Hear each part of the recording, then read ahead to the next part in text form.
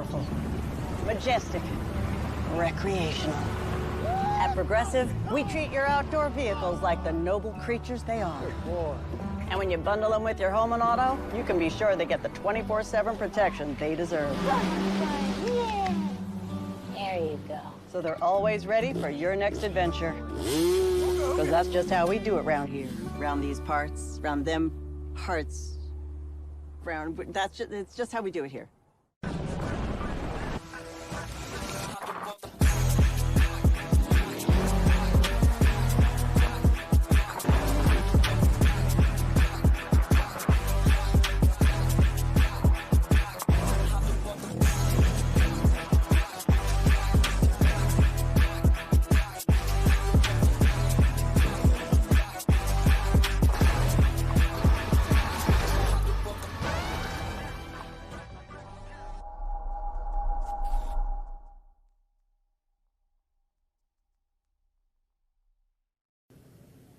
Hello, good morning and welcome to New Orleans for round one of the Monster Energy P1 Aquacross National Championship. I'm Kev Harris and I'm pleased to say that along with the whole broadcast team, we're going to bring you all of the action from what is the opening round of this 5-round series in 2025. Featuring amateur riders running in 200s, 300s and those pro enduro boys running on those 300 horsepower machines as well.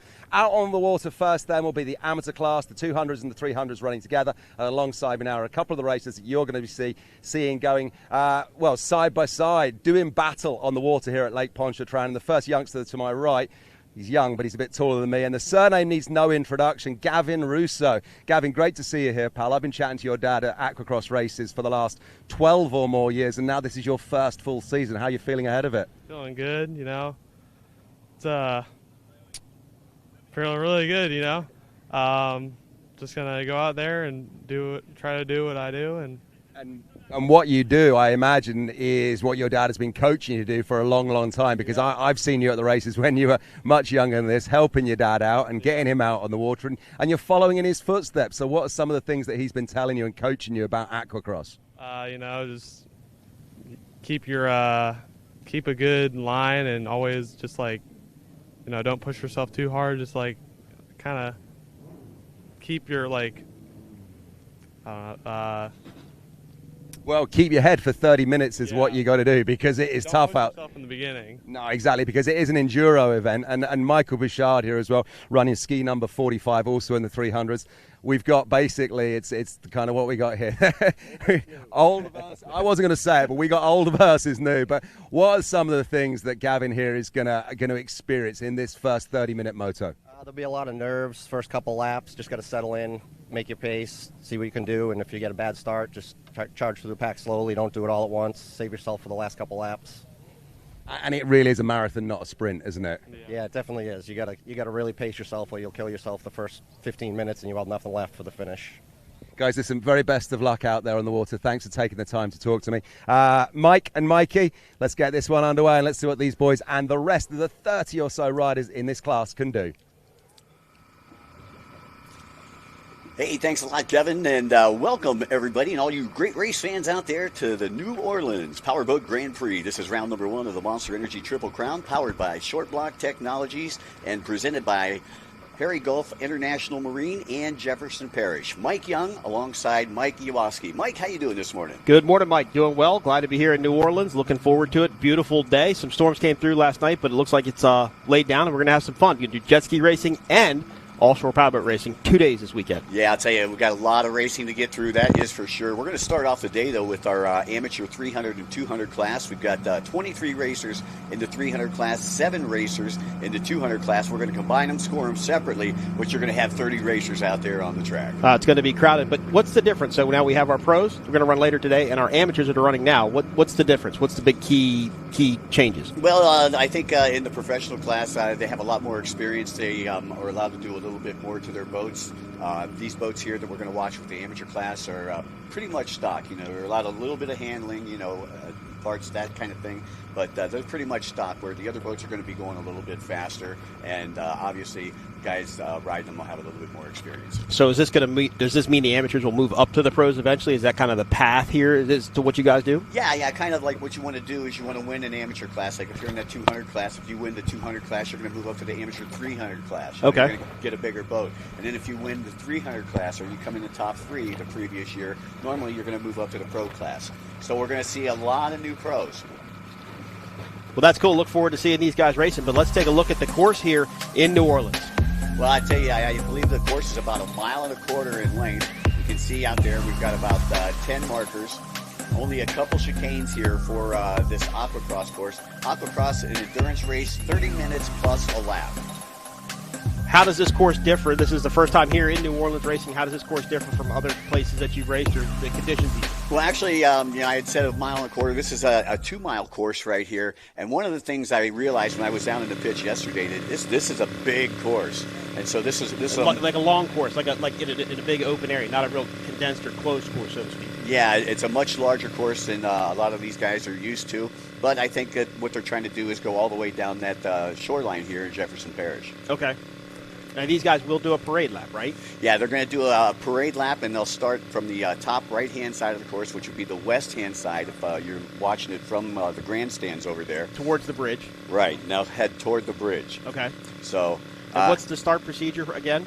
Basically, what they'll do is they'll come around, they'll all line up perpendicular to the shoreline, and then the course marshals will go out. There'll be 3 of them, 1 in the middle, 2 on the outsides, and there'll be a pace boat. And when the pace boat throws the green flag, they'll get up the plane, pace boat to throw the green flag, and we're off, and it's 30 minutes plus a lap. Similar to what we do in offshore power racing. It's a running start. It's not a standing start. It's a running start.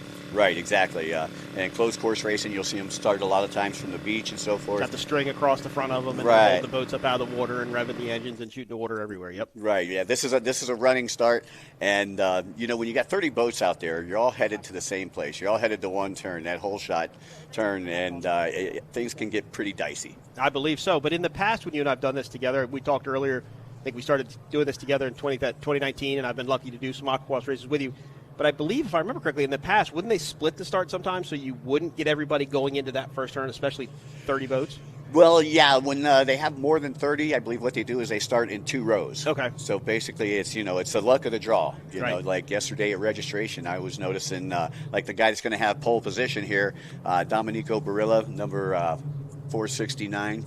He pulled the number 1 ball right away, and so he's on the pole. DB3. His dad. He's racing against his dad, which is pretty cool. You got a father and son racing against each other in this class.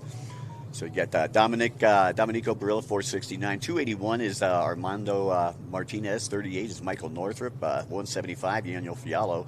82 is Jonathan Dent. Boat number 114 Garrett Lofton. We've got 177 Sandor. 528 Mike Lopez. He actually used to race the C2HX. We were talking about those a little earlier today. Benjamin Montel, 724. He races with us down in the Cayman Islands a lot.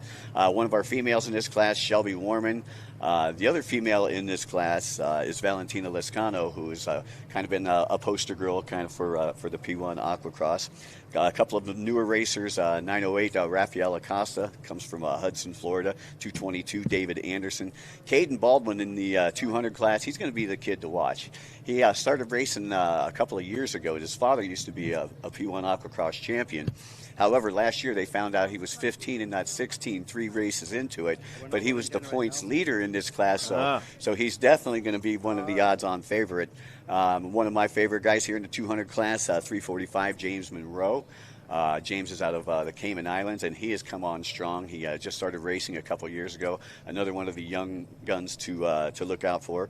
Noah Dolly, coming to us from north of the border up there in Canada. Him and the Jet X team, they always have some good product out there.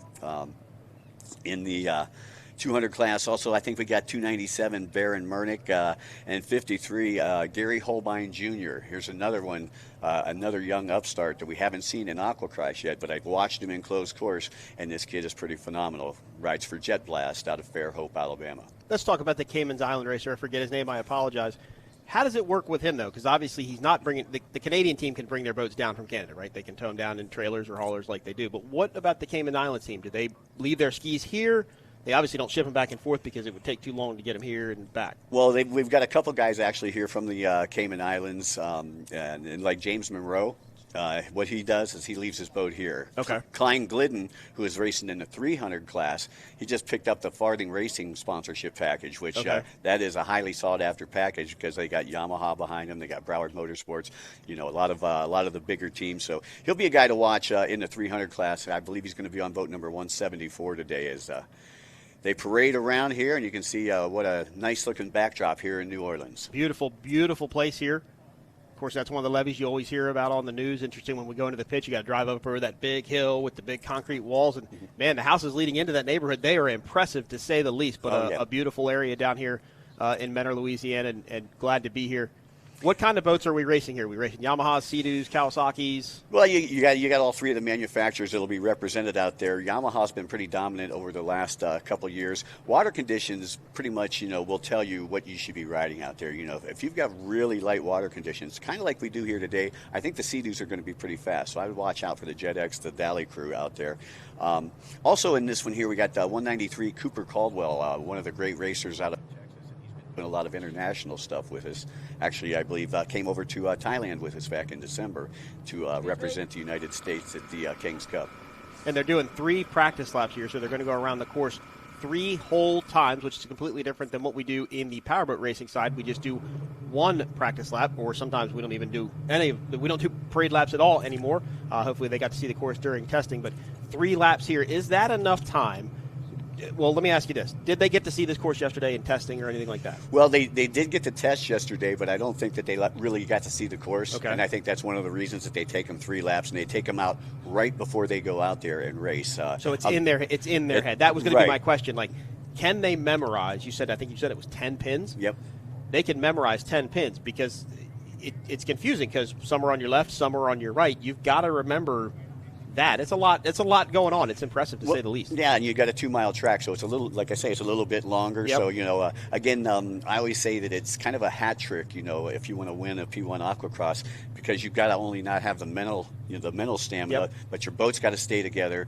But to me, the most important thing is you've got to have the mental stamina, because you're going 30 minutes. You kind of get in cruise control 25 minutes into it, and that's when you'll start seeing mistakes. Brain lapse. You'll think that I went around that buoy and you didn't go around that buoy. If they miss a buoy, what's the procedure? Well, they'll go around a penalty buoy, and that's one of the reasons that they take them 3 laps in practice. They'll take them 2 laps around the original course, and then they'll take 1 lap with a penalty buoy. With the penalty buoy. So it's not something you got to go back and recircle the buoy or make the buoy up or anything like that? No, well, they used to do that several years ago, Mike, and what's happened is when they come back into the course like that, a lot of times you'll see some crashing and stuff, so it was a safety issue. So what they do is they put a penalty buoy out on the far side of the course, and here I think it's closest to the bridge. Okay. And you can see them lining up in the gate right now. Like I say, what they'll do is they'll all come together, they'll line up perpendicular, and then all the marshals will take off together, and then once they get up on plane, bring them up in unison, basically. Right, the green flag will come out from one of our assisting boats out there. One thing we started doing in the offshore racing world that we didn't do last year that we started doing this year is they actually had a start buoy.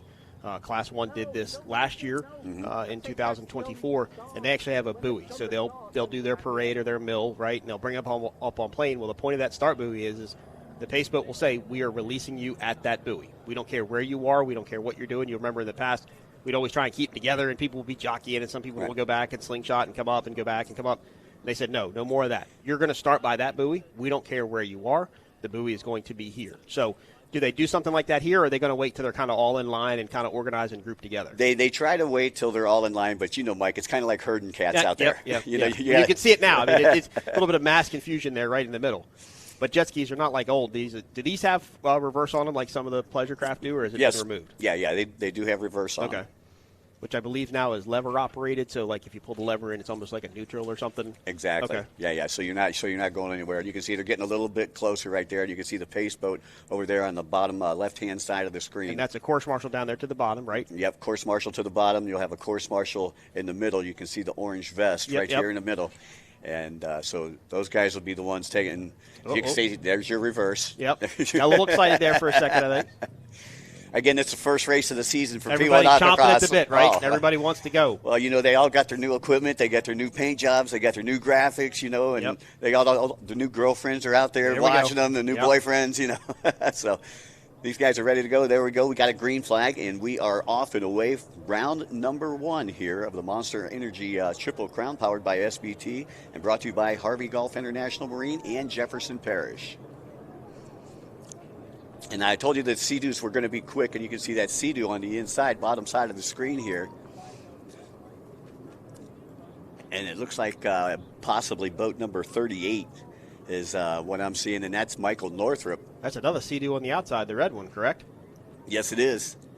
That looks like boat number 193, and that is going to be Cooper Caldwell. And I was talking about one of the names you brought up during our introductions. Well, everything's big in Texas, especially that horsepower that kid's got right there. I mean, nice kid, outstanding, great representative of the sport. And you can see as they went into this first turn, there's kind of a couple chicanes real tight there, and they're not used to this. Normally, you got a long straightaway, you come one turn down at the bottom side of the track, and you come back in. Here you got a couple different chicanes. As we are 1 minute into it, Cooper Caldwell, sponsored by Caldwell Realty, is your early race leader out there. Are they the big hauler with the Caldwell written on the side of it in the pits? Oh, yeah. So they are sponsored by Marine Technology Incorporated, yes, who is a boat manufacturer who have a boat racing here this weekend in factory stock. MTI, okay. Yep, exactly. Perfect. I was watching a jet ski race video, Aquacross video somewhere, and I saw that they were sponsored by Marine Technology Incorporated, and I thought, is that the same company? And then they showed a picture of their logo on their jersey or something, and sure it was. So it's pretty cool to see the crossover between Randy Sism's company, Marine Technology Incorporated, and Caldwell Racing with jet skiing coming together and kind of cross-pollinating, if you would, into two different worlds. Oh, yeah, it's amazing, how all these guys can get together. And, like we were talking earlier, nothing attracts a crowd like a crowd. And when you work together, it builds something special. And no different color buoys for chicanes, right? Everything I can see here, it looks like everything is orange. So that you have to really remember what buoy you're going to the side of. It's not like you can look up and see an orange buoy. Okay, I'm keeping orange on my left and yellow on my right. It's all orange, so you've got to be able to get that back. There's a yellow buoy there. Well, yeah, like in closed course, what you're talking about exactly right. The red's always on your left and the yellow's always on your right. And, again, most of these buoys, they have the big marshmallow buoys out here. Okay. I mean, these are the big, like $2,500 buoys. I was at the riders meeting the other day, right? And they said, listen, you hit my $2,500 buoy and you make it collapse. Well, you're paying $2,500 for it. So that's you want to stay away from those buoys. Yeah, I say the same thing in offshore powerboat racing, and, of course, that's a little bit different when the fork of a catamaran boat goes through one of those. It tends to do damage pretty quickly. So the same fines could be assessed in that situation as well. We're taking a look at Cooper Caldwell, boat number 193. Again, competing in the amateur 300 class. Again, got to see him and his crew in the pitch yesterday, and they were super excited about being here. And again, they took a very good spot. You can see Caldwell looking behind him right now. But they took a good spot in Thailand. He was just racing with us in Thailand just a couple of weeks ago. And there's number 46. I believe that's Todd Sarsinski, who is he's been racing for a long time, one of the veterans. He's probably been racing for about 25 years or so. He's also out of Buffalo, New York, riding for the Jet X team, and he is known as like the king of the 785 class, which are the smaller Sea-Doos that they produced back in the two-stroke boaters. Yeah, exactly, back in the mid-90s. So, now, it looked like our leader, Caldwell, sitting down quite a bit on this course. Didn't look to be standing up and absorbing a lot of shock with his body. Any strategy behind that, trying to conserve energy maybe, or is it just a flat water race? He just doesn't have to stand up as much. Mike, that's what I'm thinking. I think it's a flat water race. Normally they're going to stand up, especially, when we go to the surf races, like when we're in Cocoa Beach or even Sarasota, a little bit rougher conditions. And there is boat number 828. That is Shelby Warman. That's one of our two females that are in this class. And Shelby coming down, grew up in the Midwest. Used to race the Great Lakes Watercross Series up there. Going back out to your race leader, Cooper Caldwell. And Caldwell making it happen, captain. As pretty soon you'll see him starting to... it looked like he came off of his grip right there. And he takes a look behind him. And again, he's a young rider. He's only been racing for a couple of years, and I think that with time, he's going to learn not to look behind him because the race isn't behind him, it's in front of him. Anytime you start looking behind you, they'll tell you, you're worried about what's going on behind you. The person behind you can see that, and you're starting to race behind you and not in front of you. It's like when you snow ski, and the biggest lesson they teach you when you learn how to snow ski, you don't worry about the person behind you. They have to get around you. They have to get to you. Same thing here. Don't worry about what's going on behind you. You're in front, run your race, and look forward. He has looked back quite a bit since the beginning of this race. Is he just gapping it? Does he think something's happening, or is he just a little anxious maybe and just kind of want to know what's going on? I don't know. One of the things that I've always told my racers, throughout my promotions career, is that if you're going to look behind you, if you want to see where the guy is behind you, wait till you're going on that 180 turn. Wait till you're going to that 90 degree so you turn. see him come back the other way, right? Right. You don't want to turn your head all the way back because then you don't know where that buoy is in front of you. And you don't want to miss that buoy because then you have to go to the penalty buoy and, then you lose a spot. So just over 24 minutes to go here in race number 1. You're watching the Amateur 300 and 200 as a part of the New Orleans Powerboat Grand Prix. And Cooper Caldwell out of Texas is your leader, sponsored by none other than our sponsor, Monster Energy. Monster Energy, yep. This is the first round of the Monster Energy Cup. We'll be here. We'll be in Sheboygan, Wisconsin, then we end up in St. Petersburg, Florida. Go to P1 Offshore. You can follow up with your favorite offshore race teams. And look at the schedule.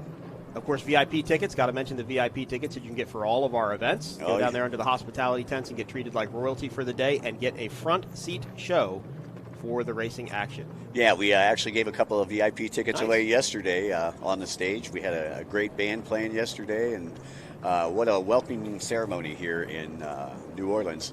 Well, they're very excited to have us here. Yeah, special thanks again to Harvey Gulf International Marine in Jefferson Parish. Progressive, another one of our big sponsors, and the big hit last night, one of our biggest sponsors was Michelob Ultra. There we go. So, of course, it was an early day today, so I can't imagine it was too late of a night for many people last night. No, I think everybody. It was about 9:30, and it got kind of quiet around the pit. So right. Well, it looked like we had a storm coming in too. We had a lot of lightning coming in from the north side. As Caldwell. Now, is he up into lap traffic by this point? Is that what we're seeing with the white water around him? And see this, and this is why he's in lap traffic, because you got a combined class here. Right. You got the 200 horsepower boats and the 300 horsepower boats. Obviously, the 300 horsepower boats going, probably about 7 to 10 mile an hour quicker than the other boats. What speeds are we seeing between the two classes? I'm going to say in the 200 class, you're seeing speeds right around 70 mile per hour. Wow, okay. And in the 300 class, you're going to see speeds around, 80 mile an hour. And again, with the flat water like this, the speeds are going to be a lot higher. So that looks like Michael Northrup, boat number 38 on the outside there, battling it out. And I think that's your battle for second place right there, as Caldwell has kind of skated in front of everybody else, the rest of the pack out there. What's the rule? Sorry to make this more like an interview, but fun to ask all the questions. What's the rule as far as overtake is concerned with lap traffic? Where does lap traffic have to go, and where do you have to go in order to get around? Like motocross, supercross, we were talking about, they wave the blue flag, or offshore slow boats to the inside, fast boats to the outside. What's the deal here? That's it. The flag man will wave a blue flag with a yellow stripe. Yep. And we basically say that that means there's a race going on and you're not in it. Yep. If you get that point. Get out of the way quickly. Exactly. Well, that just means that the leaders are coming up, and you don't want to impede the leaders. So 38 Northrup still in second place. 176 Valentina Lescano has moved up into third. And like I say, one of two females in this 30-rider class out here. That's awesome. And 724, I believe that was Klein Glidden. Glidden had a good showing. He's another one of our Cayman Island riders. He had a great showing 2 years ago, and it came down to the Bahamas, and he almost won the World Championship. But last year, he was just plagued with mechanical problems. So I'm anxious to see him out here. I just got back from the Cayman Islands 3 weeks ago, and he won the closed course stuff down there. So you got a lot of folks, with a lot of accolades that are out there. And the youngsters putting on the show. Yeah, exactly. And taking a look behind. I think that's what he's doing. No, I think he's actually going around a 180-degree turn, because to me, from what I can tell, he's looking at the same part of the course. He's taking that look over his shoulder. So maybe it is around a 180 turn, and that's just where he can make the look. And it was Valentina Lescano that was just on your screen a minute ago with that nice-looking wrap. I don't know if you've seen that wrap, and I'm 176, but yeah, she's currently sitting in third place, trying to chase that man down right there. She's got a pole in the water, and she's trying to reel him in. Michael Northrup still sitting in second place on boat number 38, and he was right up there with the whole shot at lap number 1. A little bit off the pace right now as we take a look at boat number 281 out there, moving up through the pack. That's Armando Martinez. And I believe this is the first time that I've called Armando Martinez his name out because I haven't seen him. Caldwell down. Caldwell going for a swim, and this is no time to be playing Michael Phelps out there. No, for sure. And he's not really close to his ski. He's got a ways to make it up, and I can only imagine trying to swim with a helmet and a GoPro on, keeping your goggles together, but that should put number 38 up into the lead. Yeah, it's going to put Northrup into the lead and Valentino Lescano into second. And I talked about Valentino a couple of days ago. Let's take a look at the crash here with Cooper. So Cooper trying to get around a lapper and just catches an edge right there.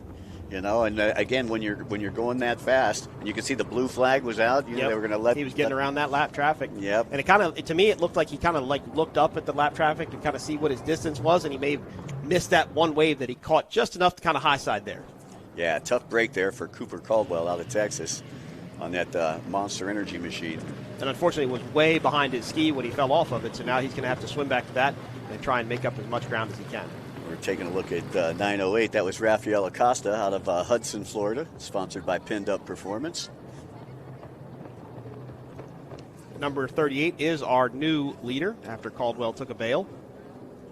And you should have 176, Valentino Lescano, sponsored by the Miami Jet Ski Shop. Boy, I'll tell you, that's one of the hardest working families I know in personal watercraft racing. Her father is wrenching, and her brother is wrenching constantly for these guys. But I'll tell you what, they do a great job, you know, just getting the most out of they can, you know, from these Yamahas. Taking a look now at boat number 114, that's Garrett Lofton, another one of our newcomers here into the P1 Aquacross Series. Did these boats run any sort of trim mechanism? Yes, they do have trim, and you can see it a lot of times when they go into these real tight turns. You know, they can hold it, you know, full throttle going into these turns with their trim set up.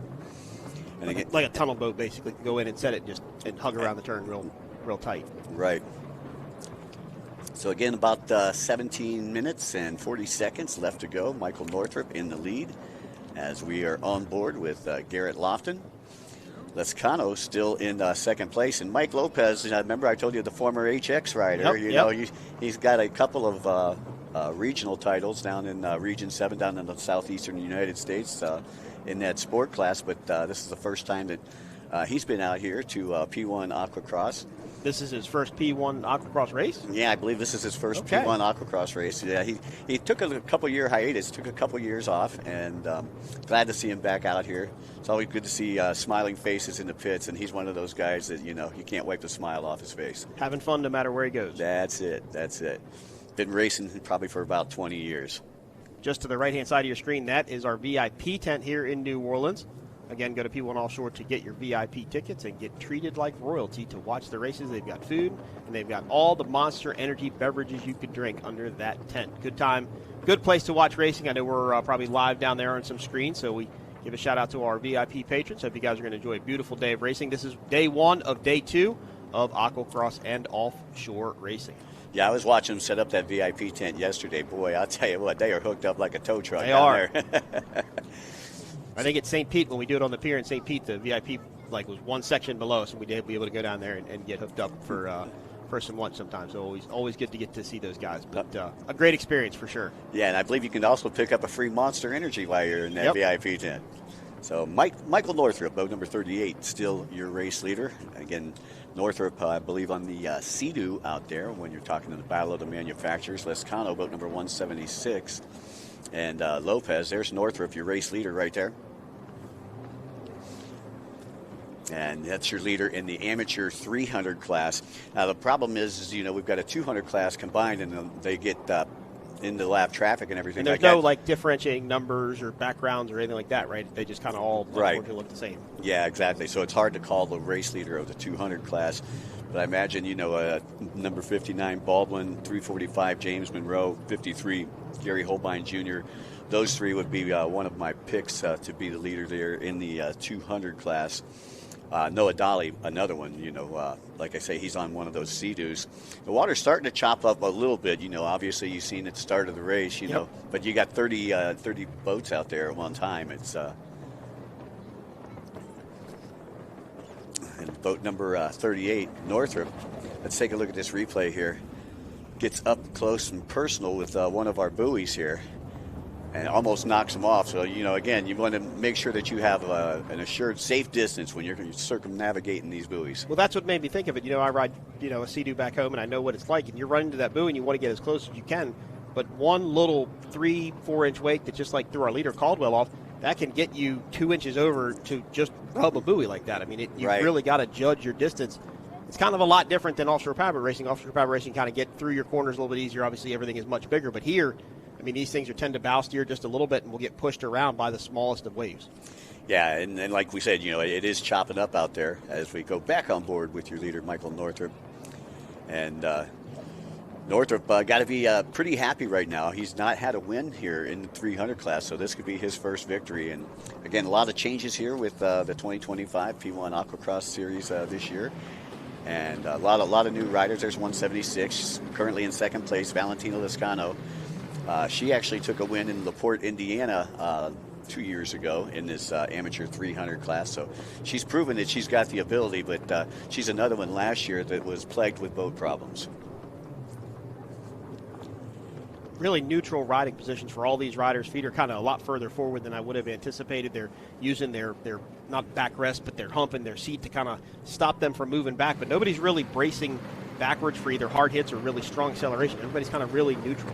Right, yeah. Well, I think what they're trying to do is keep a good center of gravity. It used to be in the old days, back in the two-stroke days, you wanted to stay on the back of your boat because you wanted to keep the pump hooked up. But Yep. Nowadays, the boats are so heavy that you don't have to worry about They that. don't really rock her back and forth. They just kind of go. Right, and you'll see a lot of different riding styles. Like, when you see the pro class, you'll see a lot of guys, most of the guys in the pro class are going to be standing up for most of the race.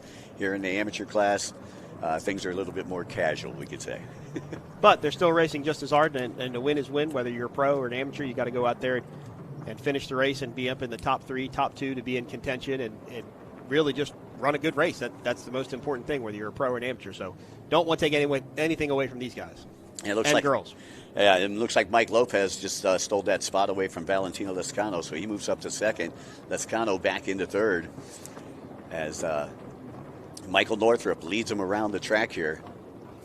And nice looking Sea-Doo that he's got right there. I'm sure that Bombardier, Tim McKercher, and all the folks in Palm Bay down there at the R&D Center are watching on with big smiles on their face right now. Is there a lot of manufacturer support in the amateur classes? Yeah, there is some manufacturer support to where it is to the fact that they help the guys out with the boats. Okay. It's not really a lot of cash, but they'll help them out with the boats. So they'll give them like a better deal. They'll give them like costs on a boat, something to that effect. But technical support too, mechanical support. Yep. Okay. Yep. Like the Sea-Doo and Yamaha and Kawasaki have factory reps here at the races, or is it normally just their own mechanic type of deal? I believe or team mechanics rather. I believe that Sea-Doo and Yamaha both have reps here. I don't think Kawasaki has a rep here this weekend. There's only, I think, 1 or 2 Kawasaki's that are going to be in the field this weekend. But again, the Kawasaki's are a lot heavier. And let's take a look at battle for the lead here. Again, it was Northrop in the lead, and Lopez was in second on boat number 528. And you can see them working their way around the lap traffic, staying way wide right there. And there's 528 Lopez. That actually looks like a Kawasaki there by the front, but I could be wrong. I believe it's a Yamaha. They have I just remember I saw a couple Kawasaki's in the pits last night. They just have a really wide front cowl. They're quite big in the front. Mm-hmm. That's Lopez right there, 528. Just under 11 minutes to go here. 30 minutes plus a lap. That's what we're doing in all 3 of our P1 Aquacross motos. So they want to stay in clean water, right? They want to stay out of the cavitation of the boat in front of them because they're going to lose a little bit of traction, for a lack of better terms, a little bit of grip there. Right. Well, the water's aerated when it comes out of the pump, so you're not going as fast. So you want to make sure that you're staying out of their pump wash. Well, I was going to bring something up about this race. You do it in saltwater and freshwater just like we do. There's not a big white wash behind them. It's not very long. That makes me think this is more freshwater than it is saltwater. You know, saltwater, you tend to get a lot more air in the water, and it tends to go a lot further behind the boat. But here, I mean, it's dissipating pretty quickly. So I think this might be more freshwater than saltwater. Yeah, I think Pontchartrain is brackish. Brackish, right? Okay, yeah. A little bit of salt, and a lot of fresh. Yep. So that's what we have back home. Boy, I'll tell you what a beautiful day, the start of the day it is out here. I know yesterday you came in a little bit late, but man. I think because of the thunderstorms that you were getting here is part of the reason I came in late. Yeah, it was a hot one out here yesterday. And I come from Florida. For me to say it's hot. For you to say it's hot, that's saying something right there. But you can see the point right there where the VIP area and everything was. They got a great spot to view. I wonder who the ski is just to the left of our screen. Is that number? That's Lopez. 528. He's trying to make a move on the outside, just trying to stay. Looks like he really wants some clean water there. Oh wow! Yeah, Northrop shaved that buoy. Almost he bow steered to that buoy again, and he's looking around. He's quite concerned of what's going on behind him. Yeah, he can feel the heat. Lopez is definitely applying the heat right here as they come into that little right chicane right here and head over to the west side of the track. And you can see the flotilla of boats that we got out there. We got some yachts out there, man, I'll tell you. It looks like we've had a third-place position change as well. Yeah, it looks like Valentino Lascano has slipped off the pace. Yaniel Fiallo has moved up on boat number 175, and Yaniel, a former 200 P1 Aquacross champion. Oh, wow. So, okay. So he just moved up through the pack. Is that an automatic move up when you win the championship? Or it's not automatic. It's not automatic, but it's kind of expected. Okay. Well, it's like we were talking about across Supercross. You win enough 250 titles, you've got to go up to 450s. Right. I'm wondering if it was the same type of deal. Yeah, pretty much. Everybody expects you to do that. And, if you're a racer and you want to get better, then that's what you do. Yeah, is you graduate. move up. Yeah, exactly. But Yaniel Fiallo used to race the drag races. We talked about.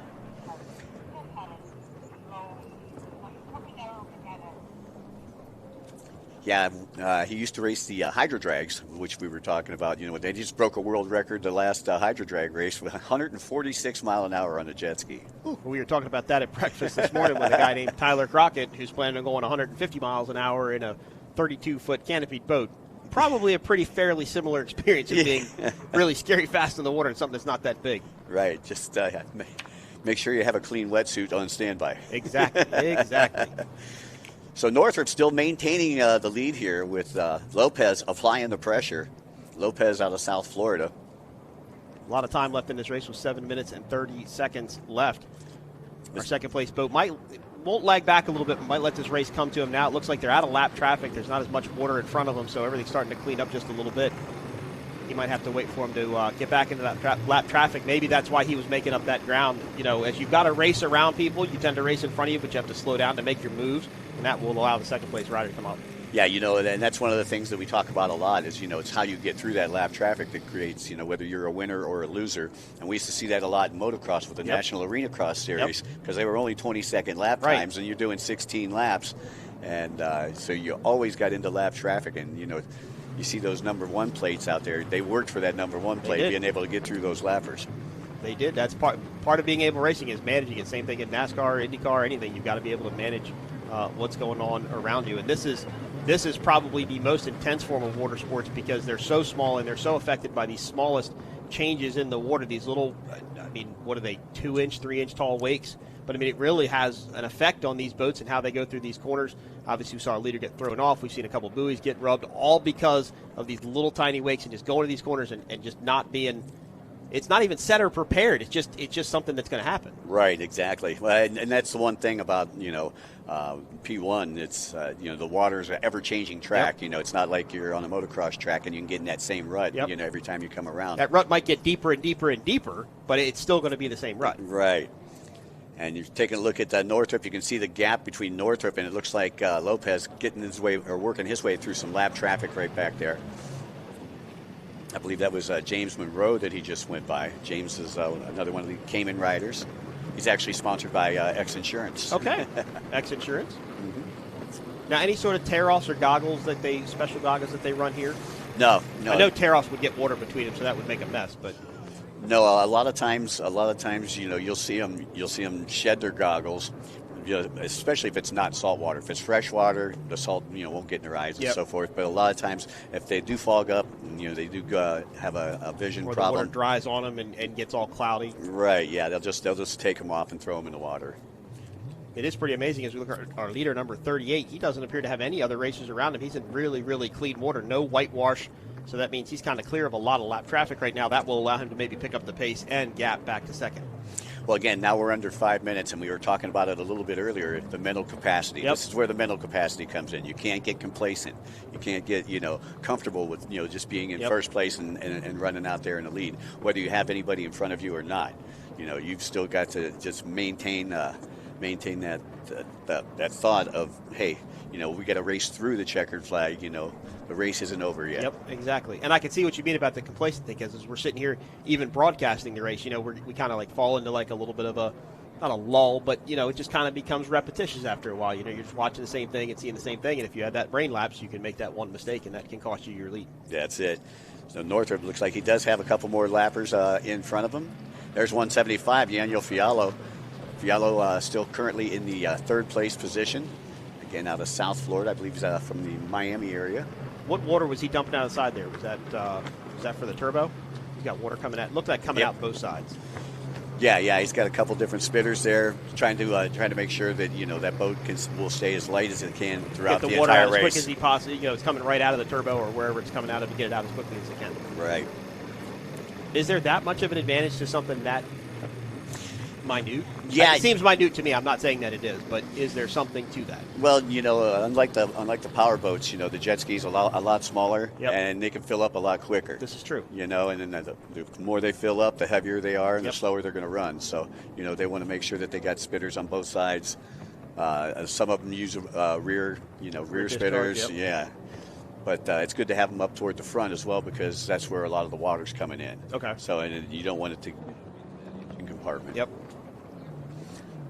So Michael Northrop, with just over 3 minutes to go, has been in control of this one since Cooper Caldwell hit the eject button. Yeah, I wonder how far back Caldwell is. We haven't seen him in a while. Well, it looked like he had a pretty far swim. Like he got thrown about 50 feet or so away from his. He ripped his goggles off, and he was kind of backstroking to get over back to his boat. Got to be a very kind of hard thing to do, not being able to see it. Well, the one good thing here is that we've got like 6 course marshals out there, so right. 6 safety boats. Okay. So one of the safety boats sees him come off the boat, they're going to come over, pick him up. Oh, they can help him get back over to it. He doesn't have to swim back to it. Right. Okay. And I don't think there's much of a current here, so it's not like it's going to push him away. No big waves pushing the boat, further away from him or anything. No. Beautiful lake water here at Lake Pontchartrain. No doubt about it. Again, special thanks to our good friends at Jefferson Parish and Harry Gulf International Marine, 2 of our presenting sponsors here locally. Just coming up on the 2-minute mark in this first race. Mike, what's up next? I believe we've got the pro class will be coming up next for their first moto. And I take a look down here. We got about 17 pros. Oh, wow. Okay. From around the country. And, boy, I'll tell you, the pro class, it's going to be a good class. A little bit faster than this one right here. Farthing Racing Team, they're going to be one to watch out for. There's 176 Lescano. I think Valentina is back there in the 4th spot.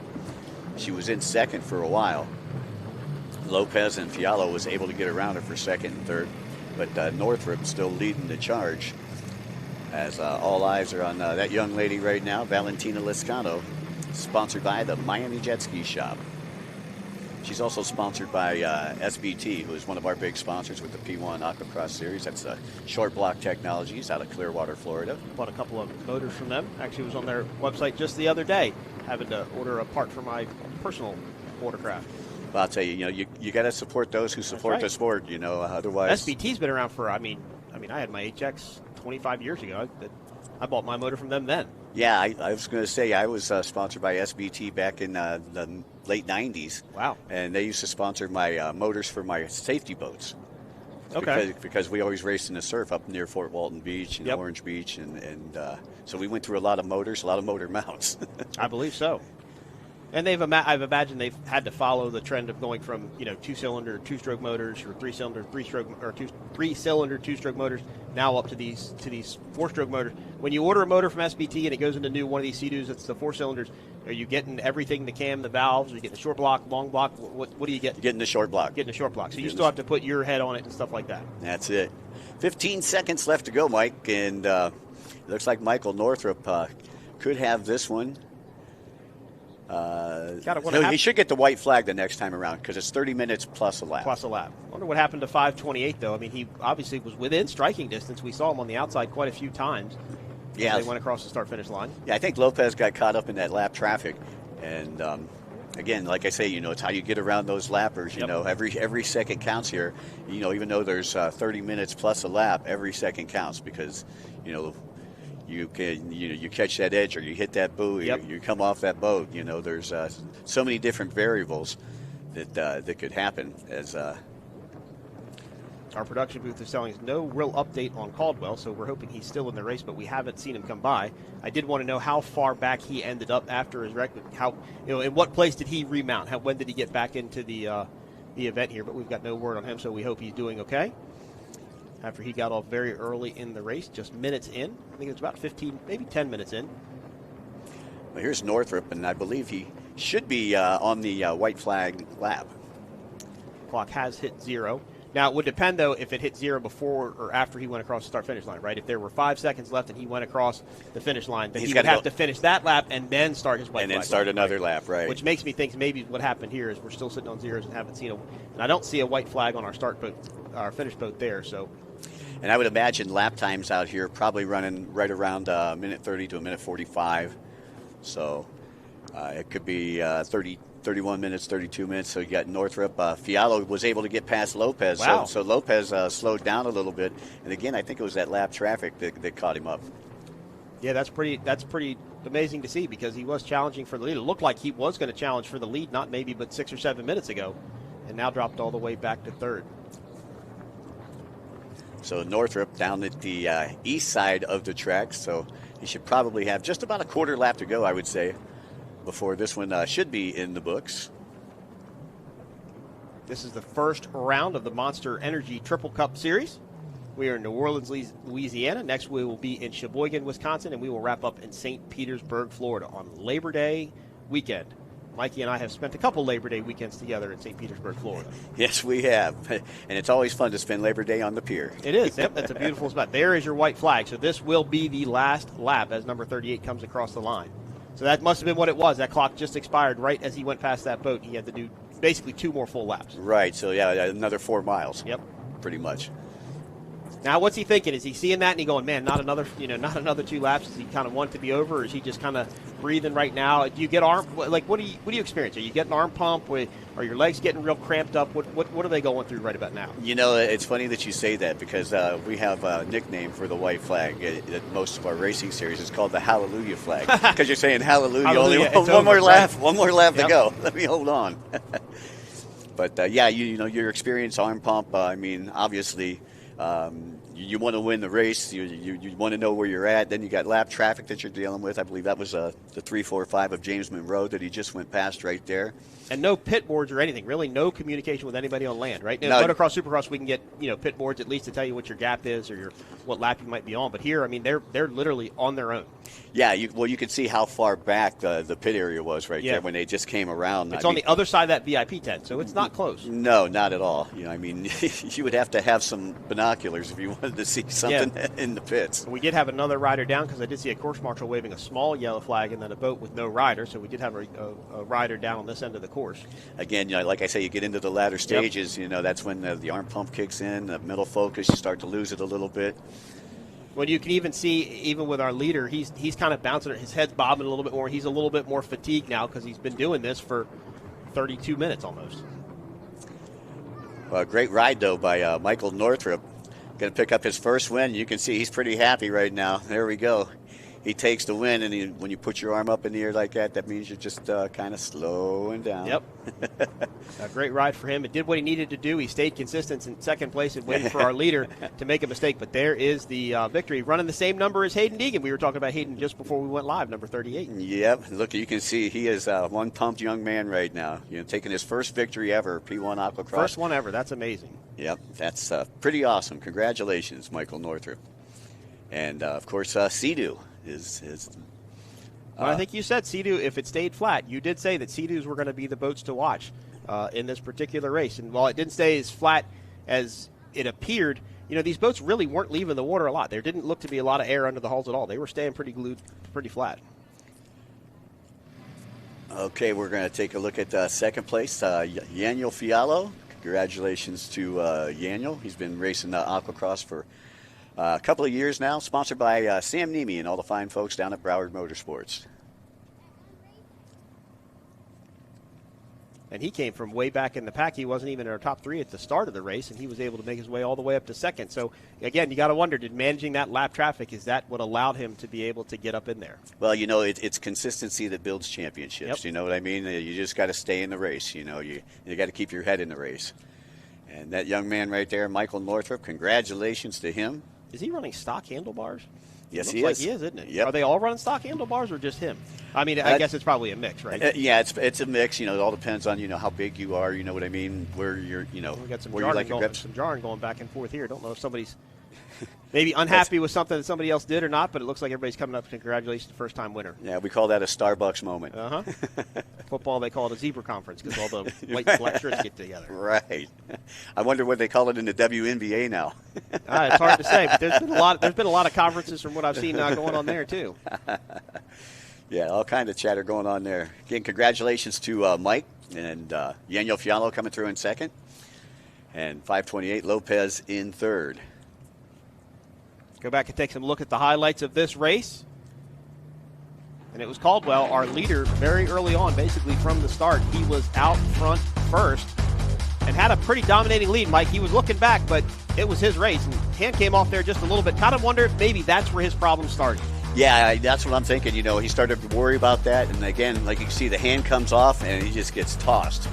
And that didn't feel very good, I wouldn't imagine. That was quite a whiplash in slow motion. You saw how hard his body got thrown to the other side of that boat. And that's when Northrup was able to take the lead, and Northrup would take control from then on. But he had his moments, too. He ended up hitting at least one buoy that we could see, maybe even made contact with another one. If he popped one of those buoys, obviously he'd been in a little bit more trouble. But he was able to hold on for the win. Yeah, congratulations again to our top 3. Well, there is Caldwell, number 193, so he's still on his boat and he's still out there. So he did finish the race. He didn't have to pull back in because something was hurt or broken, so always glad to see that. Well, again, as far as the P1 Aquacross, we've got 5 total races, even though we're in the middle of the Monster Energy Triple Crown. We've got 15 total motos. So, again, you just got to stay consistent. Even if you come off your boat, still get out there, still go after it, and get them points. Now, why are they all gathered around our course marker boat here? What are they waiting for? I think they wait till everybody crosses the line before they bring it back into the pit area. Yep. It's kind of a safety issue. Yep, they're just hanging out, waiting for everything to wrap up. Well, there's a lot of boats out there, 30-plus boats, so, not everybody's going as fast as our leaders were. I don't think that we finished with 30. That'd be an interesting number to know. What actually did finish compared to what started? Yeah, and it's amazing to see that all these boats don't finish because they're all stock boats. They're stock boats. Right. But, I think that as far as finishing goes. Well, it sounds like we're going to wrap our first one up here for the day, Mikey. We will be back at 9:45. This will be the Pro class coming up next. This is the first leg of the Monster Energy Triple Crown coming to you from New Orleans, Louisiana. I am Mike Iwaski for Mikey Young. We'll be back right after this. Powerful, majestic, recreational.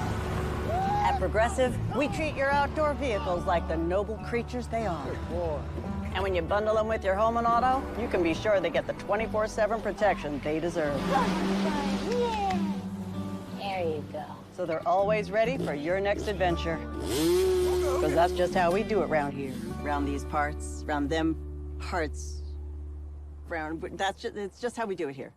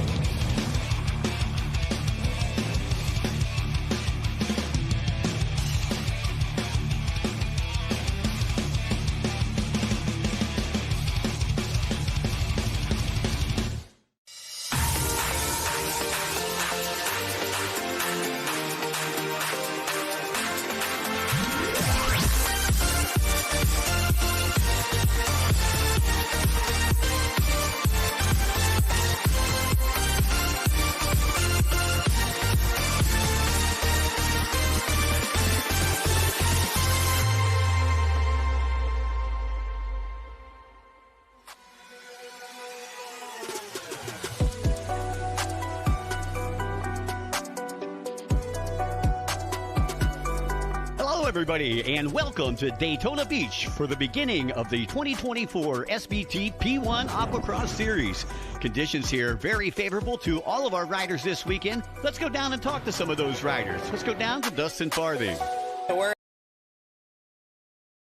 place for racing. You know, it's a lot of history here, a lot of background, and a lot of different industries and different sports that have raced here on this, this ground on this beach, and we're super excited to be back in Daytona. This year's kind of grown for us at Farthing Racing is that, I race, both of my sons race. They're both in pro class this year. We have two other riders, Tim Hickman and Dennis Mack in pro, so there's 5 of us. And then also we have a couple riders in amateur, one from Japan and one from New Zealand. But I'm excited to see what's happened, and it's just been an unbelievable experience. I came back because, honestly, P1 is the biggest and the best tour for, the riders. We're on stock Yamahas that are honestly phenomenal out of the box, but, it takes a lot to make a 3-seater that goes to the sandbar. That's perfect for that. Make them go win races, and that's what we do. I definitely think I can get a win going to the next round, feeling really good about ourselves and try to go win this championship.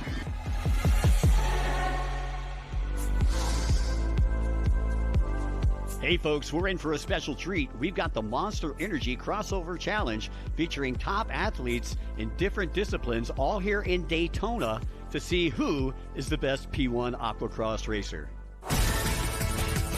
We're out here at Daytona, Florida at the P1 Aquacross, and I'm excited to ride some jet skis. And for myself, I don't know, racing's racing, so to be out racing with friends and actually not in some crazy competitive state is going to make it a lot of fun.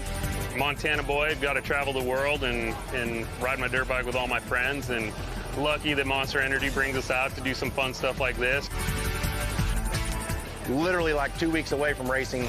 You can't wait to get back in the seat, get back to the fans and all the spectators and your team and things like that. So coming down here to Daytona and getting amongst these guys, kind of get the season going, it's super exciting.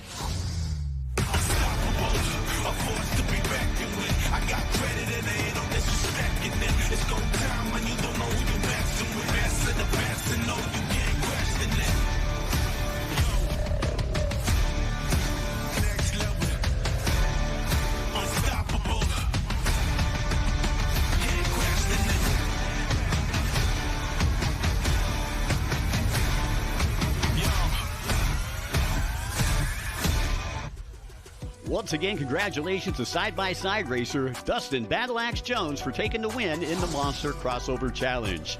Now let's go down to the beach as racers prepare for race number 1 of the 2024 SBT P1 Aquacross Series.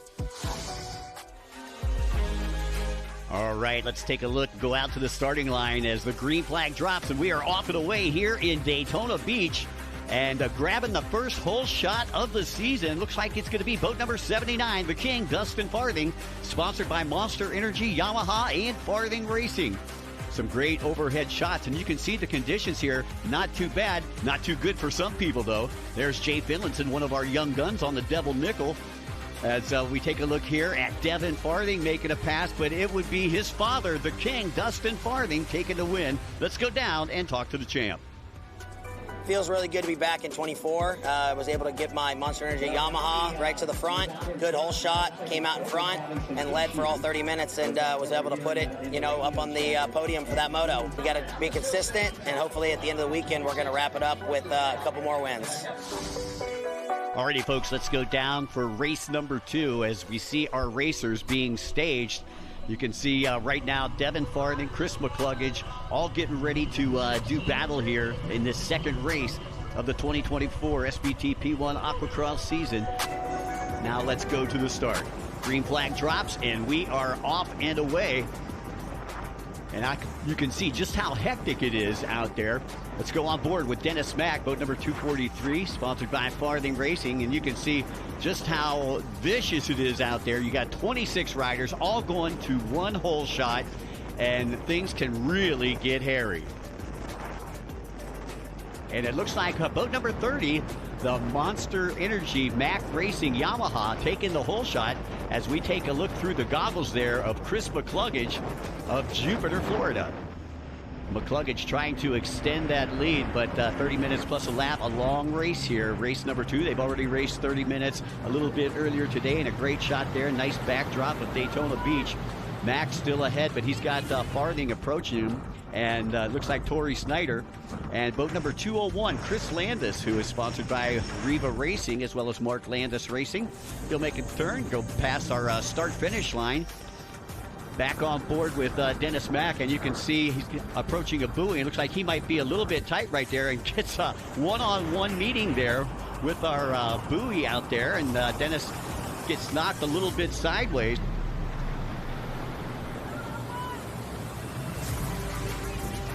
And McCluggage back to him, and it looks like boat number 203 gets sideways right there by McCluggage. That takes his hand off of the bars, and that gives the advantage right now to the king, Dustin Farthing, boat number 79, sponsored by Monster Energy.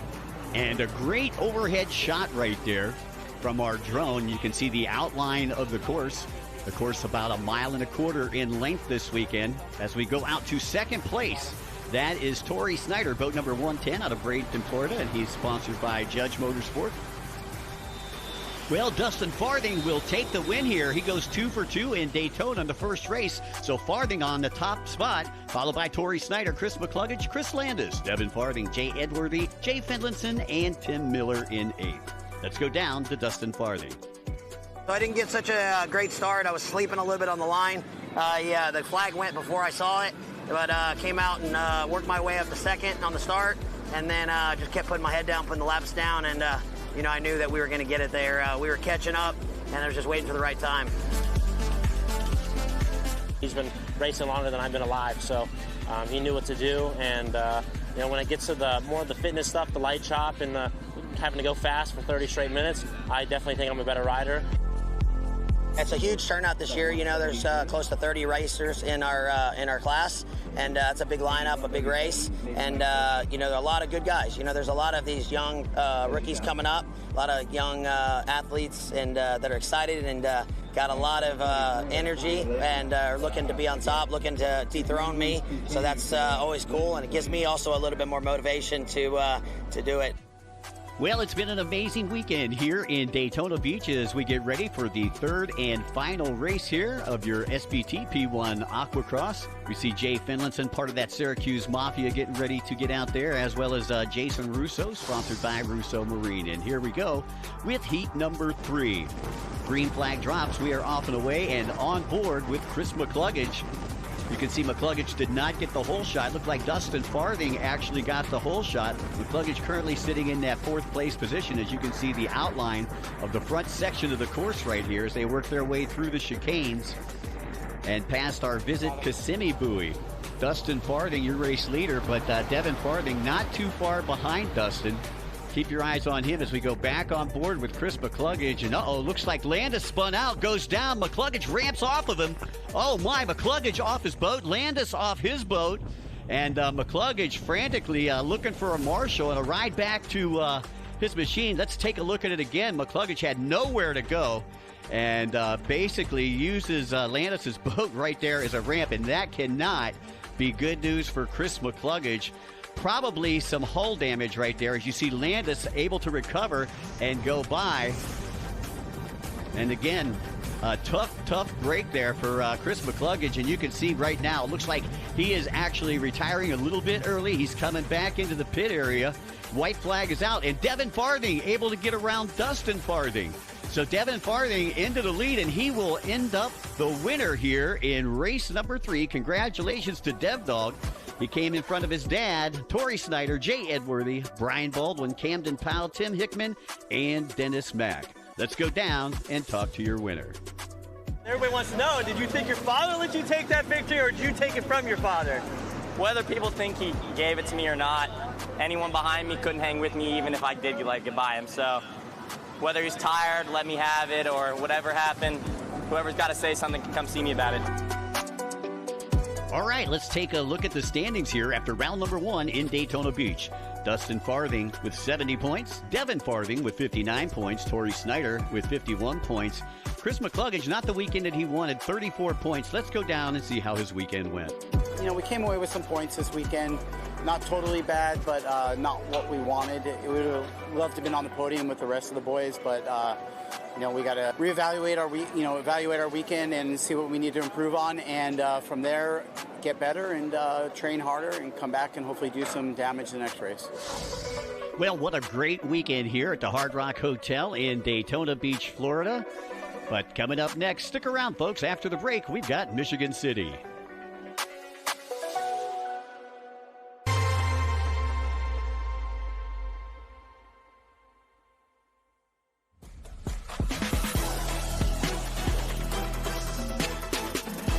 Welcome back to round number 2 as the SBT P1 Aquacross Series invades Michigan City. First race would see Devin Farthing go wire to wire for the win. Let's go down and talk to Dev Dog and see how it happened. It was a massive moto yesterday, a bunch of guys. I ended up picking pretty far out on the start, but I swept around and came out in second place by my dad. It made for a good moto. You know, the 30 minutes was a long time, and between me, Dad, and Chris McCluggage, we were battling back and forth, 1, 2, 3, the whole race, and about 8 minutes left, I ended up passing from third back to the lead and got the moto win. I like all conditions. You know, I've done this for a long time, even though I'm young, and the conditions don't really matter to me. I'm still looking out there to go and win, and now that I get to start on the pole position and have the best line into the first turn, I think I can hopefully get a whole shot and try and get another moto win today, or maybe 2. It's not really winning if you're not beating the best, and that's what I'm trying to do. So, I mean, if they're the best back then, I'm trying to be the best right now. So if I want to do that, I got to beat them. Chris and Dad, I mean, they've been racing for over 30 years, 35 years, and they have together, I think, considered the greatest of all time and the most championships to everybody. So getting the win against them definitely shows my skill and that I'm meant to be here, even though, you know, I grew up with my dad. He's still one of my biggest competitors on the water.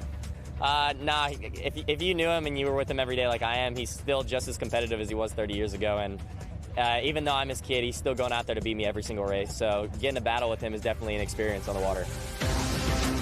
Well, here we go with the start of race number 2. A very calm day here in Michigan City. By the way, we'd like to say a special thanks to Jack Arnett, Scott Miller, and the team from Visit Michigan City LaPorte for helping us out and rolling out that red carpet for it this weekend. You see the King, Dustin Farthing, points leader coming into this one. Anthony Radetich there on 22 Sea-Doo, sponsored by Sea-Doo, as we get ready to drop the green flag here on Lake Michigan. Green flag is dropped, and we are off and away here with heat number 2. We'll go on board right now with Chris McCluggage. McCluggage right now side by side. I believe that was Jay Edworthy, flanked just to his left. And you can see just how busy it is out there as they get ready to round turn number 1. Again, beautiful place here in Michigan City. We've been racing here for several years. Always love to come back, and a great VIP party last night as we go back on board with Dennis Mack, D-Mac out of Bethlehem Township, Georgia. And making a comeback here with his Farthing Racing 243 boat. Nice shot there of the lighthouse. It sits out on the point. Dustin Farthing, your current race leader. Devin, his son, currently in second. Edworthy in third. And McCluggage in fourth, with Chris Landis back there in the 5th spot. And again, the King, Dustin Farthing, is still your race leader as we take a look at McCluggage.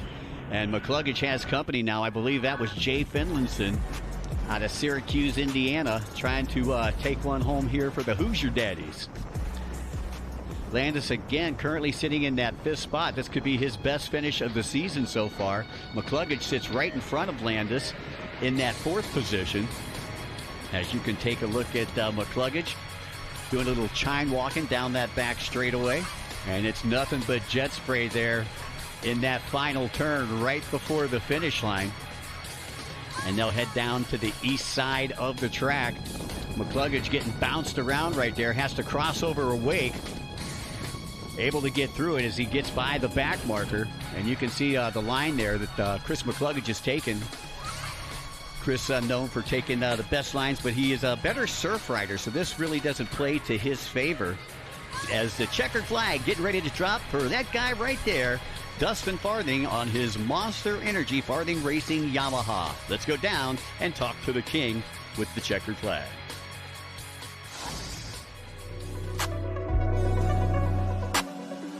little rainy out there, little windy conditions, but it was good. You know, my Yamaha GP 1800 got a good start.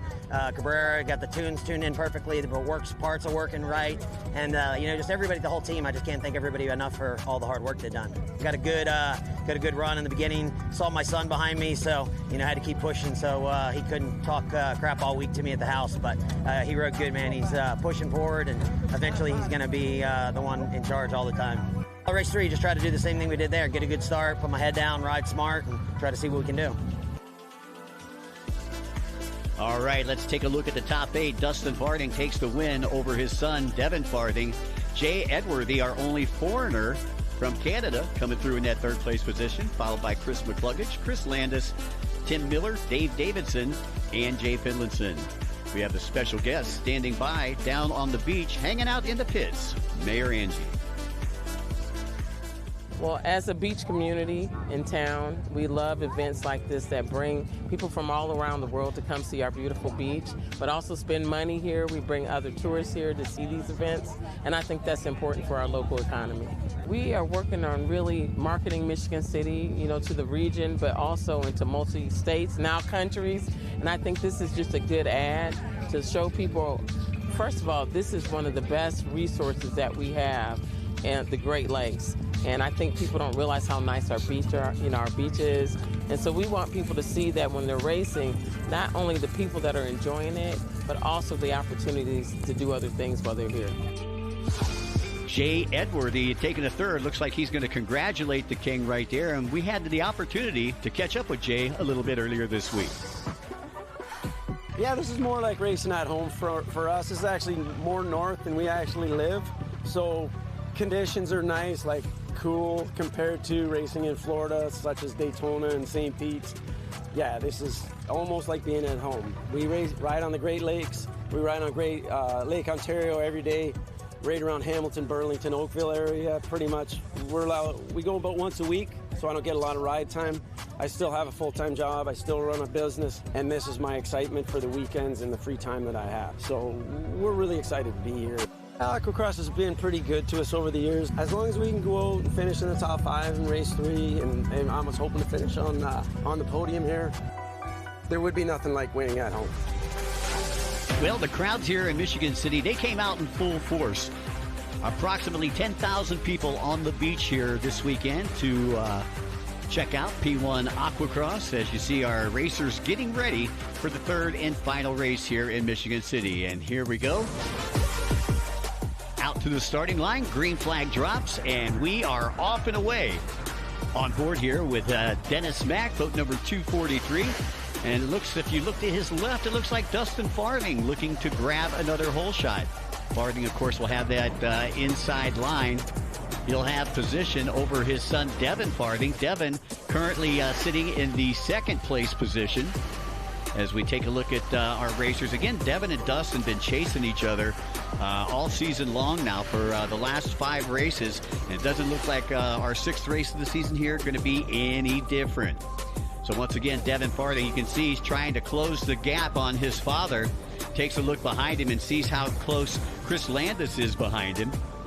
Landis with a very good start there, coming out in 3rd place.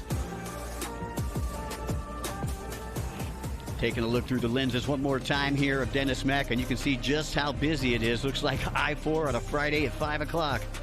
It is super busy out there. 26 racers in this 3rd and final race here in Michigan City. We take a look out there. Again, you can see Devin and Dustin Farthing. Dustin up in front. He's got about a 2-second lead over Devin Farthing, and you can see just how it looks through the goggles there of Devin Farthing, and he is, again, trying to close that gap on his father, but every time he gets close, it seems like his father gooses that throttle and is able to get out of trouble. Once again, great course here in Michigan City, put up by our officials. As we close in on the latter stages of this one, you can see just how beautiful it is here in Michigan City. If you've never been, it's a great place to bring your family, and we're going to come back to the Visit LaPorte Lake Fest in just a couple of weeks. Going back out on board there with Devin Farthing, Dev Dog, working his way down that back straightaway. Again, trying to close that gap on Dustin. Uh-oh, it looks like he's got trouble. Devin Farthing off of his boat. didn't quite see what happened here. Let's take another look. Farthing headed toward the lighthouse right there, and it looks like he loses his bars. Looks like he lost his handlebars. They kind of came unglued there. And with Farthing going down, that's going to put Camden Powell, the lone Kawasaki pilot, in second place. And Chris Landis moves up into third, which would be his best finish of the season. Speaking of great finishes, there is the king, Dustin Farthing, with the checkered flag. And it's celebration time here in Michigan City. Let's take a look at our top 8. Dustin Farthing on top of the box, followed by Camden Powell, Chris Landis, Torrey Snyder, Jay Edworthy, Tim Miller, Anthony Radetich, and Brian Baldwin. Let's go down and talk to your winner. Yeah, it was an awesome weekend. You know, got 2 moto starts today, 2 hole shots, and was able to bring both wins home, and it was an awesome weekend for me and my son. You know, I had a lot of friends that come race motocross with us from motocross and the celebrity race, and they don't realize how much of your legs and calves and stuff it works, and, you know, it's definitely hard. You know, go out and ride as hard as you can with, you know, 20, 30 other guys in the waves, and it can be brutal. So you still got to do training, and at 45 years old, it's not as easy as it looks, that's for sure.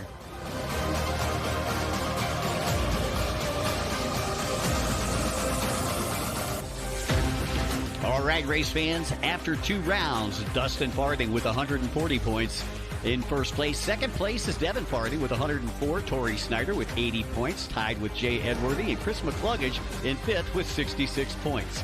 And that's going to do it for all of us here in Michigan City. So long. We'll see you in Kissimmee, Florida.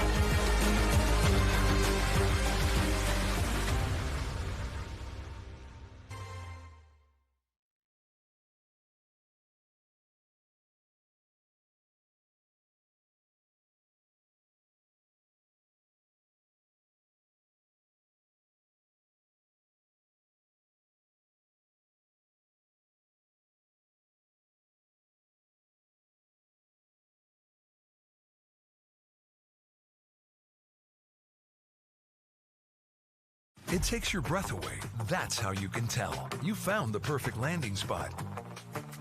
The vacation home capital of the world. Trade out the traditional for your own private sanctuary. Your own splash, your own snacks. Bring the whole family. Make it 2 families.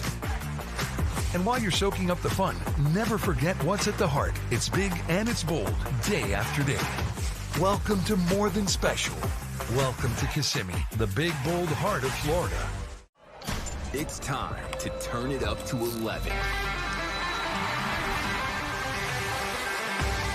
And ride full blast. The all-new Jet Blaster series from Yamaha. We didn't just create a new wave runner. We invented a whole new way to ride.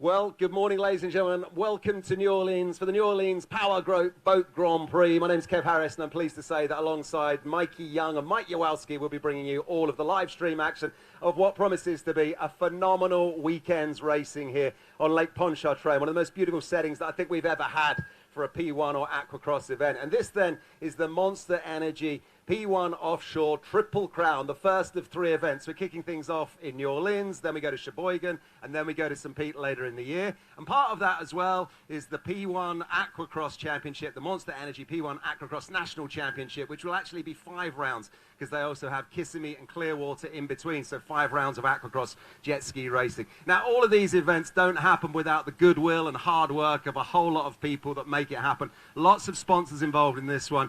Top of the bill, obviously, Monster Energy, and many more that we'll be giving respect to throughout the whole weekend. But also, right here in Jefferson Parish Council, we need the goodwill and help of a lot of agencies and a lot of organizations, and a lot of people want to make this happen, and they have to want to make this happen.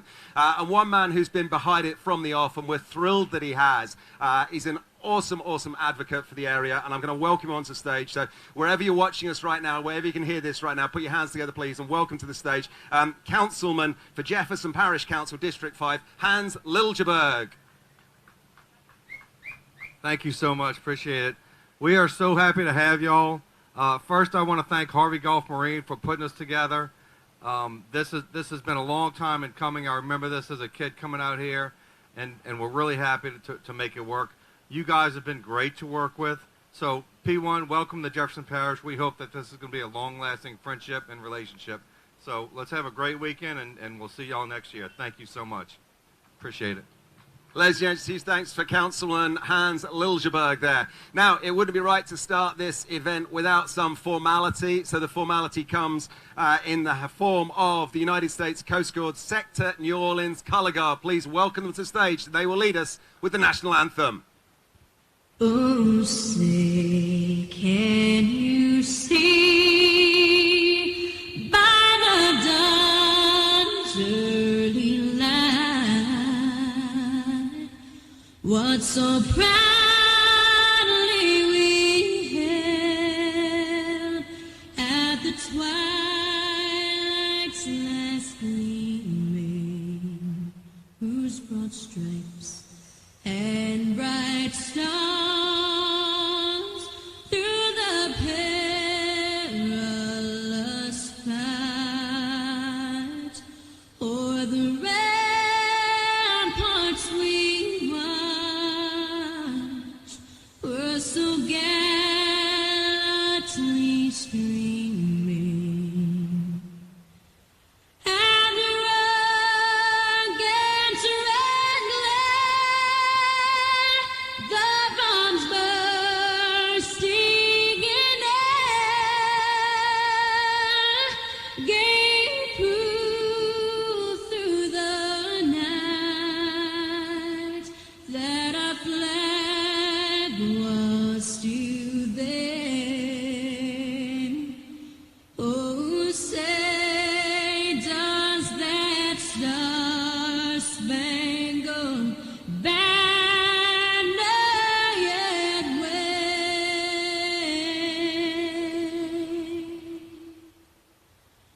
o'er the land of the free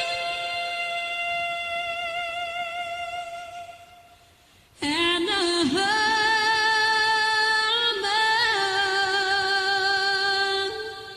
of the brave?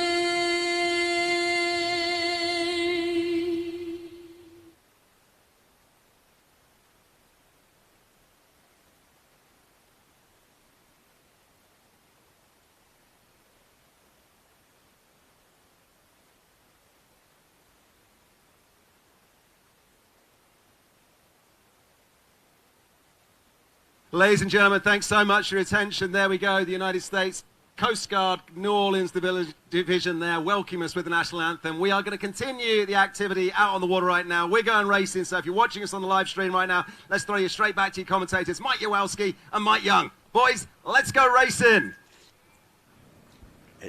Hey, thanks a lot, Kevin. Mike Young alongside Mike Yoski. Mike, we've got our first race, the Pro Enduro, round number 1 of the Monster Energy Triple Crown. Going to be very exciting. Already got our AM race in, our amateur division, 300 and 200. We got offshore powerboat racing coming later today. It's going to be an action-filled day for sure.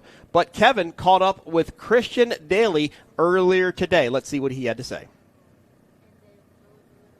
Well, when you're running in the pro class, you get pro teams, and down here at Farthing Racing, that is exactly what they've got. And pro teams means pro riders, like number 105 here, Christian Daly. Christian, great to see you back, buddy. Coming in hot for 2025, joining, well, the biggest team in the paddock. Yeah, definitely. I'm super pumped, super grateful to be with Farthing Racing, Yamaha. Like you said, I've been off for about 2 years, but still, I'm looking to come out strong. There's a lot of good competition here. Just a lot of great, the atmosphere here is awesome. So I'm pumped just to swing a leg back over the ski and just get after it. Mate, I'm stoked you're here because I remember, I don't know, about 6, 7, maybe 8 years ago now in the days of P1 Aquacross, I had you tipped as one to watch because you were coming in hot back then. You were kind of making your way in the world, and here you are now back as one of the big names. Definitely, yeah. Those past few years were awesome. Took the 2 years off. Now we're back, ready to just kind of get after it and. Again, it's going to be awesome. First race is at 10 o'clock today, so I'm looking forward to it. And what a team of names that you've got down here. Yourself, Christian Daly, I've just seen Dennis Mack. You've also got Eric the Outlaw Logopoulos down here as well. And there's about, over 10, 12 skis lined up looking awesome. It's a stacked team. It definitely is. I like to compare this team to Team Penske in IndyCar. It's literally the greatest team here. We've got so many good riders that are my teammates. So it's just awesome to be able to build that atmosphere, that team atmosphere, and then build off each other and ways we can improve. So that's really what I'm looking forward to is just having that the teammates that back you for each race. It's awesome. And one last quick word, as you're now one of the old hands at this game. We've got some new youngsters coming in, but their surnames are famous. Devon Farthing, Caden Baldwin, Gavin Russo. It's like a who's who of P1 Aquacross and jet ski racing in general. Yeah, exactly. I mean, they're fast dudes. They've been fast names in the sport for a while, so it's awesome to see them carry that legacy. So again, if I can learn something from them, they can learn something from me. I mean, it's awesome. We're here to all take care of business together. So that's gonna be sweet. Mate, I'm really looking forward to it, Christian. Thanks for taking the time to talk to us. Mike and Mikey, it's back to you. This one is going to be a blast. Well, once again, welcome back to New Orleans. We're here in Jefferson Parish. Today's event, round number 1 of the Monster Energy Triple Crown as a part of the New Orleans Powerboat Grand Prix. Beautiful day here. Already got one race in the books. Now we're going to go pro racing up next, Mike. This is, of course, your wheelhouse. Let's take a look at the course first, and is it going to be similar to what we saw earlier? Yeah, it's going to be pretty much the same course. I believe it was a 2-mile course. Oh, let's refract. Let's go entry list, and then we'll do course. Get our pro list, entry list going here. Sorry. All right, we got boat number 6, Devon Farthing. Devon was a runner-up to his father, the champion last year, Dustin Farthing, who retired at the end of the year. We got Tim Miller out of Texas. We got Jason Russo, boat number 77, sponsored by Russo Marine. Torrey Snyder out of Bradenton, Florida. 126, Ian Smith. He was the amateur 300 champion last year. 243 is D-Mac. 373 coming all the way from New Zealand. Noah Skip. 618, Trey Williams. You got 777, Juan Lescano. 477, Jay Edworthy, sponsored by Jet X. 361, the Outlaw, Eric Logopoulos. Boat number 221, Dave Davidson. 116, originally from the Cayman Islands, Vanjie Ramjeet. 105, Christian Daly, who we just took a listen to. 44 from the Syracuse Mafia, Camden Powell. And boat number 22, Sea-Doo's own Anthony Redetic. Again, mostly Sea-Doos and Yamahas in this group? Pretty much all Sea-Doos and Yamahas in this one here. And talking to you earlier, it sounded like Devon Farthing Motorsports, Yamaha, Wave Runner Racing, they are the team right now, it sounds like. Yeah, I'll tell you, I don't know. That might be Dustin coming in right now in the helicopter, he is the team manager. And let's take a look. Now we will take a look at the course here. Is it what we saw earlier in our amateur race? Yeah, they'll start up at the top right-hand side of the course as you view it from the pier here or from the VIP tent. They'll work their way down, like I said, a couple chicanes. Not a normal Aquacross course because normally they're going all the way down into one buoy. Here you got a couple of chicanes right after that hole shot. So it's going to be tight racing, it's going to be rough racing, and that's what we want to see here in New Orleans this weekend. And we did have some drama in our first race. Our leader, Caldwell, number 38, went off about 15 minutes, maybe 10 minutes into the race, went into a turn, caught a wave, high-sided just a little bit, unfortunately lost the lead. Yeah, and then Michael Northrop was able to take over from there. This one here, you got a lot of great racers here. You got a lot of experience, and you got a lot of the new young guns. But the team to talk about, like Christian Daly was talking about, the Team Penske of personal watercraft racing is Farthing Racing Yamaha. And I know that Dustin Farthing's been heading up that whole Yamaha race package for Bryce, who is a marketing manager over at Yamaha. Well, we were talking this morning in our hotel, when I did this last year with you a couple of years ago, it was Broward Motorsports at the time. They were the ones with the big hauler. They had the most amount of boats. They were the powerhouse team, so to speak. And I asked you this morning, I'm like, where's Broward now? And I saw Broward last night on the Farthing skis, and you said, well, it's kind of now become a combined effort, if you would. Yeah, I think what they do is they Yamahas, and then they fix them up down there, take them up to Farthing Racing up in Georgia, and they polish them up. And boy, I'll tell you what, they've got quite a field out here. I mean, sponsored by Farthing Racing, you got Eric Lagopoulos. He's been he was at the actual first P1 Aquacross in Daytona, I think it was like 14 years ago. Wow. So he's still out there. Noah Skips, he's one of the young guns, up and coming, coming over from New Zealand. He's already taken a couple of wins over in New Zealand in the closed course. There's 777. That's Juan Lescano. Juan Valentina's brother, and we've seen Valentina get a top 5 in the amateur class.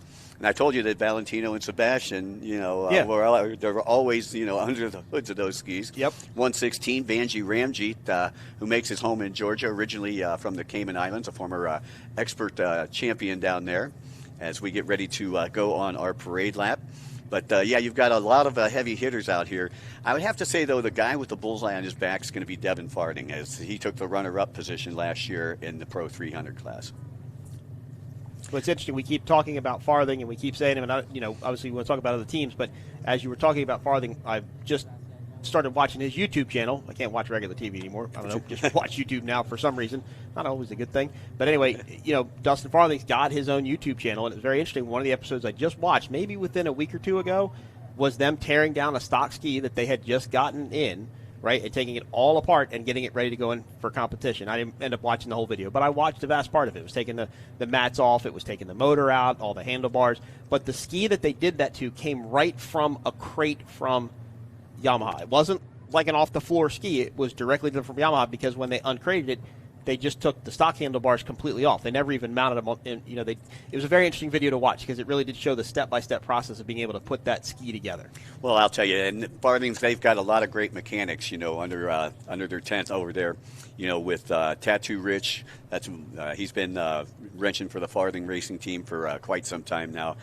Ken Waddle, who used to wrench for Broward Motorsports, is now with that team. The conglomerate, so to speak. Yeah, exactly. So, it's kind of like two powerhouses that kind of came together, to create this Farthing Racing team. And you're taking a look at Devin Farthing right there. He'll be on boat number 6. And Devin, most recently, we were just hanging out a couple of weeks ago in Chattanooga, Tennessee, where he took a win in the ski class, because he rides stand-up skis as well. Yeah, we were talking about that earlier. The Farthings really do cover the broad. Aquacross is actually a lot like boat racing. It's a very broad spectrum, right? There's a couple different sanctioning bodies, multiple different classes. You watch amateurs still racing the HXs or the Wave Blasters, or even the old 550 stand-ups. I was watching some videos a couple of weeks ago about that. It is a very broad spectrum, and the Farthings really seem to cover that whole crossover, if you would. They kind of do all of it, where it appears that a lot of the P1 Aquacross racers kind of stay with this group, and then a lot of I think it's the IJSBA, they race with that group, and the Farthings are really the only ones that really cross over. Yeah, well, they kind of race with everybody. I actually got to hang out with Devin in Thailand a little bit, or at the end of last year. Didn't make it over to Osaka City for the first round of the World Grand Prix this year, but so that's another kind of third group then, if you would. Right. Okay. They're out of Thailand, but they're still sponsored by, they're sanctioned rather by the IJSBA. Okay. But they do 3 races this year: Osaka City, Japan; Brussels, Belgium; and back to Thailand, Pattaya, Thailand. But yeah, so I mean, these guys travel a lot for Yeah. what they do too. It's not just they come to the P1 Aquacross races. Right. Like I say, I seen Devin just a couple of weeks ago in Chattanooga, which is another sanctioning body. Oh, okay. The AJSA, and we take a look here at Eric Lagopoulos, one of the elder statesmen, I guess you could say, in racing. Comes from Sarasota, Florida. His father and him run a little restaurant down there called the Waterfront 2. If you're ever down there in the Osprey area, just south of Sarasota, best prime rib in town. I have to check it out then. Now, same thing here. 3 sight laps like we did in our amateur race. Yeah, what they'll do is they'll take them around 2 laps regular and then 1 lap around the penalty buoy, and then they'll line them up at the top right-hand side of the track, which is the southwest side here at Lake Pontchartrain. And you think the penalty buoy is somewhere up towards the bridge, right? Yeah. I think that would be towards the west end of the course? Yeah, Okay. Right. So, again, I believe we got 17 riders out here. Another guy to watch, Camden Powell out of Syracuse, Indiana. He's sponsored by Ignite Racing Fuels, boat number 44. He moved up through the pack. This is his second year as a pro, so I imagine he's got a little bit more experience underneath him. His father was a former expert champion. Okay. And then the interview that you seen a little bit earlier, the Christian Daly, the Daly family have been riding jet skis, pretty much their whole lives. I know that Christian's mom, Beth, used to race stand-ups up in Region 6, which was the Midwest area. They're out of Indiana. And the father used to race F1 cars, and his brother races the Indy cars. Okay. So that's a family. That's a racing family. That is. That's for sure. And you got Tori Snyder out there. Tori took a 3rd overall last year. Tori will be on boat number 110.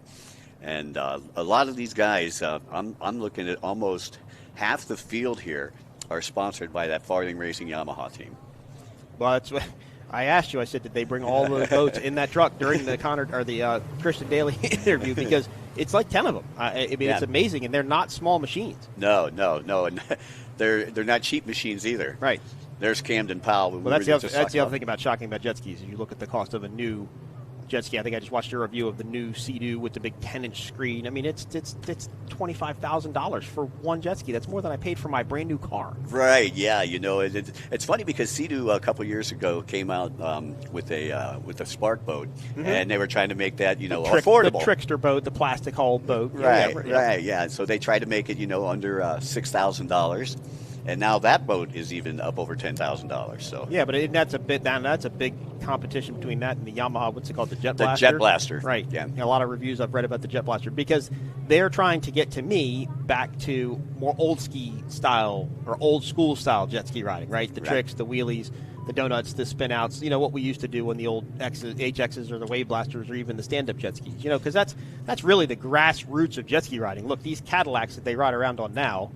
My wife can tell you I took her across the Potomac River on a 1996 Wave Venture 1100 triple, which at the time in 1996 was the top of the line jet ski. That thing was wicked fast. It pulled my 250-pound father up on a water ski, single water ski. It was just awesome. Yeah. Well, back then there was no replacement for displacement. Right, exactly. And she rode across the river in that jet ski, and she swore she would never get on a jet ski ever again. She hated that thing, but it was a Yamaha. It was a flat bottom. It was flap the whole way across. We bought a 2009 Sea-Doo GTI 130, just a bone stock, non-turbo jet ski. She loves that thing. And it's so much of a difference. And that's a 2009. You figure that's almost 20 years old now. Right. I can't imagine what riding one of these is like compared to what we rode in 96 to 2009 until today. The evolution of these things has simply just been amazing. Yeah, certainly. And we're taking a look again at 361, the outlaw, Eric Lagopoulos. Eric just... I talked about his restaurant, but he actually just opened up a club down in Sarasota. Oh, nice. Yeah. So haven't been down there to visit that one yet, but I used to live right down the street from him on Anna Maria Island. You can see still a little overcast out there today, and we'll take the overcast over what they were predicting, that's for sure. Well, and glare, too. Glare, can play a factor. Now, how come some riders are wearing visors and some aren't on their helmets? What's the... Well, some of them don't want the glare, and then the other ones don't want. That's a no visor rider right there. Right. If you don't want to wear the visor, it's not going to bother your head up and down. Okay. Because remember, these guys are going to be going closer to 80 mile per hour. They're moving with the wind, the aerodynamics. Right. It's all aerodynamics. So, yeah, I mean, it's kind of the choice of what the rider wants. It's almost surprising that it wear more of a full face like street bike helmet that's a little bit more aerodynamic than a motocross helmet. But then you've got the fixed visor, and you said during the amateur race they'll rip their goggles off if they get too fogged up or too wet or too clouded up. I guess with the visor it would be a problem because then you'd have to flip it up or get it out of the way. So yeah, a little tougher to discard them. Exactly. But a full face helmet would be more aerodynamic and maybe a little less pressure on the head going back because it would maybe break the air a little bit better at 80 miles an hour. I believe they're coming around on their final parade lap, so we'll take them down this front straightaway one final time, and we'll put them up there at the southwest side of the track. Again, Dave Davidson, another one to look out for, boat number 221 out of Canada. He's sponsored by JetX, and they've always got great equipment. That's a Sea-Doo team? JetX is primarily a Sea-Doo team. I believe they do have one or two Yamahas in the field. So is Farthing really the only factory team here? I mean, are they the closest thing to a factory team right now? I would say, yeah, Farthing, but the only one getting factory sponsorship, I believe, from Sea-Doo is Anthony Radetic. Anthony is another one of those racers that races overseas. Okay. Unfortunately, Anthony was paralyzed several years ago. Oh. He was actually a military helicopter pilot in the Iraq War and came back and got into a motorcycle accident. And unfortunately, he's paralyzed, but I'll tell you what, he's not handicapped. I mean, he's a really good endurance rider. Matter of fact, he was just over in Osaka City, Japan with us, and he ended up in the top 5 over there. That's amazing. We were talking about Doug Henry earlier, who broke his back in Budds Creek, then broke both of his arms, recovered from both of those, continued to race, wrecked again in a supermoto accident, now a paraplegic, but still racing on a dirt bike. I believe he did a backflip, if I remember correctly, but he rides with a cage around him now. It's a very impressive thing to see. So, you know, obviously these I hate to say the word handicap, but these even disadvantaged disabilities, they don't stop anybody. Technology these days really allows people to be able to get back out there and do the things. It's an amazing thing to see, for sure. Yeah, and you know what? He's a very good representative of the sport, and I think Sea-Doo did good by sponsoring him and putting him on the factory team. Oh, definitely. I mean, it's all about appealing to people, and you want to appeal to everybody you possibly can. And if you get behind somebody that can overcome those odds and be able to continue to do it, that's a huge thing. Yeah, Anthony out of Alabama, just down the street from us here. Got Jason Russo out there, sponsored by Russo Marine. There's 373 Noah Skips. He's going to be one to watch too. He took, I believe, second in the amateur 300 class last year, but had boat problems one of the races. Otherwise, he may have taken that top spot. And it came down to the final race between him and Ian Smith, and Smith is going to be on boat number 126. Smith ended up taking the win the final race last year when we were in Clearwater. But Noah Skips definitely one to watch. I've been watching his Facebook page. He's already taken a couple of close course victories over in New Zealand. So again, great look at Lake Pontchartrain there. Again, special thanks to our friends from Harvey Gulf International Marine and Jefferson Parish, our presenting sponsors here this weekend. And of course, Monster Energy. This is the first round of the Monster Energy Triple Crown. First race here in New Orleans. Second race will be in Sheboygan, Wisconsin. And the third and final race will be in St. Petersburg, Florida on Labor Day weekend. Go to P1 Offshore. Keep up with your favorite teams. Keep up with their schedule. Find out when we're going to be in a town near you. And also, get your VIP tickets. Very, very good way to watch a race here or anywhere that we put on an event. Get treated like royalty down that tent. Of course, tons of Monster Energy drink beverages to enjoy, but also some great food, some great hospitality. P1 Offshore to get your VIP tickets. Yeah. They are right on the action, Mike. They are right out there, like you said in our amateur race. They were the ones that you watched them set up that tent. They're right there. Yeah, I'll tell you what, if you're going to go to the races, why not treat yourself to first class? Exactly. You know?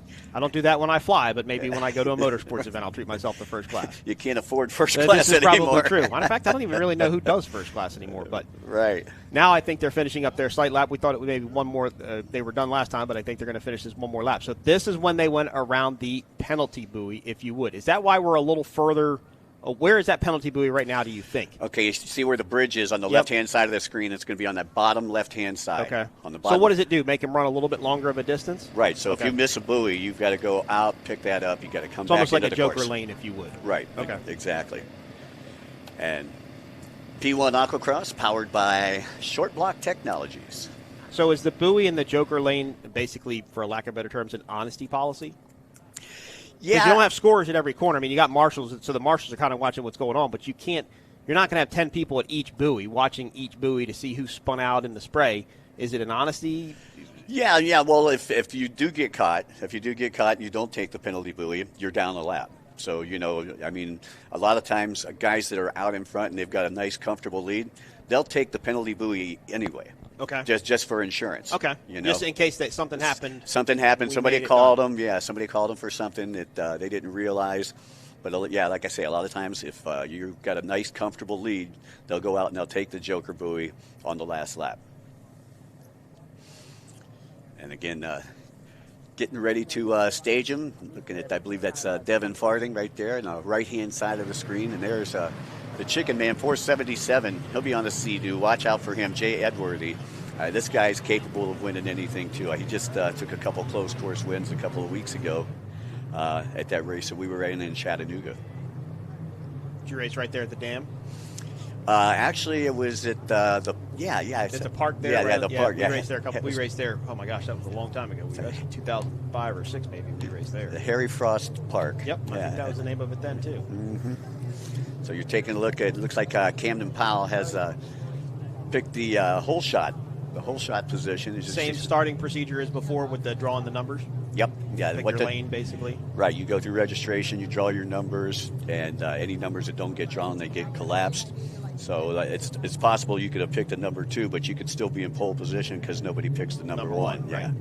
So I think they had 20 numbers and we had 17 spots. So basically you had 3 kind of openings where you would move around a little bit if you, for lack of better terms. Now, will these start positions hold for the remaining races, or do they switch, or how does it work? No, the way that works is however you finish the first moto is how you start the second moto. Okay, so if you win the first moto, you're getting pole the pole position for the second moto. Okay. Right. Yeah, and then the same thing with the second moto because we do 3 motos, 30 minutes plus a lap. Yep. So you'll have Camden Powell, who will be in pole position, 44. Trey Williams, boat number 618, will be right beside him. Legopoulos, 361. 477 will be Edworthy. 126, Ian Smith. 373, Noah Skips. 116, Banji Ramji. Boat number 221, Dave Davidson. Boat number 105, Christian Daly. 37, Tim Miller. Boat number 6, Devin Farthing. 110, Tori Snyder. 243, Dennis Mack. 777, Juan Lescano. 77, Jason Russo. And coming on from the outside will be Anthony Radetic on boat number 22. Given this course, these conditions, the number of buoys, where is your spot? I mean, obviously, you want to be on the pole, but that could be kind of having a target on your back, for a lack of better terms. I mean, you like being on the outside? Where do you like being in this group? Well, sometimes if you're in pole position, depending on how they start, and this one here, I don't think pole position that has that much of an advantage because they come into those 2 chicanes real quick. So I would rather be starting from the middle of the pack. Middle of the pack, okay. Yeah, so that way you've got a little bit of room to move on both sides. And I think that's where Caldwell took the start from in our amateur race. I think he was somewhere in the middle. He definitely wasn't on the pole. Right, and you know who's starting in the middle. There's Christian Daly and Noah Skips. So I take a little. 2 people you said to keep your eye on. Yeah, and both of them racing Farthing racing boats. Devin is, I believe, going to be starting a little bit further on the outside. And we'll say the pole is going to be closest to you on your screen. Outside is going to obviously be the furthest away. And you can see that, again, like herding cats, you want everybody to try to get that even start, but you can see it was that middle group. It was that group there in the middle, and especially on the further outside, they were the ones that looked like had gotten the better start. Exactly, and you can see where your leader is. That's where your at buoy. right So now. all these jet skis to the left of the screen are going to be almost inside the buoy. They're going to have to really slow down and get really up in some whitewash. Yeah, they're going to have to tighten it up.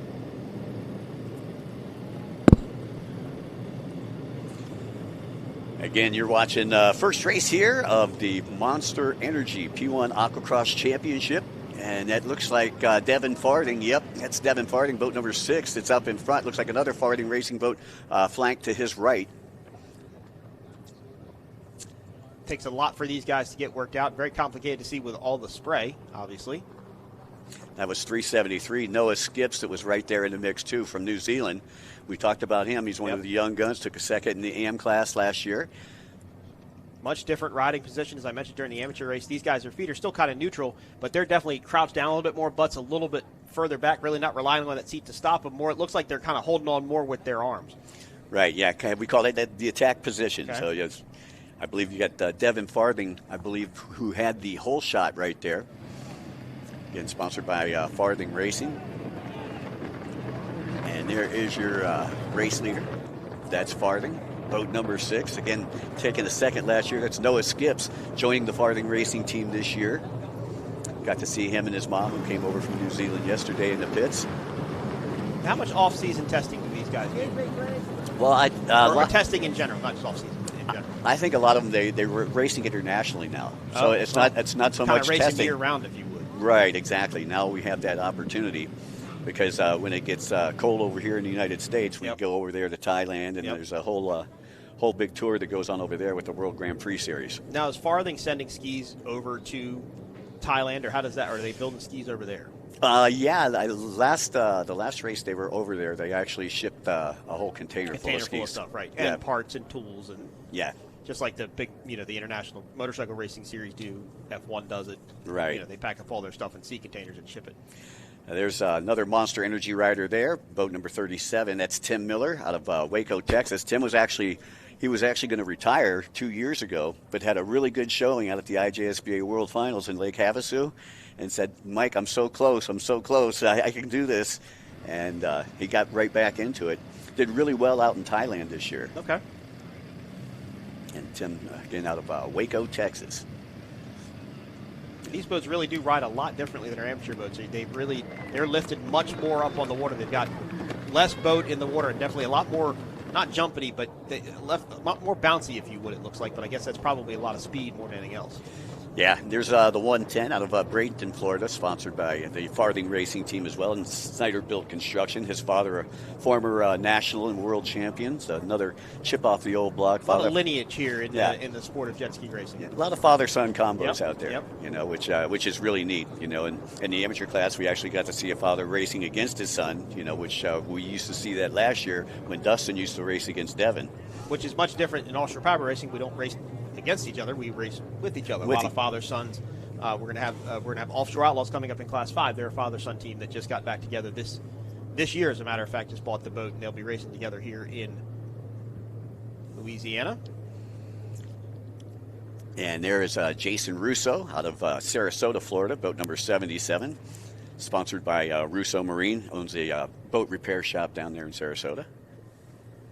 So at least it kind of seems like Florida is kind of the hub for jet ski racing at this point. Well, I mean, I'm originally from Ohio. I know you're from Maryland, but I moved to Florida back in 1991 so I could do this 12 months out of the year and not just 2 months out of the year.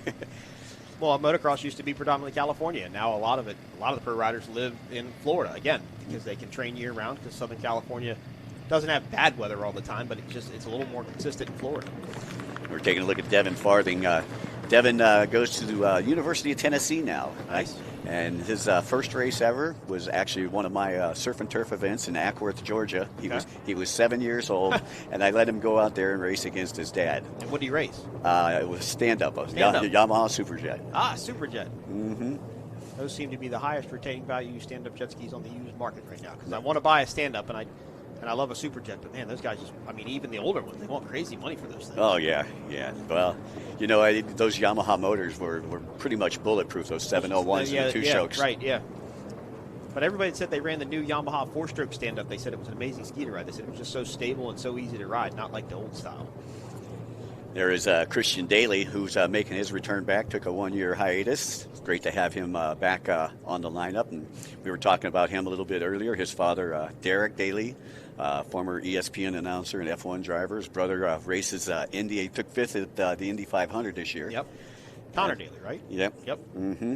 And then his mother, Beth, used to race stand-ups, back in the 90s and early 2000s on the Midwest Watercross Tour. Big motorsports families. We've ticked off just about 5 minutes, a little bit past 5 minutes of this 30-minute plus 1 lap race. But right now, Dustin Farthing, it looks like, Mike, he's taking control, and it's his race at this point, it looks like, way back there to second place. That was actually a good shot to show you the gap between 1 and 2. Yeah, he's quite the racer, and he cross-trains a lot. Like I said, he won a ski class just a couple weeks ago, fast power sports boat with a Yamaha engine in it. And he trains with his brother Talon a lot. Talon's not racing this weekend, but I'm sure that we'll see him at some point here on the P1 Aquacross Series. As we take a look at Daly right there. And you can see right there the gap between first, second, and third. I think that might be second, third, and fourth. fourth. Second, third, and fourth, yeah. Way up there to the left-hand side of your screen. I think that's farthing there. Yeah, you're right. So you got a nice battle there, 2 through 5, 2 through 6, and we talked about that guy a little earlier on the Sea-Doo, the Chicken Man out of Ontario, Canada.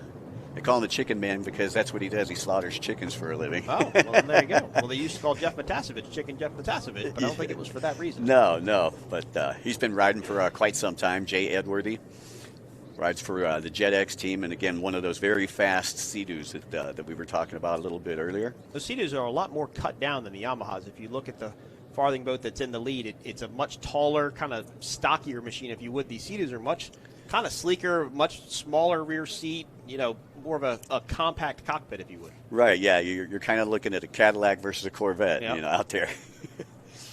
But, he's been racing for over 20 years. Always great to have him in the field. And yesterday, I'm walking through the pits. I didn't realize I had a Farthing Racing shirt on, right?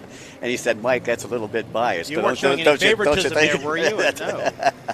I'm like, no, man, I got a free shirt. Well, then, you got to wear the free shirt to represent, right? That's right. Just over 22 minutes left to go here, plus a lap. Now, these are stock skis. Yeah, well, they're stock, but they're allowed to retune their ECUs. Okay. So but stock turbos. Yeah. Cylinder heads, cams. Right. Internal motors are basically stock. Got to have the prop. You got to have the stock prop. Got to have all that stuff. Okay. Oh yeah. So what about ride plates? Yep. Stock ride plate too. Yep. Wow. Yeah, and they're going to take a look at this stuff, in technical inspection. Okay. And we got a great technical inspector this weekend, Adrian Wilson, who came over from Great Britain. Been racing over there for a long time too. So where they're getting their speed of these skis out of the ECU? Yes. Okay. Mm-hmm. And they're running trim as well, I'm assuming. Yep. Now, is it a manual? I'm guessing it's a manual trim. It is a manual. So they've got something maybe on their left hand, kind of like the clutch of a dirt bike, in maybe down, and then they let it out to. Right. Okay. Let it out, and when they come out of the hole, put it down when they're coming in, trying to set the boat into the corner. Right. So on and so forth. And taking a look again at Devin Farthing. Resides in Ackworth, Georgia, and like I said, I believe he's in his second or third year at the University of Tennessee. No, and he just raced in Chattanooga. You said a couple weeks ago and won, so that was kind of like a hometown race for him, if you would. I don't know if you've seen him in the pits yesterday, though. He's got I wouldn't know him if he came right up to me and started talking to me. No offense. He's got a new do. Oh, okay. He's got like a leopard print. He shaved his head and he's got leopard print. bringing the 90s to style back. That's what that appears to be to me. Yeah, well, he really reminds me of his dad back in the 90s, because his dad would do the same thing. Okay. His dad would show up with orange hair, something crazy, you know what I mean? And I think it's maybe just to throw the other racers off, get in their head a little bit. A little bit. Tori Snyder, again out of Bradenton, Florida. Sponsored by not only Farthing Racing, Monster Energy, but Snyderville Construction, owns a construction company down there. This is a pretty tight battle here. Could really be anybody's race at this point, especially when they get up in the whitewash of the boat in front of them. But I believe that's the Farthing entry there, all the way at the very top of your screen, almost up towards the bridge. That should be your leader. So, Mike, it looks like this is the battle for maybe back to 5th or 6th? Yeah, second, third, fourth, fifth, sixth, all battling it out. I've seen a couple Farthing boats back there, too. But you got to wonder, are they tuning Devin's boat just a little bit better? Yeah, they're getting that little half a turn of a screw there or something a little bit more. Right, tattoo rich. But he's in his own. He's in his own water. That's right now, to me, that's his biggest advantage. He's got just clear water around him. Everybody else behind him is worried about the whitewash, and they're having to run different lines to stay in clean water. As you can see, one boat went real tight there to the buoy. One had to swing out wide. Yeah, I believe that battle was between Anthony Redetich, a Sea-Doo rider that we were talking about a little bit earlier, as with Jay Edworthy. Taking a look at your top three, Farthing, and you got Tori Snyder, Noah Skips, and Christian Daly, all top 4 Farthing Racing Yamaha boats. And a big difference in the water conditions between this race and our amateur race. Amateur race had 30 boats on the water. This one we've got, I think it was 15. Yeah, I think we started with.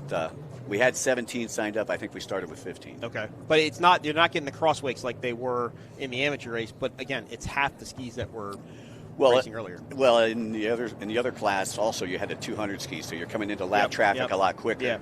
You know, where these are all 300s. As we take a look at Anthony Radetich. Radetich takes a look behind him. As I pointed out, you know, he was top 5 in Osaka City just a couple of weeks ago. And like I say, what a great representative of the sport. I believe he's up there. He's probably running in that 6th or 7th spot as we have him on the screen here. But you still got Devin Farthing up front, Tori Snyder in 2nd, Noah Skips in 3rd. And this is Noah's first pro race, so Noah's really, you know. Yeah, to be up on the podium. Yeah, he's opening a lot of eyes this weekend. It's great to see him come through the pitch yesterday. Like I said, him and his mother just flew over from New Zealand. I said, how long was the flight? He said, like 39 hours. Like, oh, my. I'm complaining about a 4-hour delay yesterday. Get here, they're flying 30. I mean, trust me, I want to go to New Zealand. We have a couple of race teams that live in New Zealand. I'm good friends with them, but they always invite me down there, and you'd have to sedate me for the plane ride because I don't know how I can do it. Yeah, that's Thailand was about the same thing. I think it was 37 hours when I went there last year. Back on board with your leader, Dev Dog, Devin Farthing. And it may not be the flight there that's the worst because you're excited about getting there. It's the flight home, right? Oh, yeah. And now you're, man, I got to go home. I got to go back to work. I got to go cut the grass or whatever you say you have to do. Probably makes the flight home a little tiny bit harder. And then reality set in. Exactly. You're no longer in fantasy land, so to speak. Take a look at Christian Daly there. Like I said, took last year off.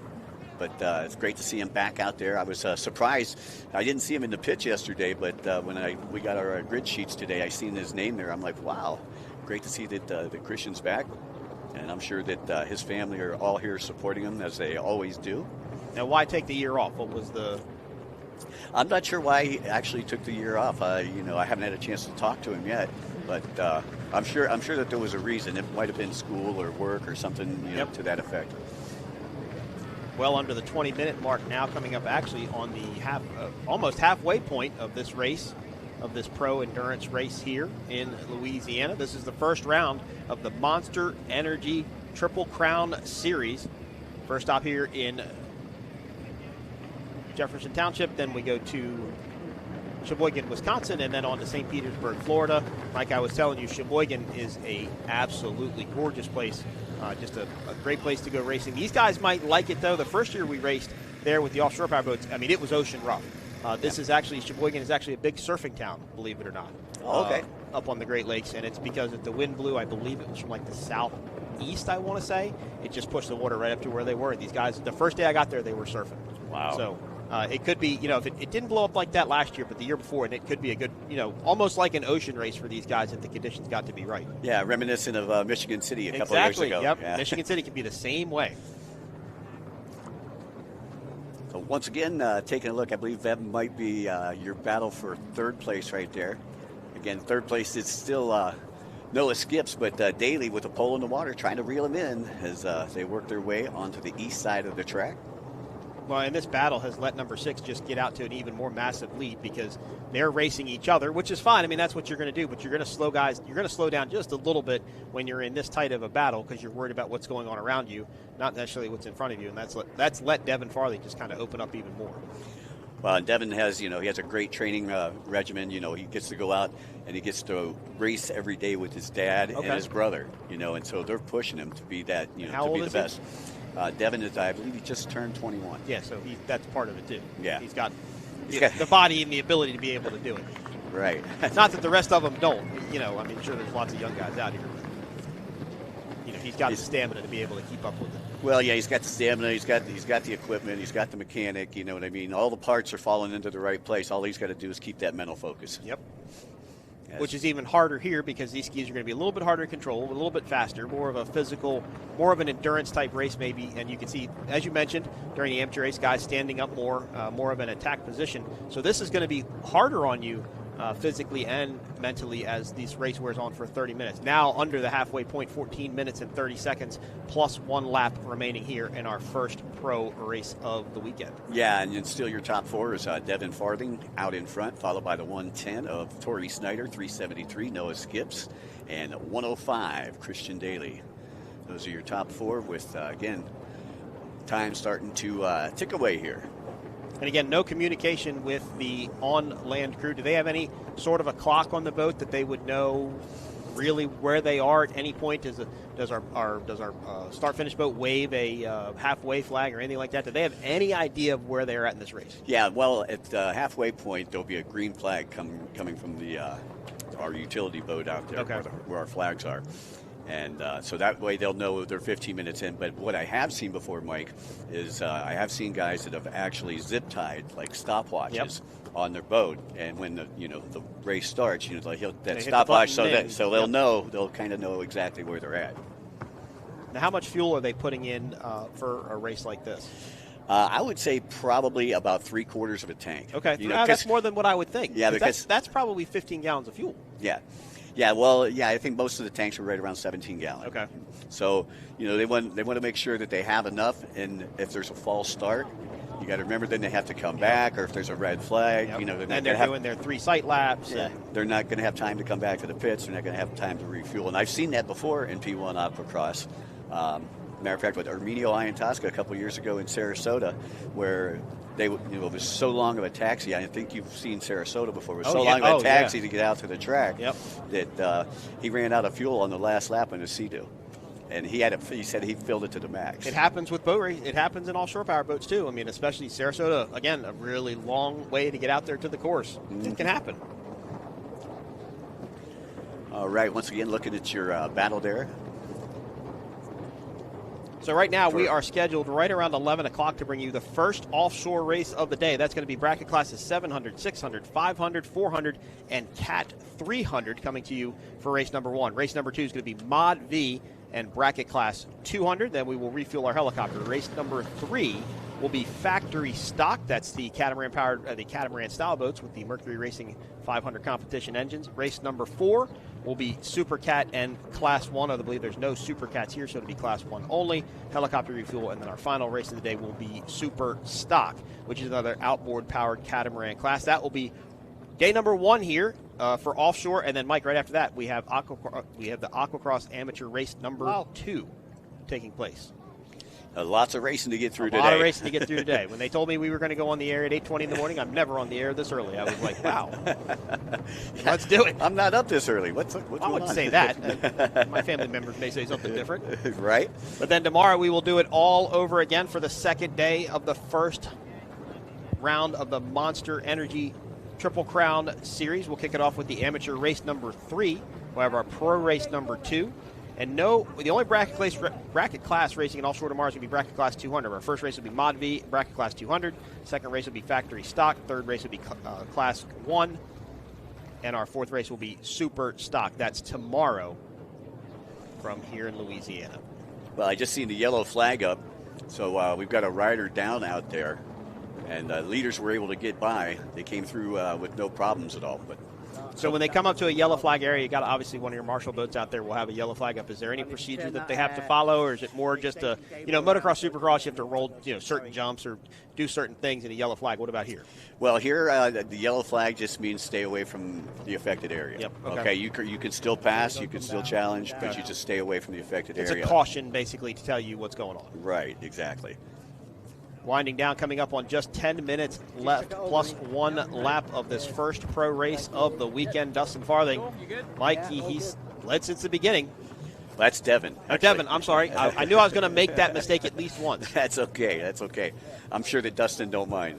Probably not. He's probably listening on the live stream. I'm thinking about his YouTube channel in my head. It's almost weird how I found it haphazardly, and here I am in New Orleans announcing an Aquacross race or a P1 Aquacross race that I was just watching his YouTube channel a couple days ago. So kind of fun to how it all comes together, if you would. That's awesome. It gave me quite a bit of insight, so now I kind of know a little bit more of what I'm looking at.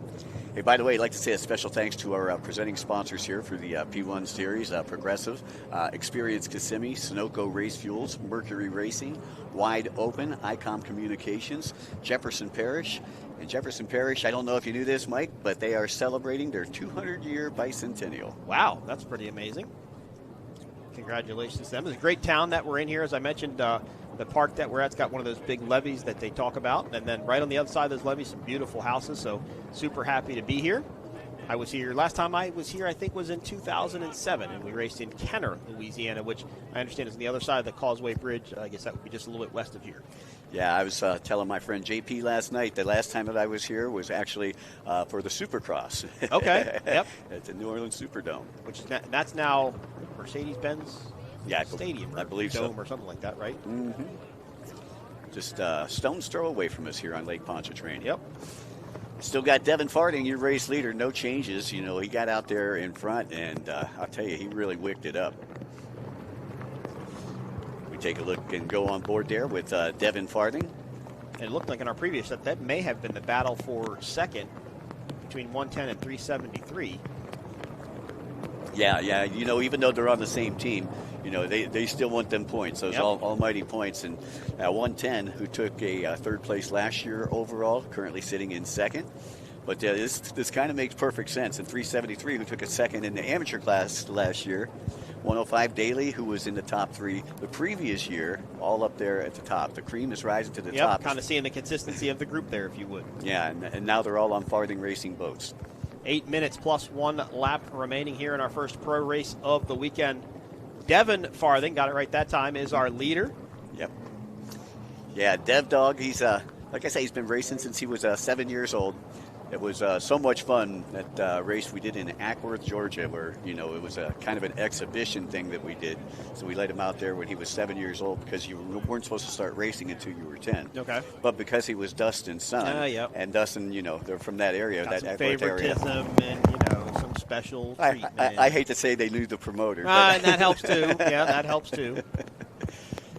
But you know, it's not like just throwing some random 7-year-old out there on a jet ski that has never done it before. I mean, he grew up around it, right? The first 7 years of his life, he was immersed in this stuff. I believe it's actually raining out there a little bit.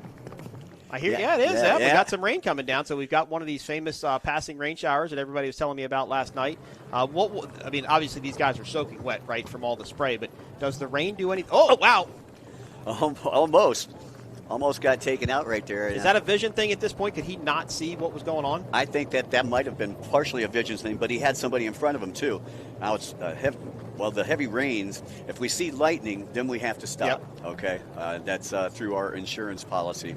But we'll keep racing through the rain. Well, and it's weird because now they're on a part of the course. I think now they're kind of headed more northwest, and now they're on a sunny part of the course. So they're racing. Could possibly still be raining throughout that area. And then they're going to go back into this cloud. Is that going to, you know, motocross, supercross, they talk about running in the shadows and running in the light. Same thing here. Is that going to kind of affect their view of the water? Yeah, well, let's take a look at this replay here with the lap traffic. See, you had a lapper right there, and that's why he got forced to the inside real quick. Yeah. And he almost like he lost sight of that buoy. It almost like he just kind of, a little bit of a lack of there. He kind of lost sight of that buoy, and then when the spray settled down, he saw it again, and then that's when he kind of jutted back out to get around it. Yeah, I believe, that was Christian Daly, who is currently sitting in 4th place right now. But Mike, it's not. I mean, vision right there, it's got to be pretty terrible. It's not a light rain. It's a pretty heavy rain. It's making us even hard to see even just the bridge behind our racers. Top 3 hasn't changed, though, Mike. Still Dev Dog up in front, followed by Tori Snyder and Noah Skips. Again, Skips getting the T-shirt for coming the furthest distance to the race this weekend. I would think so. Yep. Just over 5 minutes remaining plus 1 lap. Of course, Mike, we were supposed to be a little bit closer to where the racing action is this weekend, but then moved up here to the Marriott, so we don't quite have the first-hand experience of what's going on down there. But obviously, weather is kind of playing maybe a little bit of a factor into this race, because not now are you only getting the spray off of the boats around you, but you're getting this heavy rain that's coming down to you, coming down on top of you. Again, they're already wet. But I would imagine that it's kind of wreaking havoc, and especially when you get in the sun with the glare. There's a lot of components right now that are affecting this race a little bit. Yeah, it's probably going to slow you down, just a little bit. You're not going to take the chances that you normally would. Well, and the spray that comes off a jet ski is different than a pelting rain. 80 miles an hour rain is not any fun at all, and it's consistently doing it. You get hit with the spray, it goes away pretty quickly, but every time around they're running 80 miles an hour with little needles in them. Oh yeah, believe me, I've done that many times. Yep. I used to live in Destin, right down the street from here, and I know that we would always take our boats up the intercoastal, and when you seen the rain coming, you would go the other way. Yep. You would just try to outrun the rain. Yep, exactly right. And then when you had to run through the rain, it was no fun. Yeah, but I mean, just look at these conditions. Now, this is the part of our course that's closer to the VIP 10, a little bit closer to the bridge. This is where it is the worst, which happens to also be the finish line.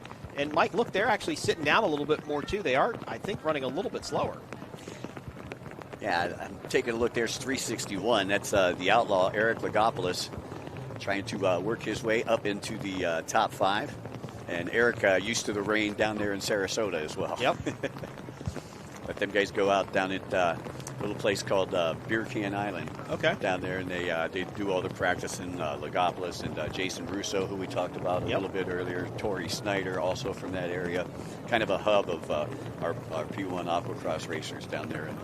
Now, I think he may have just been put a lap down because Devin Farthing just went around him and went around him quickly to the point where that rider was actually looking over his shoulder. So I think he was definitely lap traffic, making sure he gave the room accordingly to the leader. So maybe a lap down as rain continues to fall. Wow, just look at the conditions out there. Oh, those are gnarly. Conditions you really don't want to race in. And we go on board there once again with Anthony Radetic. Anthony, again, out of Alabama, got that factory Sea-Doo ride. Beautiful, beautiful red-colored boat there. Like that one kind of stands out more than a lot of the other boats out here for sure with the color. Now, what model Sea-Doo is that? I believe that is the new, or the 310. That's their top one That's now? yeah. Okay. Yeah, I believe that's the 310 that he's on right there. And, yeah, that's, the Coast Guard actually has to detune these boats. And that's why, for the public. For the public, okay. yeah. And then once you buy them, then they get the ECUs reflashed. And so that's, that's why these boats are going a little bit faster than what you would see most stock boats go. Well, these are basically 4-cylinder car engines at this point. I mean, dual overhead cams, valves, timing chains, turbos. Same thing you're going to see, not a Honda Civic motor, but for the lack of better terms, it's really a Honda Civic motor stuffed into a jet ski. Oh, yeah, for sure. When you're pulling that much horsepower out of a stock boat.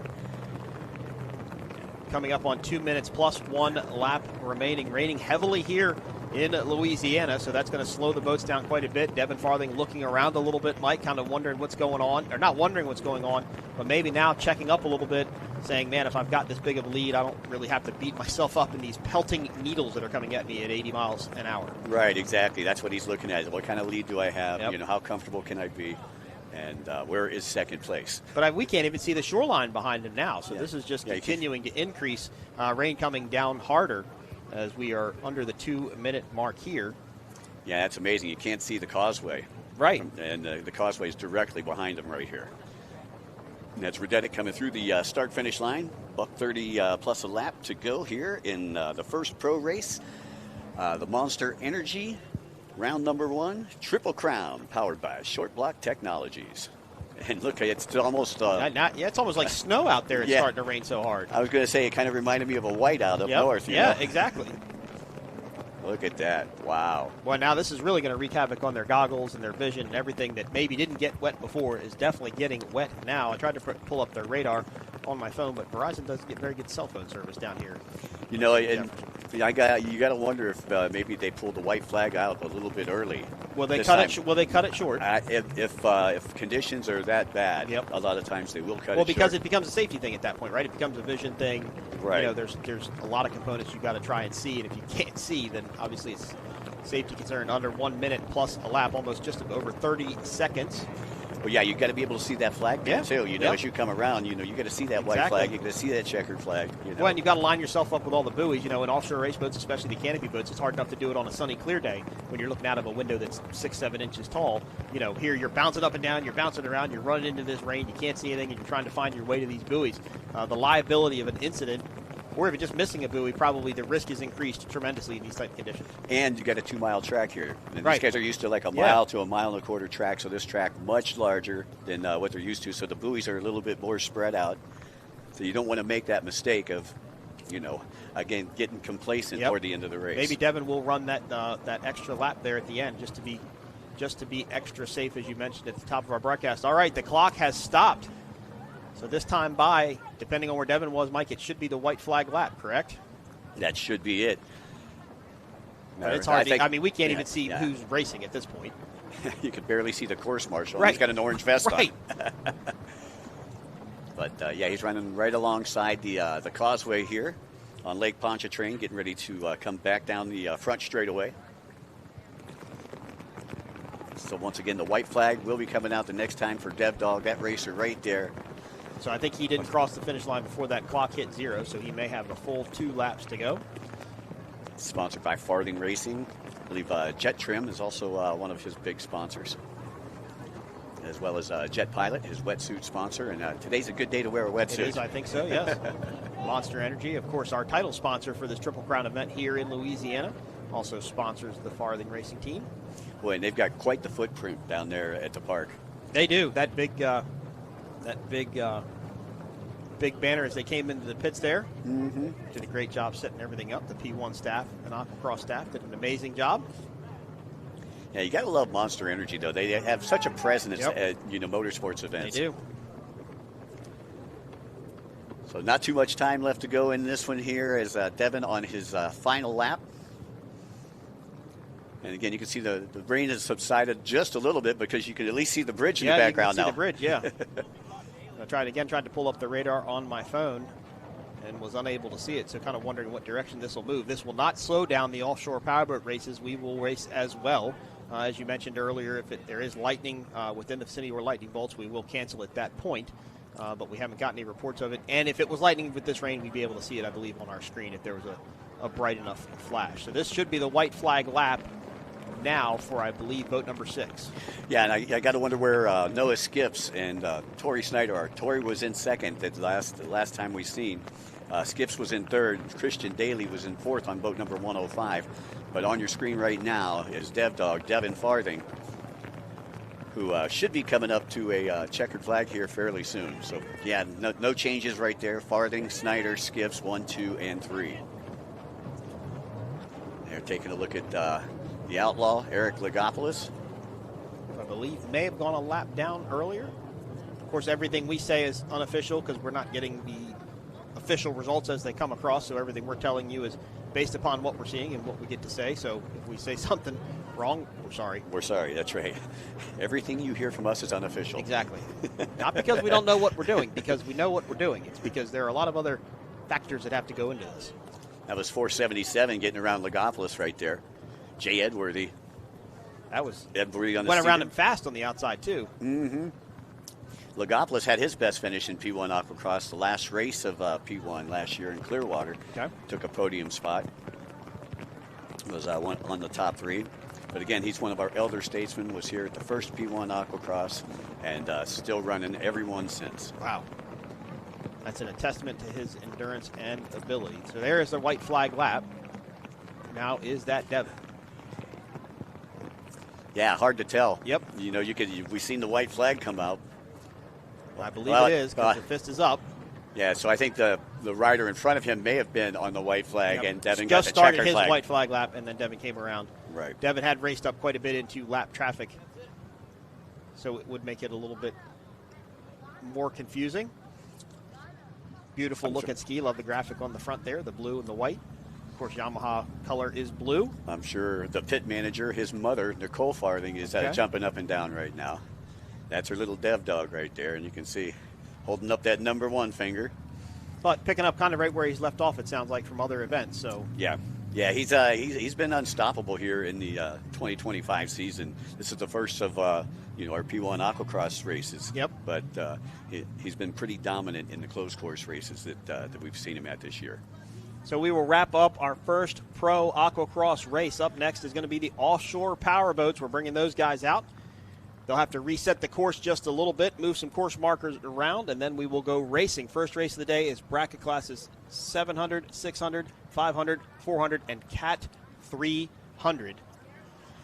You can see those two best friends right there. Yep. That is Farthing and Tori Snyder. Well, that's like the gathering of Farthing Motorsports right there. They've all kind of clumped together in their big, massive group there. You know, it's funny. I did a TV interview yesterday, and they were talking about, the animosity and stuff, between Farthing and Snyder and stuff like that. I'm like, you should listen to them in the pits. Yeah. Well, we'll go back to the highlights. The biggest thing that happened in this race was look how clear it was when it started, and we ended in pouring down rain, but it was Devin Farthing taking the early lead. That's it. If you don't like the weather, stick around for 15 minutes. It's going to change. Exactly. By the end of this race, we wouldn't have been able to see half of the shot in front of you, but it was his race to win. He took the early lead, started in the middle, like you just mentioned, and never looked back. Yeah, it's sponsored by Broward Motorsports, Monster Energy. Got a great campaign there with the Farthing Racing Team, Yamaha. Very supportive. Bryce and all the crew over there at Yamaha. Well, that'll be the first race of more to go this weekend, so it's going to be his battle as we start to wrap up our pro race. A little bit of a buoy incident there, but again, congratulations to Devin Farthing for taking the win in the rain.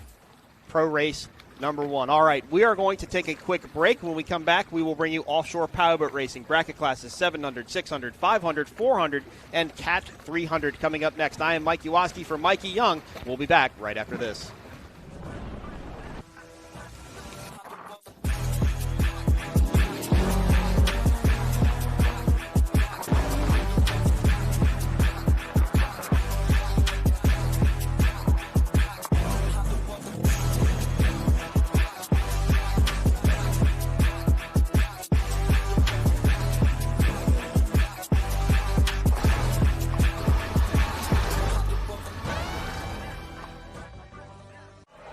It's time to turn it up to 11 and ride full blast. The all-new Jet Blaster series from Yamaha. We didn't just create a new wave runner, we invented a whole new way to ride.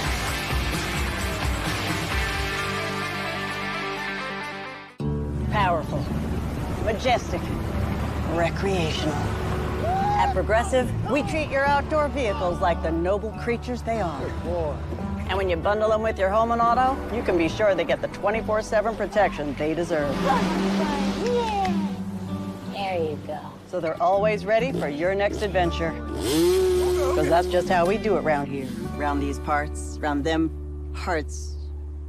It's just how we do it here.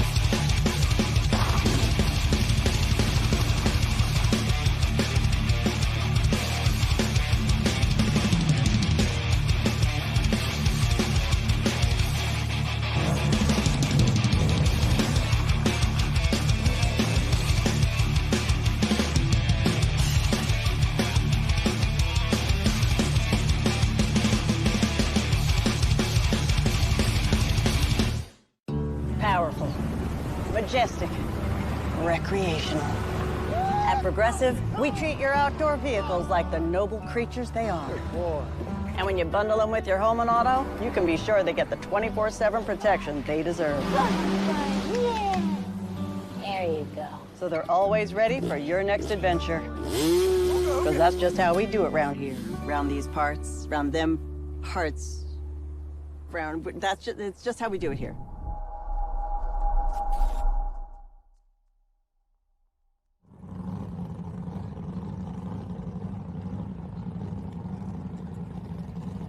Welcome back, ladies and gentlemen. This is the New Orleans Powerboat Grand Prix presented by Harvey Golf and Jefferson Parish. Round 1 of the Monster Energy P1 Offshore Triple Crown. I am Mike Iwaski along with Mikey Young. We brought you some Aquacross racing earlier, and now we are going offshore powerboat racing on Lake Pontchartrain for the first time in 20 years. Sure to be exciting as race number 1 is now leaving the boat ramp and heading out. We had a weather delay, Mike, earlier. As we saw with the Aquacross race, we had some rain come in. Then we had some lightning come in, so that obviously slowed things down. But our reporter Kevin is down with caught up with Team Yabba Dabba Doo earlier today. Well, the Bracket 500 class should be an awesome one to watch because there's 3 boats running in that alongside of all the other bracket class boats that will be out on the water. And I'm pleased to say the boys from boat number 577, Yabba Dabba Doo, Byron and JD are with me. Now, Byron, this is the calm before the storm, isn't it, down here on the dock? The excitement is building. It is. It's building right now. Can't wait to get on the water. And excitingly, JD, 3 boats in your class, but are you going to get the better of those other guys? I would think so. That's our... But you, listen, boys, you've been around powerboat racing for a long time. You know what this game's all about.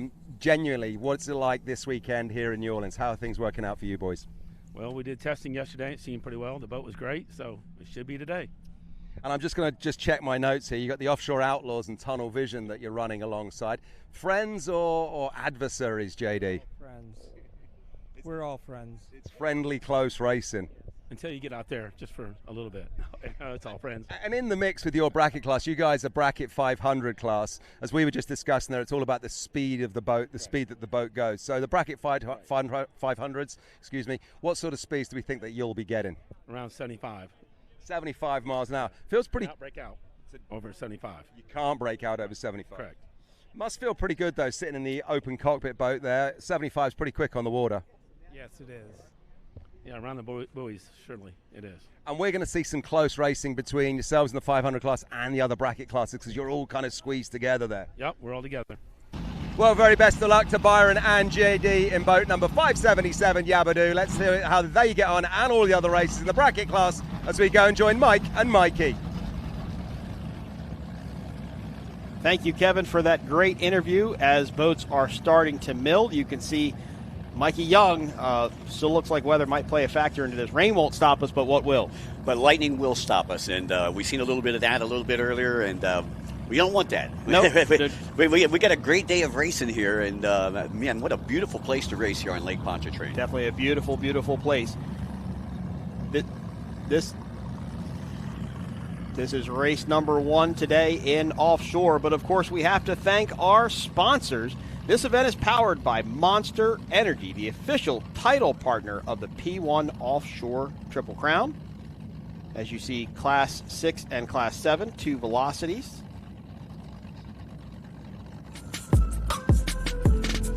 The Monster Energy P1 Offshore Triple Crown is brought to you by Progressive Insurance and by Monster Energy Unleash the Beast.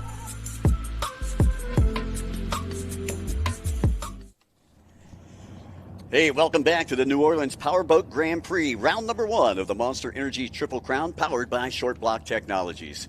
Well, hopefully, again, Mike, this weather's going to hold off for us here so we can get some racing in today. Yeah, that's what we're going to try and do.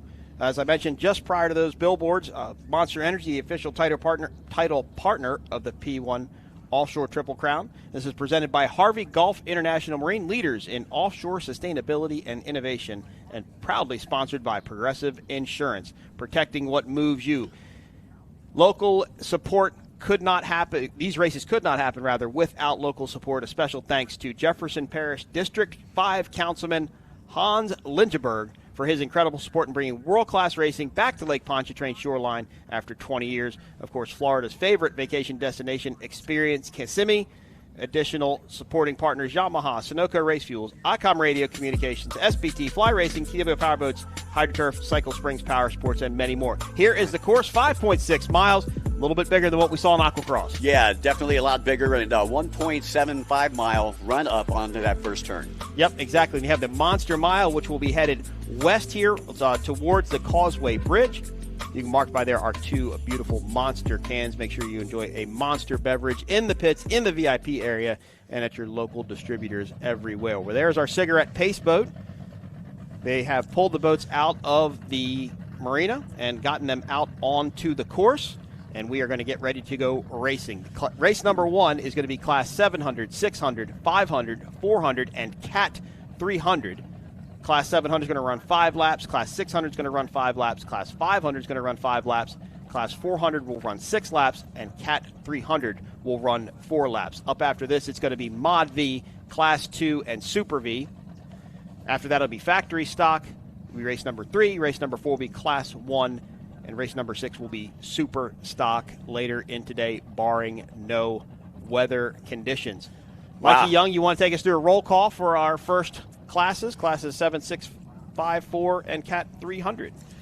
Yeah, here we go. In our bracket, first off, bracket 700, we got Dirt Legal Velocity Factory Racing. That's boat number 789 with Brad Christopher, the driver, and Connor Langham, the throttle man. You got bracket 600 with Team Velocity Powerboats, boat number 611 with Bob Splatulski and Scott McCormick.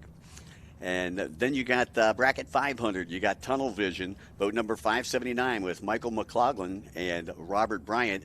Yabba Dabba Doo, who we just had the interview with. Brian Unger going to be the driver. J.D. Ivins going to be the throttle man. Offshore Outlaws, boat number 588 with Damon Murata Jr. and Damon Murata Sr. Piloting that boat. And, of course, you got our friends from Simmons Marine, boat number 404, where Jim Simmons will be the driver and Jason Zaleski will be your throttle man. Yep, and in Cat 300, you have Lanier Custom Boats with Mike Bethan and Sean Lanier, and Jackhammer with Connor Lanheim and Ricardo Maldonado, although something that would have had to change in either the Jackhammer boat or Dirt Legal because both of those boats are running together at the same time, so I don't think Connor – he's a great kid and knows what he's doing, but I don't think he can be in 2 boats at one time. That would be a trick that I have never seen happen before. So there is the backdrop. There's our VIP tent. That is the bridge there to the right-hand side of your screen. That's the Causeway Bridge as you look at your Class 5 boats. You mentioned Offshore Outlaws, the father and son team. They are back together after taking a couple of years off. They picked this boat up, this Warlock up, a couple of weeks ago and have made their return to offshore powerboat racing here in New Orleans for the first leg of the Monster Energy Triple Crown. Well, again, it looks like things have calmed down out there. The sun's back out. Sun's back out. The water conditions are pretty much perfect here for powerboat racing. Yeah, I think some of these guys might want it to be just a little bit rougher, but they like racing in all kinds of conditions. If it's flat water, they're going to be a little bit faster. But our bracket classes are limited to speed, meaning they cannot go above their allowed speed category. For example, Class 700, the velocity we were just looking at, those boats cannot go over 60 miles per hour, and that is monitored by a GPS inside of the boat that the P1 officials will read after the races. So no matter how fast you get to 60 miles an hour, you cannot go over 60 miles an hour. A new rule change this year is it's a zero-tolerance policy. You break out at all, you're done. You're done. There used to be a variable there. It was like seconds, right? You could break out for a certain amount of seconds. That would consider spikes in the GPS systems because that's what happens. But that was removed, and now if you go 70.5, you've broken out, you're done. You can see the flotilla building up in the background. There is a ton of boats here in New Orleans that came out here for the New Orleans Powerboat Grand Prix. Great to have racing back here after 20 years. And I was just told that Cat 300 was moved to the second race, so we will not see Cat 300 in this race, so Connor Langheim will run Class 7 and Cat 300. And another note is Simmons Marine and the 34-foot Phantom, they are going to run with the Class 5 boats in this race to give some competition there. There's Class 6. And Class 7, 2 Velocity Power Boat entries. One's a 22, one's a 26. Scott McCormick, the owner of Velocity Powerboats, made his return to offshore powerboat racing last year in 2024 and been very successful in their campaign so far. Well, you talked a little bit about Class 700, Mike. Class 600 here, open or canopy V-bottoms, 22 to 26 feet in length. Boats are limited there to 70 mile per hour. And you don't, with racing, I kind of find that hard to believe that, you actually limit your speed. But I can understand it with these classes here. Well, it's just like drag racing, right? Drag racing, bracket racing in drag racing is huge. You know your car can go so fast, but you basically have to predict how fast your car is going to go down that straightaway. These boats can go well over 70 miles an hour, probably upwards close to 85, 90 miles an hour. So it's a race of discipline, right? It's a race where the throttle-man is looking at his GPS, he's got his hands on the throttles, and he's not looking up. The driver's getting the boat where they want to go, and the throttle-man is making sure they're just not going to break out of their speed bracket. Wow, pretty interesting. The Class 500, they're limited to 75 mile per hour. Boats are 30 feet and under with single inboard engines. Class 400, we got the single or twin engine open cockpit bottoms, 27 to 35 feet in length, and those boats there will go 85 mile per hour. Now, those are the fastest boats that we're going to see in this race here, correct? Yep, exactly. And it's tough when you run this many bracket classes together because you're running with a group that can go 60, a group that can go 70, a group that can go 75, and technically a group that can go 85 miles an hour. And sometimes your ego will get the best of you, and you will want to go a little bit faster than you're allowed to go, and you will break out of your speed bracket. And it also means for the boats that are behind you, so the second and third place boats, they're always thinking that, hey, that boat in front of me broke out. I didn't break out, so I have to run my race, right, and not break out so I can possibly take the win if that first place boat did break out of its speed bracket. So there's a lot of moving pieces. This Class 6 was the last group that I personally raced. I drove the boat, I didn't throttle it, but it takes quite a bit of discipline to be able to not push your boat harder, further, faster than you need to go to win. You know it can go that far, but it doesn't need to. Well, taking a look here, like you say, there's a lot of variables, but the Simmons Marine boat should be the boat out in front because they have the highest speed, right? Right, and they have more power, and right. They're twin engines, and they're 34 feet. Right, okay. But there is the Warlock of Offshore Outlaws. There's the Pantera of Tunnel Vision. I hate to be the novice here, but okay. I'll be asking you a lot of questions. That's all right. We're going to reverse the roles from our jet ski race, I guess. That's it. And hope everybody's enjoying the show out here. And once again, if you're just tuning in, welcome to the New Orleans Powerboat Grand Prix, round number 1 of the Monster Energy Triple Crown, powered by Short Block Technologies. And our pace boat. So now this is something we haven't done. We didn't do this in Cocoa Beach. We are going to do a full pace lap here, which means they are going to go all the way around the course. They'll see all the buoys and all the turns. And that's because this course is pretty dynamic. This has got some dog legs in it. It's got a big long straightaway on the outside, down Lake Pontchartrain, or to the west rather, towards the bridge, and then they come back and run along our VIP tent and back across the finish line. So they will go around and see the whole course, and then they will bring them down to what's called a mill. The races will separate.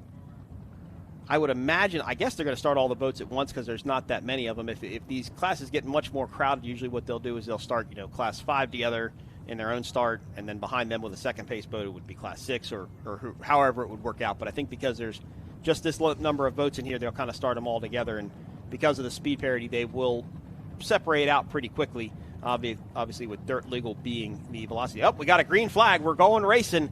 Class 5, 6, 7, and 4 in the first round of the Monster Energy Triple Crown Series in New Orleans, Louisiana. There is Tunnel Vision. There is Offshore Outlaws. Velocity on the outside of this group. Everybody worked up to their speed. So it looks like this first race is going to feature 6 boats. And chase helicopter following them right there. And again, I'm just surprised with the big flotilla, with the weather that we had. Yeah. That a lot of those boats didn't take off. So we were definitely able to hold the crowd. They're troopers. I will give them that. And that when we were doing the Aquacross race earlier, I could see a lot of those boats out there. They couldn't see the Aquacross race because it was so much further out there. Or the Aquacross race course was so much smaller and further in. But Tunnel Vision and Offshore Outlaws doing battle in Class 5 rather for first place. Offshore Outlaws is going to have the inside lane. Tunnel Vision is going to be on the outside. Where is Yabba Dabba Doo in this race? They are currently back in third. There is Offshore Outlaws. They are deck to deck with Tunnel Vision, running that inside lane. You can break out in corners, especially in a flat water race like this. When you go around the pin, Mikey, you're actually going to accelerate because you know that you're not going to, you're going to scrub off speed because you're turning and you're going to slow down. But if it's this flat of water, if they go out wide enough, they could potentially break out in corners too. So this is really going to be a race of paying attention to that GPS. Yeah, you were just speaking of Yabba Dabba Doo. I believe they had a last-minute driver switch. Yes, I believe so. So Nelson Sawyer, not the driver. Brian Unger going to be your driver. Yep, there is the leader in Class 6. That is the Velocity Powerboat entry, boat number 611. Bob Spitlusky and Scott McCormick. And coming up behind that group there is Simmons Marine. So Simmons was going to come up here and try and mess with the Class 5 boats, or run with the Class 5 boats, not mess with them. There is Yabba Dabba Doo. Not much separation between these boats. And Class 7 coming up behind them. Of course, Class 7, the smallest boat in the race, 22 feet long.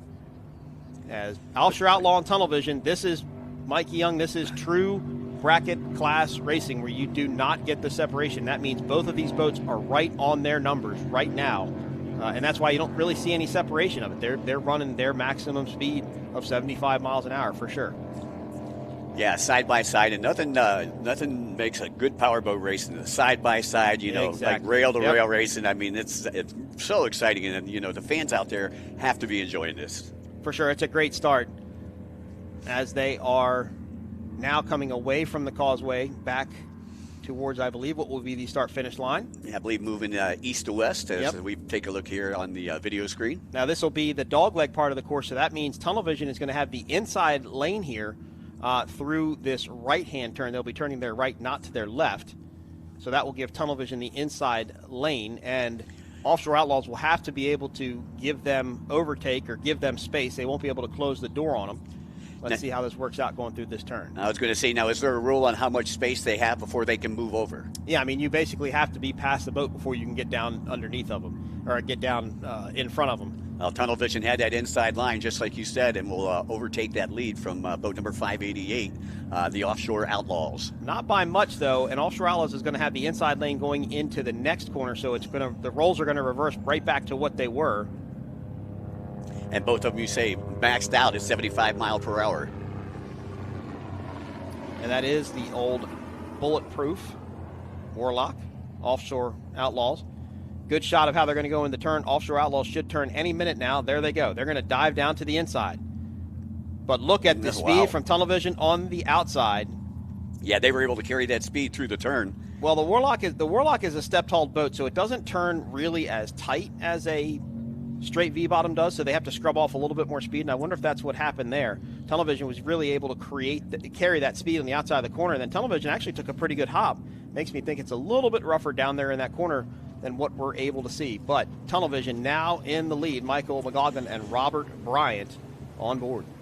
Yeah, well, they've solidified that lead, and you can see just the gap right here between first and second. Second place not even in the picture right now. Yeah, I mean, that's interesting to me.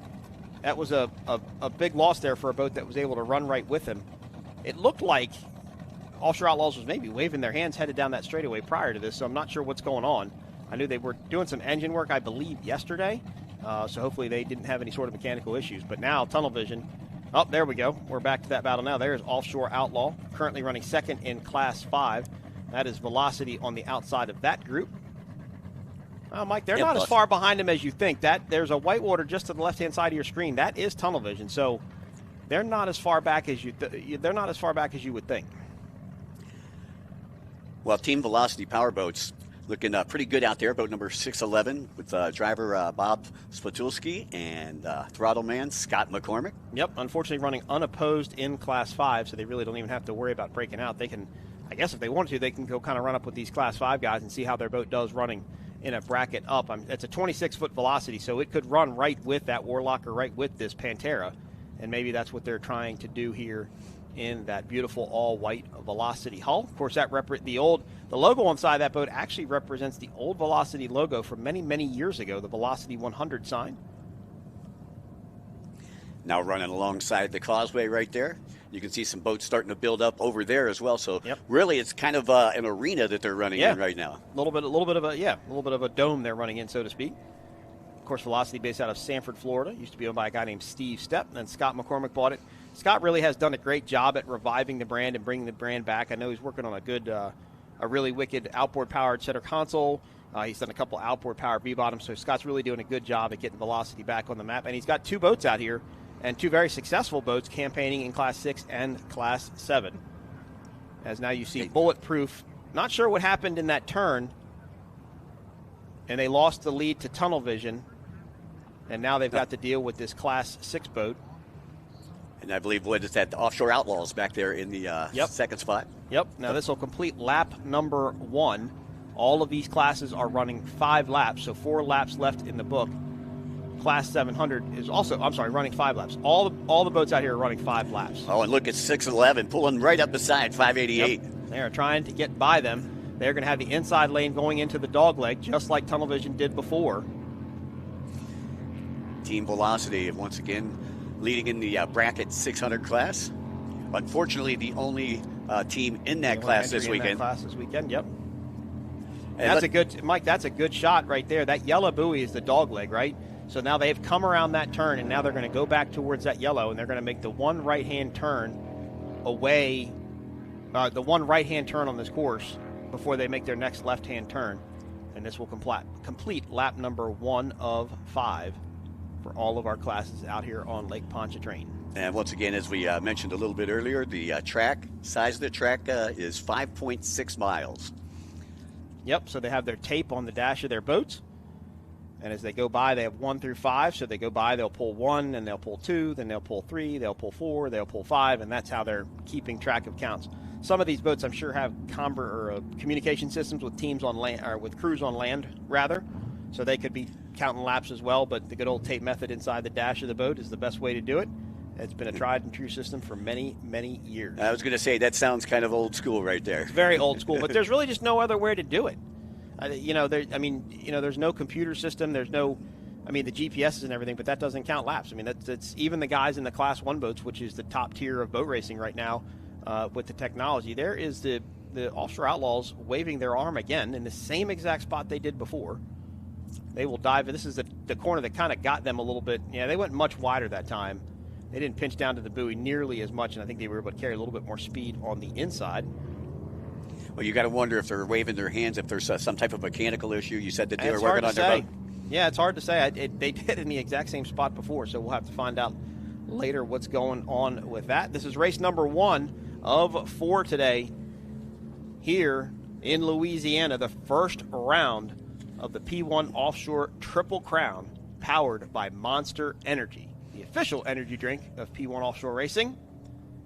And we'd like to say a special thanks to Harvey Golf, International Marine, Jefferson Parish, and Progressive, 3 of our local sponsors that brought us here to New Orleans. Now, Bulletproof was able to get back in front of Velocity, so they did a much better turn that time through the east end of this course. Yeah, they got about a 2-boat length lead right now. Yep. As you see, I believe that's 611 that's working on the outside. And I don't even see the wake from Tunnel Vision, so Tunnel Vision just meanwhile just pulled away. Now the group that's racing out here that can lose is Class 5, because there are 3 boats in Class 5. So if Tunnel Vision breaks out, then that would put Offshore Outlaw up into first and Yabba Dabba Doo into second. But Mike McLaughlin, Robert Bryant, they're 2 very experienced racers. Breaking out is not something I would really expect them to ever do. But it's technology that you have no control over. These teams can't touch these GPSs. They can't do anything with them. It's a separate unit that will come out of the boat and get read by the scoring officials post-race inspection. And you have no idea what it says. You could look at I know for a fact Mike and Robert on their dash have a big Garmin GPS, and it just has the speed on it. And that can say one thing, but you don't know what that GPS inside the boat said. Yeah, or registers, rather. Yeah, we were talking a little earlier about the hydro drags, the drag racing and stuff like that. That's what we do with the hydro drags is we put 3 GPSs and you average the 3 GPSs. Well, and they did that. They ran a kilo run here Thursday, where they set kilos records for all of the classes of boats here. And the Tunnel Vision team was telling me that they actually did it a little bit differently. You had to run up to your speed bracket, and you could not run over. If you ran over, you didn't qualify. You didn't win. Or you didn't register for the kilo run. That's a little bit different than normal. A kilo run is the fastest of 2 speeds average back and forth.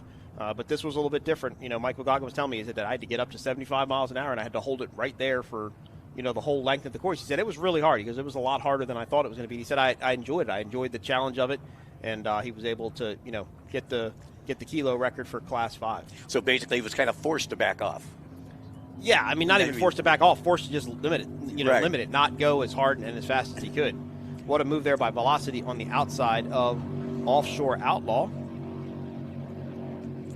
Scott McCormick and Bob Spitlusky This should complete lap number 2 of 5. Once again, as we pointed out earlier, I believe we got 5 different classes that are actually in this race right here.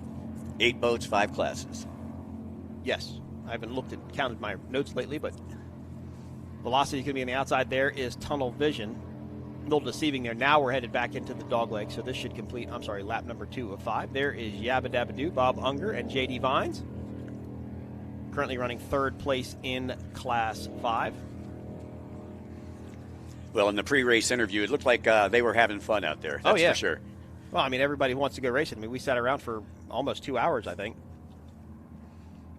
Yeah, hopefully we won't have any more weather delays here. That's the reason we're running a little bit behind. If you checked out the schedule on the P1 Offshore website. Our race number 2 is going to be ModV, Bracket Class 200, and SuperV. That was scheduled to start right around 12 o'clock. Obviously, it's 12:40, so we're well behind schedule on that. But we're going to refuel our helo between races 2 and 3. So I'm hoping that the ModV, Bracket Class 200, and SuperV guys can be pulling out of the pits, basically, and ready to go as this race wraps up. First race of the day.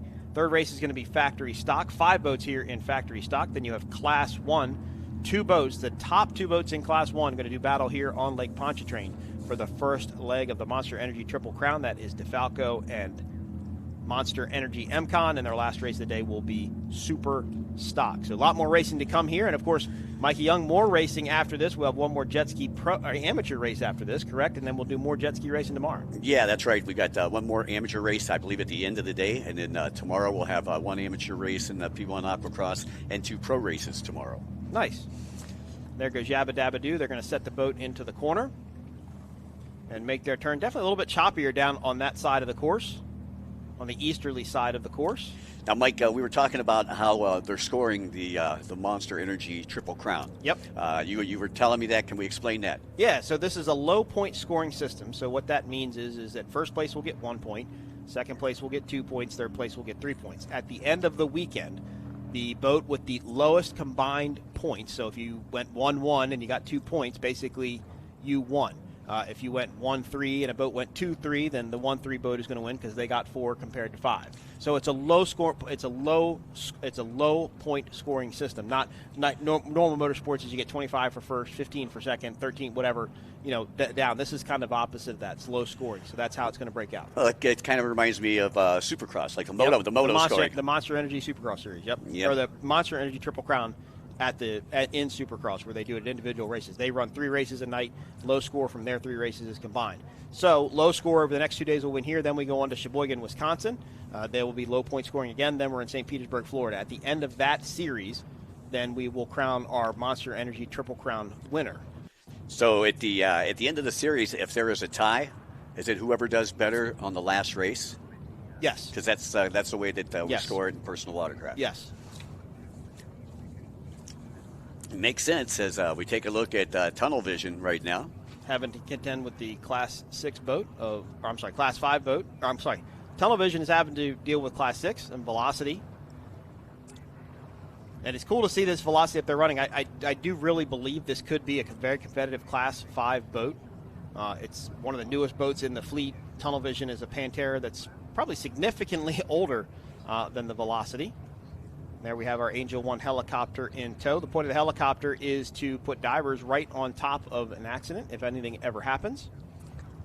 So we got to thank our rescue diver, Sean Steiner, and his entire team for keeping everybody safe. Yeah, a bunch of nice guys. We got to meet them over at the hotel last night. Good dudes for sure. Mm-hmm. There is Offshore Outlaws. They are currently running in 2nd place in Class 5. That's a good shot of how all the boats have spaced out. And Velocity's really running its own line, its own race, staying out in that cleaner water, not really messing with anybody, especially these Class 5 boats, but a good shot there of Velocity and Tunnel Vision. Well, Velocity being the only boat in bracket 600, they probably, they don't want to mess up the boat. You don't want to, you don't want to get too close. Yep, just go run your race, do your thing, stay out there in clean water, don't mess with anybody. That's it, burn some fuel. Yep, exactly. Stay wide. This should complete lap number 3 of 5 this time by. We haven't seen the dirt legal Velocity in a little while, but I'm sure They are still out there somewhere. Yeah, and you can see the thousands and thousands of race fans that were lined up there right by the VIP tent. Yep, go to P1 Offshore, keep up with our schedule, keep up with your favorite team, and most importantly, purchase your VIP tickets to watch these events up close and personal. No better way to watch than to be under a tent, getting food served to you, and all the Monster Energy beverages you can enjoy. P1 Offshore to score your VIP tickets. As boat number 611 comes by one more time. Again, this should complete lap number 3 of 5. And it's cool to see that dog leg right there, Mikey Young. You can see how much that one right-hand turn really equals the field out. It spreads the parity out and allows that inside boat to be able to catch up. Well, Velocity was able to make that pass right there, but will they steal the line away now that they've got room? I mean, they can do it. Tunnel vision's out of our shot, so they can close the door if they wanted to. But that's not really the movement they've been doing. They like the wider line. Maybe I think the boat's going to turn a little bit better, not turning as tight, maybe carrying a little bit more speed on the outside. And we'll see how that works for them. It's amazing how much water is in this area. When I flew in here yesterday looking out the window of the airplane, I mean, there's canals and rivers and locks everywhere around here. Oh, yeah. Well, Louisiana known for its bayous. Exactly. And alligators. Yeah. Well, that might be tunnel vision just to the left-hand side of our screen. I believe that it is. So tunnel vision continues to lead in Class 5. There is Dirt Legal, the lone Class 7 boat, the 22-foot Velocity. Nice wide angle shot. Give everybody back home a feel of what we're taking a look at here. Now, it looks like Offshore Outlaws has now gotten back up around Team Velocity. And there's our spectator fleet. Got some. Not only do we have a good size spectator fleet, Mike, but we've got some big boats in the spectator fleet. There's one out there with a helicopter on the back of it. Yeah, I know. I seen a couple yachts out there yesterday, and actually one of our friends was actually shuttling people back and forth to the yacht on his dinghy. Couldn't find a way to get on that shuttle? Did you try? Well, no. They told me I had to be here at the Marriott with you. Oh, okay. Well, sorry to let you down. Nah, not at all. Not at all. The father and son team of Damian Marotta and Damian Marotta Jr. and Sr. in this Warlock. Offshore Outlaws. Now, I'm interested to see what boat that is to the left of our screen. I believe that's Tunnel Vision. Mike, something's going on here because Tunnel Vision is now getting passed by Offshore Outlaws and Velocity. Neither one, well, Velocity's always been kind of up there with Tunnel Vision, but Offshore Outlaws was nowhere near this group up until right now. And look at how hard Velocity charged on the outside, and then all of a sudden they just lifted. It's like they're not trying to break out of their speed bracket. Yeah, nothing better than this, going 3 wide. Yeah, going to be 3 wide, headed down towards the causeway. This is lap number 3 of 5. And I'll tell you, when you're 3 wide like that, you got to have a lot of trust for those guys on both sides. Oh, for sure. And I've been in plenty of situations where I've been closer than you and I are sitting in this booth together at 70 miles an hour, where I could reach out and give the guy a high five in the boat next to me. So, wow. Yeah, you've really got to have some faith. You've got to have some trust. But these guys are all professionals. They've been doing it for a long time. They understand the importance of safety. Nice wide shot there of Lake Pontchartrain. Yep, of wanting to go home to our families. We raced here back in 2007 up in Kenner was the last time I was in Louisiana. Of course, Louisiana and this area known for Al Copeland and Copeland Motorsports, one of the, if most famous offshore powerboat racers in the world. You may have heard of this restaurant called Popeye's Famous Chicken. Well, that would be Al Copeland's baby. Started Popeye's Chicken right here in Louisiana. I actually met Al Copeland at AJ's over in Destin, Florida. He used to come and race the Emerald Coast Powerboat Poker Run over there. Yep. And they had the kilo runs and everything like that, and he would always bring his boat into Destin Harbor. Look at this battle now for first. Don't know where Offshore Outlaws came from. It's kind of like either the boat woke up or the crew woke up or they did something, because they are now in contention for the win in Class 2, or in Class 5 rather, sorry. And this is where bracket racing gets even more tricky, because Offshore Outlaws knows they can beat Tunnel Vision, and Tunnel Vision knows they can beat Offshore Outlaws if they just run a little bit faster. But if you push that speed bracket too much, then you will break out and be relegated back to last place. Yeah, as they go into this corner. Yeah, Team Velocity still running that outside line. Yep. 2 laps remaining after this. It should be lap number 4 of 5. That gives a good shot there. But what a race by Offshore Outlaw, now running it with Tunnel Vision. Warlock versus Pantera. And the Velocity team still up there messing with this group as well. Race number 1 underway for the P1 Offshore Triple Crown, powered by Monster Energy. Yeah, and that bracket 500, it looked like in the beginning that Tunnel Vision was actually going to run away with it. It did. I'm really impressed with Offshore Outlaws. Not really quite sure where they came from. As you can see them pulling up side by side, 588 now getting the lead there, Offshore Outlaws. And to answer a question from one of my number 1 fans, he owned Copeland's restaurant also. Oh, wow. Al Copeland did. And Al Copeland, I mean, I met him in Key West a couple times. A super duper nice guy. Just super duper down to earth nice guy. Used to race with Chuck Norris back in the day. If you ever read about him, the boats that he had, I mean, he had a catamaran that I think it had 6 Mercury Racing outboard engines in a catamaran hull, but they were mounted inside of the boat. I mean, it was just totally crazy, the stuff he came up with, but he was fully into it, and it was a really cool thing to see and be a part of. In fact, in the pits, there's that yellow boat with the ceramic coating on the side of it. That's one of his old boats. That's one of the old Popeye's boats. Wow. That looks like, I thought it might be racing because it had because it has motors in it, but the drives weren't hooked up, so I don't think they're going to make this one quite yet. Yeah, nice display back there in the pit area. All right, Tunnel Vision is in the lead. Now Simmons has gotten up in this group, and Offshore Outlaws has fallen back off the pace again. Mike, I think if it's me and what I'm seeing, I think the turns are really not being Offshore Outlaws' friends right now. That seems to be, they run right with Tunnel Vision, and then they seem to get into a corner, and something happens, and they just seem to lose ground. And I believe that Warlock is a step-bottom boat. And when I say step-bottom boat, well, see, there they go again. Now they're pouring it back on as they head down the westbound leg of this course. But a step-bottom boat aerates the bottom of the hull, creates a ball-bearing effect almost on the running surface of the boat. And what happens is you go into a turn, it'll actually break the back of the boat free. The suction will break up off of the water, and the boat will want to start to spin out and come around.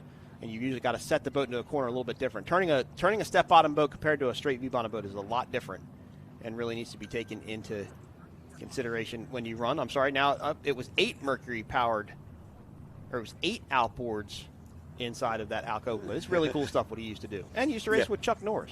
Yeah, that's pretty cool What in could itself. you say? I mean, he's the only man that I know that puts both legs of his pants on at the same time. That's right.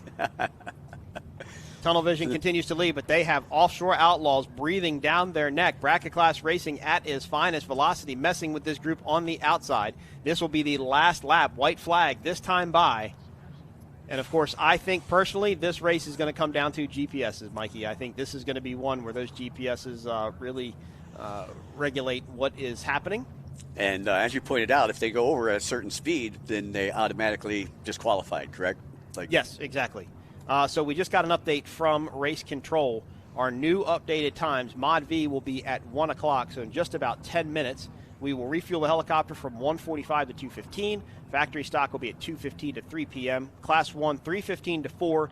Helo refuel from 4 to 4:30. Superstock at 4:30 p.m. and then one more Aquacross race after that. So I think what you saw on the schedule of us being here until 5:30 seems to be pretty accurate to me right now. Right. Well, you know what? If we're going to do something, we might as well be sitting here racing. Right, exactly. in fairly nice conditions inside. At least, think about doing St. Pete. We're out on that concrete pier facing the sun for a few hours. It tends to roast us a little bit out there. Oh, yeah. I think the last time we were there, it was, just over 100 degrees. Yeah, it was not yet. So Tunnel Vision now pulls back away from Offshore Outlaws. And again, Mikey, that's what I said. These turns really just seem to be the Achilles heel of the Offshore Outlaws team. They do great on the straightaways as we begin our final lap. But, man, they get that boat into these corners, and there are a lot of corners here. And I think they're all really, really different with how the chop is in the corners and how the wakes are going through the corners. And that just kind of seems to be what gets them. We did have a boat just turn to the inside of the course. Not sure who that was. Well, there goes another boat turned to the inside of the course. Now, all these boats were running 5 laps, and nobody was a lap down. Well, it looked like Team Velocity took the lead there on the outside. They did. But there's 2 boats remaining as they run up the course, eastbound on this course. Next up will be ModV, Class 2, and SuperV.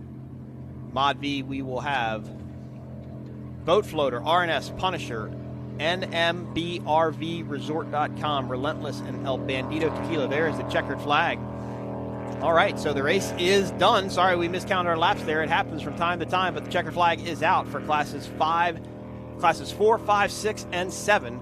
First race in the books here in Louisiana. This is the first round of the Monster Energy P1 Triple Crown. Our next stop will be Sheboygan, Wisconsin, and then we will end in St. Petersburg, Florida, and crown the first-time Monster Energy Triple Crown champion.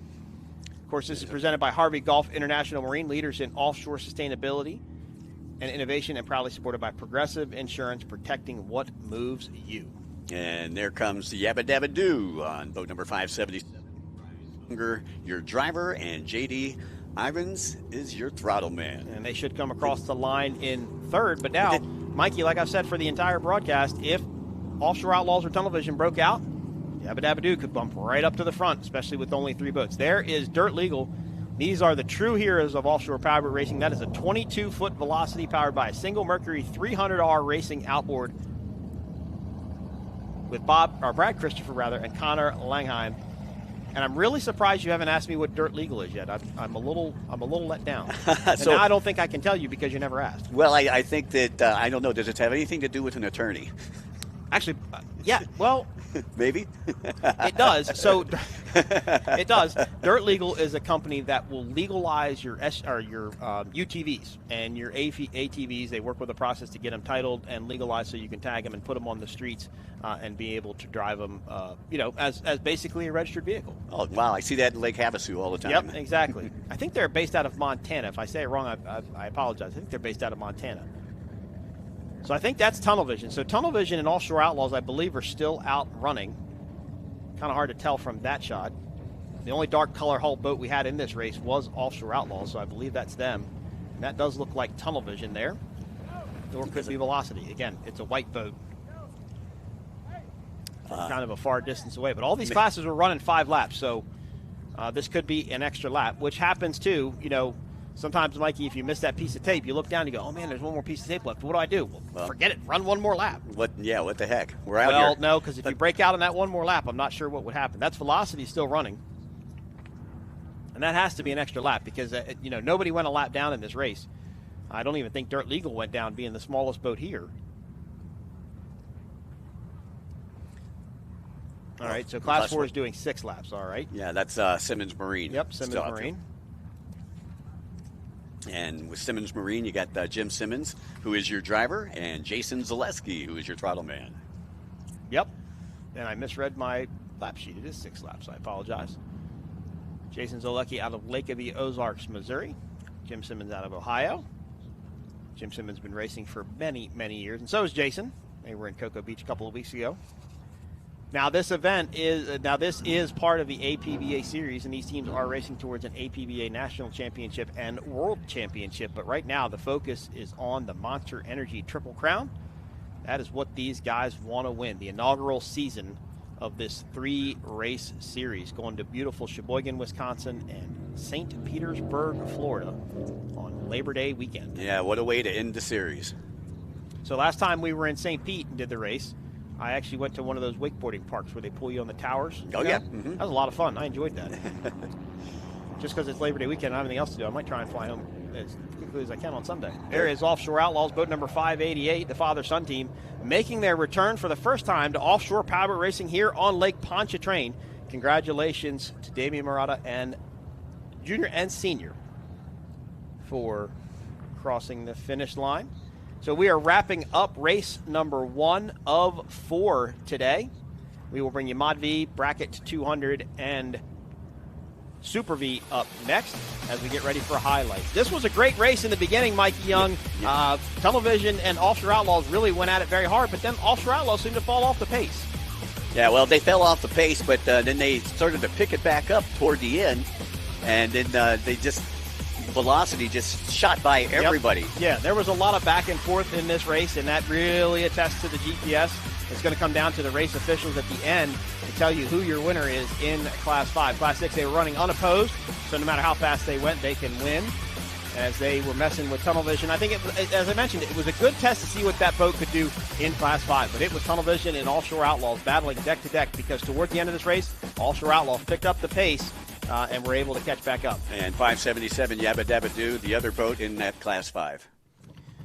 All right, race number 1 in the books. Race number 2 will be ModV, Bracket 200, and SuperV up next. Then we will have Factory Stock. Then we will have Class 1, and we will have Superstock coming up after this. I believe we have some interviews down at the pits. Got some dark clouds over to the right, but the storms really haven't been moving that way, Mike, so I don't think they're coming this way. But what a great shot of the VIP tent there. Yeah, and then if you take a look here in the background, you can see basically that weather is probably going through downtown or New Orleans right now. All right, we've got some interviews down in the pits. Let's throw it down to Kevin.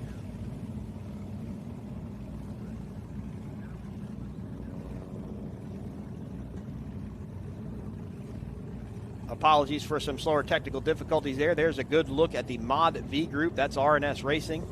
North Myrtle Beach RV and Resort boat number 33, the beautiful red Extreme built by Lily Sport Boats up in Arnold, Maryland. There is another Extreme Hull, boatfloater.com, another father-son team, Steve and Stephen Kildall, boat number 2. That is the same boat, believe it or not, as the red one, just a different generation. And there is Relentless. This team actually hurt a motor in testing yesterday, had the motor pulled out last night and got another motor from another team and put it in today. You know, that's one thing that we could speak of right there, the camaraderie amongst these racers. Even though they're racing against each other, they're willing to help each other when it comes right down to it. Exactly right. And I'm sure it's the same way in the Aquacross world.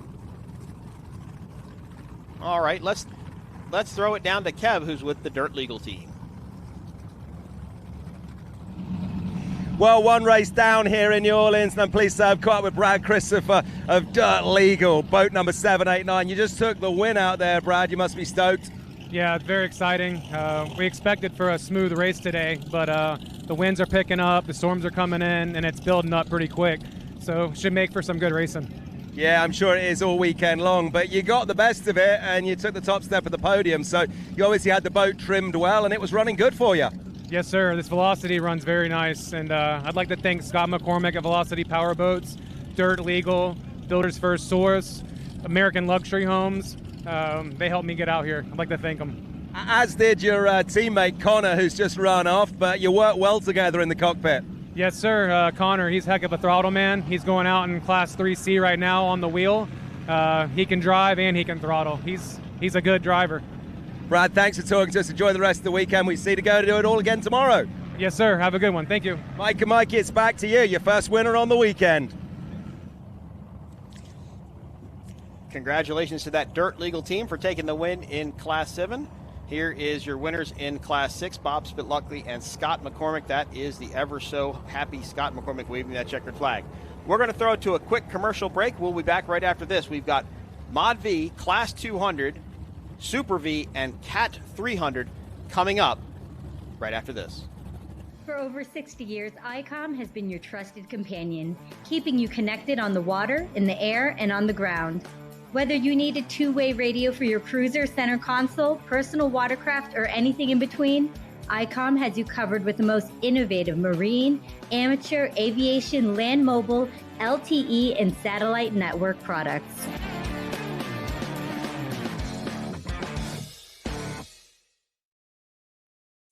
Powerful, majestic, recreational. At Progressive, we treat your outdoor vehicles like the noble creatures they are. And when you bundle them with your home and auto, you can be sure they get the 24/7 protection they deserve. Yeah. There you go.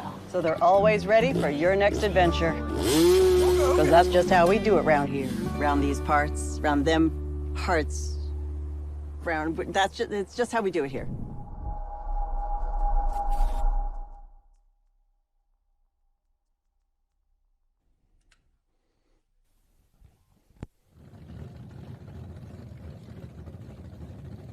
Welcome back to the Monster Energy Triple Crown, the first race taking place here in New Orleans. And there's a key part of these races that nobody ever doesn't pay attention to, but they're unaware of how important it is and how much work it is. And that is our Progressive Safety team. Sean Steinert and his divers and medics, they are the ones that keep these racers safe. And without them, we would not be able to do this. Yeah, I'll tell you what, great team. Well, making sure that all of the races, Best whether in the on jet business. skis or boats, gets onto the water and off again safely is really important at an event like this. And the man that's in charge of all of it is Sean Siner from the Progressive Safety Team. Sean, thanks for taking the time to have a chat to us. Tell us about what you and your guys might be getting up to this weekend. Okay, yeah, we have a 15-man safety team. They're all firefighter, paramedics, and rescue divers. We station them on the course in 6 rescue boats, and then we also have what we call an Angel helicopter with 2. We're able to deploy 2 divers from that as well to anywhere on the course in about 30 seconds. That deployment time is really impressive, about 30 seconds. Like I said, it's good to know that everyone's safe out there, but they have to be able to do their bit as well, especially on the boats. They need to know how to get themselves out of that boat. Sure. Part of the event is the self-extrication training, which we refer to as a dunker, and they're required to go through that at least once a year. A lot of teams go through it more than once a year, and that's just for them to be able to execute their escape plan, and if they run into any difficulty or they're unable to extract themselves, we're coming in from the water. Listen, Sean, it's great to know that you guys are here. Thanks for everything you do, but you are the kind of people at an event like this that we hope just have a relaxing weekend and you don't have to do anything. Thank you, Kev. Thanks, Sean. All right, once again, thanks to Sean Steiner and our Progressive Safety Team. Without these guys, these racers would not feel safe at all. Response times are great, and they're great personal guys, great personal friends, and just want to thank them for everything they do for us. There is the VIP tent. Now I think Kev just caught up with Justice League. Kev? Well, heading out onto the water in a moment or two will be the Bracket 200 class. We'll be running alongside ModV, and I'm pleased to say that I have one of the Bracket 200 entries with me now. You'll see this boat, the Justice League, number 208 on water, and I've got Jack and Rich with me. Guys, great to see you. I was just chatting to you about the size of that engine, and people might not have realised, but talk about the horsepower that you've got on board there, because it's similar to Class 1. Yeah, we were running twin 1100 Innovation big block motors. They're similar to the Mercury's. There's a couple differences. They run a turbocharged system. We run a supercharged system, blower, supercharged, stuff like that. Of course, they're a cat hull, we're a V hull, so there's a lot of differences. Horsepower is one thing. The hulls are one thing. The speeds definitely different. They're running in the 160s. We're 95. So, but we need the horsepower, we need the torque to accelerate to get to our 95-mile-an-hour bracket where we have to maintain the whole race. So if we go over the 95, we actually break out and we lose. We go back to last place points. So that's the thing with the more horsepower. Rich, that is fantastic. Thanks for that insight there. People might not have realised that. Twin 1100s on board, and they are beautiful. And you just put yourself your new exhausts on there, Jack. The tailpipes, you're just in charge of those. Yes, they're all stainless steel CMI exhaust. They are, everything's perfect. We're ready to roll. It is perfect, and you're going to be running alongside and racing the Bracket 200 class with OC Racing. Do you think you've got the upper hand on those guys? I'm hoping so. I'm hoping so. And what? Worked hard for it. Well, best of luck to you. But you'll also be alongside all those ModV boats as well, Rich. So in amongst that lot, they're a little bit lighter. They've still got a lot of horsepower, but those hulls are a bit lighter, and they've got a single engine on board. Yeah, the ModVs were the little brother boat to the Super Vs back in the day. So we had a Super V class back so many years ago, and we had a Super V light class. So that's where the ModV actually originated from, was the Super V light class. They were running stock 525s back then. Now they can run a spec motor, which means all the internal parts of the motor have to be a certain spec. So you can tweak it, you can do this, you can do some bottom work on the boats, but they are faster. They're now up in the mid 90s. Back in the day when the 525s, they were running low 90s, high 80s. So there's a lot of difference and a lot of quickness to them now, and a lot more safety to them. The faster you go, you got to have more safety. Well, that's what it's all about, going fast but keeping it safe. Guys, listen, very best of luck to both of you. We'll see what you can do up against OC Racing and all of those ModV boats as well. Mike and Mikey, how about that? Keep your eyes on these boys. They're going to be quick. All right. Race number 2 getting ready to come up, Mike. the ModV class. Let's take a look at the course. Yep, one more time. There is the Monster Mile. That is headed westbound, and then you run into that first turn right along the bridge, and there is the dog leg. That was kind of the equalizer in our first race with 5, 6, and 7, as we saw that kind of really play a factor in some lead changes there in Class 5 and Class 6. That is a lap around this 5.6-mile course here on Lake Pontchartrain. 10 pins, and once again, we'd like to say a special thanks to our good friends from Harvey Golf, International Marine, Jefferson Parish, and of course, Progressive. All right, ModV Class 200, Cat 300 now in this race, and SuperV all running next. SuperV, Cortez Cove, Kurt Brito, and Bob Locklear. Cat 300, Lanier Custom Boats, Mike Bethard and Sean Lanier, Jackhammer C22, Connor Langheim, and Ricardo Maldonado. Class 200 is going to be OC Racing 221, Joseph Oliverio and Billy Glick. And Justice League, who Kev just spoke with, boat number 208, Jack Fowler and Richard Davis. And then ModV. Mike, ModV, one of our biggest classes this weekend with 6 boats. Yeah, I see that boat number 2 is going to be Boat Floater with Stephen Kildall and Steve Kildall. Boat number 19 is RNS Racing, Howard Richardson and Tom Crowley. On the Double Deuce, it's the Punisher, Charles McCarthy and Anthony Silviera. Boat number 33 is North Myrtle Beach Resort.com with Travis Petco and Tom... Kirk Hanna and Mark Rinda. I'm sorry. Nope, you're good. And, well, I was talking about Relentless. There you go. I was talking about Relentless. No worries. 47, Travis Petco and Thomas Madalena. And then you got, finally, El Bandito Tequila, boat number 51, with Steve Miklos and Stephen Furman. So this is our first spec class racing that you're going to see out here. These boats can go as fast as they need to go to be able to win, but they are restricted on engine size, cubic inches, drives, drive height, propellers, weights. It's the first spec class. It's the first spec class we're seeing as we're going green flag racing in ModV. El Bandito Tequila on the pole. There is Relentless just to the other side of them. Tom Mandolina and Travis Petco in Relentless. North Myrtle Beach RV and Resort. Easy boat to spot from this far away. Why? Because it's all red. And they are out to the early lead. A boat just to the outside of this group. And they are starting in that Monster Mile straightaway and then headed towards the Causeway Bridge over Lake Pontchartrain. ModV going to run 4 laps today. Class 200 going to run 4 laps today. Cat 300 going to run 4 laps today. And Super V going to run 4 laps today. 4 laps for all of these boats, as now we start to get some grouping together here in ModV. And we did have a boat take the lead away from North Myrtle Beach RV and Resort. Looks like Relentless is in 3rd now, and I believe that's El Bandito Tequila in 1st. Here is Class 200.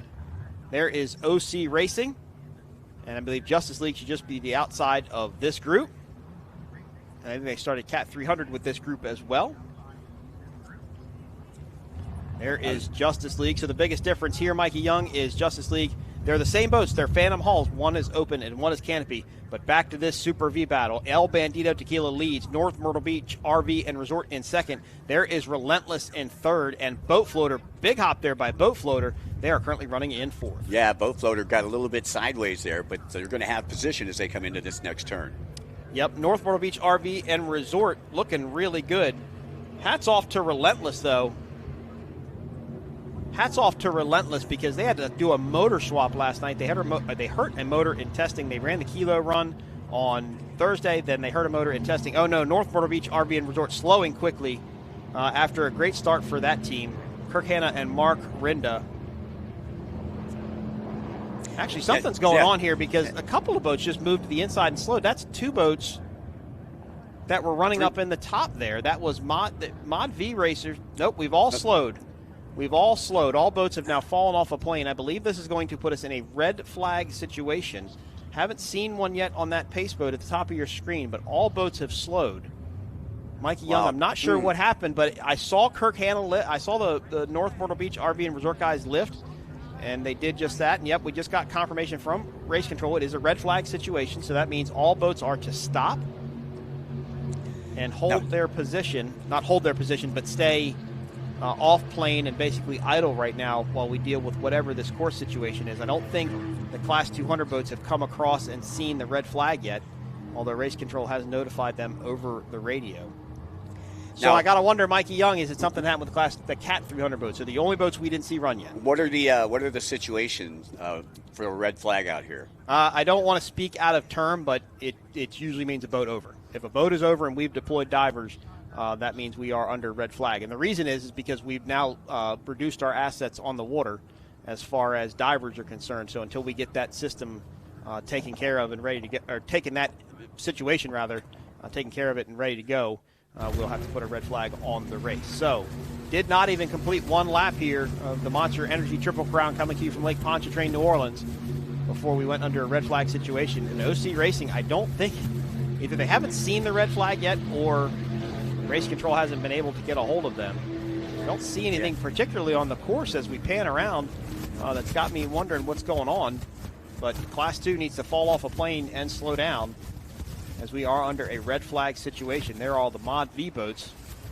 So now what this means is we'll re-rack them and restart them from a straight start. They do not start in the positions they were in. They get to go back to the line up as if it were a green flag situation, and restart. So that'll put some of these guys back into it. That will, some of the boats that were further behind will go back. As boatfloater.com. See, Class 2 is still out there running on the backside of the course. I'm really surprised that they haven't been kind of encroached by a pace boat with a red flag saying they need to stop. And we haven't seen any Cat 300 boats yet, so we're waiting for some sort of an update here as to what's going on, what caused this red flag situation. Nothing we could see from our vantage point. So we will stay live with you guys and bring you an update. I haven't seen boat number 76, Kurt Brito and Bob Locklear. Speaking, you shall receive, my friend. Oh, there we go. There they are. Yep, there is Cortez Cove, the number 76 Fountain. Beautiful new looking wrap on that boat from the 2024 season. Very unique sounding with what's called tractor pipes. So those are headers that come up out of the engine hatch just like that, and really give that just an awesome, amazing sound. And if you're in that VIP tent right now, Mike Young, you can definitely hear it when they go by. Well, Kurt Brito actually started his water career, I should say, as a jet ski freestyler. Wow. And then he moved up and was racing for many years, and then he went to the P1 Aquacross. So he's really graduated up into this class. Kind of moved all the way up through it. Well, and I'm sure when we talked in the off break, I'm sure freestyle is much different now than it was then. Yeah. Well, yeah, the boats are different, the horsepower is different, and the tricks are definitely different. But Kirk's nickname is the Hyena because he always made people smile. Well, I saw a Cat 300 boat just then, and that was Jackhammer. And there's a near custom boat. So right now, all of our boats are accounted for. I'm not really sure what's caused this red flag. We are waiting for an update from race control. Don't know if it's a lightning situation. That might possibly be it. But we are waiting for an update. As you see the red flag on the cigarette pace boat there, clearly putting a stop to this race. And I think they may be going to chase down the Class 2 boats to get those boys to stop. Yeah, as you pointed out, it could be a lightning situation out there. We didn't see anybody. We didn't see anybody blow over. The two boats I was worried about were the Cat 300 boats, and they're still sunny side up. And all the boats were still in ModV. And I haven't even seen something really deploy to medical assets. Now that's not a good looking sight there. And if it's lightning in that storm off to the left hand side of your screen. Yeah, unfortunately, due to our insurance, when we do see lightning, you do have to stop for. Race control is coming back across and saying a bad start. So I'm not really sure what happened on the start. Start looked actually pretty good to me. Pretty much a very rare situation of stopping a race because of a bad start. And that's a pretty nasty storm there. But those storms we've been getting really haven't moved in from that direction, at least from what I can remember seeing. So right now we are currently under a red flag situation, but I can assure you all boats are upright and all boats are still on the course. Even though you didn't see the Cat 300 boats running, they are still out there under their own power. So we will have to see what is going on. And as soon as we know here, we'll let you know out there. Once again, if you're just joining us, We'd like to welcome everybody to the New Orleans Powerboat Grand Prix. We're currently under a red flag situation here at round 1 of the Monster Energy Triple Crown, powered by Short Block Technologies. Oh, and Mike, as I look at the radar, I can tell you, we're the dot. Yeah, oh, not good. It's pretty significant down towards us, but I mean, they wouldn't have stopped it because of potential weather. They would have only stopped it because they'd actually seen weather. Right now, it looks like it's going to rain at about maybe 1:30. But as I look at the radar, it looks like it might actually miss us a little bit. So just got word from race control. It does look like we are going to restart, and we will start and complete the remaining 3 laps. They did complete 1 lap, as the pace boats now will regroup and get these boats going. It'll be interesting to talk to everybody after the race and kind of find out exactly what happened. The ModV start looked good, and that was going to be the hardest start of the day simply because it had the most boats in the class with 6. And hopefully that weather will stay north of us so it doesn't affect any more of our program today. Exactly. So there's the Lanier Customs boat entry in the Cat 300 class. Cortez Cove right behind it on the fountain. There's OC Racing, the Phantom Hull, 221. So again, everybody is good. Everybody's upright. No boats went over. No incidences that we can speak of. Just hearing that it could have possibly been some sort of a bad start situation. So everybody will regroup. Now, this is when people will start to get a little bit nervous, especially in spec class racing, Mike, because they have a minimum weight requirement that they need to meet. So, for example, ModV.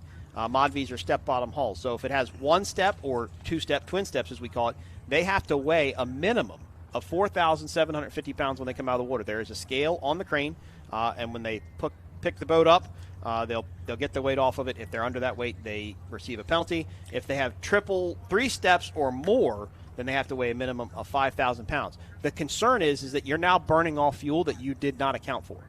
Right. And fuel comes into play. I mean, you're going to overfuel, right, just in case you have a situation. But you're getting it right to that calculation where you know you're going to be on your speed. You don't want to be too heavy. You don't want to have too much ballast on the boat. But as we idle around, they'll burn off more fuel. And we're on the western end of the course. Remember, we start on the east end. That's where the Monster Mile starts. We're going to go ahead and take a quick break. We are in a red flag situation. It did look like Punisher's pulling back into the pit, so they may have had some sort of mechanical issue. The pace boats will regather everybody, take them up to the other end of the course, and go for a mill. We'll be back right after this.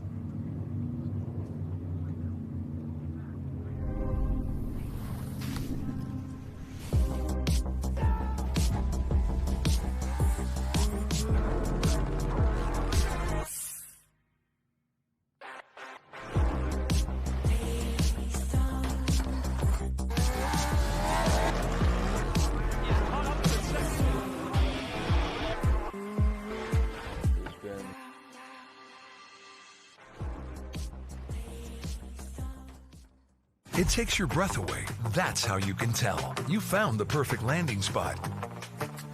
The vacation home capital of the world. Trade out the traditional for your own private sanctuary. Your own splash, your own snacks. Bring the whole family. Make it 2 families. And while you're soaking up the fun, never forget what's at the heart. It's big and it's bold, day after day. Welcome to More Than Special. Welcome to Kissimmee, the big, bold heart of Florida.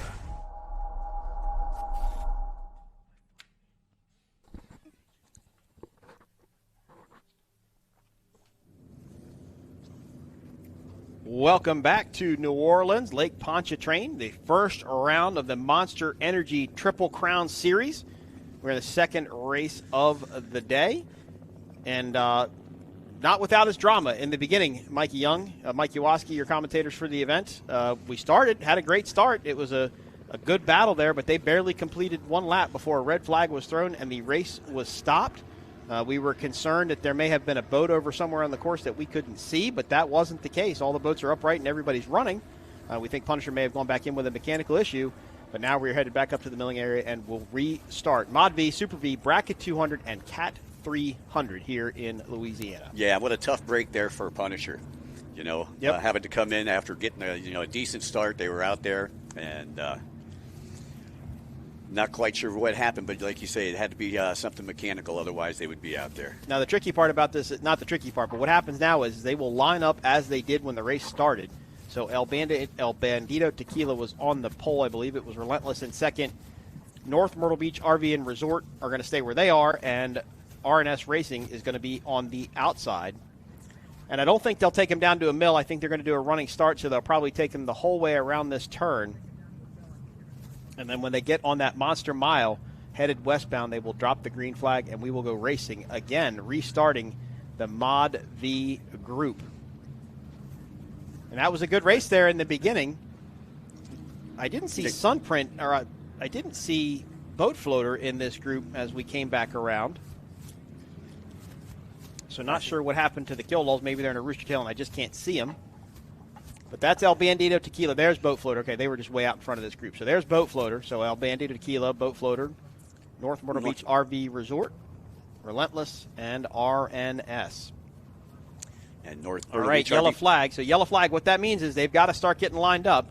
That is an indication that they're coming up towards that start buoy. The start buoy is where that race is going to start. They've got to drift back a little bit. Big slingshot there by North Myrtle Beach RV Resort and Relentless. Paceboat telling them, push back a little bit, guys. Don't slingshot up that far. They have to be in line by the time they get to that buoy. Yellow flag still up. Yellow flag still up.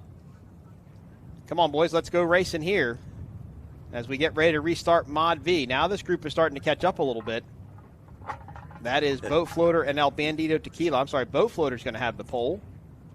Yeah. And there's a green flag going racing ModV restart here in Louisiana, and a shotgun start for that North Myrtle Beach RV and Resort team. They jumped out to an early lead, but there is El Bandito Tequila and Boat Floater all deck to deck going into this first turn. Yeah, Boat Floater are going to have the inside position right here as we take a look back at North Myrtle Beach RV Resort.com.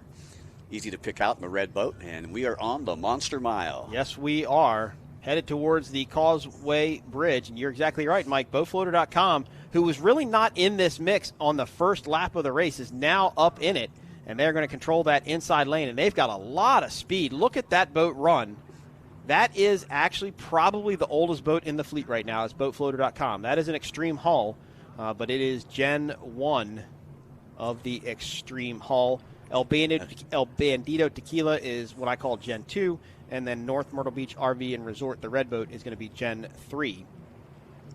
The first two boats were built by Mark Spates, and the last boat was built by Britt Lilly. As you see, BoatFloater.com, the father-son team, Steve and Stephen Kildall. 3 laps to go. This is going to be more of a sprint than it will be a race. Whoever can get out to the lead and control that water will probably be the winner. Well, Boat Floater definitely has the advantage right now. You see him coming out of the water just a little bit, but they weren't up in that pack when they stopped the last race. So you have to wonder if maybe somebody from their team said, hey, this should be a red flag start. Because it's hard to say. They said it was a bad start. But, I mean, yeah, the hard part about that is so for a team to communicate back to you don't get to protest the start of a race at the start of a race. You can protest something after the race is over, but they're not calling in saying, hey, race control, we're protesting that start, we need a restart, because there's too many variables that have to go in to just restarting a race. There's decisions that have to be made and people that have to have influence and input, and just to say, hey, we're going to restart a race is not something that normally happens. But hey, it's New Orleans, and anything can happen for the first time down here, I guess. That's right, we're in Cajun country. Class 200 boat number 208, that is Justice League. They are currently leading in 200. Jack Fowler and Richard Davis. That is a open cockpit Phantom hull. So we don't have any Phantoms racing in ModV this weekend. Phantom used to be one of the most famous boat brands in ModV, but now it is a lot of Extreme hulls. So there is El Bandito Tequila, boat number 51. Steve Furman, Steve Miklos. I believe they're currently going to run in 3rd place in ModV. Had a great start on that first start, not getting the best of starts here in the restart. Yeah, well, it looked like North Myrtle Beach RV and Resort really shotgunned out of that start, really slungshot it quite a bit. But they are currently now back in 3rd, so it didn't work out the way they wanted to. But look at that lead from BoatFloater.com. The Kildalls are getting it done here in New Orleans. And see, BoatFloater and El Bandito Tequila has to go to the outside there, Mike. Not that they can't go the inside, but they do not want to go over that wake or that white water. That will upset the boat mid-turn. really break that suction off. All these are step bottom boats, again, aerating the bottom of the hull. And if they break that suction off, then that's when the boat's going to want to spin out and possibly flip over. So they want to try and avoid that at all costs. Yeah, and we don't want to see any of that this weekend. But, man, BoatFloater.com, the Killdalls, they have simply just pulled away from the rest of the fleet. And in my opinion, probably the fastest boat here is North Myrtle Beach RV and Resort. Not just because it's the newest boat, but it's just a wicked fast boat. They ran really good in Cocoa Beach about a month ago, but got a great start, but weren't able to hold the speed or the line, and gave it up to El Bandito Tequila and BoatFloater.com. So lap 1 of 3 will be completed this time by.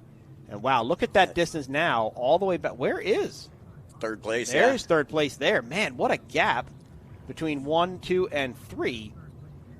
Yeah, they've pretty much separated, and Boat Floater. But now these boats can go as fast as they want. There's no limits to these teams at all. I mean, these boats are going to probably be out here run.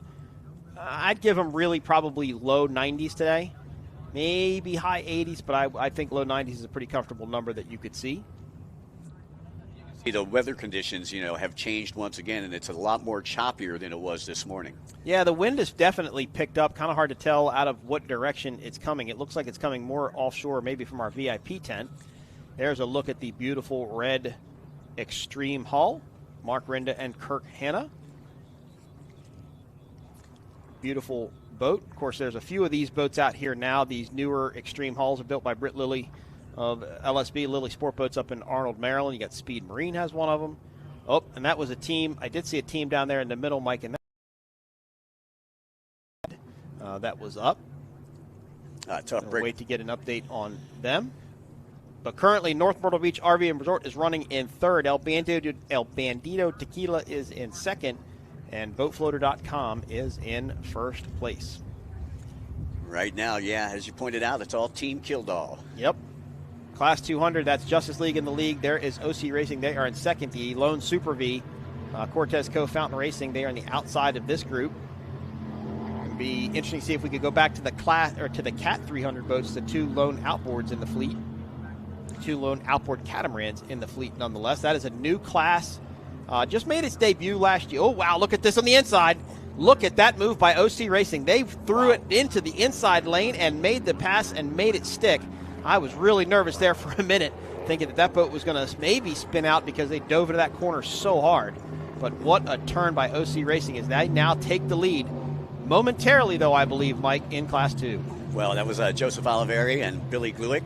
But here comes boat number 208, Justice League. Jack Fowler, Richard Davis pulling up right beside him. And some great racing going on here in the bracket 200 class. Even though we only have 2 racers, they're getting at it. That was a heck of a pass on the inside. And one of these boats that took some gusto to get that boat in there and do that. I was thinking to myself, there's no way they're going to get in there, but they did. Yeah, he needed a shoehorn to get in there. They did, and they drove really hard into the corner. And the thing about a step bottom boat is when you run it and you run it really hard and you have to chop the throttle to be able to kick the boat over that hard, it picks the back of the boat up, and it really upsets the boat and how the boat wants to turn. So not an easy move by Joseph Oliverio and Billy Glick in OC Racing. We are currently on lap number 2 of 3 laps here after the restart. But Justice League now getting to run the dog leg, so they're going to get to make the right-hand turn before we head back east again. I did get a text with a little bit more information. It does sound like there was some sort of an issue with the start. Didn't get a bunch of details about it. But whatever happened, they felt it necessary enough, or felt it bad enough that it was necessary to restart the race. And I'm sure there might be a couple of people there that aren't too happy with that restart right now, but such as the cookie crumbles. Yeah, I was going to say, but the folks in Boat Floater are going to be happy. The Killdalls, I think, are quite pleased with what's going on. There is a look at Fountain Racing Cortez Cove. Yeah, Kirk Brito and Bob Lockyer. And I'm looking for the Cat 300 boats. Like to see those guys run. They should be fun. This is like perfect conditions for those little boats to have fun out there. Again, a new class just started last year. Single engine, outboard powered catamaran hull. 23 to 26 feet in length. Their minimum weight is 3,200 pounds, and they are currently racing the Mercury 300R engine. As we go back to Super V, Fountain Cortez Cove, running unopposed in Super V. This is actually used to be one of the most popular classes in offshore powerboat racing. Back on the Monster Mile here for one more time, lap number 2 of 3. There goes a Cat 300 boat quickly across the screen.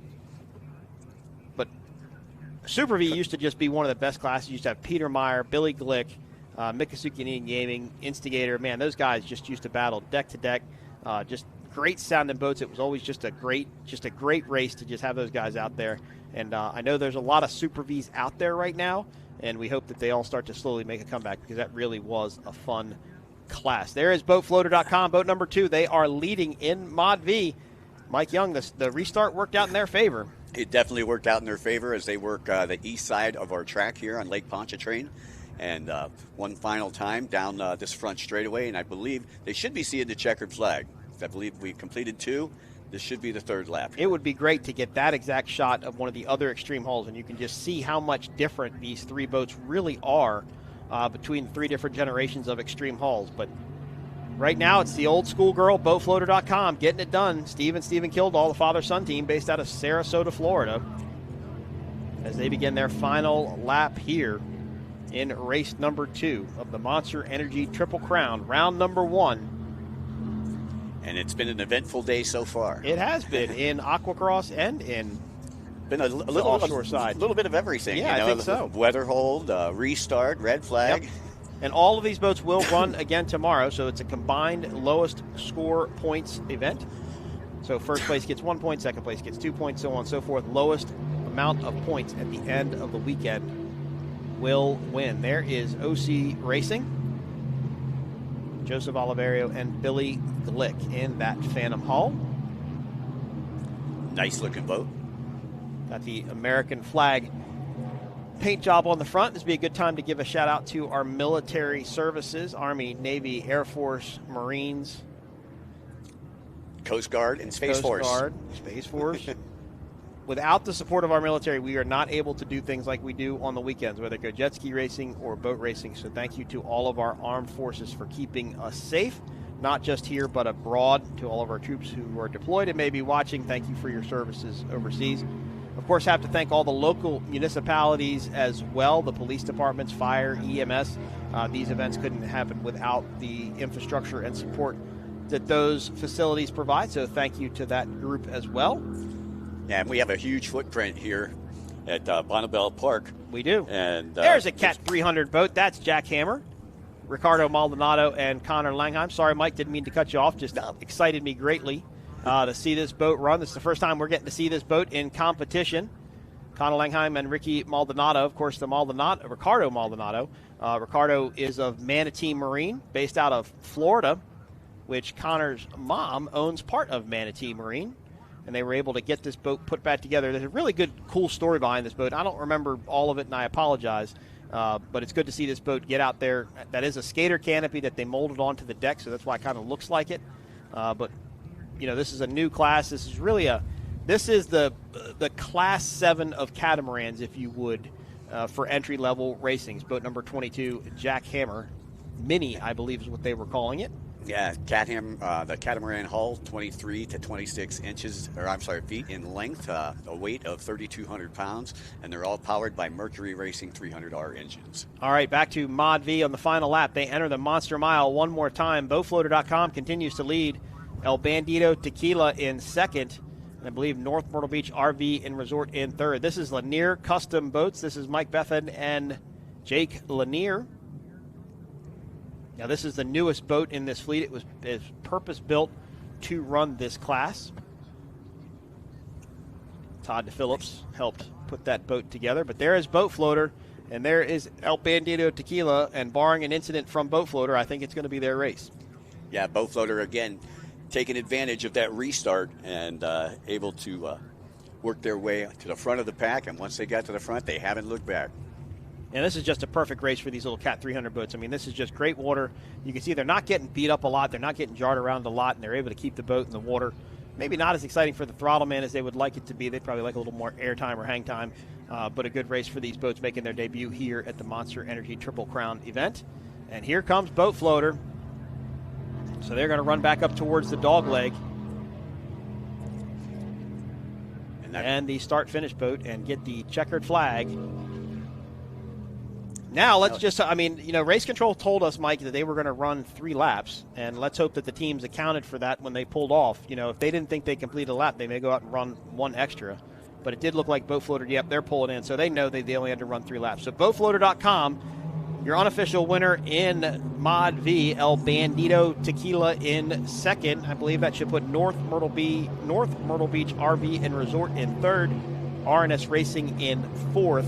Punisher out just before the restart. Not sure what happened to that team. And Relentless out just after the restart of this race here in Mod V. So, yeah, we lost 2 of our 6 racers in that Mod V class. And these boats are supposed to race tomorrow, so they're going to have to go back and do some work and figure out what happened. There is North Myrtle Beach RV and Resort. They're going to come across the line in third. Mark and Kirk probably not real happy with their results. They were ones that didn't really benefit from the restart, so they're definitely going to go back and do some homework and come back with a game plan for tomorrow. There are the Class 2 boats still out there running. All of these boats were running 4 laps. And remember, the Class 2 boats went further than anybody else did because they didn't see the red flag situation. So I think they actually ran another lap. So but they only have to worry about GPSs and speed brackets, so they don't have to worry about weight or anything like that, so they can burn off the fuel if they need to. That's what I was going to say. Do you think that they prepared for... Oh, yeah. Those guys did for sure because they don't have to worry about weight. It's the teams that have to worry about weight that really are... I mean, well, let me rephrase. You worry about weight no matter what because you want your boat to be fast. You don't want your boat to be weighed down with fuel. But you're going to put the bare minimum in it to be able to make the race, but you've got to obviously pad it a bit. This is a pretty short course to get out to, like we talked about with Sarasota. It's a much long, St. Pete's pretty short to get out to. Michigan City was a little longer of a race course to get out to because they had to come from over where the cranes were, so it just varies. But there is boatfloater.com. They are your unofficial winner in Mod V. El Bandito Tequila in second. North Myrtle Beach RV and Resort in third. This is Jackhammer Mini, Ricardo Maldonado, and Connor Langheim. They are leading in Cat 300. And it looks like they will come across the finish line in first place while Lanier Custom Boats comes in second. Great run for Ricardo and Connor. They will be super pumped back in the pits later today once they head back in.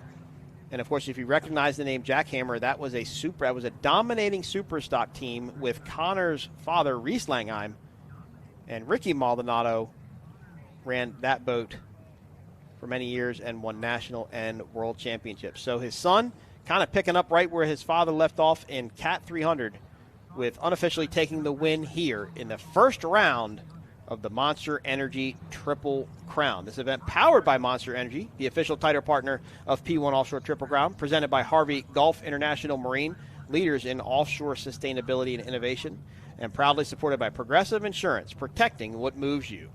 A special thanks to Jefferson Parish District 5 Councilman Hans Lindeberg for his incredible support in bringing a world-class racing to Lake Pontchartrain shoreline, first time in 20 years. And, of course, Florida's favorite vacation destination, Experience Kissimmee. Additional support from Yamaha, Sunoco Race Fuels, ICOM Radios and Communications, SBT, Fly Racing, TWL Power Sports and Marine, HydroTurf, and Cycle Spring Power Sports. One thing we not mentioned is the charity. This weekend's event proudly supports Pontchartrain Conservancy through the P1 Marine Foundation, helping protect and restore the local waterways and environments right here in southeast Louisiana. So not only are we racing on your waterways, but we're also contributing to make your waterways cleaner and safer for the fish, for the people, for the marine life, and everybody that gets to enjoy the beautiful conditions here in New Orleans. And it's great how the P1 team always partners up with a charity, no matter what city we go to. Yep, exactly. Well, and the P1 Marine Foundation was started for that purpose, to be able to help these local charities and organizations, acquire sponsorship and funding and whatever needed to be able to make their dreams come true, so to speak. Well, there, Mikey Young, there are the dark clouds overhead there, but it looks like they're staying at bay for the time being. Let's hope it doesn't push this way. Our next race is going to be race number 3, and that is going to be factory stock. And after that, we will have race number 4. That will be Class 1, and then race number 5 will be Super Stock. 2 boats in Class 1. Of course, the top 2 boats going to go at it. MCon or Monster Energy MCon and DeFalco. And then one more amateur jet ski, amateur class race in jet skis. Let's take a look at the highlights here from Mod V.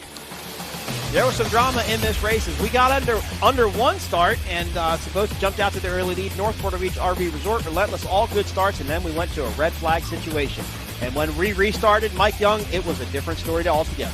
Yeah, you know, North Myrtle Beach Resort got out to an early lead, but then they really dropped off. They really did, and BoatFloater.com picked up. But this was a heck of a move by OC Racing. They dove to the inside of Justice League, tried to make the pass, but then Justice League had the inside lane going back into the dog leg. They were able to take the lead and the unofficial win here in Class 2. Jackhammer Mini won in Cat 300, and there are your winners in ModV, BoatFloater.com, as we wrap up race number 2 here on Lake Pontchartrain. Well, 2 down, 3 to go as you take a look at the VIP area. Hope you guys are enjoying yourself down there.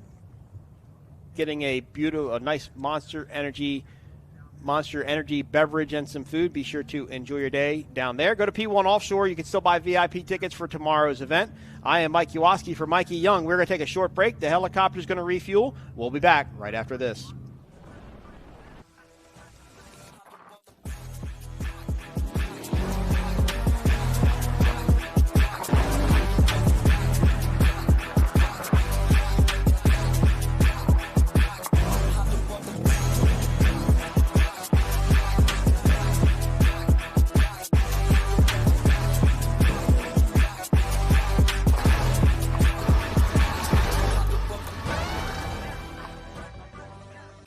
Powerful, majestic, recreational. At Progressive, we treat your outdoor vehicles like the noble creatures they are. And when you bundle them with your home and auto, you can be sure they get the 24/7 protection they deserve. Yeah. There you go. So they're always ready for your next adventure. Because that's just how we do it around here. Around these parts, around them parts. It's just how we do it here.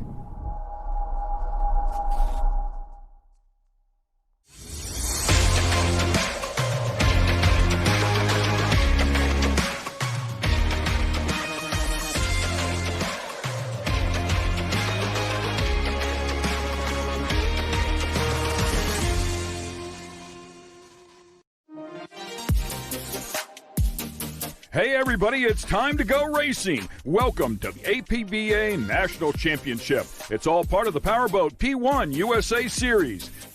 This marks the 15th year for the Thunder on Cocoa Beach offshore powerboat races here on Florida's Space Coast. The APBA P1 Offshore Championship Series, brought to you by Monster Energy, Unleash the Beast, and Mercury Racing. Live life wide open. Jackhammer, it looks like it's in the middle. There you see Big East Construction. Steel had the pole as the boats start to separate. Jackhammer's pulled out to a little bit of a lead, but Steel is right there with them. Oh, Matt, something's wrong. Big East is slowing. They've got a rooster tail up. Oh, no. Lap number 4 of 7, so we've passed the halfway point, and Jackhammer continues to lead. 2 Doug Wrights going side by side. Team Bermuda starts to pull alongside.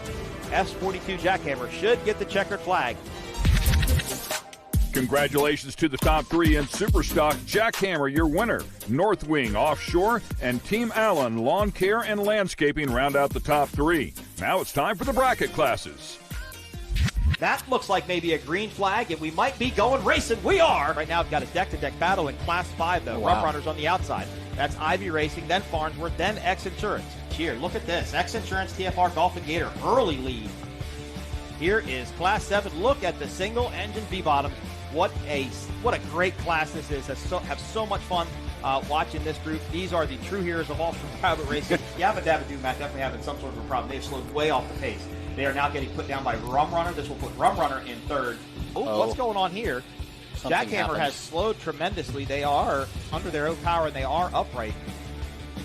511 X Insurance, Golf and Gator win the race. Congrats to X Insurance, Golf and Gator, along with Bulletproof, Team Farnsworth, and Rum Runners, your top 3 in the category. Let's go back to Mike and Matt for the ModV race.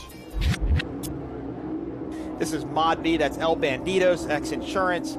There is Fast Boys, there is Float Boater. It looks like El Banditos is out to the early lead, X Insurance in second, but look at Fast Boys, Matt, making a move on the outside.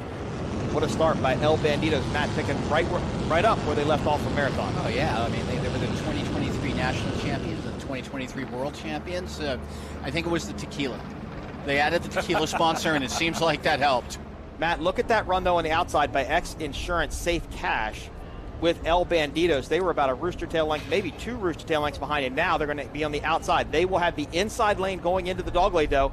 And, Matt, they're pulling them. Look at that. They sure are, and I think they're going to end up in the after the dog leg. They're going to end up at the inside as well. Yeah, they can cut them back off because they have established overtake. So X Insurance Safe Cash now takes the lead over El Banditos.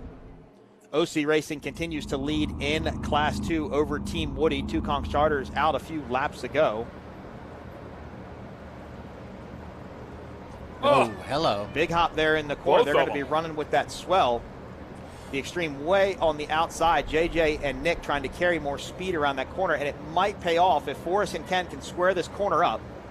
Oh, they got one more buoy to exit out of. Sorry. They'll square on the last buoy. Tough day for El Banditos as they are down. Steve Furman, Steve Miklos in the extreme hull. This is Gen 2 of this. They had a great start. White flag lap for ModV Class 2 and Class 4. Safe Cash X Insurance didn't lead from the start, but they took the lead very early on. Boat number 42. Nice looking boat, good looking livery. Ken, those are the tractor pipes. See the stacks on the back of the engine hatch? Yes. Those are tractor pipes, so that's the water dumping out from the exhaust on the transom of the boat. Of course, this is a Phantom hull built by Will Smith. Yes, sir. But they will take the checkered flag here in Cocoa Beach, Florida. What a run for this team. They made the pass on the outside by El Banditos, and they really never looked back as they enter that monster mile one more time. And there is the checkered flag. There they go. Congratulations, SafeCast X Insurance, your winners in ModV. Congratulations to Safe Cash for the win in the Mod V class, followed up by FastBoysRacing.com, then BoatFloater.com in the top 3. To round out the field, it's X Insurance, Statement Marine, Sunprint, and Relentless. We're going racing in 450R factory stock. Awesome stuff here. They light these things up, and you mentioned before, really just stock engines, these 450Rs, something you can go buy off the shelf. Mead Family Racing was on the pole, and they are out to the early lead. But, Matt, look at those 3 MTIs. There is GC, Willie, and Grant on the outside. They've got a tremendous amount of speed. Woo. They will have to maintain their lane going through the corner. TS is going to be on the inside. Mead Family Racing in the middle, and GC Racing. The rest of the boats have kind of gotten swallowed up behind these guys. But here comes 66, 151 Express. Now 4 MTIs deck to deck going into turn 1. Oh, GC Racing kind of pinched down on Gladiator Canados there just a little bit. Gladiator Canados had to slow, get out of the rooster tail. That allowed 151 Express to come up on the outside. They make a move on the outside. Will that put them into third? Oh, look at that. Gladiator Canados had to jump to the outside, so Nick and Joey did pinch them off. That's a completely legit move. They could do really whatever they wanted. And obviously, Gladiator Canados could not stay in that line, so they had to jump to the outside. They are approaching the Monster Mile for the final time, and they will take the checkered flag at 450R factory stock. It looks like 3 MTIs, 1, 2, and 3 here today in Cocoa Beach, Florida. Congrats to the top 3 and 450R factory stock. TS Motorsports with the win, GC Racing, and 151 Express. Up next, it's always exciting, SuperCats. What a beautiful start, SuperCat. You talk about engines, you'll be able to hear them shortly. That's WHM. There's Hancock Farnsworth. What a start. Look at MCon Monster Energy. They're pouring it on the outside. A 9-lap event here on the Atlantic Ocean. And the 2 boats who checked out Marathon have hooked up again, Matt. They're running side by side to turn number 1. They're like they're tied together. And you can hear them sailing by our booth as well, as you were talking about it before. Naturally aspirated power plants at full song. This is awesome stuff here. Look at the speed they are carrying. Dirty Money on the inside. MCon Monster in the middle. CR Racing on the outside. But what a race between Dirty Money and MCon. That is Gradell, who is leading this group down into the dogleg. Oh, Britt and Billy washed out. Yeah, Britt and Billy had to cut around back to the outside. Now, they do have air ducted directly to the motor on these boats, and they do want to avoid doing that at all costs. I will, no disrespect to Chris Grant and Billy Moore, but I did not expect to see Gradell up front. They were not really kind of on the radar. I think they're running somewhat older power from Key West. They have new engines being built, but they definitely did come in here with like a Supreme engine package, a brand new engine package, but they got out to the early lead and they're getting to run their race. Oh, it looks like Gradell's having some issues here. Chris Grant, the driver, and Billy Moore, unfortunately slowing down here just a little bit. That's going to open up the door for Myrick Coyle and Johnny Tomlinson to take over the lead here in the MCon Monster Energy machine. And it looks like the Dirty Money boat is also going to be able to get around as well, with Britt Lilly at the wheel and Bill Pyburn running the throttles. Monster Energy Mile for one last time for MCon Monster Energy. They are going to be your unofficial winners in SuperCat. After not the best start, and they were battling with Dirty Money, and they were trying to chase down Gradell, but they were able to do so. So JT and Myrick kind of picking up where they left off last time they raced together in SuperCat. Congratulations to MCon Monster Energy. Unofficial winners in SuperCat. That'll wrap things up here with the SuperCat category. Always a lot of fun to watch these gorgeous boats. Congrats to the MCon Monster Energy team for the win. Followed up by Dirty Money Racing, and CR Racing steps up to claim the final podium position.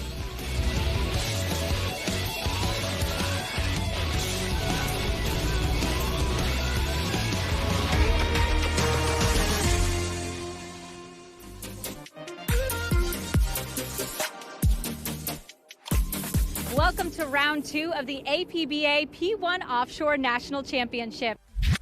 The APBA P1 Offshore Championship Series, brought to you by Monster Energy, Unleash the Beast, and Mercury Racing.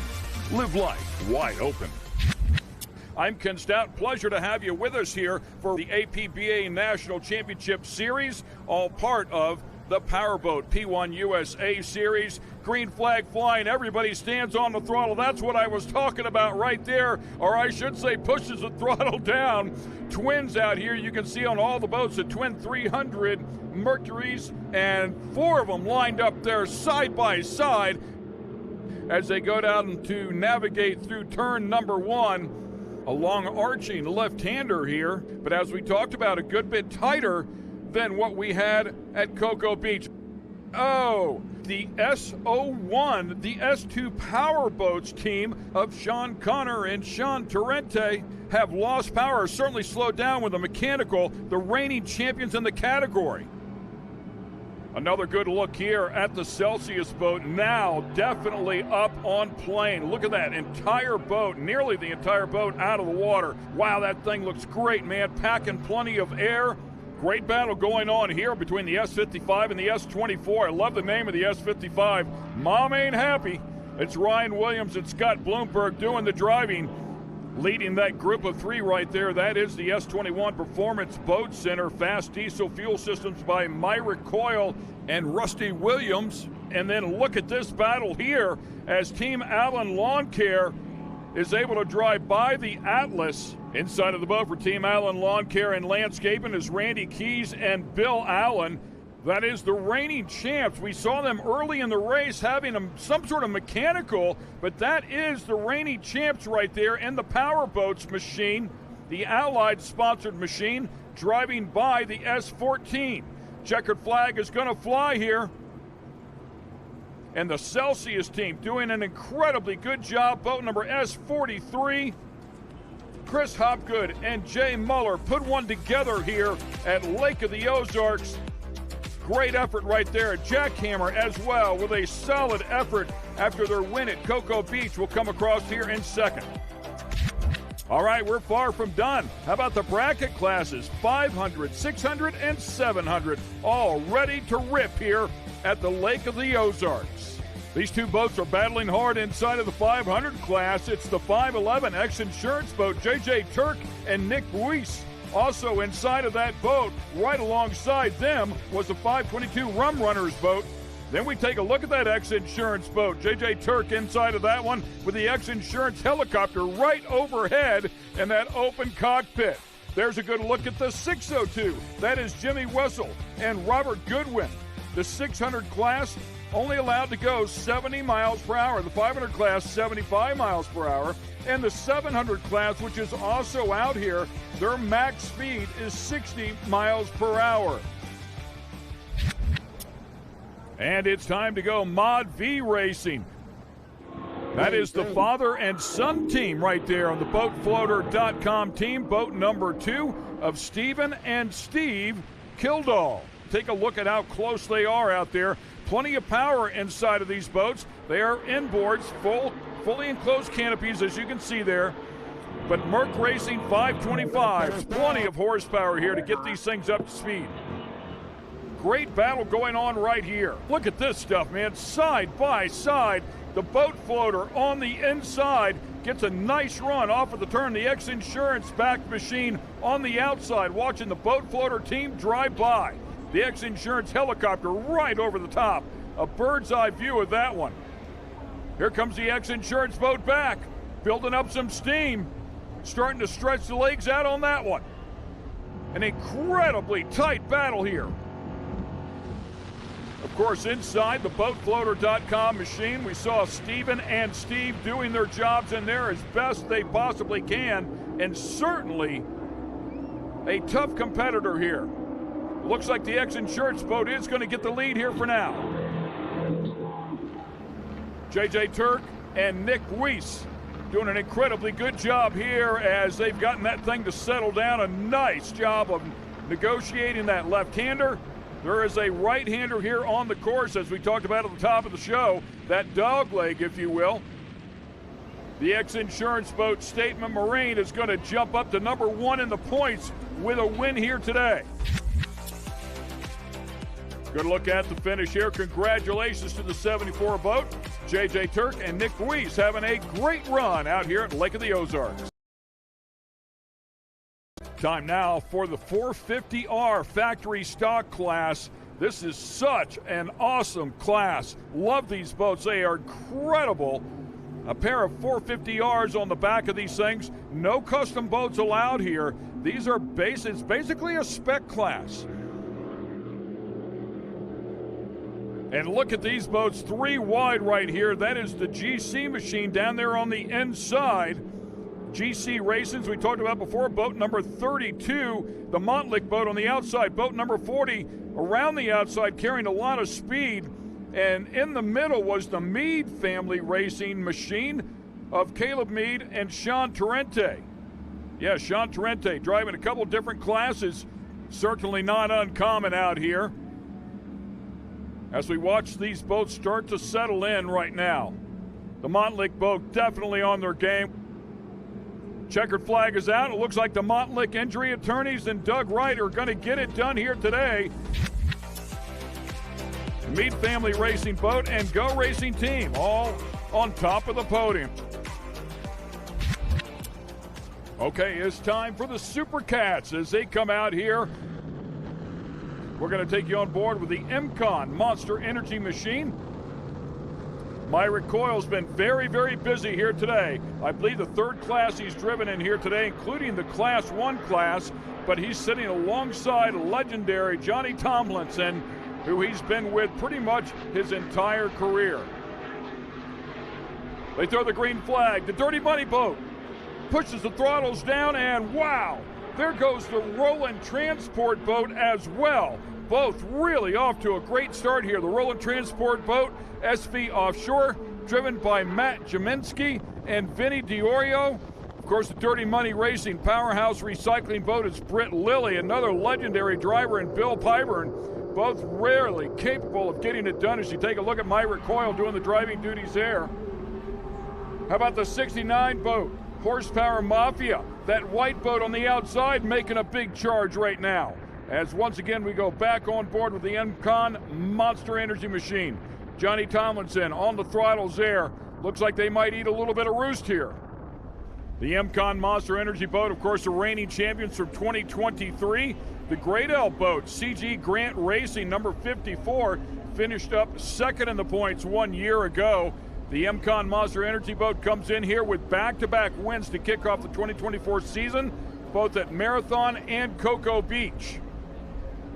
The The Dirty Money boat looking sweet right here. Naturally aspirated, 750 to 800 horsepower engines, twins back there. When all of these boats light these things up, oh my goodness, is it a sound of beauty. As we go back on board with our points leaders.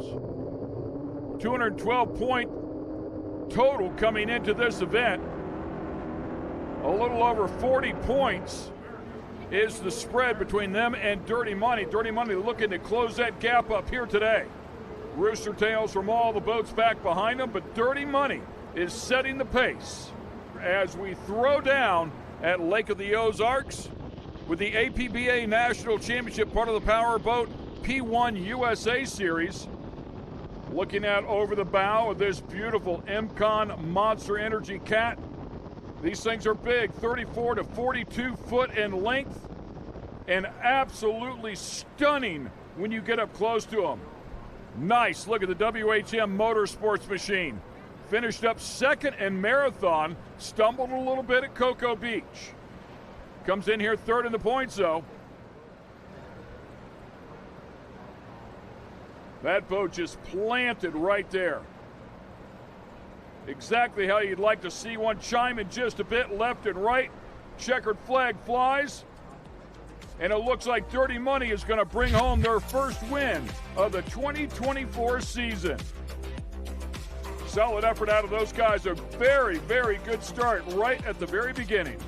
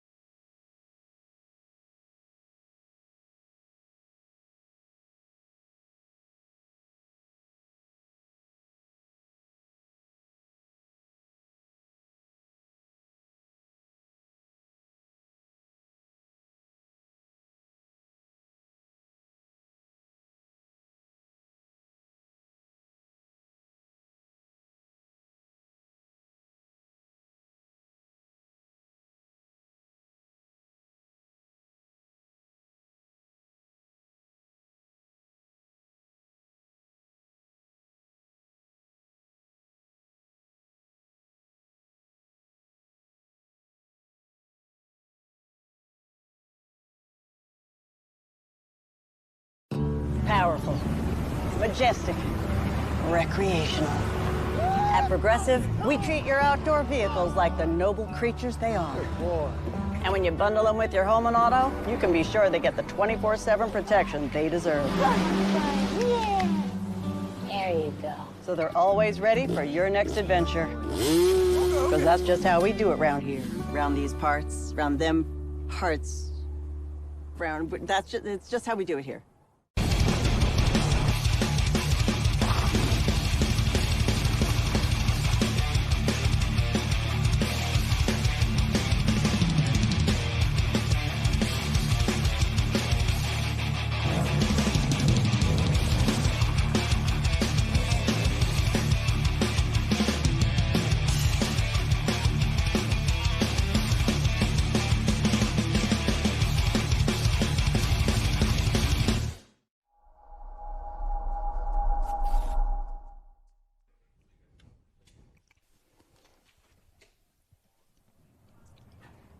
Welcome back to the New Orleans Powerboat Grand Prix presented by Harvey Golf and Jefferson Parish. Round one of the Monster Energy P1 Offshore Triple Crown. I am Mike Uoski with Mikey Young.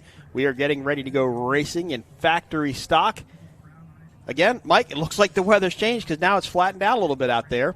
Yeah, it looks like those clouds that were in the background from the last race, not there anymore. Yep. Well, let's go down to Kev. He has got an interview with our winners, boatfloater.com. Well, I clearly picked the right team to talk to pre-race because they've only gone and done it. They took the win. Steve and Steven, how was it out there? You must be thrilled. Yeah, it was a tight race. You know, luckily we had that restart, which kind of gave us some good luck. We had a bad start there on the first one. Got a little bit behind. It is a little bit bumpy out there than what we thought, but we still had a really good setup on it. My dad basically just held it wide open, and I just tried to take the best lines I could to keep it wide open. And we had clean water. And like I told you before the race, that's everything in this type of racing. And we just looked for that checkered flag, and nothing broke, and everything ran good. And this boatfloater.com team worked so hard the past 2 weeks. It means a lot. Awesome, Stephen, awesome. It does mean a lot, Steve. How was he out there? You just held the thing wide open. He picked the right line. We had to throttle it a little in some of the situations as we were hopping around. But no, Stephen did an awesome job of driving. This is a great day. You guys, I love this. I love the emotion. Give each other a hug. It's awesome. That's what it means to these boys down here. And that's why boatfloater.com are the team that they are. Mike and Mikey, it's back to you. An emotional win for that boatfloater.com team for sure. Father and son, Steve and Stephen Kildall. They earned that one. They pointed out the restart, but they still had to win it, and they still jumped out to the early lead. We are getting ready to go factory stock racing. There is Pepper's Yard Arm, the Stan Combs, getting ready to hop into that skater, powered by Mercury 500 competition racing engines. Speaking of factory stock, let's talk to the winners from Cocoa Beach 151 Express, Nick Imprescia. Kev? Well, I got to say, when you're down here on the dock and you take a look at these factory stock powerboats, they are incredible. These are real-looking machines. And Nick Imprescia from boat number 66, which is actually 151 Express sponsored boat, is with me now. Nick, what a machine, and you get to drive it. You're on the throttle. It's a dream come true for sure. Absolutely. Every day I wake up and I'm a lucky guy. And I said drive it, but you're actually on the throttle, so you're in charge of the power off this thing. What's it like when you put the power down through twin Mercury 500s at the back? So these boats weigh a lot, so it takes just a moment just to get them spooled up. Once they're spooled up, there's nothing stopping them. They haul ass. And you had a good run last time out, Cocoa Beach, Thunder on Cocoa Beach. You won it there. It was our day. It was our weekend. All the stars aligned. And we're fortunate just to expedite on that. This time, though, it's the Monster Energy Offshore Triple Crown, so 3 events. We're here, we're at Sheboygan, and then we go to the final one, which is at St. Pete Beach.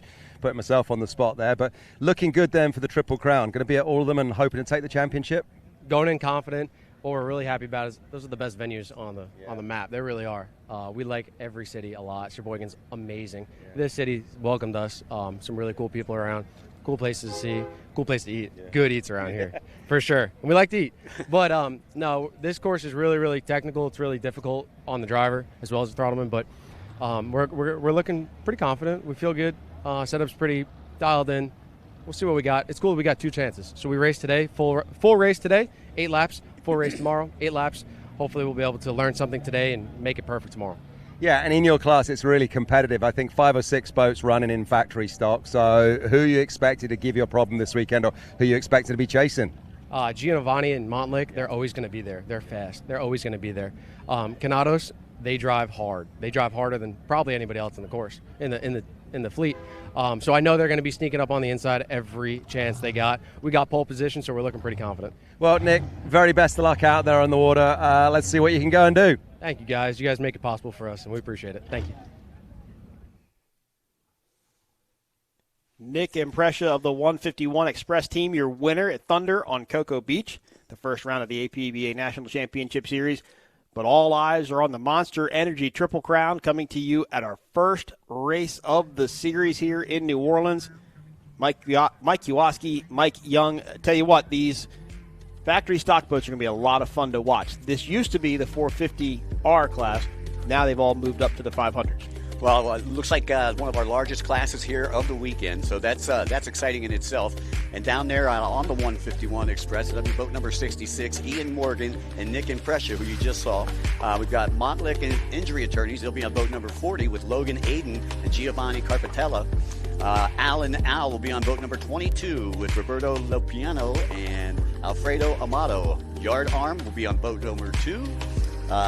George Stancombe, Michael Stancombe, and Heritage Canados, boat number 36 with Michael Carstenti and Urban Grant. Yep. Those are our factory stock entries, and again, running the Mercury Racing 500 competition engines. This is the motor that replaced the 450 horsepower Mercury Racing engines that these teams started racing with just a couple of years ago. Bringing the boats out onto the course, there are the Stancombes getting ready to climb into the cockpit of that skater. Interesting story with this boat that used to be a SuperCat light boat powered by twin 525 horsepower Mercury Racing engines. They de-rigged it and put those Mercury 500 competition motors on the back of it and are racing in this class. Another father-son team out here racing.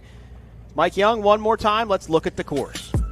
All right. Once again, 5.6 miles. You're going to start there with the Monster Mile. 1.75 miles down that back straightaway. But between the two monster buoys, that is your Monster Mile. 10 different pins out there. You make the turn up the west side of the coast and back through. And that green buoy that's on the top of the screen there, as I was talking about, that is the start buoy that we mentioned earlier that you got to run through in order to be able to get to start. And there are your starters, Jim Jackson on that cigarette pace boat. Kev is caught up with the Montlick Injury Attorneys team, Giovanni Carpatella. Kev? So catching up with the factory stock class right now, Giovanni Carpatella then in the Montlick Injury Attorneys boat. Things looking good for you this weekend, Giovanni? Out testing yesterday? The testing was good. We finalized a good setup. We have enough speed, and then we have a very good traction on the turn and acceleration outside of the turn. So it was good. Now it's changed a bit. I hope they don't change too much, otherwise we are in trouble. But I hope that stay as like this or a little bit more.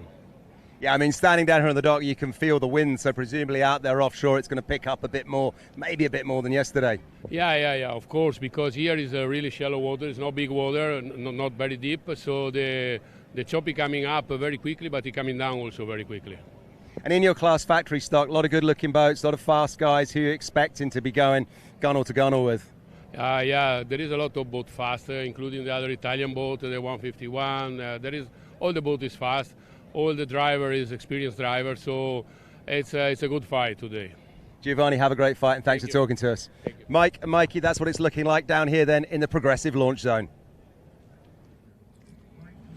Once again, I'd like to welcome everybody back to the New Orleans Powerboat Grand Prix, round number 1 of Triple Crown, powered by Short Block Technologies.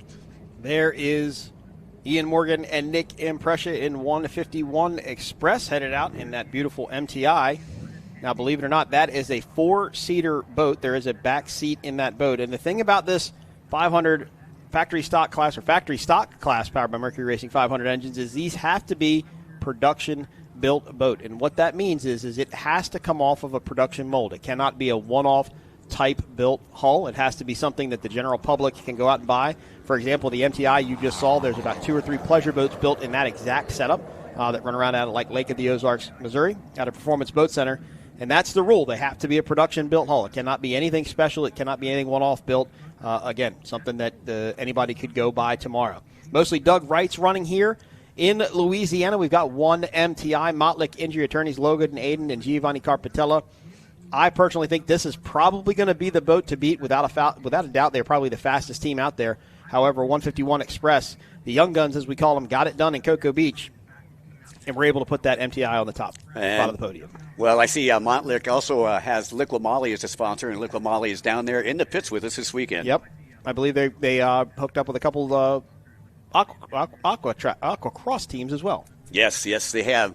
Gary's a great guy. He's their product manager, and he's been traveling around the personal watercraft world here for the last couple of years. That's awesome to see companies like that get involved with either your teams or these teams. You know, we couldn't do it without sponsors, and they're great companies to be involved. There is boat number 66, 151 Express, the lone MTI hull here, racing in factory stock. Nick Imprescia and Ian Morgan work for Sean Torrente at STR out of Florida. Now, is there so many boats that have to be in production for them to be able to get this, or just as long as it's OEM? As long as it's an OEM boat, it's good to go. Okay. And MTI, Taylor Sism and Randy Sism, actually founded this class. Taylor Sism ran a couple of years by herself or with just usually maybe one boat to run with her, and really got the class established and the rules and got everything set up. And the class really exploded. It really took off. Doug Wright really came on heavy. Of course, Justin Wagner from Waves and Wheels out of the Lake of the Ozarks, Missouri, just purchased Doug Wright. He's now the new owner of that company. We'll be taking over building these beautiful catamaran hulls. There's Heritage Canados, Michelle Carcenti, and Irvin Grant, boat number 36. This boat had a wicked crash in Ocean City just about a year ago, in which case they ripped one of the motors off. They were able to go down with a diver and find the motor and pick it up. Of course, everything's been fixed and put back together, and they are racing here in Louisiana. This is a very fast team, another Doug Wright hull, and a team that can definitely be in contention for the win. A great graphics package. Yep, beautiful. I love the orange and the gray, just a nice subtle color. A good shot of the canopy there, the hinges, and what protects the drivers in case that boat does go over. So once again, 5 boats coming up here in factory stock class. Folks, time to put their seat backs and tray tables in their upright and locked position, because we are getting ready to take off here from New Orleans. So this is race number 3 of 5. After this, we're going to have Class 1. We will have Monster Energy MCon and DeFalco run in Class 1, and then we will have Superstock. 3 boats in Superstock, The Firm, Sayless MF, and Demon Bikini running Superstock later today. Yeah, I believe between races 4 and 5, we are going to have another helo refuel. Yep, more than likely. Give you a good shot in the cut-down deck, and what the back of one of those boats looks like in the aerodynamic package as it comes off the back with that little busset there that gets the air off the deck of the boat. And there is 151 Express. I think we're waiting for one more boat to come out. So everybody's got the hatches up, trying to cool the air off inside the boat before we go racing. Well, we've seen 151 Express. We've seen Montlick Injury Attorneys, and we've seen Heritage. So it's got to be either Al and Al or Yardarm that we're waiting on. Yardarm was out floating around in the water. That supposed had JBS on the side of it. Oh, okay. So they're out there, so it must be Al and Al. Mm-hmm. Al and Al will be on boat number 22. And that is an Italian-based team. Yep, see there are 3 of your boats right there, waiting to go racing. And Giovanni Carpatella, he had a cool vest on, so that's a vest that they inject water into to keep his upper body cold. There's no air conditioning in these boats. They do have outside air coming in, and sometimes they'll put ice around the vents or underneath the vents where the outside air comes in, and that will sometimes cool the cockpit off, but it can also fog up the windows. So a lot of teams are starting to run these cool vests, which is, again, a chilled water type design that keeps your upper body not cold but chilled to prevent any heat involved situations. There's the VIP tent, beautiful, nice, big, long tent. We hope you guys are enjoying the day out there. It's beautiful. The storms behind you have somewhat have dissipated. No longer really seem to be a factor. Sure, you're grabbing plenty of Monster Energy drinks, plenty of food. Enjoy your day out there. Go to P1 Offshore, and you can still buy VIP tickets for tomorrow. If you want to experience powerboat racing and be up close and personal, that is the way to do it, the VIP tent. And once again, the conditions have changed out there as well, Mike. You can see it's a lot more calmer out there than what it was that last race. It was. The ModV race, it was you heard the Caldwell say it was a little bumpy. They actually had to throttle the boat in a couple different places, and it just flattened out to nothing. So it's going to be a drag race, I think, between these factory stock boats. It'll be interesting to see on the start. 151 Express has the pole. Mottlick Engine Attorneys in second, Allen in third, Yardarm in fourth, and Heritage Canados is going to be all the way on the outside as we take a drone flight along the jetty here. Yeah, racing making its return here to New Orleans after a 20-year hiatus.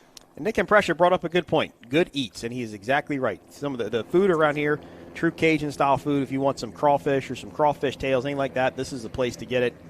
And thank you to the city for having us and providing us such a great backdrop for a race. Yeah, I actually got to try out the Acme Oyster House yesterday. Nice. I would recommend that. Maybe I'll go there tonight. Good stuff. All right, we're waiting for these factory stock boats. I think it's Al and Al. We're waiting to get that boat in the water or out to the race course, and then we'll be racing for the third time today. 2 more races coming up after this. SuperCat, 1 race, and then Superstock, and then 1 more amateur jet ski race, and we will have a helicopter refuel between that point. There is Al and Al, boat number 22. So they are out, and let's get these boys racing. Well, I'd like to say a special thanks to our local sponsors here, Harvey Gulf International Marine, Jefferson Parish, and Progressive Insurance. Thank you also very much for your support here with round number 1 of the Monster Energy Triple Crown. Yep, and a special thanks to Jefferson Parish District 5 Councilman Hans Lingeberg for his incredible support in bringing world-class racing to Lake Pontchartrain for the first time, or back after a 20-year hiatus. And, of course, Florida's favorite vacation destination experience, Kissimmee St. Cloud. This is round 1 of the Monster Energy Triple Crown, of course, powered by Monster Energy, the official energy drink of P1 Offshore Racing. This is the first event. We'll race again tomorrow, so it's a combined points event. Lowest score wins. So the team with the lowest points over the combined 2 races will win the first race of the Triple Crown. We go to Sheboygan, Wisconsin. And Mike Young, I got to ask, have you heard enough people say Sheboygan's awesome yet? I have. You know what? I've been kind of barraged with it, if you will. But yeah, I've talked to a couple of guys in the pits, and they said, "Man, because I've never been there. That's one of the only places that I haven't been on this tour here." So I'm really looking forward to it. Wisconsin's a beautiful state, and I look forward to sharing some cheese curds with you. To me, it's another Michigan City. It's different than Michigan City. Michigan City, to me, is like a beach town. And Sheboygan, it's not a beach town per se, but it's just beautiful. We swam up there. I took my wife and my kid. We swam up there last year in the lake. It was awesome. Found a rock quarry with one of those water trampoline parks on it. That was a great time.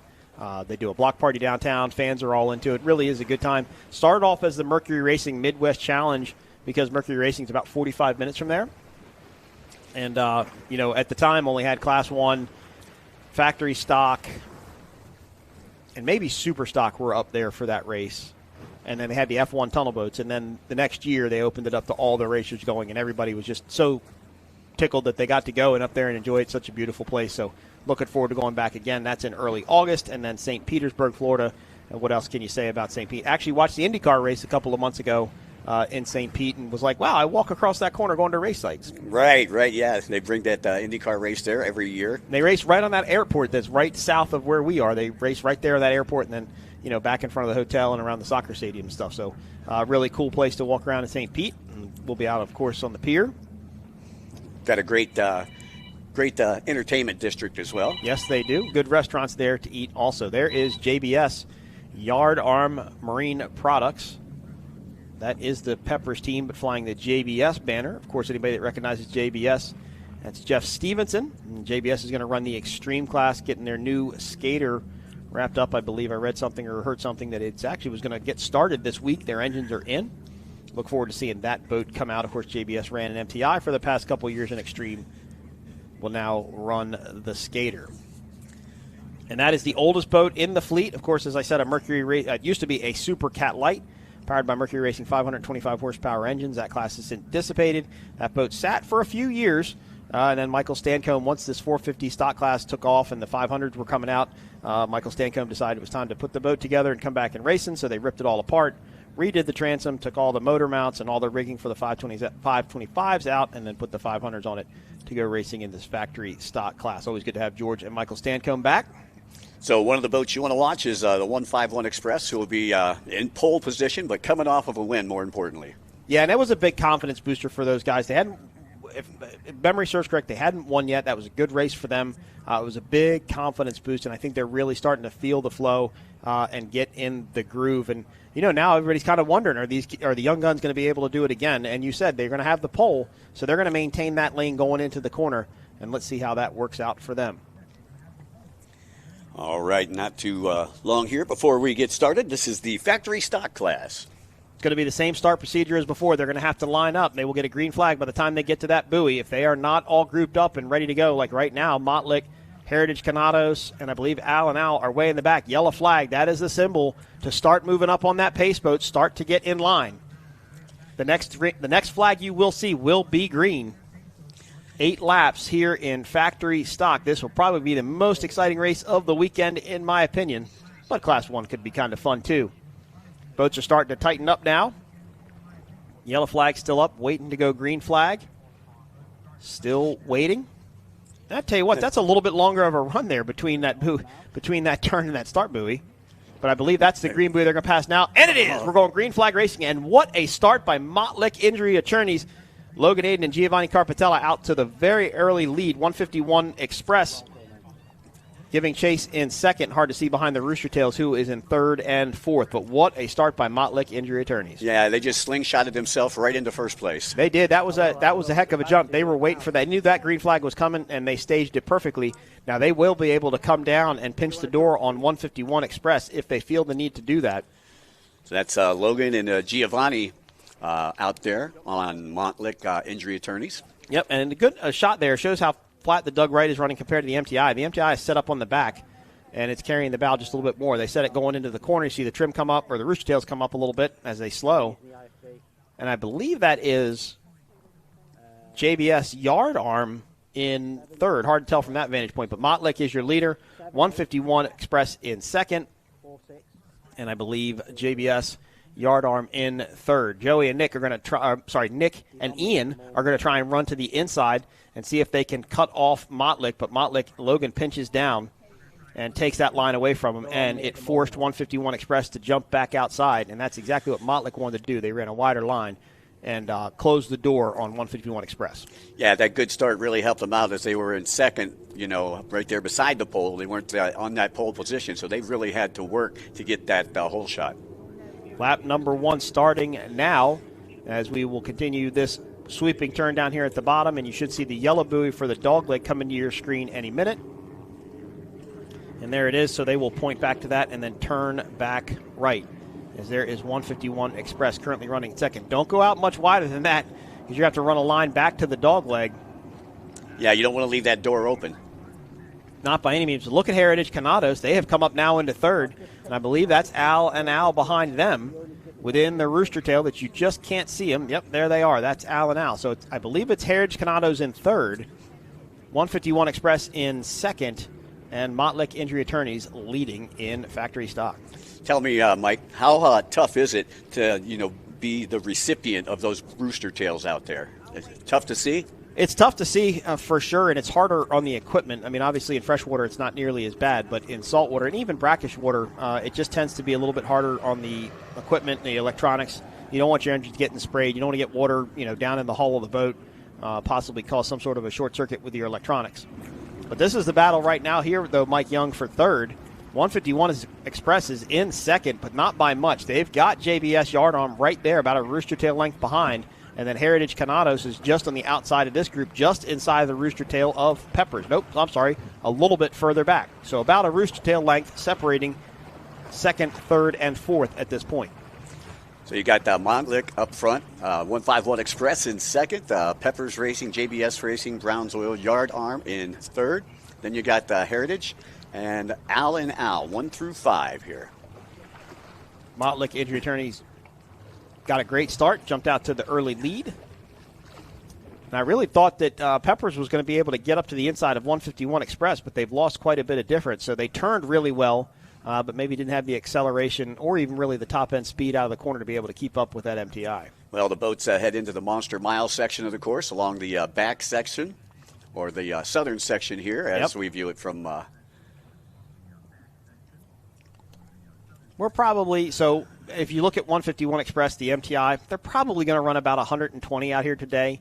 We'll say 115 to 120 would probably be a pretty good speed for them as they go down into the turn. Good shot of the MTI, boat number 66 there.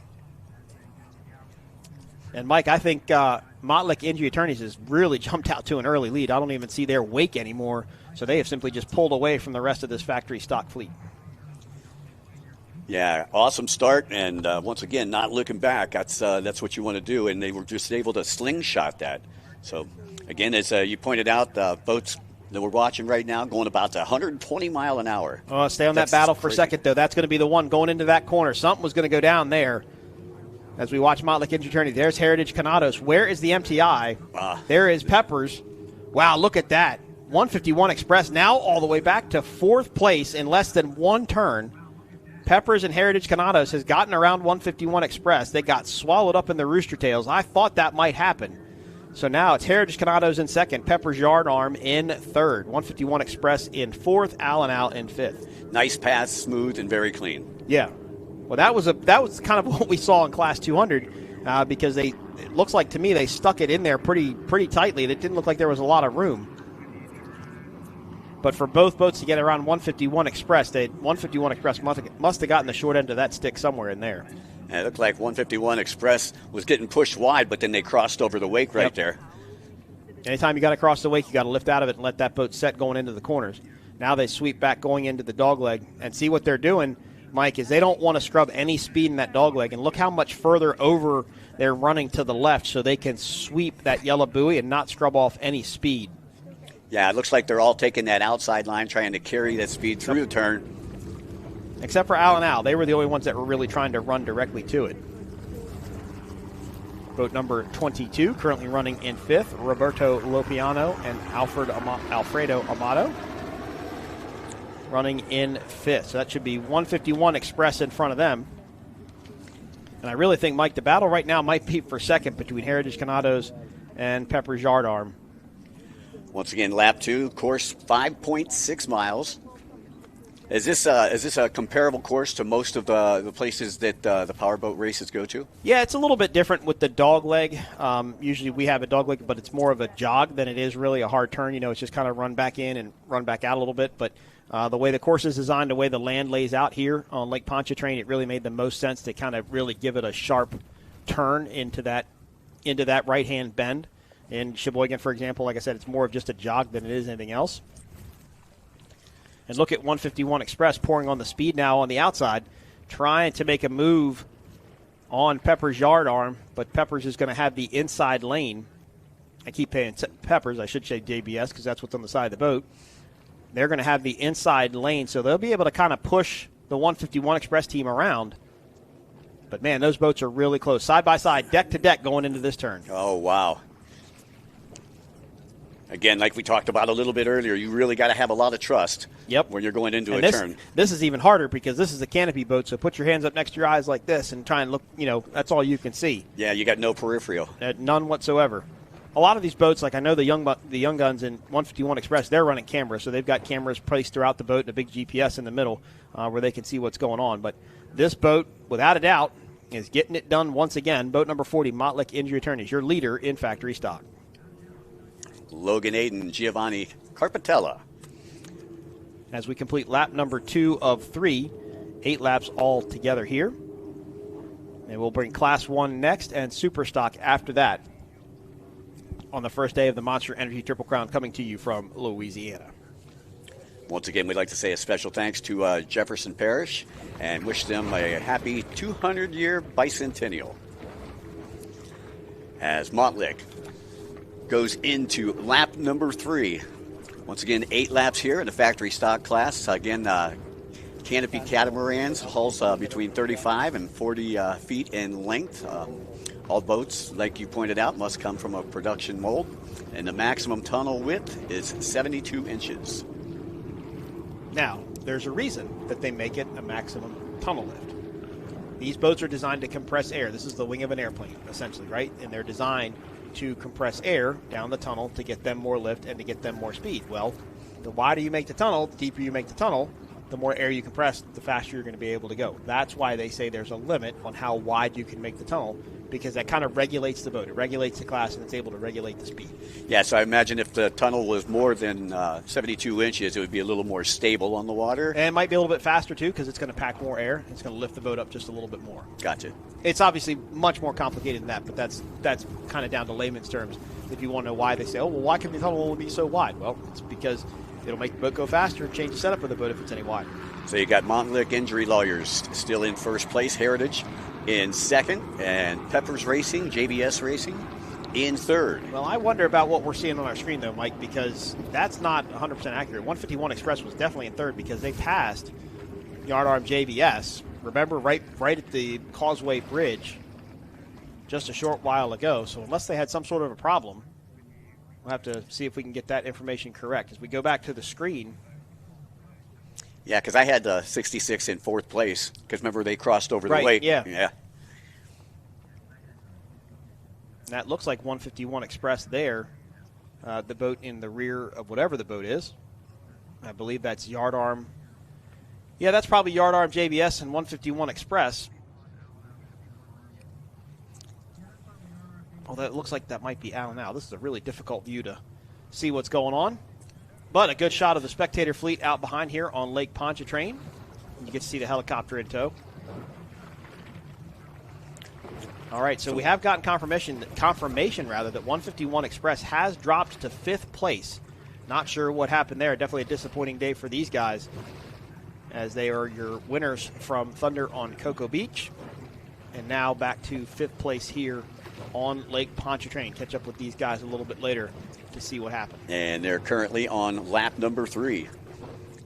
So once again, don't forget the next race is going to be in Sheboygan here as a part of the Monster Energy Triple Crown powered by SBT. A really cool place. Sheboygan, always look forward to getting to go back there. Here is Heritage Canados. They are your 2nd place boat now in factory stock. Of course, there's a couple more factory stock boats out there that could be raced. I believe the Hog's Breath Saloon boat is for sale out of Key West. That's another Doug Wright hull. You can pick that boat up with the already rigged, ready to roll with the 500s and go racing. And this is a good class to do that with. This is a super expensive class to, well, super expensive is the wrong way to put it. This is an expensive class to get in to buy the boat. The motors cost probably the most. I mean, the hull's not cheap either. But this is everything else, the parity of this class is really fair. It's kind of a very level set playing field. What type of horsepower are we seeing out there? 500. About 500? Yep, 500 per engine. And even the props must be Mercury Racing propellers. They can't be anything else. They have to be something that Mercury Racing manufactures in-house, an OEM propeller. So you don't spend all this money on these different propellers. You're talking about $15,000, $16,000 one prop on the back of this boat. So that's $30,000 worth of metal pushing these boats around the race course. And there are teams that have a lot. The old MCon Monster Energy SuperCat team, I think they had 30 or 32 sets of propellers for their SuperCat boat, because that's where your setup is, right? You tweak the prop just that little tiny bit to get the speed out of it. I have a good friend that works over at Mercury. Okay. He's one of the marketing guys. You might know him, Tad Witten. Name doesn't sound familiar. He used to produce events with the APBA for many, many years up in the Midwest. All right. And it's Hank Saloon, not Hog's Breath. I apologize. Hank Saloon factory stock boat is for sale. The white Doug Wright. It'll be interesting to see what happened to the 151 Express. The boat looks good. The boat looks like it's got some speed to it. Not really sure why they got relegated back to 5th place. But Heritage Canados in 2nd, Peppers JBS in 3rd, Allen out in 4th. Montlick Injury Attorneys continues to lead, starting lap number 5 of 8 here in Louisiana. And this was originally scheduled for 4 laps, and they moved it to 8 laps. So they're getting to spend a little bit more time out on the track. They're getting their money's worth, so to speak. Yep. Up next, we will have SuperCat. And after SuperCat, we'll have Superstock. That will be the last race of the day, and one more. 151 Express. Now they are off a plane. You can see it trying to give it gas. I think they're having a Guardian mode issue. So these motors, these Mercury Racing 500 competition engines, are very smart motors. They have sensors that pretty much sense everything that needs to be known about the motor. And when they see a problem, it'll go into something called guardian mode, and the motor will want to protect itself, basically not shut itself down, but limit how much power it puts. And there's a way to reset it when that happens, and I'm thinking that's what we're seeing 151 Express do right now, is trying to get that guardian mode reset so they can get back up on plane. That may be what's hindering them throughout the race. Well, taking a look now back out to your leader, Montlick Injury Attorneys haven't looked back, have been leading the entire race. And we wouldn't have thought that with 5 boats here. You know? I expected this to be a wicked battle. It was for about a half a lap, and then everybody just kind of started to separate. Heritage Canados, they are currently sitting in second. Michelle Carcenti and Irvin Grant. It's such a cool sound these make. And they're not loud, right? They're not loud by any means, but they just have this nice high whine pitch sound. Just sounds really, really good. And of course, Mercury Racing really changed the boat market even when they came out with the Verados and the 400Rs and the 350s and continue to improve these outboard engines. I mean, all you see now are outboard powered boats, whether it's a catamaran, whether it's a V-bottom, center console, pleasure boat. I mean, everything is just outboards, outboards, outboards, because they've just become so reliable and so powerful that they can just get a lot more speed out of these boats than they used to back in the day. And taking a look at Yardarm there, doing a little chine walking as he comes around the turn. Causeway in the background. So the next time Montlick Injury Attorneys comes by, it should start lap number 6 of 8. There's a good shot of that skater hull. And I'm happy for the Stancums. I really think this is a good run for them. They're in a solid third place right now. Building the confidence as they go. This boat was never built to race like this. It was never set up this way. But because it fell within the specs of the class, they were able to put the motors on it and come out and race. But you just think about technology and how much technology changes. Think about a boat that's 20 years old compared to a boat that's 5 years old. There's a lot of difference there. 151 Express back up and running. Yeah, Ian and Nick seems like they've worked that problem out. Yeah, to me, it's got to be some sort of a smart craft issue. They were able to get it cleared and reset, and that's why we're seeing him out here again. But, man, Mike, just look at that water. I mean, it is flat calm. There is no hop out there whatsoever on these boats. And normally you don't see Lake Pontchartrain this calm. Right. And normally, there's a wind, whichever way it's coming from, you're going to get a little bit of chop out there. Yep. And today, things have just kind of dropped off. Temperatures out there today, I believe, supposed to be in the high 80s. And, but a humid high 80s. A humid high 80s, yeah, and pretty much overcast for most of the day. And thunderstorms, of course, possibly.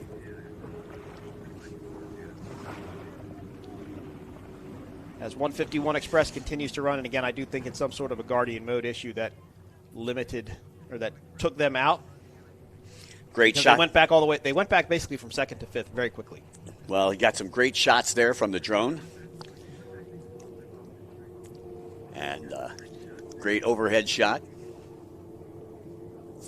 Just a reminder to our fans in the pits that the only drones that are allowed on the course are TV drones. All other drones, please land immediately.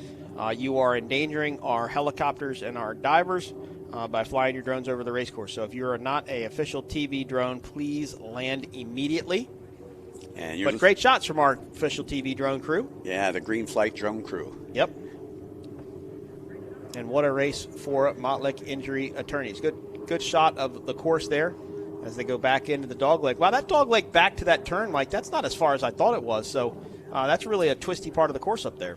Yeah, and that's why I think they're taking that wide line as they come into that dogleg. Again, like you said, so they're carrying speed, but that's going to be the line that you want to have. I believe this should be lap number 7 of 8. It could be 6. I don't know how I've gotten confused on watching one class race and not being able to count laps, but it happens from time to time. Taking a look at Yardarm right there. George and Michael Stancomb currently sitting in third place. It is lap 6, so I apologize about that. Good run for the father-son team. So this is the second father-son team we'll see race out here today. Of course, we saw the first father-son team take the win in BoatFloater.com in ModV. Congratulations to Steve and Stephen Kildall for your win there. Yeah, things have really calmed down since a little earlier today. We had a big... Well, even since the ModV race. Less than, what was that, an hour ago? An hour and 20 minutes ago? It's even calmed down significantly since then. But, wow, look at that lead by Mottlick Injury Attorneys. That should be the boat at the very top of your screen that just went off to the left-hand side. And there is second place.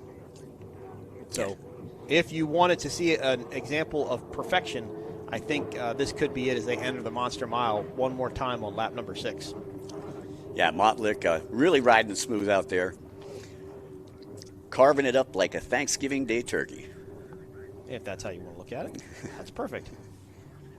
They run down towards the causeway one more time. Start lap number 7 of 8. Trying to get all these events in.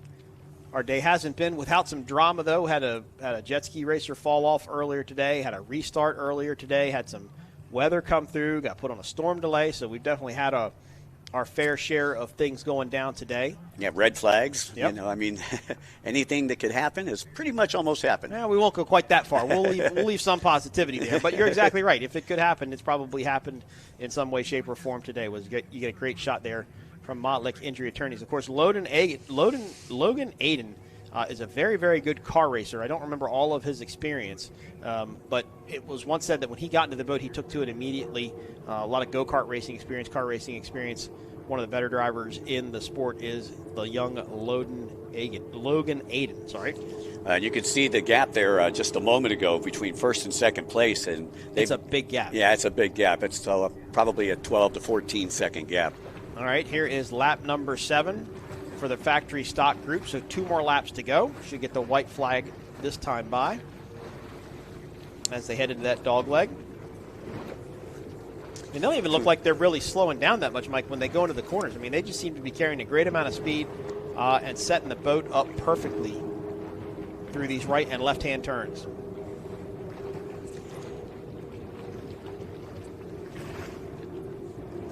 Once again, I'd like to say a special thanks to our good friends at Harvey Golf, International Marine, Jefferson Parish, and Progressive Insurance, all local that helped finance our trip here this weekend. A lot of people helped bring this event together. Thanks to everybody. Had a great concert last night in the park, in the Bonneville Boat Park. Got a beautiful playground over there. Really did a nice job at making this a true waterfront type destination.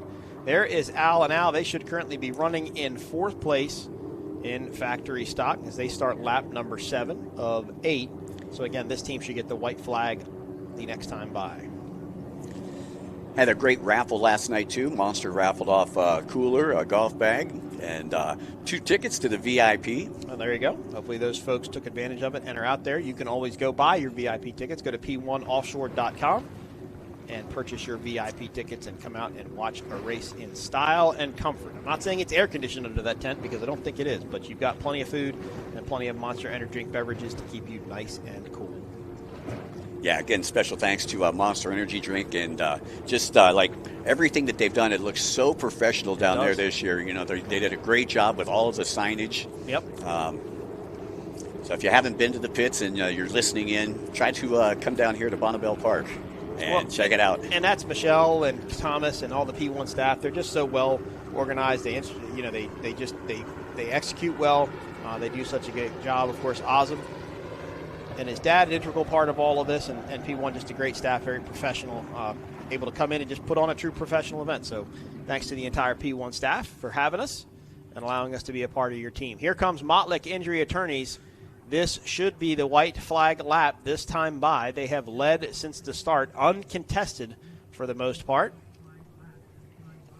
Yeah, great start by Mottlick. And they really slung-shot that start. I mean, they jumped out there. Yeah, it's probably the best start that we've seen so far today. And just a beautiful shot down the tunnel there. As you can see the boat dig in and set in the corner. And then Giovanni will start to accelerate. And there's videos of back in the day, especially with Paul Whittier and Bob Teague on these cat boats, that some teams will actually take their hands off of the steering wheel because you don't want to turn the steering wheel in the least slightest way. You're going to start slowing the boat down. And it's completely different than the jet ski, right? Jet ski runs on propulsion, pushing water, so even if you turn it, it doesn't scrub speed like a dagger that sits down in the water that turns. I mean, that's just a wedge that slows you down. So when you get out of these turns, you really just want to keep the boat straight, kind of let the boat do its own thing going down the straightaways. And you used to watch videos of Paul Whittier and Bob Teague. Actually, Paul Whittier used to take his hands off the wheel. I mean, not put him in his lap, but he'd have him hovering over top of the wheel, so he made sure that he didn't make any sudden corrections that could cost them some speed. Well, we're on our final lap here, and Montlick has led from start to finish. So that means the Class 1 boats are getting ready to go in the water. Monster Energy, MCon, and DeFalco. The two top boats in Class 1 are going to do battle here for the fans on Lake Pontchartrain. I expect that to be a great battle, and then we will go Superstock Racing. That will be the last race of offshore for the day. We will have one more jet ski amateur race. There is second place, Heritage Canados. Yeah, that's Michelle Carcente and Irvin Grant. Of course, Heritage Canados is a boat builder. And I thought they just built V-bottoms, but apparently now they're starting to build catamarans. Well, where are they out of? That I do not know the answer to that question. But that'll be a good one for next time. There we I'll go. get you the answer for that. We'll get the answer. Alan Al takes the white flag lap. I've not seen 151 Express lately. They were in last place. I think they were fighting some sort of a mechanical issue. But I haven't even slowed, or haven't even seen them slowed on the race course and get lapped by any of the other boats. As Yard Arm JBS just went through our screen. They're currently sitting in third place in factory stock, while Alan Al sits in fourth, boat number 22. And Montlick only with about a half lap, but is in the books. That's something I've never really quite seen off the back of these factory stock boats. There seems to be a little bit of water kind of riding up the back of the cow, a little bit of mist. I don't know if you'll be able to see it from this angle shot or not. But I've never seen one of these boats do that. There's 151 Express, so the boys still are running. And while these boats can go as fast as they want to win, they do have to pass a post-race tech inspection where their ECUs are checked. They'll obviously check for weight. They can check their propellers. They can check for seals on the engines to make sure the engines weren't tampered with. So while it looks like somebody may have won, there could be some sort of penalty infraction, and that would take away their win. Again, looking at 151 Express, Ian and Nick. Got to interview Nick right before we got started with this one. Yep. Seemed pretty happy, and unfortunately, just got a bad deal here in this one. This is a happy-go-lucky team, and they're out here to have fun. They're out here to enjoy it, and of course, taking the win in Cocoa Beach definitely made their experience a little bit better. But nobody's going to take anything away from this team today. Montlick Injury Attorneys, factory stock winners. Just a few more turns to go. Nope, actually, just a checkered flag. Your winners, Montlick Injury Attorneys. Awesome job. As they wave the checkered flag, Logan and Giovanni will pull back into the center of the course. I believe that's Al and Al on the top leg of the course, or it could be 151 Express. Heritage Canados comes across the line in second. Michelle Carcenti and Irvin Grant taking a solid second place in factory stock. Once again, coming up next, we're going to have our Class 1 with Monster Energy, MCOM, and DeFalco Construction Racing doing battle. DeFalco's got throttle man Billy Moore on board, and they've really got that victory hull dialed in. Of course, that boat used to be known as one of the Spirit of Qatar boats from back in the mid-2000s racing. As you see, Montlick Injury Attorneys turn to the inside of the course. The Class 1 boat should be in the water and ready to come out. There should be a pretty short break between this race and our next race, which will be the Class 1 race, and after that we will race Superstock. This is our third place boat coming across the line. Father-son, Michael and George Stancombe, Yard Arm, JBS Racing, third place. Al will end up in fourth, and it looks like the 151 Express, who was able to get rebooted, will round out your top five here. Tough day for the 151 Express team, but a good confidence build, I think, for this team right here. They were able to come out and run a solid third place, challenged for second place, never really got up in the lead, but nobody really went after Montlick Injury Attorneys after that start. So, tough day for the Stancombs. But a third place is, to me, a podium. You walk away, hold your head high from that one, and just figure out what you got to work on for the next one. There is Montlick Injury Attorneys. That is Logan Aiden, the driver of the 39-foot Doug Wright hull. As let's check out some highlights from this factory stock race. And Mike, it all started with the start. And take a look at this slingshot right here. Boom.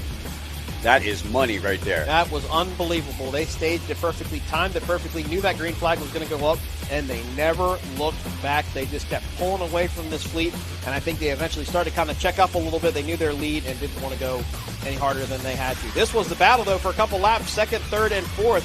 Heritage Canado's trying to run down Pepper's Yardarm JBS and 151 Express, but it wouldn't be 151 Express's day as they were able to get past Yardarm JBS, but then started to have mechanical issues later on in the race. Montlick Injury Attorneys takes the win in factory stock. Heritage Canado's comes across the line in second, and Pepper's JBS comes across the line in third. So great race there. Race number 3, race number 4, again on deck. That is our Class 1 race. As Logan Aiden gets the checkered flag thrown to him, congratulations to Logan and Giovanni on a great race here on Lake Pontchartrain. All right, Class 1 is coming up next. Monster Energy M-Con and DeFalco, the two top boats in Class 1, are going to do battle right here on Lake Pontchartrain, and it promises to be an epic race for sure. Now, how fast are those boats going to be going right there? So they'll be upwards of 135 or 140. I think they're going to be on a pretty fast setup just because it's so calm. They just can go, they'll just be able to run pretty much wide open, I think. Tyler Miller and Myra Cole going to be in Monster Energy M-Con, and Billy Moore and Michael Falco in DeFalco. All right, Mike, well, let's take a quick break, and we'll get something to drink and come back. You're watching the Monster Energy Triple Crown, the first round of 3, coming to you live from Lake Pontchartrain in New Orleans. For Mike Young, I am Mike Uwaski. We'll be back right after this.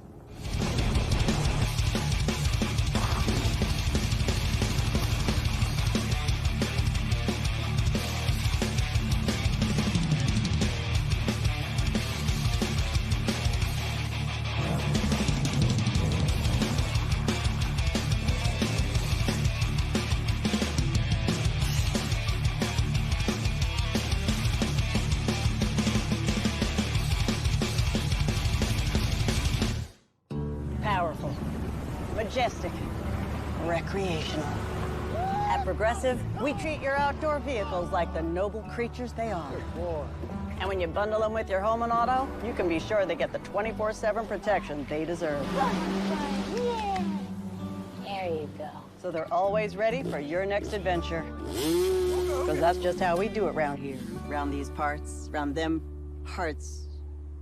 It's just how we do it here.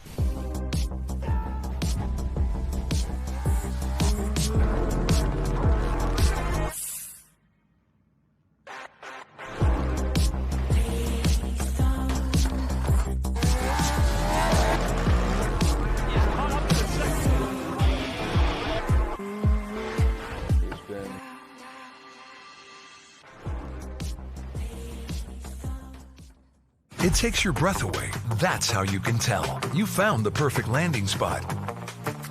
The vacation home capital of the world. Trade out the traditional for your own private sanctuary. Your own splash, your own snacks. Bring the whole family. Make it 2 families. And while you're soaking up the fun, never forget what's at the heart. It's big and it's bold, day after day. Welcome to more than special. Welcome to Kissimmee, the big, bold heart of Florida.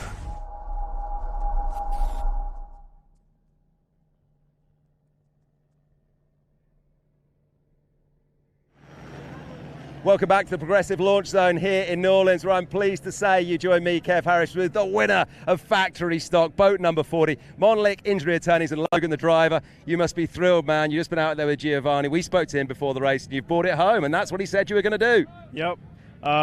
We set up the boat perfectly today, and our time from second place showed that. It really did. And what was it like out there in race pace? Because when we were talking to Giovanni, he said yesterday when you're in testing, it was a bit flat. I wasn't quite sure how it's going to play out today. Maybe the water's picked up a little bit, but you obviously got the measure of it. It was a little sporty in some spots. We were carrying our speed through the turn. We caught up to some boats, so we had some wake from the previous boats. But, I mean, we communicated, we got over that, and just dominated. It was amazing. Awesome stuff. Logan, 1 down, 1 to go. Do the same again tomorrow? Of course. Of course. There you go. You heard it here first. Mike and Mikey, let's go straight back to you because I understand Class 1s are getting ready to go. Well, a great race there in factory stock. Monlick Injury Attorneys taking the win from start to finish. Green flag to checkered flag without a doubt. Congratulations, Logan and Giovanni. Look at that. Mike, blue sky. Oh, how about that? You know, boy, it's amazing how the weather changes here. I mean, every time we're racing here, it's either really good or really bad. Exactly, and it was interesting to hear Logan just say, oh, it was kind of sporty out there. I was like, it was? It didn't look real sporty, but no, it must have been different conditions out there than what we saw, definitely.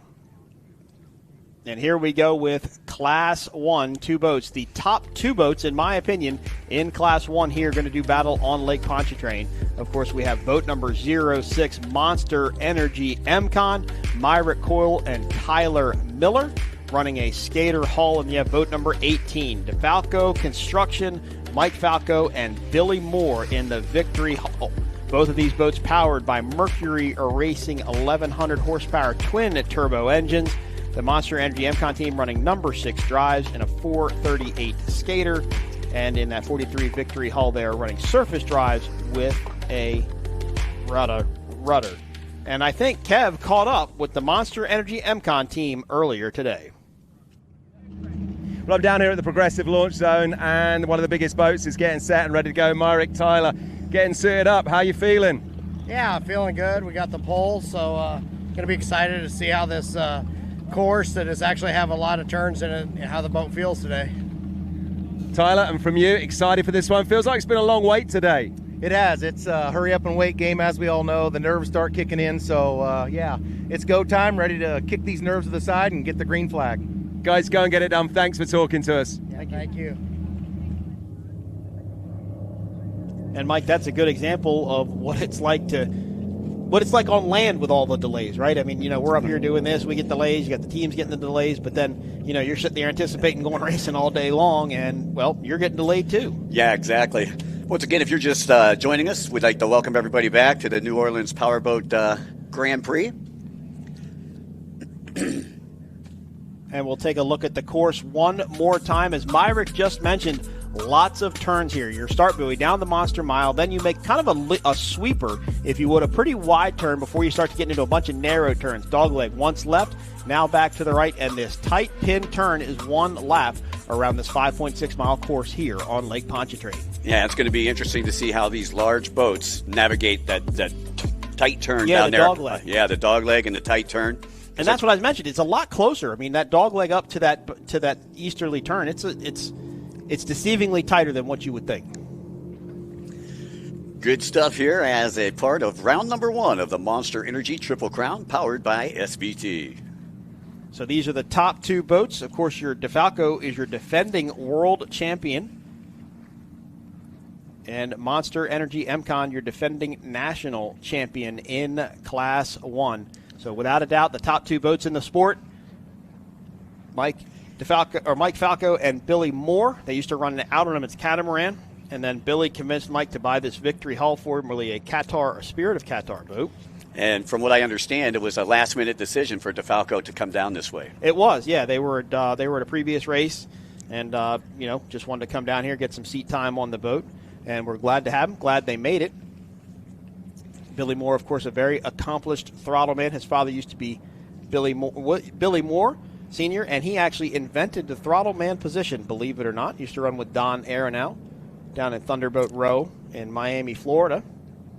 And Billy has become a very successful throttleman in his own right. Of course, throttling DeFalco, he's throttled Grey Dell, he's throttled Spirit of Qatar, just a bunch of variety of boats, and is involved very heavily. In fact, WHM just went over to Class 1, and Billy was the guy that put that boat together for Billy Moth. So Mike Falco's in good hands with Billy, and they really, once they got this victory figured out last year, man, it was fast. They were fast. Took the win in multiple race sites, and like I said, they ended up taking the World Championship. So good run for these guys. Of course, Mike Falco, based out of New York City, and DeFalco Construction in New York City. And once again, you said speeds, these boats right here, we're looking at around 135. Yeah, I think it'd be the 130, 140 range. Of course, Monster Energy MCon, Tyler Miller owns MCon Utilities, an underground utility company based out of Wathena, Kansas. And you have Myrick Coyle from Lake of the Ozarks, Missouri. He is the shop manager for Performance Boat Center. Myrick Coyle is probably been around almost as long as Billy Moore has. He's done a lot of racing. Used to run with Dave Scott back in the day. And I think Myrick was, in fact, probably even here in 2007 with Dave Scott. If Dave Scott sounds familiar, that's because he ran the Bud Select boat for many, many years. And Myrick's run with Johnny Tomlinson. He's run with Tyler Miller, Rusty Williams, who we'll see come up in our next race in Superstock. So Myrick's been around for quite a long time. Yellow flag is up. They're going to line up with that start buoy, and we will go green flag racing in Class 1. Monster Energy MCon is going to have the pole. That's the spot they're going to want to have. Green flag is up. We're going racing. Rooster tails are up. Turbos are spooling. Let's do it one more time in Class 1. DeFalco out to the early lead by just about a rooster tail length. Let's see if Monster Energy MCon's got any speed on the straightaway. Well, here we go down the Monster Mile, working right to left as we view it here from the VIP tent. It will go into this corner. Now, DeFalco has enough of a lead. Let's see if Myrick and Tyler are trying to drive it into the corner a little bit harder. They are starting to make up some ground. They've got a little bit more speed on the top end, maybe a little bit taller of a setup. This is a flat water race, and you'd better put your flat water setup on. Now they're just about a half of rooster tail length behind as they head into this corner. Mike, this is going to be an exciting one. Well, it looks like Monster Energy will actually have position, so we'll see if DeFalco gets pushed to the outside. Well, no. See, that's exactly what I thought would happen. I thought DeFalco was going to go in there. That wasn't a bad move or anything. That was all DeFalco to be able to do that. And that unfortunately hosed down. And these Mercury Racing 1100s, not a big fan of that. It takes them a little while to get cleaned off and get up and going again. Wasn't really a defensive move. I mean, that was where they wanted to go. That's where they could be. Now, Myrick and Tyler try to dive back to the inside. Yeah, Monster Energy having to cross over the wake, losing a little bit of time, a little bit of speed right there as DeFalco starts to pull away. As we come across the start-finish line, this will be lap number 1 of 7 in Class 1. Beautiful shot of that New York City skyline livery on DeFalco. The Spirit of Qatar entry. But Tyler and Myrick, they're starting to work at it. They know what they need to do. They went into that corner. This is back towards the dogleg. They went into that corner hot, trying to carry as much speed as they could. Well, it's 8 laps to glory here in the Class 1 race. And we're just completing, or we're on, rather, lap number 1. Boat number 18. Got the tractor pipe exhaust up out of the engine hatches, just like we saw on some of the other boats. Now, as I mentioned, this is a rudder boat with surface drive, so this has 2 shafts that come out of the back of the boat with the props on it. And the only thing they can do is move up and down vertically. They do not turn, but then they have a rudder, basically a dagger that sticks down the water, and that's how they are turning. The Monster Energy MCon boat, the 438 Skater, that has Mercury Racing number 6 drives on it, and those trim up and down vertically, but then also turn left and right. This boat was actually built with surface drives and a rudder, and Myrick and Tyler felt so confident in their SuperCat boat with the number 6 drives, they actually sent this boat back to Skater, not this past winter, but the winter before, had the surface drives taken off and had it re-rigged with the Mercury number 6 drives. And it's worked out well for them. They're the only boat that runs the number 6 drives in Class 1, and it definitely went in their direction as they took the national championship last year. Well, you're watching race number 4. This is Class 1. We've got one more after this. That'll be the Superstock race, but I think we may have to have a helo refuel in between this race and the next race. And then I think we'll have another Aquacross race after that as well. It looks like DeFalco, Mike, has really pulled out in front. I don't even see their whitewater. There it is, just a little bit on the left-hand side of your screen. I tell you what, MCon Monster Energy has a very tall setup, meaning they have speed. Because, like we saw on the start, they are able to get within striking range of DeFalco on that Monster Mile. So that's their place to be. They need to be within striking distance at the beginning of the Monster Mile so they can make their move towards the end of it. Well, we'll see if Monster Energy can reel them in here as they make the turn down on the west side of the track. I'm sorry, the east side of the track. You can see them going right there along the causeway. Yeah, and Monster Energy MCon, they're still within striking distance. I think that if they can run that line, if they can get in that pin and they can accelerate. Now, remember, these are twin-turbo engines, so this is entirely different than what a lot of people think it is. These boats don't make instant power. They do not have instant torque. Turbos make power on the top end because they're actually using the air coming through the engine, not the air going into the engine, almost creating like a vacuum. So they don't get instant punch like you do with a blower or a supercharger. So when they run these boats and they go into these corners, they don't want to scrub off a bunch of speed because they don't have the snap of power to get back up to speed right there. So once again, we are on lap number 2 of an 8-lap race, and you're looking at your race leader, DeFalco Construction, driver Michael Falco, and Billy Moore, the throttle man. Beautiful victory hull again. Used to be known as Spirit of Qatar, raced by Steve Curtis. There's a couple of these boats out there. Actually, this boat, Billy raced this boat in Key West. I'm sorry. This boat, I can't remember the name of it right now, but this boat raced in Key West once. And it actually was involved with an incident with CMS at the time where it rode up over the back of CMS. Did a lot of damage to both of the boats, and then that boat went away for a while. And that's right, that's where this boat came from. Of course, this is a brand new boat, and as reported by Speed on the Water, official media partner of P1 Offshore Racing, they have another skater being built. I believe it's a 418, a 41. They're trying to make it more. They used to run SuperCat and a 388 skater, and they absolutely loved that boat. They dominated SuperCat for many, many years, and they really felt that they put a lot of design input into a new skater that they're having built. It won't be ready this year. It'll come out in 2026, but they really tried to put a lot of the same design characteristics into their new skater that they're trying to have built. CT Marine, Eric Colby from Speed on the Water. CT Marine, that was the name of that boat. So that boat used to be CT Marine, and it drove up over the back of CMS in Key West one year. If you ever YouTube, that was an impressive wreck when that happened. Well, hey, once again, we'd like to say a special thanks to Harvey Golf International Marine, Jefferson Parish, and Progressive, our local sponsors here. But we've got tour sponsors out there, too, that we'd like to say a special thanks to, and that is Experience Kissimmee, of course, Sunoco Race Fuels, Mercury Racing, ICOM Communications, and, of course, Jefferson Parish here locally, celebrating their 200-year bicentennial. And, of course, this event is powered by Monster Energy, the official title partner of the P1 Offshore Triple Crown. And a special thanks to Jefferson Parish District 5 Councilman Hans Lingeberg for his incredible support in bringing world-class racing back to Lake Pontchartrain after a 20-year hiatus. You know, Mike, and going to the pit party last night, you know, everybody here from New Orleans was excited to have these powerboat races back. It's a good time. It brings a lot of flair into town. It brings just a new group. It's something exciting. It's something different. And a lot of the municipalities that I mentioned earlier, the fire department, the EMS, the police, they don't get to deal with stuff like this. So it's a good change for everybody. It's a fun, clean, wholesome, family fun event. You can come out and watch it on your boats just like we are with the spectator fleets out here. You can be volunteers. I talked to a family that has a Sportsman Center console last night like I do. They were volunteer as one of the patrol boats, so they were looking forward to come out here and having some fun. And this Bonneville area that we're racing in, just a very nice area, very pleasant area. Yeah. Seen some very historic homes between here and the Holiday Inn Express. And Tom Richard, one of the P1 Tech officials, is actually from this area. Oh, wow. So every time I know he has a big house. Every time I drive past one of these big houses, like, oh, that's Tom's house. Oh, that's Tom's house. I don't know if it is or not, but hey, it's worth the guess. DeFalco continues to lead lap number 3 of 7 in Class 1. These boats are pretty evenly matched, but I'm interested to see what this is going to be the shot right here. I want to see what Monster Energy MCon can do to try and catch DeFalco on this straightaway. This Monster Mile has been their spot kind of all race long to make up ground. If they get within striking distance, it could be a battle towards the end.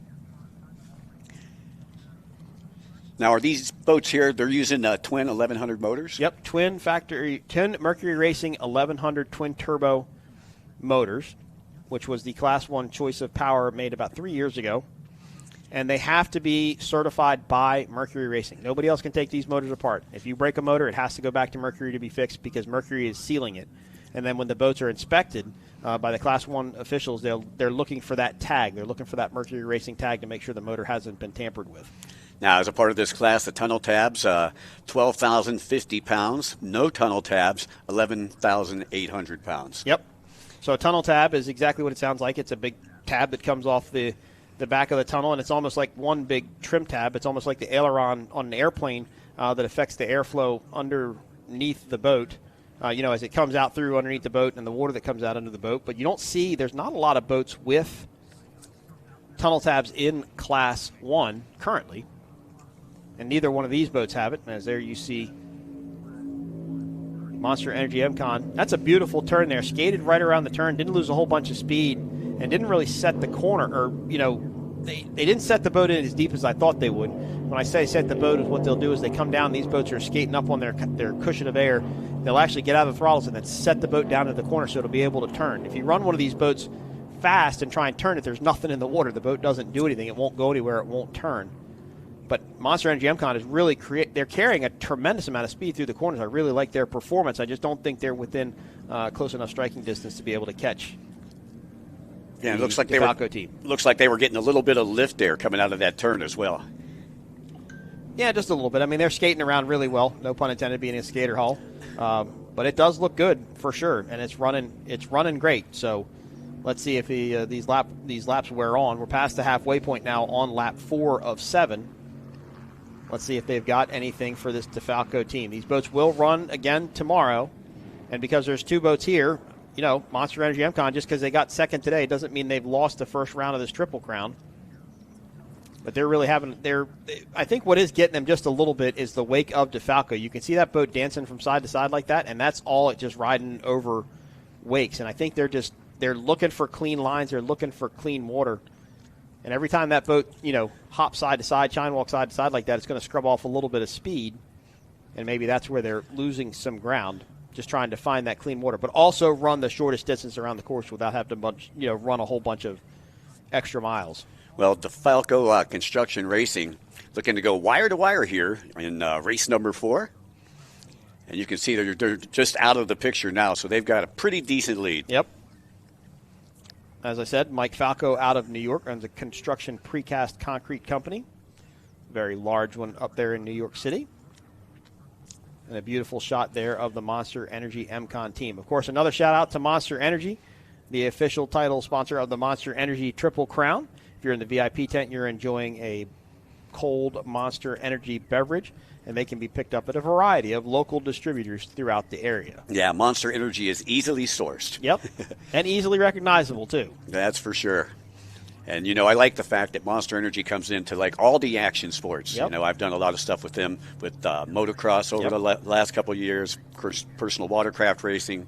But, and they sponsor the Farthing Racing team. So tomorrow you'll get to watch another Pro-Am Enduro, and you'll get to see that Farthing Racing team back in action. Well, look how many teams are sponsored by Monster Energy and Supercross. You got the Monster Energy Pro Circuit team, you got Monster Kawasaki, you've got the Monster Star Racing Yamaha team, and then they sponsor individual riders too. So there's a lot of support there, within the sport from Monster Energy, and we wouldn't be able to do it without such great sponsorship partners as them. Well, they certainly have a huge presence here at Bonneville Park. Lap number 5 of 7 in the books. So this time by, we should get the 3 laps to go. Mark, when this lap is complete, as DeFalco has led since the start. Unfortunately, MCon got a little bit of a bath there going into that turn, and I think that's kind of what set the tone for this race. I think if that hadn't happened, I think Monster Energy MCon would have been right up there with him. I don't think it was any sort of a move by DeFalco, except it was their race course and they could go where they wanted. Myrick and Tyler were just trying to go up the inside, and I think they were just hoping that lane wasn't going to get taken away from them. But, wow, that's a good shot of the lead. DeFalco, it's just pulling away from the 016 now. Yeah, again, this is only round one of 3 rounds. Again, as we pointed out earlier today, we're going to be headed up to Sheboygan next for round number 2 of the Monster Energy P1 Offshore Triple Crown. And then we'll end up down in St. Petersburg, Florida, racing right behind the pier. And we will crown our first Monster Energy Triple Crown champion in St. Petersburg, Florida, after a combined score of points between those 3 events. And as I mentioned earlier, it's low scoring points. So the team with the lowest score at the end of the weekend wins the overall championship. We touched on this a little bit earlier. For those folks that may have just tuned in, let's talk a little bit about how the points are working, how it's a low point system and not a high point system. Right. So first place gets 1 point, second place gets 2 points, third place gets 3 points, so on all the way up the ladder. So if you go 1-1 today and tomorrow, so if DeFalco goes 1-1, they're going to get 1 point, 1 point, they'll have 2 points. Right now, MCon Monster Energy is going to have 2 points, and they could potentially win tomorrow, so then they would have 3 points, and DeFalco would get second, and they would have 3 points. And the tiebreaker would go to the team, I believe it said, with the fastest lap time through the course of the weekend. So there could be a tie, but that's what the lowest points means. It's not like you're getting 25 for first, 15 for second, 10 for third. You're getting 1 point, and you want the lowest score. It's more like golf than it is, a typical sport where you're trying to score as many points as you can. Yeah, and you're adding up your points throughout the series, throughout the Triple Crown, correct? Yep, and then in St. Petersburg, all of the points will be tallied from our 3 events, and we will crown the first ever Triple Crown, Monster Energy Triple Crown champion. So a perfect season would mean you had 6 points. 6 points, exactly. That's it, okay. And you can see on the back of that boat, there's the Racing for Jamie sticker. That's Tyler's sister. She passed away of cancer a couple of years ago, and they always have Jamie with her, and they're always thinking about her. Her name's been on the back of that boat since this team started racing quite a few years ago, and they're always thinking about Tyler's sister, Jamie. That's what Racing for Jamie stands for on the back. Yeah, I got a chance to meet Tyler last year at the Daytona Aquacross as we had the invitational where the we celebrity had race. The celebrity race, yeah. He did pretty well in the celebrity race, had a good time. I have minor celebrity status. I'll take a ride on the jet ski. If you ever need somebody to fill in the seat there. Lap number 6 of 7 is what we're on now, and it's DeFalco's race at this point as they will continue to open up their lead. The Millers are a great team. They actually started off many years ago in SuperCat, and they bought Billy Moff's old boat, the old WHM boat, and they raced it for a year or two, and then they bought what was the steel boat, so their old boat was steel, and then they built a new 438 skater. So they have been through their fair share of boats, and as I mentioned, they have another new one being built for Class 1 that'll come out in 2026. But Lindsay and Tyler and team have really dedicated themselves to the sport. They've been a great asset, and from a team that went from a sport chassis and a boat to a team that at this time last year had 2 boats and 1 hauler, now just down to the Class 1 boat. But a great group of people the Millers are, their entire team, fantastic people. Craig, Jake, Mike, Dave, all the team over there at Monster Energy MCon, just a great group of people. And Tyler Miller owns an underground utilities company in Wathena, Kansas, and that's what he does for a living. So anybody that doesn't believe that construction pays, guess what? The 2 most expensive boats here are both in construction. Imagine that. And 2 very different types of construction. Mike Falco is a concrete precast construction company based out of New York City.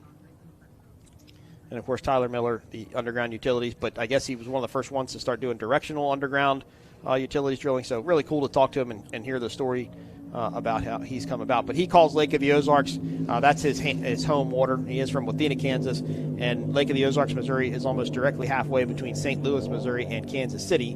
So a lot of folks go out there to go boating. They've got a MTI center console.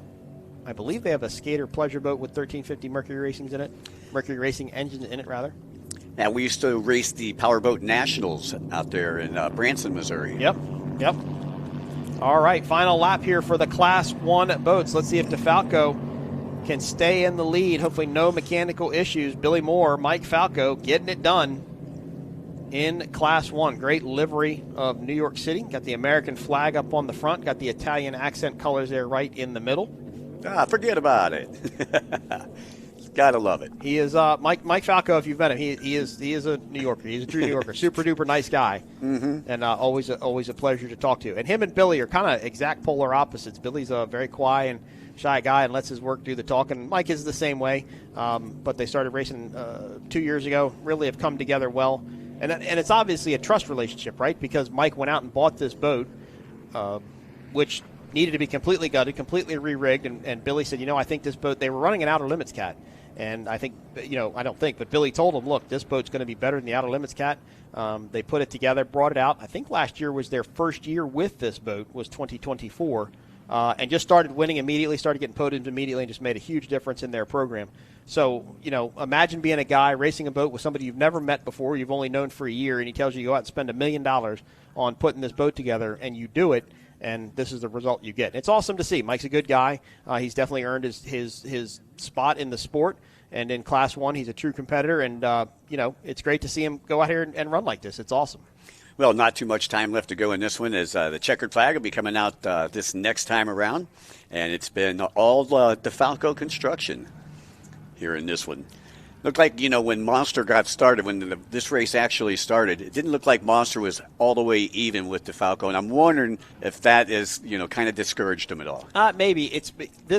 I learned something in Sheboygan, though, because I accused somebody of cutting somebody else off on the first turn. And they came to me and they said, yeah, but look at it from this angle, because we don't see it from the correct angle to be able to say that. And I've seen that a couple times today where I'm like, man, that outside boat has definitely been a little bit further ahead than everybody else, but that also could be kind of the camera angle that we're looking at. I think the biggest detriment to the Monster Energy MCon team was just that first, going into that turn where they tried to sneak up the inside, and DeFalco was just like, nope, that's our hole. You could just kind of stay back there. Because all these teams are running cameras. I'm not saying you're looking at it. I'm not saying you're basing your race on what's going on behind you, but that was DeFalco's track. That was their spot, and they went in there and they held it. And that's going to do it right there. DeFalco taking the win.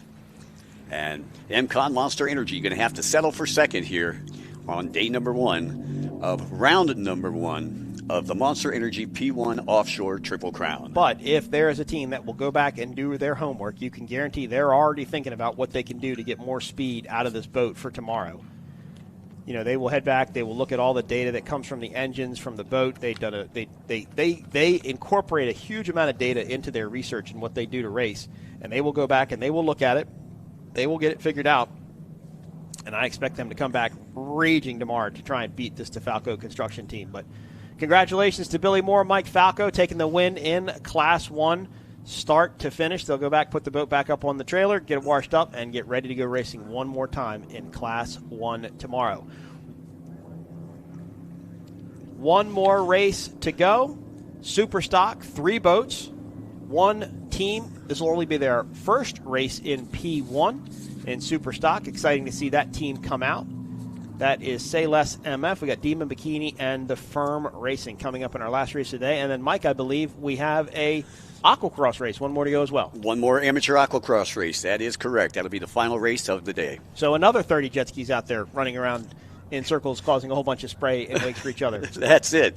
Well, so I like talking about 30 skis out there. When there's not that many skis, you kind of lose your train of thought because, luckily I have you here because your knowledge of boats is amazing. It's good. My knowledge of boats is compared to your knowledge of skis. Well, like you've been doing boats for 30 years. I've been doing jet skis for 40 years. Yep. There is Billy Moore, the throttle man for that DeFalco team. Going to jump up on the deck there and grab their checkered flag and head back in. Congratulations, Mike Falco, Billy Moore, on taking the win in Class 1. And it's celebration time. Great run in that victory hull. They will go back, put the boat up on the trailer, and as I mentioned, the Monster Energy MCon team is probably already starting to think about what they can do differently for tomorrow to get more speed out of that skater hull. But it's all DeFalco today as we go back to the highlight reel. Let's take a look, and this is how it got started. You see, from the angle that we're looking at right here, it looked like the Monster Energy boat wasn't starting right there. But look how far the pace boat was behind them, too. But it was DeFalco. They got out to the early lead, and it looked like Monster Energy MCOM was going to make a move going into this turn, and unfortunately they got hosed down, and that really is what set them back and kind of set the tone for the rest of the race. Yeah, so tough row to hoe there for the MCON Monster Energy team, but DeFalco is celebrating, but tomorrow is another day. Tomorrow is another day, and as I mentioned, if there's a team that's going to go back and do their research and figure out a way to win, that will be the Monster Energy MCON team.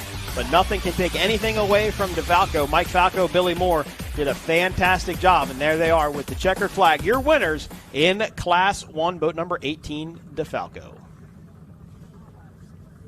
Well, Mike Young, as we wrap up our fifth race of the day, we've got one more to go. That is going to be Superstock. 3 boats come out. This is going to be a lot like factory stock, except these boats are going to be running 300 horsepower Mercury Racing outboards, and they're going to be a little bit shorter. And we've got one new team. Actually, all 3 of these teams, they're veteran teams, and they've got experience between the teams, but they're all fairly new to P1 racing, and it's going to be very exciting to see.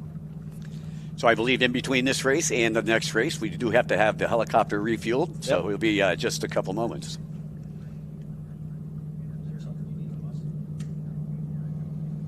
As Mike and Billy head back into the pits, got the checkered flag flying on that victory hull. Again, that beautiful New York City livery. Got the concrete pumper truck there in the middle. And Mike has just done a great job with getting this team set up to go fast. All right, well, we're going to take a quick break, go get something to drink. Everybody down in the VIP tent, you got one more race to go. Make sure you're enjoying your day down there. If you're at home watching us, we thank you for tuning in. One more race here for day 1 of the Monster Energy Triple Crown, coming to you live from Lake Pontchartrain in New Orleans. I am Mike Yawoski for Mike Young. We'll be back right after this.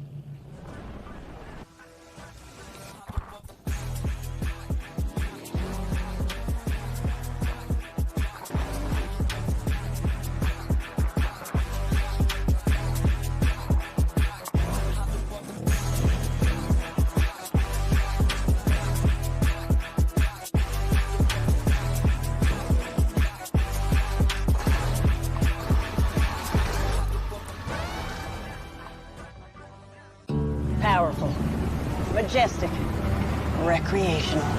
At Progressive, we treat your outdoor vehicles like the noble creatures they are. And when you bundle them with your home and auto, you can be sure they get the 24/7 protection they deserve. Yeah. There you go. So they're always ready for your next adventure. Because that's just how we do it around here. Around these parts, around them parts. It's just how we do it here.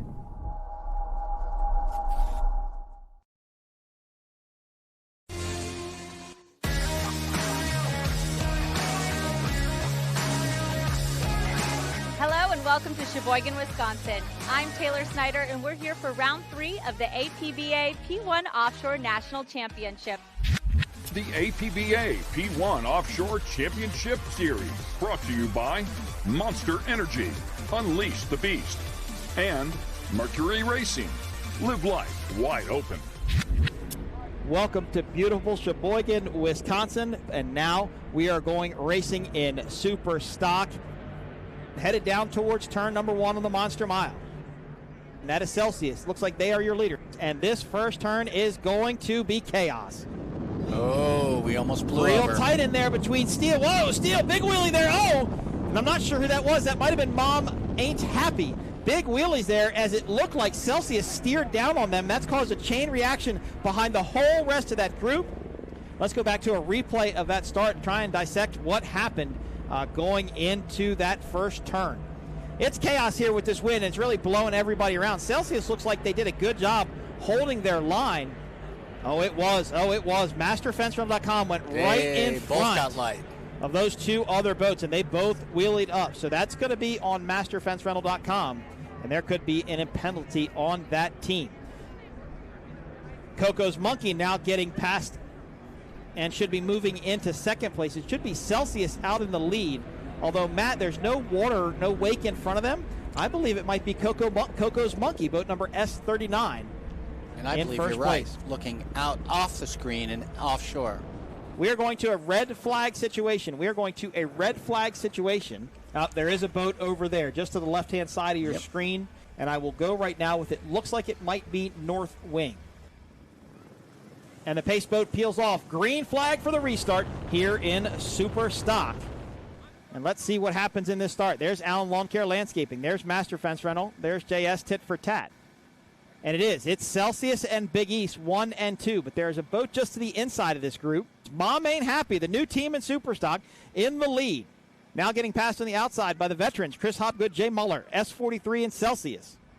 Ooh, big move there by Coco's Monkey. They went to jump to the outside. Now they jump back to the inside. I don't think Chris and Jay left them any room. Look at Mom Ain't Happy. They are pushing Jackhammer out wide. Coco's Monkey on the inside. Celsius continues to lead. There is Celsius in the lead. There is Coco's Monkey in second. Mom Ain't Happy and Jackhammer still battling it out for third.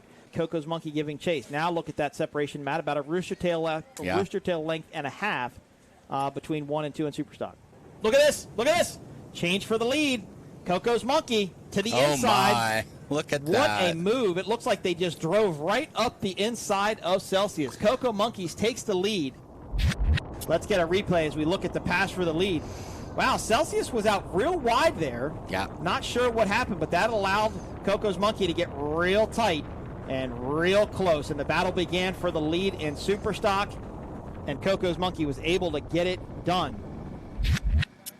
Oh, no. Looks like we had a boat spin out. We did.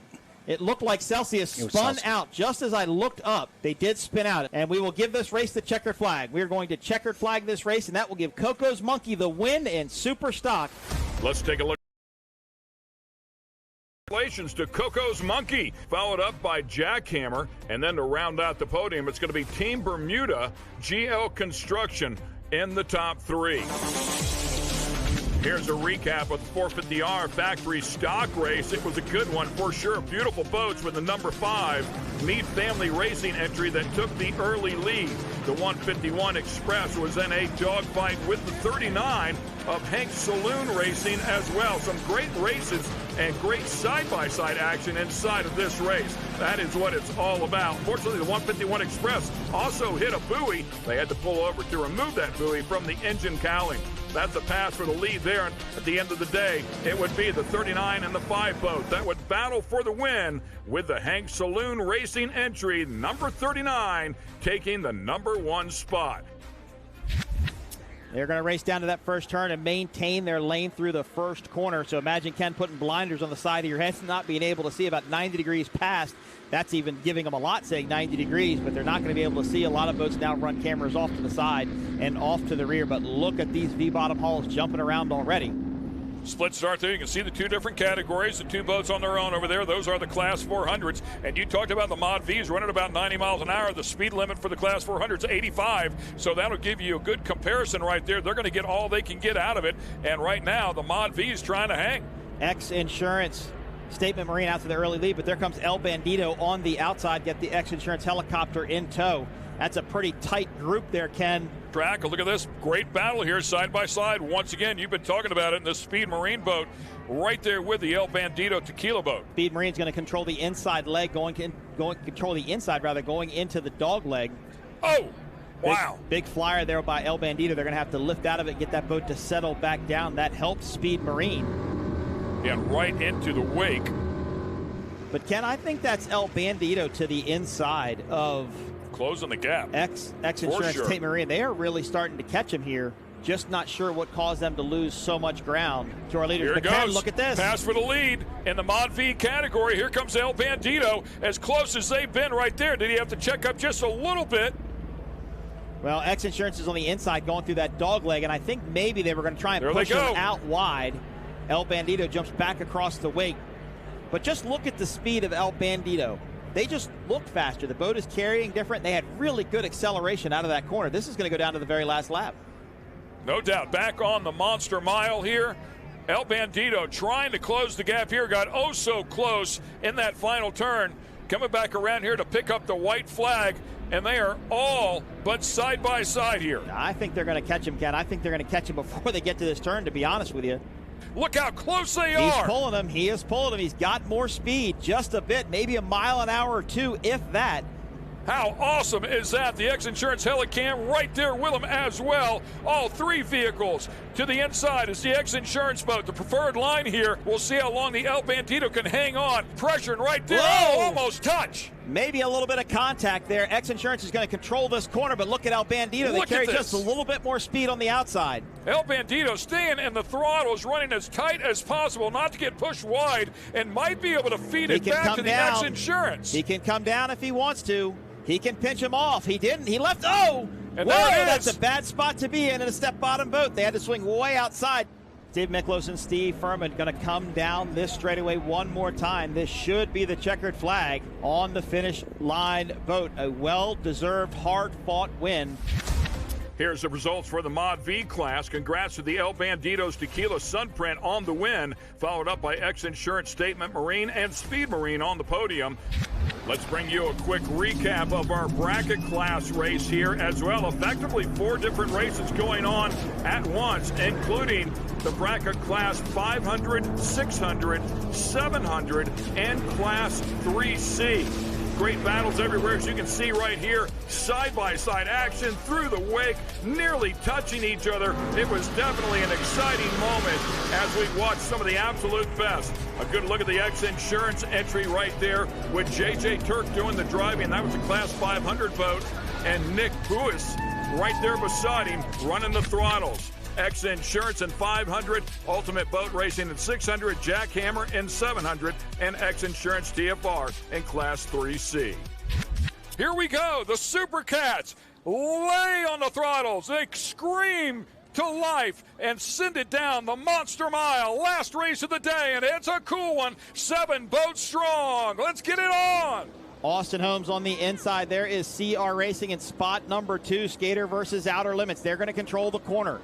Look at look at Dirty Money. Where did that even come what from? A massive run, and puts an immediate 5, 6, 7 boat links on the rest of the field. Now they're going to have to maintain their lane through this corner. They cannot pinch down on them. It looks like that's what Dirty Money does. They stay to the outside. Look to the inside, though. There goes MCon Monster Energy. They hose down. Whoa. Set it down. Finally set it back down. Holy smokes. Wow, what man. Wow, that is a pucker factor if I've ever seen one for Austin Holmes. They rode up the rooster tail of Monster Energy MCon. And Ken, you weren't on the air yesterday when we had the Superstock race, but that's the same exact thing that happened during our Superstock race. Very hard to tell what went on there, who went to the inside, who cut him off. But man, what a hairy moment for Austin Holmes. Glad that boat got set back down. Absolutely a wild moment, no question about that. But the MCon boat comes down there, and then the big washout right there for the number 88 newly Austin-sponsored machine, and finally sets it back down. I really thought it was going to blow over. CR is going to be on the outside. I do not think they're within striking distance, but I think they're close. And at this point, I probably wouldn't count out Gradell or Austin Holmes. They are close enough that if any of these boats make a mistake in second or third, they'd be able to capitalize on it. But a good race for Rob and Casey. Impressed to see them up front.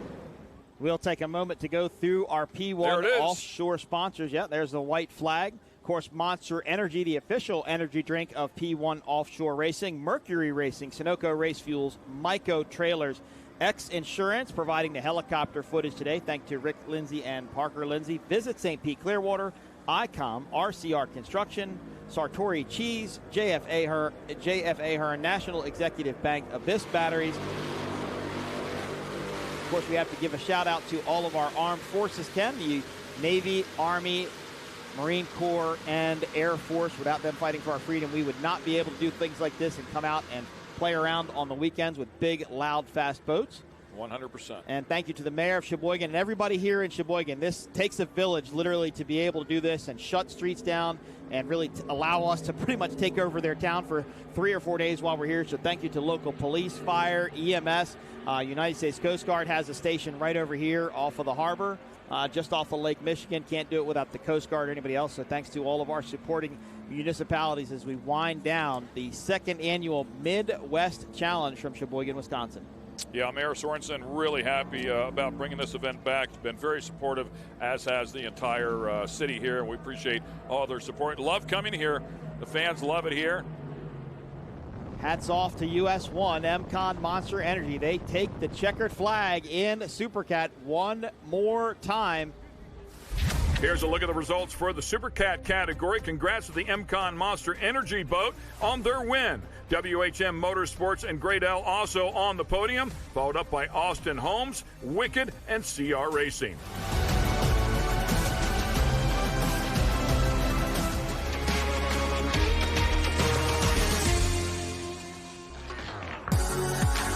Welcome to sunny Sarasota, Florida. P1 Offshore has shown up in full force for the 40th annual Sarasota Powerboat Grand Prix. Green flag going racing. Superstock, 11 boats, drag racing to the first corner in the Gulf of Mexico. Have to maintain their lanes. Let's see how that goes. That is Celsius. I believe that is North Wing's Rooster Tail. You're seeing just to the right of our screen. There is Steel. There is Jackhammer, Big East, Reese Landheim, and Julian Maldonado.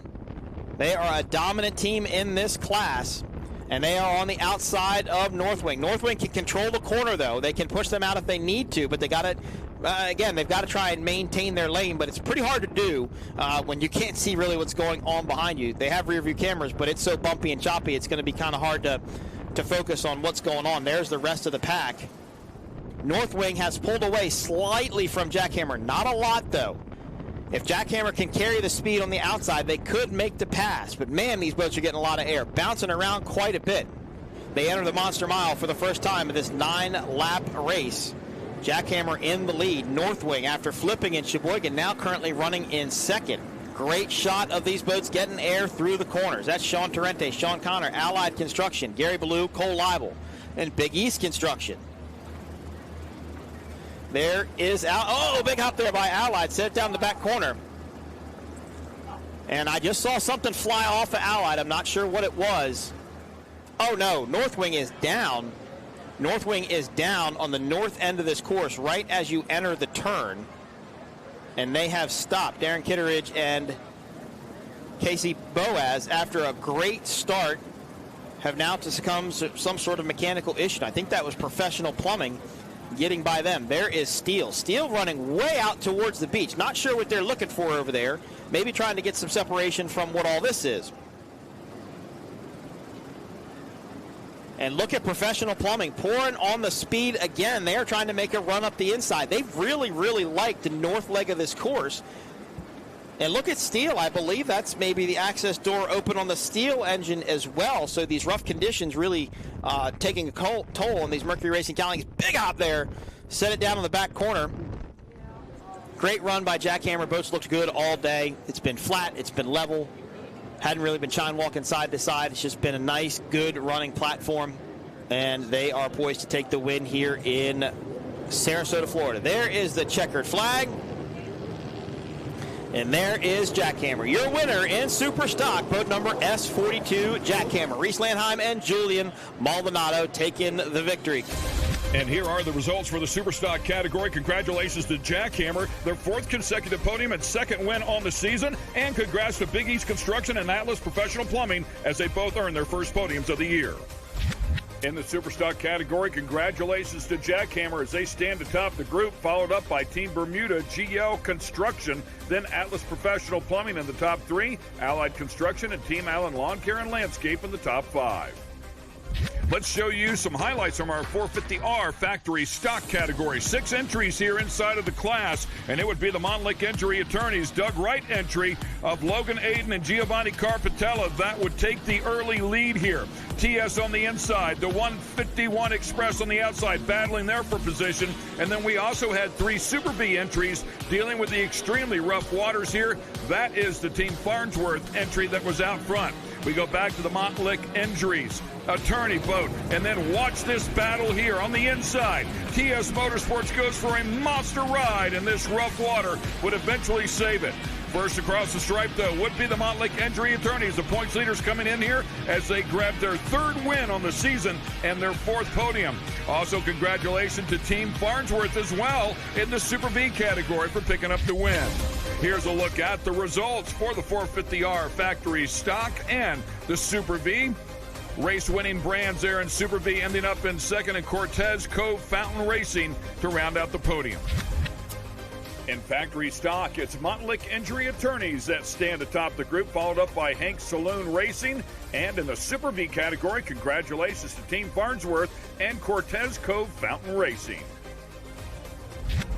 And we're going racing here in Mod V. That's boat floater El Bandito Relentless. They jumped out to the early lead. Look at boat floater and El Bandito. Side by side, 2 extreme hulls. Fast Boys is on the outside. And there is Speed Marine, and I believe that's the X Insurance entry, as Relentless actually off the pace very early after a great start. And so is Boat Floater. Now Boat Floater lifting, dropping all the way back in the field as Speed Marine starts to take the lead over El Bandito Tequila, Jay Waltman and Kyle Miller in that beautiful green extreme hull. Well, and look, they're actually running 3 different lines. Speed Marine went way outside. Remember, this is kind of a reverse dogleg, right? So instead of having to drive in and drive back out, they're just kind of bending down to it. And maybe that's what Speed Marine wants to do. Maybe they want to get lined up. Looks like X Insurance might have had a mechanical there and has come to a stop. A hard stop, too. It didn't even look like they slowed down. It looks like they just stopped. Here is BoatFloater.com. This is a local team. Steve Caldwell has been racing at this event for all 40 years. Wow, that's incredible. What he a has great raced run. every race here. I'll call this a Gen 1 Extreme hull. And obviously having some sort of an issue because this boat normally is much, much faster than this, but he races with his son, Steven Kildall. That's somebody also turning, it looks like, slowly turning in. Turned in, huh? That's El Bandito Tequila. That was our second place boat. Steve Miklos and Steve Furman. You would actually enjoy talking to Steve Miklos. He does a lot of car racing, a lot of open wheel car racing. So you'd probably have a lot in common with him. But as they hop out, they are obviously down with some sort of mechanical issue. I believe that's Steve Furman hopping out. He's going to open the engine hatch up, see what they can see. Fleet here is R&S Racing. They have now moved up to 4th place. Yeah, the twin naturally aspirated power plants come out here at full song. They will be loud. They will be fast. It's incredible. Better part of 40-foot boats, 38-foot boats. Wide, sexy-looking machines for sure. 7 boats in the class, and let's see if Dirty Money Racing Powerhouse Recycling can lift that gray flag from above their heads. You know, they've had issues at every single race, and it's been weird stuff, right? Like a belt breaking in Sheboygan. In Ocean City, they had their bottom hatch actually start coming open during the race, and they had to reach down. And we figure that bottom hatch is now sucking up water to get into the bottom of the boat, scooping up water, rather. They had to reach down. It's just been little tiny things here and there that have just gotten them. So let's hope they work super hard. They put their time into the boat. Bobby Adams, their crew chief, just everybody works so hard on it. So hopefully they can get the bugs worked out and get the win today here. I expect it to be between them and MCOM Monster Energy. Those are the 2 dominating boats in the class right now. But WHM, Billy Moff, Jay Muller, lots of experience. Great L, CJ Grant Racing, Chris Grant, Billy Moore. I mean, all these boats are fast boats. Team Farnsworth, Hancock's Claims. Anybody I think can win. I just think those are going to be the 2 of the faster boats out here. But I've been wrong before, so I will openly say now. I could be wrong again. Come on. So as they enter that Monster Mile one more time. The final time here on Sunday, race day.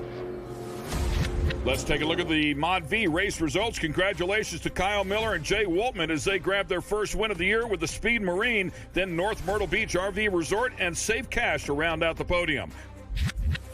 Congratulations to the champs in Mod V, JJ Turk and Nick Buis, and the X Insurance Statement Marine entry, followed up by Safe Cash X Insurance and BoatFloater.com.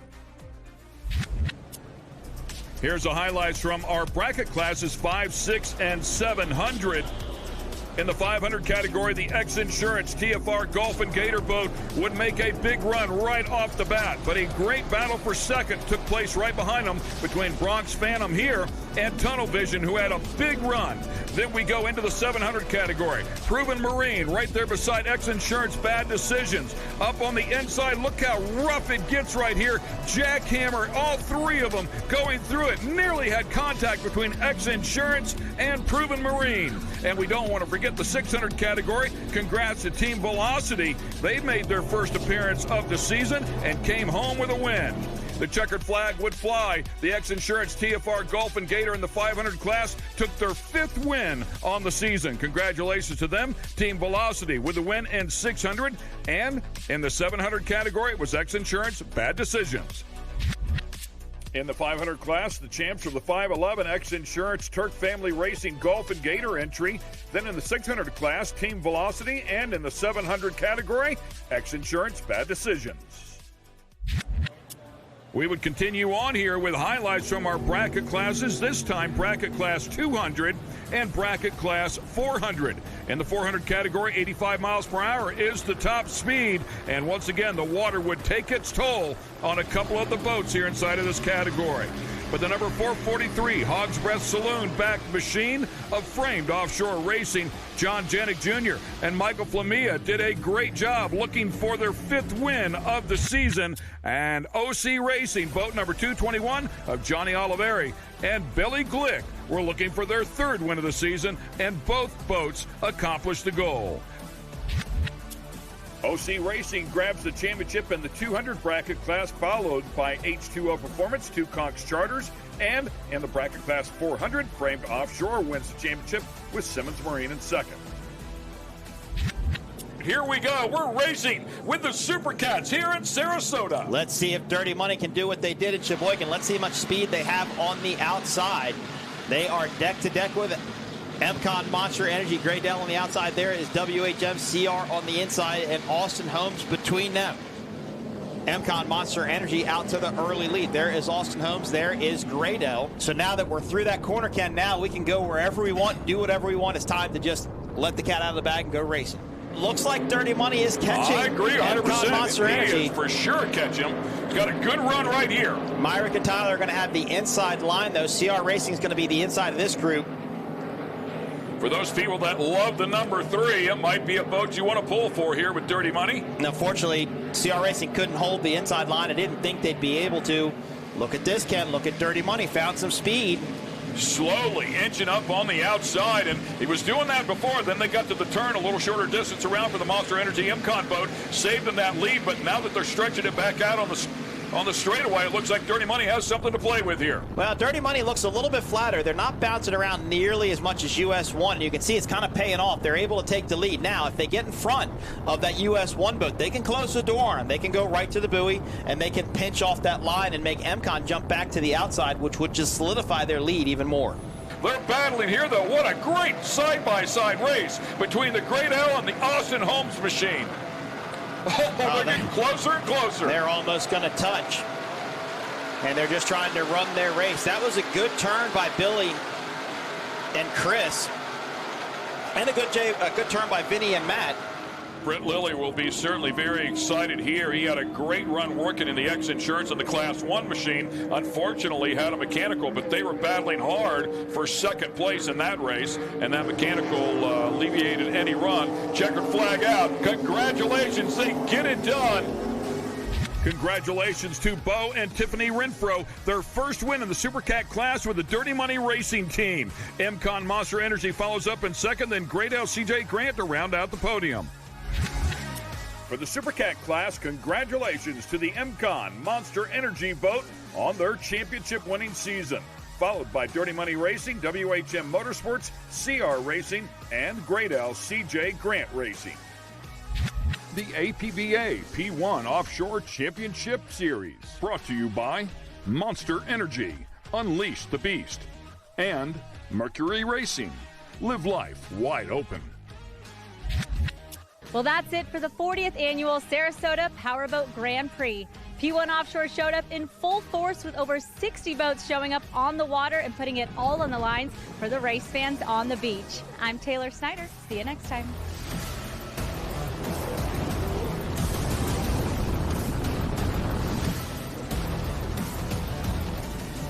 For over 60 years, ICOM has been your trusted companion, keeping you connected on the water, in the air, and on the ground. Whether you need a two-way radio for your cruiser, center console, personal watercraft, or anything in between, ICOM has you covered with the most innovative marine, amateur, aviation, land mobile, LTE, and satellite network products.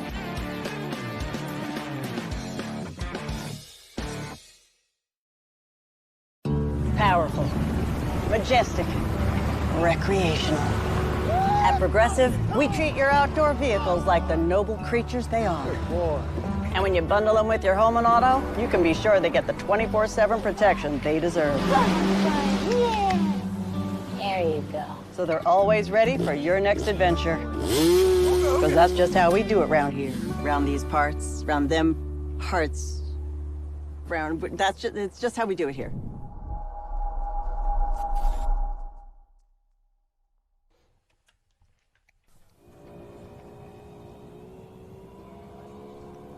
Welcome back to the Monster Energy Triple Crown, coming to you live from Lake Pontchartrain in Louisiana. A beautiful day, a somewhat rainy day, but racing nonetheless. This is the New Orleans Powerboat Grand Prix presented by Harvey Gulf and Jefferson Parish. Round one of the Monster Energy P1 Offshore Triple Crown Series. Mike Uoski, Mike Young. One more boat race, one more jet ski race, and then we'll call it a day. Right now, it's going to be Superstock. Yeah, let's talk a little bit about the Superstocks. The hull's 28 to 32 feet in length. The maximum tunnel width is 63 inches. The minimum weight, 4,900 pounds. And these are twin-engine Mercury Racing 300 XS or 300R motors, but they must remain stock. Yep. And here is the start list for this. Of course, we got boat number S33, Demon Bikini. That's the team you're looking at there. Leanna Shadlow and Chad Havens, Say Less MF, Chad Rootseal, and Rusty Williams. This boat used to be Performance Boat Center Fast Diesel Fuel Systems. And then the Firm Racing Team, Peter Riverio and Ricky Maldonado, rounding out our three boats in Superstock. So, as I was saying in our break, Mike, all three of these teams, lots of experience between the crews in the boats, but the teams themselves, all three fairly new race teams to the P1 circuit, and especially the Monster Energy Triple Crown Series. The newest team being Say Less MF, who bought that boat about 2 weeks ago to come out here and go racing.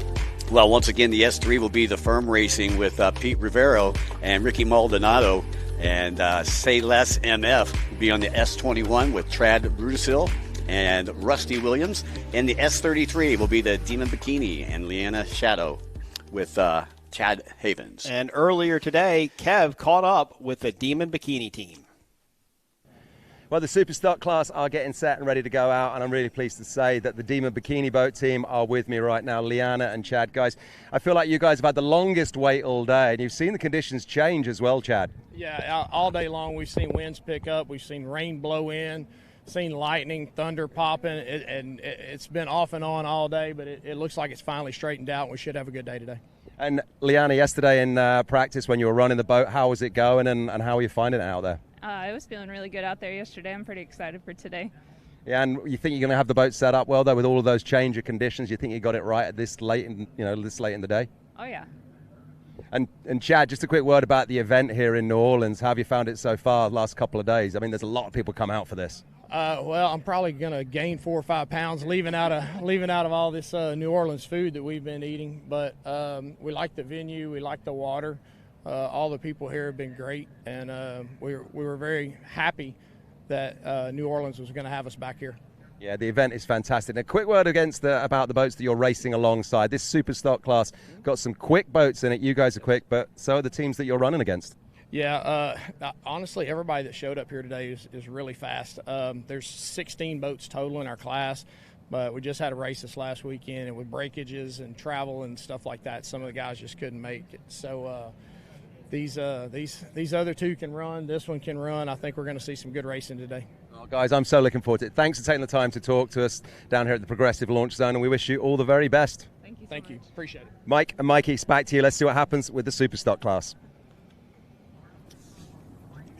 Well, there is your Demon Bikini team, one of our 3 Superstock boats here on Lake Pontchartrain as everybody is waiting to get underway behind that pace boat. There is the Firm, there is Say Less MF, and there is Demon Bikini. 2 Doug Wrights with Demon Bikini and Say Less MF. Of course, Say Less MF used to be Performance Boat Center Fast Diesel Fuel Systems.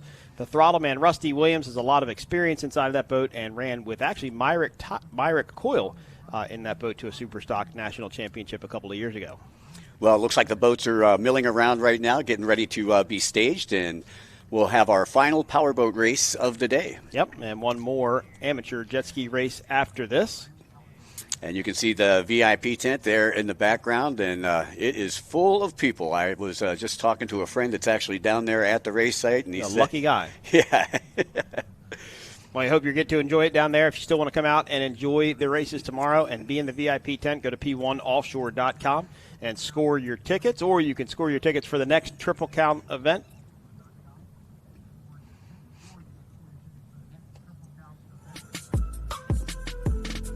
One more time, the course map, 5.6 miles. Mike, take us around it.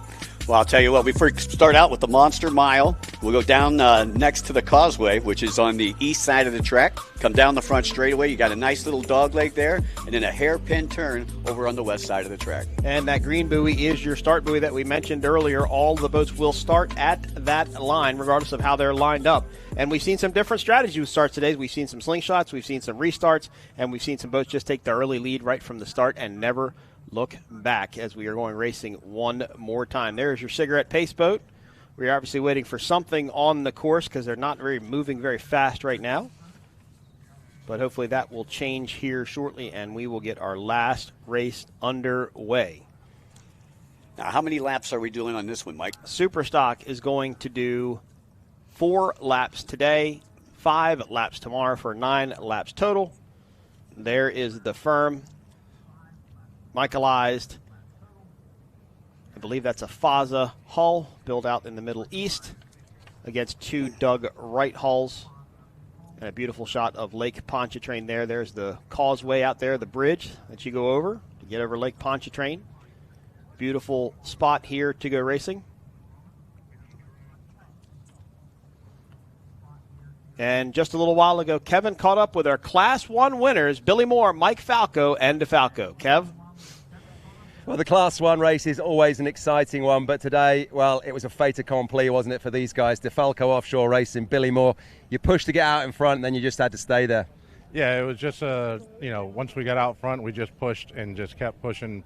I know it sounds silly when you're out front to keep pushing hard, but anything can happen with these boats. You can have an issue or anything like that, so I look at it, get the biggest lead we can, keep pushing, and that way if something happens, hopefully we can limp it across and stay out front, so to speak. So, And you were on the throttles there, Mike, choosing the lines, driving the thing. What's it feel like when you put the hammer down on one of these? It feels good. The boats, all these boats are quick. They accelerate like madmen, and when you get to the bends, you just run it flat out into the turns and just hope like hell you have the right wheel and line and everything just set just right with the trim and just go through it. You clearly did have the trim set right today as well. There was a lot of talk yesterday. Maybe it was a bit flatter, and today it picked up. But how was it?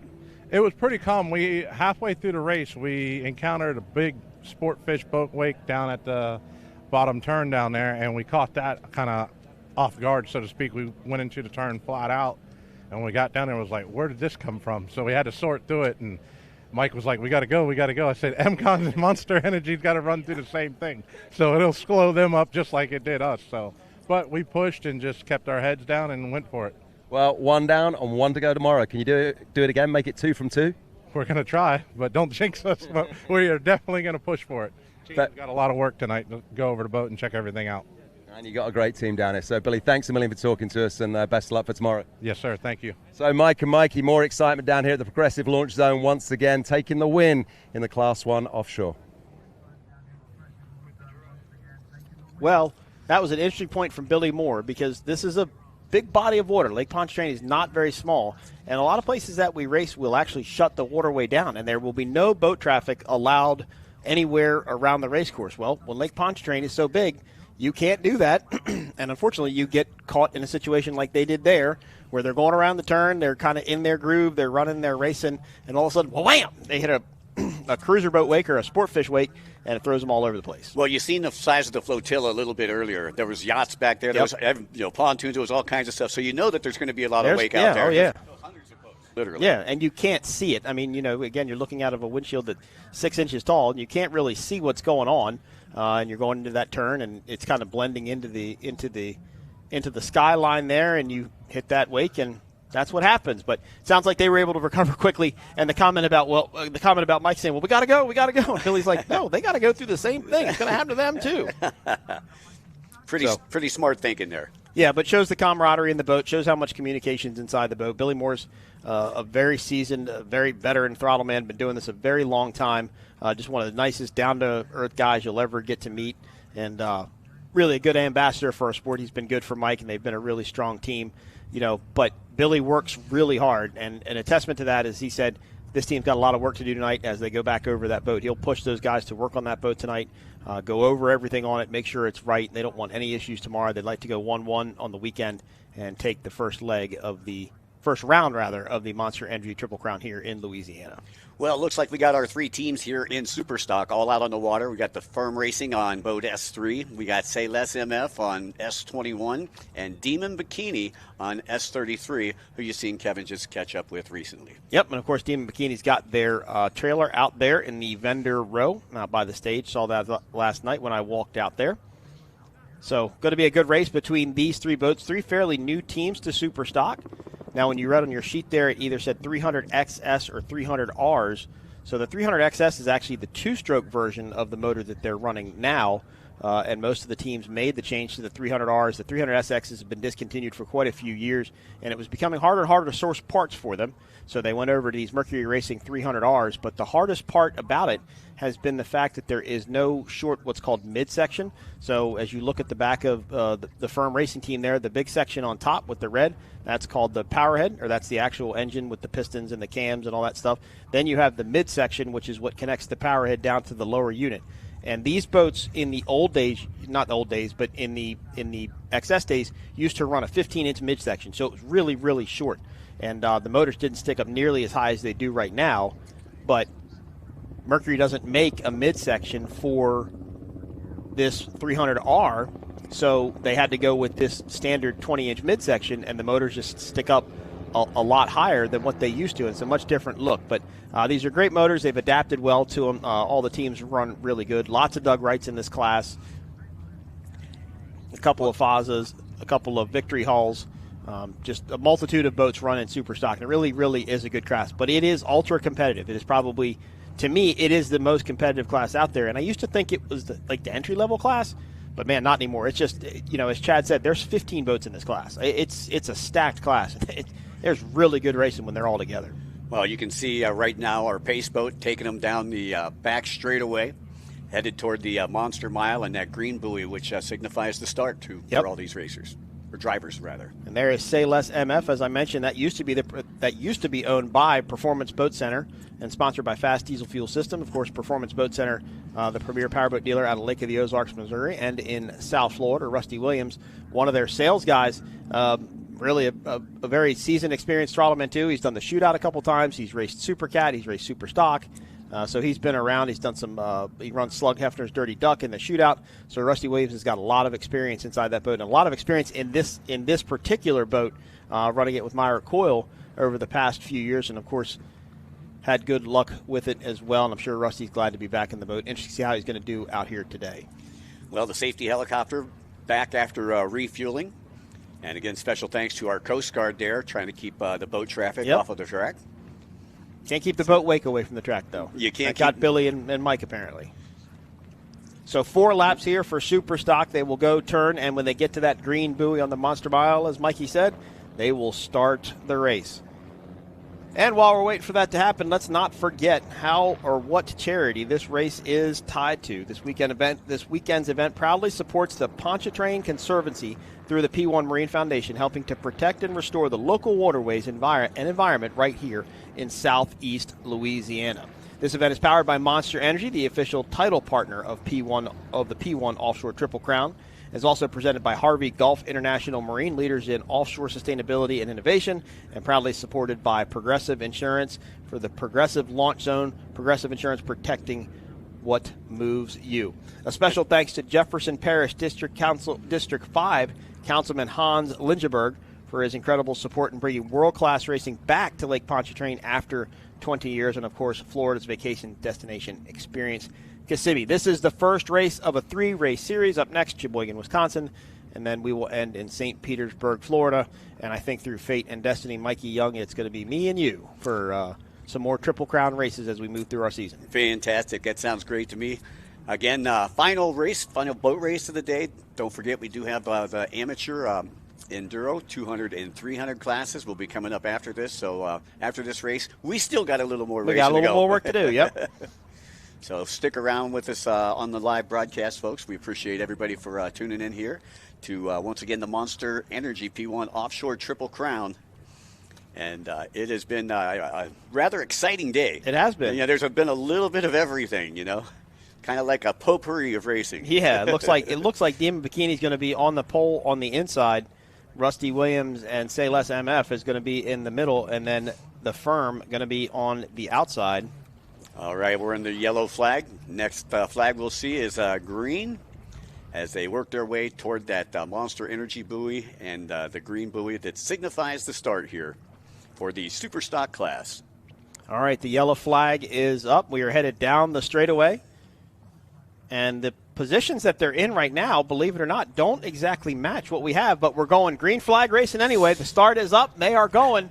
And it looks like Say Less MF is going to jump out to the early lead, but there is Demon Bikini, and the firm is probably in those rooster tails. Look at that speed, though, Mike, on Demon Bikini. They're going to control that inside line. Yeah, they're definitely going to have the line as they work right to left as they view it there from the VIP stands. And as they go down, they're going down that monster mile right now. So they've got a nice run at that turn down by the causeway. Their first time through it, and then they will get to the turn at the causeway. This is the wider of the two turns that will lead you back in the dogleg. Look at Demon Bikini pouring the speed on the inside. Great run for Leanne and Chad as they are going to have the inside lane. Now they will not have overtake, so they're not going to be able to stuff it in, and I believe Say Less MF could pinch down on them if they wanted to and take their line away. Well, it looked like Chad and Rusty had a good jump on that start. They did, yep. Again, they popped out right in front, but then Demon Bikini pulled up right beside him again. But, again, they're showing you some horsepower out there. Well, and Rusty's got the experience. I mean, he knew what the start was going to be. He's got the experience on the boat, knew what the boat was going to do and how to accelerate. I think he just timed it perfectly. But look at the firm on the outside of Demon Bikini. They are trying to make a run for second. As Say Less MF seems to be pulling away just a slight bit as they go into this turn. 4 laps for this race here in Superstock. Once again, nice view there with our drone footage. Yep. And special thanks to Green Flight. The firm went out way wide there. Wanted to carry as much speed through that corner. Let's see if it worked for them, if they were able to close the gap. Oh, yep, just a little bit. They are now solid up into second place. They will have the inside line going into the dogleg. So Pete and Ricky doing a great job as now they're going to chase down Say Less MF for the lead in Superstock. Now back into the dogleg. So once again, only a couple seconds in between first and second. Probably only about 6 seconds in between first and third right now. So things still kind of tight here. Yep, they're all bunched up together. And I apologize, I said that turn was towards the dogleg, but it's kind of conceiving because now this is actually towards the dogleg. And you'll see them kind of jog around back to the yellow buoy, turn right, and then head back down into the more tighter of the turns on our course, the hairpin turn, as I believe you described it in our course map. Yeah, that's the 4 pins up at the west side. Good shot of that red hull. Pete Rivero and Ricky Maldonado. Of course, Ricky's brother raced earlier today in Jackhammer Mini. Ricardo Maldonado, Manatee Marine family, based on the west coast of Florida. Take care of a lot of boats within the racing fleet and a very successful team, the father and son teams working together. There is Say Less MF. They are your leaders in Superstock. There is the firm. They are currently running in second, about a rooster tail length, maybe a rooster tail length and a half behind your leaders. And Say Less MF. Once again, I'd like to say a special thanks to Harvey Golf, International Marine, Jefferson Parish, and Progressive for all their support in bringing us here to Jefferson Parish. So the red deflectors that you see in front of those motors are actually to deflect spray. The back of this boat, the deck of it's cut down so far that every once in a while it will catch a firm, hard spray right up the side of the boat and will actually wash up on the deck. And that's actually a deflector to get it around the Mercury Racing 300R. Not that it would damage it, but you just don't want the water to get inside the engine in any way, shape, or form. So that's why you only see it on this particular boat because of how much that transom cuts down. I think Speed Demon Bikini's got small ones, but nothing as tall as that. Once again, 4 laps here in this final Superstock race here of a beautiful Saturday, what's turned into a beautiful Saturday. It didn't start off that way. However, the last couple classes have had pretty flat water. It's not too windy. Hasn't been too crazy out there. Nope, been pretty flat. Here's a good shot of Demon Bikini. Chine walking there down the back straightaway. Just a little bit as they get this dug right moving. They got the new canopy design there as they're required by the UIM and APBA rules, the new canopy standards. As they head into this turn, they are currently running in third in Superstock. And out in front, once again, I believe it's still the S3.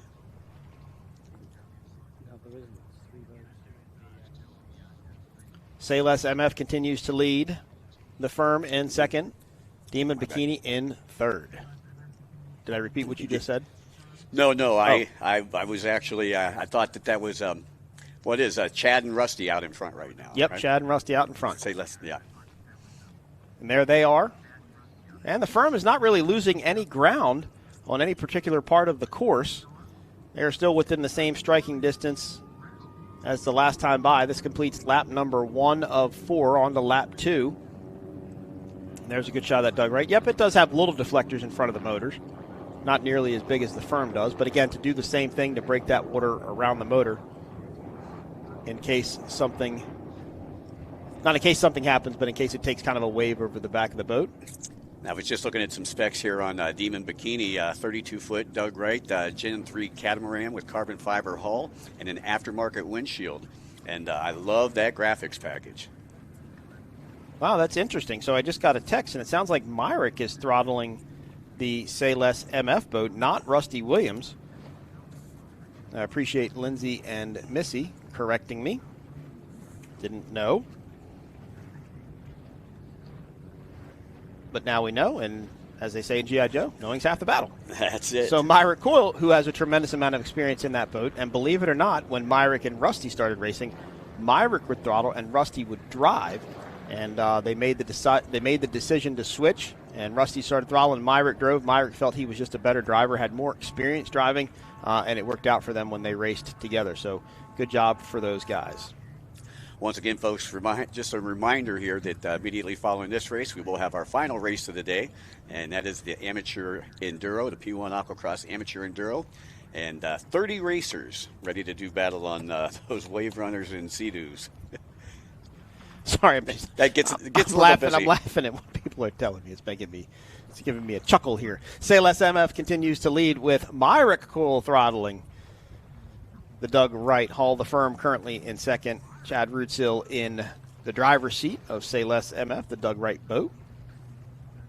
Of course, anybody that's familiar with Performance Boat Center knows that they actually built the Wright Performance Boat, which was a collaboration between Doug Wright and Performance Boat Center, and built some catamarans for quite a few years, beautiful boats. And then Mark Waddington and Brett started building their own performance catamarans and doing a great job with the 36, 420, and 28 out at Performance Boat Center, Lake of the Ozarks, Missouri. Beautiful place to go. That is the haven for performance boats. If you ever want to go there, they have storage buildings all over the property, and you walk into it, and it's just like, oh my gosh, how could so much be in one building? Well, that was a nice wide shot. You could actually see the gap there between Say Less MF and the firm. This is a great race for this team, though. Chad's second time in the boat. raced last weekend in Lake of the Ozarks, Missouri, and bought the boat a week before that, or about a week and a half before that race started. So a good run for this team.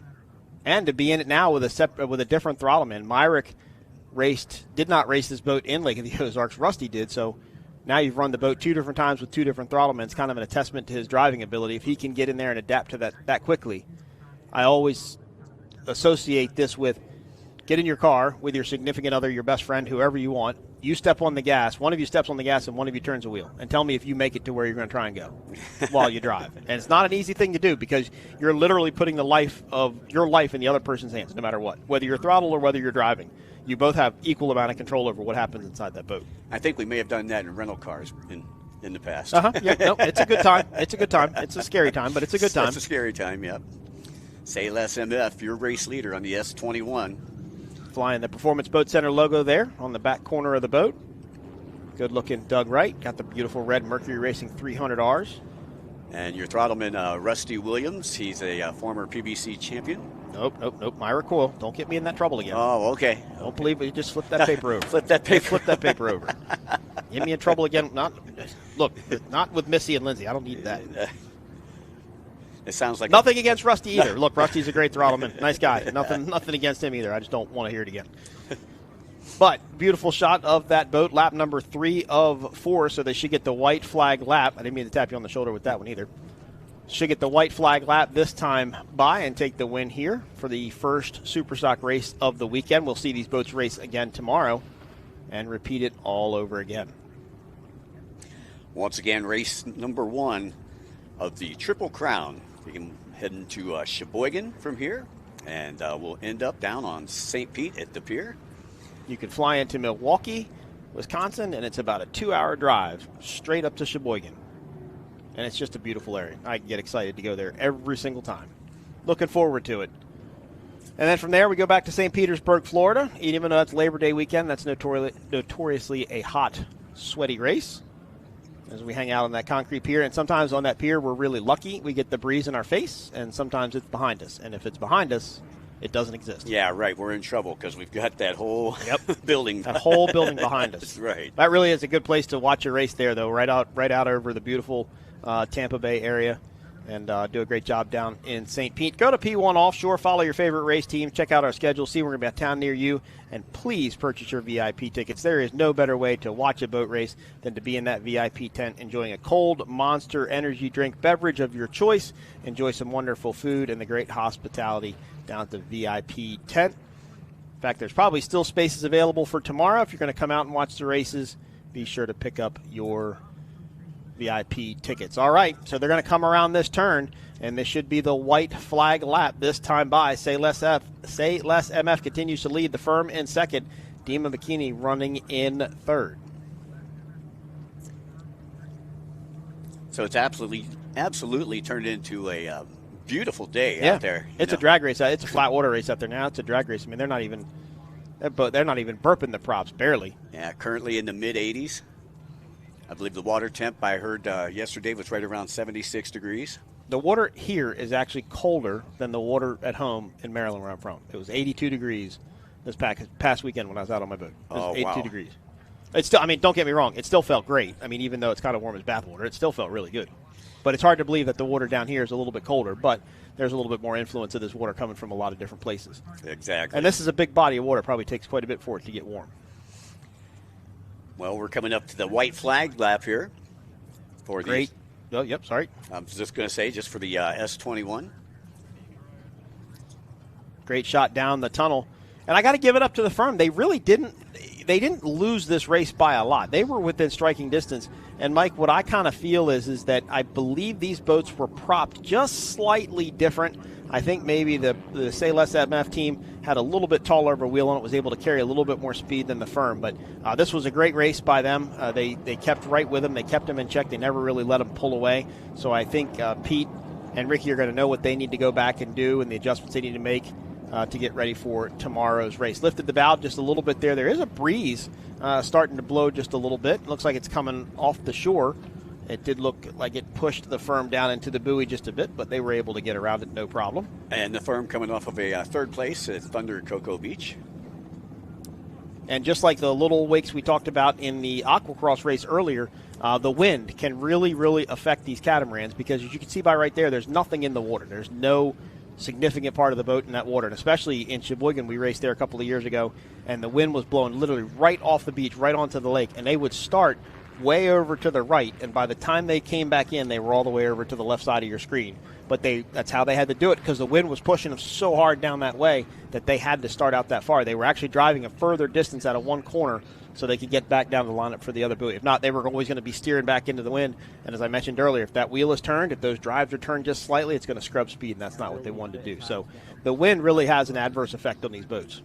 Well, we're on the final lap right now, and Say Less MF is in control of this one. The firm in second. There is Demon Bikini in third.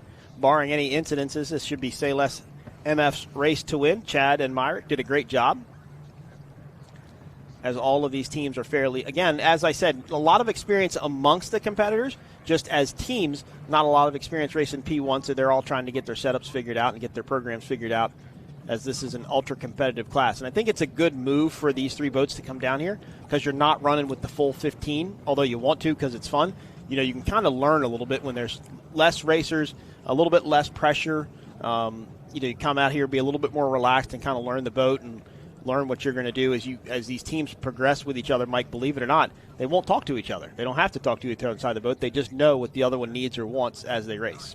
You know, what I seen yesterday after going to the pit party is just the camaraderie off of the track. You know, and these boat racers, I mean, they're out there, they're giving it their all, they're putting their life in their hands. But when they get off, they're all, just right there with each other. And I really enjoyed that last night. And I'm sure it's the same way in Aquacross. I mean, everybody's there to do the same thing. That's to win and to race. But when you're not racing, you may as well be friends because, what's the point of being mad and angry at each other because somebody beat you? Well, there's a couple teams out there that headbutt, just a little bit. Yeah, I could understand that. When especially in this class, right? Like all these boats are pretty evenly stocked, but when you look at like the pro class and Aquacross, I mean, who's to say that Farthing Racing, nothing against them, doesn't have some sort of advantage over the other teams because they look like a powerhouse, right? I mean, they're that big of a team. Yeah, like we were describing them earlier today, like a Team Penske, but on the water. Right. All right, they're going to come through this turn one more time. There is Say Less MF. They are your leaders in Superstock, and barring any sort of malfunctions or issues, they should take the checkered flag. Chad Rutzel and Myrick Coyle taking the win here in Superstock. And there is the checkered flag, so congratulations to Say Less MF, and the firm will come through in second with Pete and Ricky. And Demon Bikini with Leanna and Chad will come in third here in Superstock. So this should wrap up the offshore racing on day one here of the Monster Energy Triple Crown event. And we will do one more Aquacross race, and then we will call it a day and come back tomorrow and do this all over again. Yeah, so make sure you pick up your phone and phone a friend and let them know that we're going to be doing this all again tomorrow. And for the Aquacross, it's actually going to be the final races. And for a lot of the powerboat classes here, you're going to have basically your second race of the season. Yep, and that's how you're going to combine your points to get your lowest score to decide who wins this first round of this 3-round series. And then we'll go on to Sheboygan, crown another winner, and then on to St. Pete, where we will crown a winner and a champion of the Monster Energy Triple Crown Series presented by Monster Energy. I was just watching Demon Bikini. Look at some of the sizes of the boats behind them. They're full-on yachts. It's a helicopter. I've pointed out, it's a helicopter on the back of one of the boats. Only on Lake Pontchartrain. Probably costs more to start the helicopter than it does to buy my whole boat. Right. I mean, just to turn it on. All right, there is your Say Less MF team getting their checkered flag. They are your winners in Superstock. Myra Coyle and Chad Rutzel did a great job, ran a great race, as it looked like maybe the firm was going to be able to catch up to them. But the firm didn't lose a bunch of ground. As I said, I think this was a really tight, close setup race, right? They were both right there with each other. Nobody really pulled away. It was just a good lead, good, clean race. So hopefully Pete and Ricky will get something figured out with that boat and come back tomorrow to try and challenge for the win. Yeah, Say Less definitely had a good start and never looked behind him. Not at all. So one more Aquacross race to come up, or to do today, and then we will call it quits for the afternoon. Go enjoy a cold beverage and come back and do this again tomorrow. Yeah, the final Aquacross will be the second moto of Aquacross for the weekend. And we'll have 30 riders, 23 in the 300 class and 200 in the 7 class. All right, and we're getting word that I think the Progressive Safety team is going to do a demonstration for us. And this has actually become quite common. Rather than have to ride the helicopter all the way back over to the airport and then get a ride, why not just jump out and get picked up by a patrol boat? And that's what we're going to do. So you're going to get to see what these guys do as they fly over top of a scene. That's their their air tank strapped to the front of their chest there. And special thanks to Progressive for supporting our safety fleet. Sponsoring that team, yep. As the helicopter will lower down onto the water. And I think they jump from about 20 feet. Yeah, a little bit. They're going to get a little closer than that. 15 feet off the water. It'll go into a hover, and this is exactly what they do in a race situation. Boom, into the water. They should come up and tap their head. Yep, they're the head tap, signaling they're okay. The helicopter will take off. Now, if this was a true situation, the helicopter would actually stay hovered above the incident on the course. That way the racers coming around see the helicopter and know exactly what happened. Let's look at some highlights from the Superstock race. Say Less MF took off from the beginning.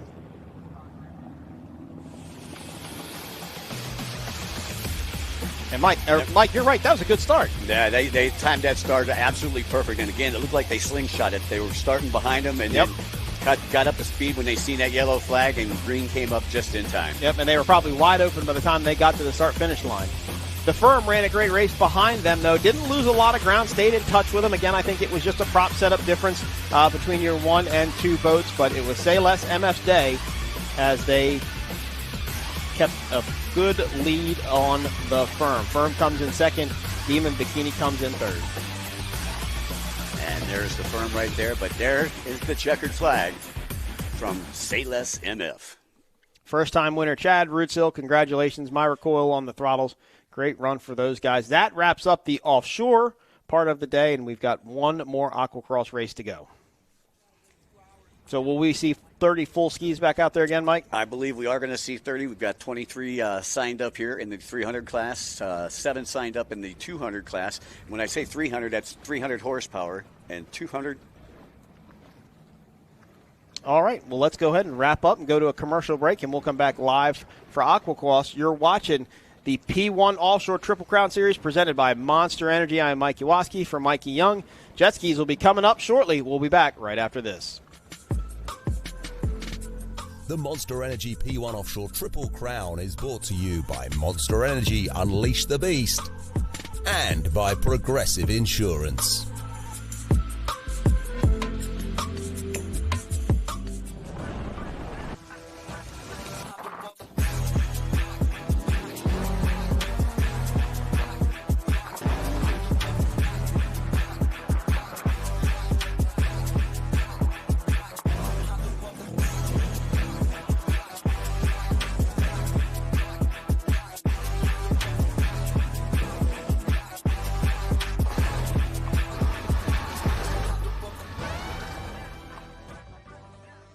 Powerful, majestic, recreational.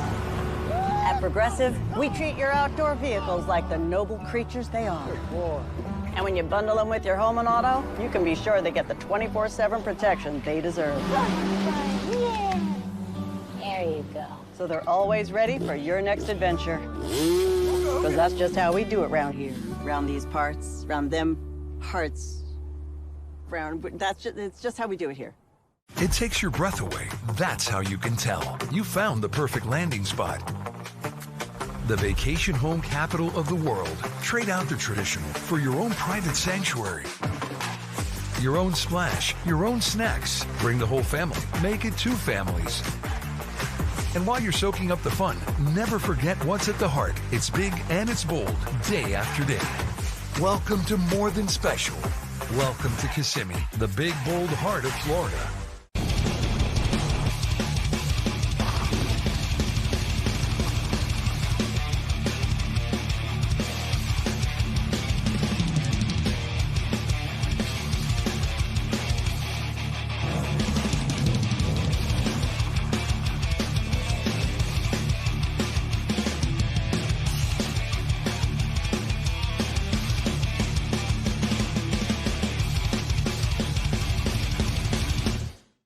For over 60 years, ICOM has been your trusted companion, keeping you connected on the water, in the air, and on the ground. Whether you need a two-way radio for your cruiser, center console, personal watercraft, or anything in between, ICOM has you covered with the most innovative marine, amateur, aviation, land mobile, LTE, and satellite network products.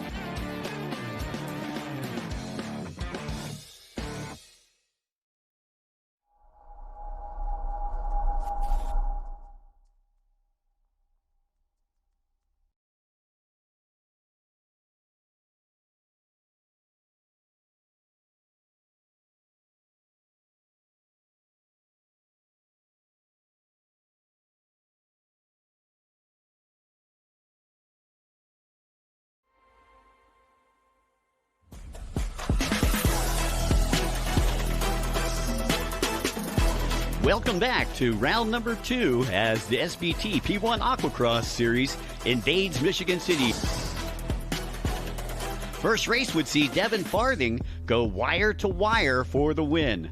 Let's go down and talk to Dev Dog and see how it happened. It was a massive moto yesterday, a bunch of guys. I ended up picking pretty far out on the start, but I swept around and came out in second place by my dad. It made for a good moto. You know, the 30 minutes was a long time, and between me, Dad, and Chris McCluggage, we were battling back and forth, 1, 2, 3, the whole race, and about 8 minutes left, I ended up passing from third back to the lead and got the moto win. I like all conditions. You know, I've done this for a long time, even though I'm young, and the conditions don't really matter to me. I'm still looking out there to go and win, and now that I get to start on the pole position and have the best line into the first turn, I think I can hopefully get a whole shot and try and get another moto win today, or maybe 2. It's not really winning if you're not beating the best, and that's what I'm trying to do. So, I mean, if they're the best back then, I'm trying to be the best right now. So if I want to do that, I got to beat them. Chris and Dad, I mean, they've been racing for over 30 years, 35 years, and they have together, I think, considered the greatest of all time and the most championships out of everybody. So getting the win against them definitely shows my skill and that I'm meant to be here, even though, you know, I grew up with my dad. He's still one of my biggest competitors on the water. Nah, if you knew him and you were with him every day like I am, he's still just as competitive as he was 30 years ago. And even though I'm his kid, he's still going out there to beat me every single race. So getting a battle with him is definitely an experience on the water. Well, here we go with the start of race number 2. A very calm day here in Michigan City. By the way, we'd like to say a special thanks to Jack Arnett, Scott Miller, and a team from Visit Michigan City LaPorte for helping us out and rolling out that red carpet for it this weekend. You see the King, Dustin Farthing, points leader coming into this one. Anthony Radetich there on 22 Sea-Doo, sponsored by Sea-Doo, as we get ready to drop the green flag here on Lake Michigan. Green flag is dropped, and we are off and away here with heat number 2. We'll go on board right now with Chris McCluggage. McCluggage right now side by side. I believe that was Jay Edworthy, flanked just to his left. And you can see just how busy it is out there as they get ready to round turn number 1. Again, beautiful place here in Michigan City. We've been racing here for several years. Always love to come back, and a great VIP party last night as we go back on board with Dennis Mack, D-Mac out of Bethlehem Township, Georgia. And making a comeback here with his Farthing Racing 243 boat. Nice shot there of the lighthouse. It sits out on the point. Dustin Farthing, your current race leader. Devin, his son, currently in second. Edworthy in third. And McCluggage in fourth, with Chris Landis back there in the 5th spot. And again, the King, Dustin Farthing, is still your race leader as we take a look at McCluggage. And McCluggage has company now. I believe that was Jay Finlinson out of Syracuse, Indiana, trying to take one home here for the Hoosier Daddies. Landis again currently sitting in that 5th spot. This could be his best finish of the season so far. McCluggage sits right in front of Landis in that 4th position. As you can take a look at McCluggage doing a little chine walking down that back straightaway. And it's nothing but jet spray there in that final turn right before the finish line. And they'll head down to the east side of the track. McCluggage getting bounced around right there, has to cross over a wake. Able to get through it as he gets by the back marker. And you can see the line there that Chris McCluggage has taken. Chris known for taking the best lines, but he is a better surf rider, so this really doesn't play to his favor. As the checkered flag getting ready to drop for that guy right there, Dustin Farthing on his Monster Energy Farthing Racing Yamaha. Let's go down and talk to the King, with the checkered flag.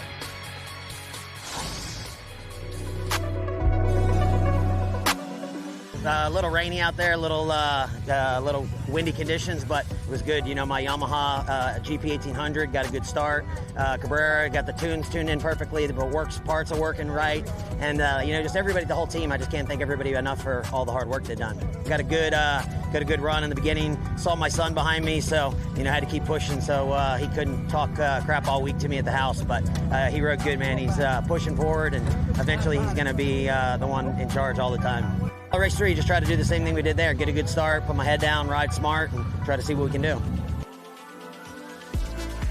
All right, let's take a look at the top 8. Dustin Farthing takes the win over his son, Devin Farthing. Jay Edworthy, our only foreigner from Canada, coming through in that third place position, followed by Chris McCluggage, Chris Landis, Tim Miller, Dave Davidson, and Jay Finlinson. We have the special guest standing by down on the beach, hanging out in the pits, Mayor Angie. Well, as a beach community in town, we love events like this that bring people from all around the world to come see our beautiful beach, but also spend money here. We bring other tourists here to see these events, and I think that's important for our local economy. We are working on really marketing Michigan City, you know, to the region, but also into multi-states, now countries, and I think this is just a good ad to show people, first of all, this is one of the best resources that we have in the Great Lakes. And I think people don't realize how nice our beach are, you know, our beach is. And so we want people to see that when they're racing, not only the people that are enjoying it, but also the opportunities to do other things while they're here. Jay Edworthy taking a third. Looks like he's going to congratulate the king right there. And we had the opportunity to catch up with Jay a little bit earlier this week. Yeah, this is more like racing at home for us. This is actually more north than we actually live.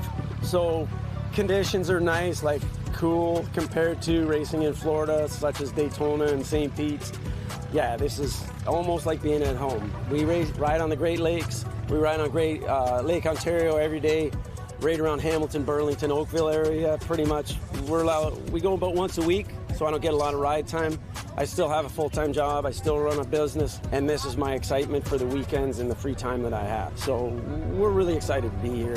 Aquacross has been pretty good to us over the years. As long as we can go out and finish in the top 5 in race 3, and I was hoping to finish on the podium here, there would be nothing like winning at home. Well, the crowds here in Michigan City, they came out in full force. Approximately 10,000 people on the beach here this weekend to check out P1 Aquacross as you see our racers getting ready for the third and final race here in Michigan City. And here we go. Out to the starting line, green flag drops, and we are off and away. On board here with Dennis Mack, boat number 243. And it looks, if you look to his left, it looks like Dustin Farthing looking to grab another hole shot. Farthing, of course, will have that inside line. He'll have position over his son, Devin Farthing. Devin currently sitting in the second place position. As we take a look at our racers. Again, Devin and Dustin been chasing each other all season long now for the last 5 races. And it doesn't look like our 6th race of the season here going to be any different. So once again, Devin Farthing, you can see he's trying to close the gap on his father.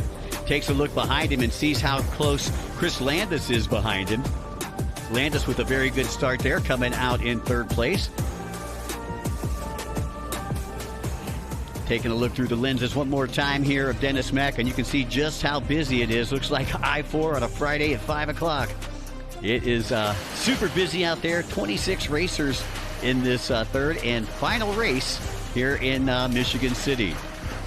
We take a look out there. Again, you can see Devin and Dustin Farthing. Dustin up in front. He's got about a 2-second lead over Devin Farthing, and you can see just how it looks through the goggles there of Devin Farthing, and he is, again, trying to close that gap on his father, but every time he gets close, it seems like his father gooses that throttle and is able to get out of trouble. Once again, great course here in Michigan City, put up by our officials. As we close in on the latter stages of this one, you can see just how beautiful it is here in Michigan City. If you've never been, it's a great place to bring your family, and we're going to come back to the Visit LaPorte Lake Fest in just a couple of weeks. Going back out on board there with Devin Farthing, Dev Dog, working his way down that back straightaway. Again, trying to close that gap on Dustin. Uh-oh, it looks like he's got trouble. Devin Farthing off of his boat. Didn't quite see what happened there. Let's take another look. Farthing headed toward the lighthouse right there, and it looks like he loses his bars. Looks like he lost his handlebars. They kind of came unglued there.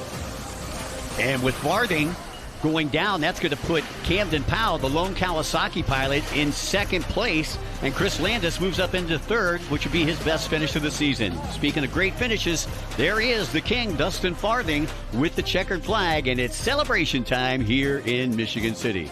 Let's take a look at our top 8. Dustin Farthing on top of the box, followed by Camden Powell, Chris Landis, Tori Snyder, Jay Edworthy, Tim Miller, Anthony Radetich, and Brian Baldwin. Let's go down and talk to your winner.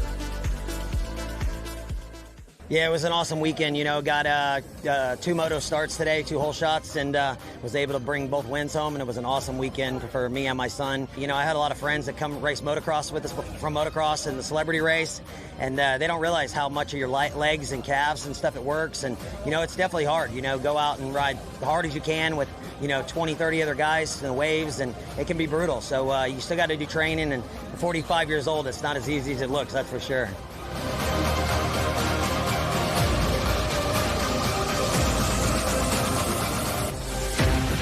All right, race fans, after 2 rounds, Dustin Farthing with 140 points in first place. Second place is Devin Farthing with 104. Tori Snyder with 80 points, tied with Jay Edworthy, and Chris McCluggage in 5th with 66 points. And that's going to do it for all of us here in Michigan City. So long. We'll see you in Kissimmee, Florida.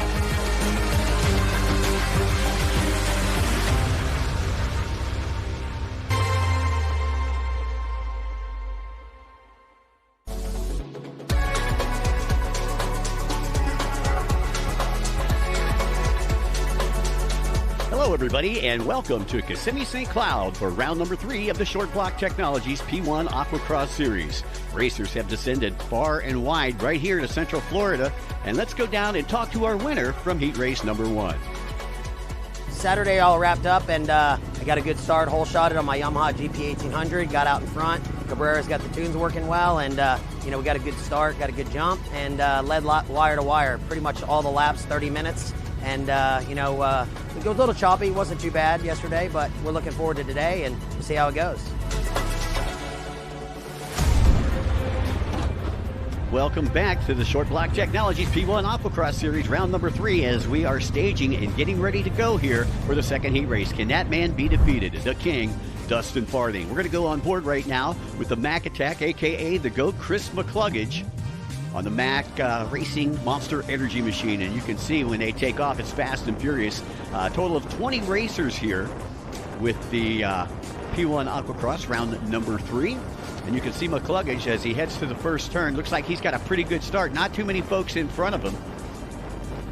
But you can see flanked just to his left, just to his right. He's got 2 riders in front of him. Looks like he may shake out in just about third place as we approach the first turn. It's a long back straightaway, probably close to 3/4 of a mile, the longest back straightaway that we have here in P1 Aquacross Racing. And you can see how tight it is up there in front. And I believe that is Dustin Farthing on the inside, and tucking in behind him is his son, Devin Farthing, as we go back on board with McCluggage. And you can see all the racing action there in front of him. Very bumpy out there. And you can see McCluggage staying way to the outside, not trying to stay in that pump wash being created by the Farthing dynamic duo. Once again, a father and son out in front right there. There's Dustin out in front, Devin still in second. And focusing back in on his father, who has been riding flawless and rides very well in the rough waters here at East Lake Toho. That is the race site here in Kissimmee St. Cloud. And a special thanks to all those folks in Kissimmee St. Cloud for rolling out that proverbial red carpet for us. We go back on board with McCluggage, and you can see McCluggage right there bumping and grinding. I'm not sure if that's a back marker or not. McCluggage currently, I believe, in the 4th place position, and he's trying to work his way up. Right behind him is the 110 of Tori Snyder on the Judge Motorsports Yamaha. And then you got the Chicken Man C477 out of Canada, sponsored by JetX. Back on board with McCluggage. McCluggage trying to chase your 2 leaders down, Devin Farthing, who is in second, and Dustin, who is out in front. And there's a look at our race leader right there. Farthing up at the top left-hand side of the track, making the turn. And Devin Farthing right there, Dev Dog, who just turned 21 recently, and happy birthday from all of the P1 Aquacross family. Back straightaway with Chris McCluggage once again. And you can see the water's not getting any calmer. Really chopped up since the first race a little bit earlier this weekend. Well, Farthing still in the lead, but his son's starting to close that gap, but it could be the story of too little too late, as Dustin Farthing only a straightaway before that checkered flag. And you can see it's celebration time here. After race number 2, the King has done it again. So the King was up top, Devin Farthing in second, McCluggage in third, Snyder in fourth, Edworthy in fifth, Landis, Ramjeet, and Radetich in sixth, seventh, and eighth. Yeah, so we just wrapped up Moto 2 and got a good start. Got my Yamaha 1800 out in front and just kind of put the laps down, you know, just had a smooth race, to be honest. It was, you know, just trying to get through the day. And, you know, we got another Moto left ahead of us, and then, you know, just trying to be smart, use my brain, and not make any mistakes throughout the weekend.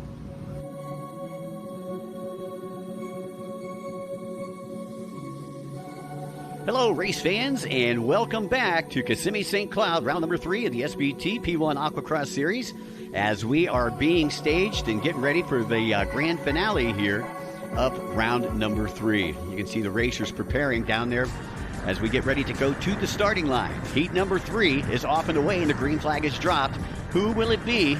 Will Dustin Farthing be able to pull a hat trick off here in Kissimmee St. Cloud? We go on board with McCluggage, and you can see just to his right is Jay Edworthy as they get together, and McCluggage crosses over Edworthy. I'm not sure. It looked like Edworthy may have missed that buoy.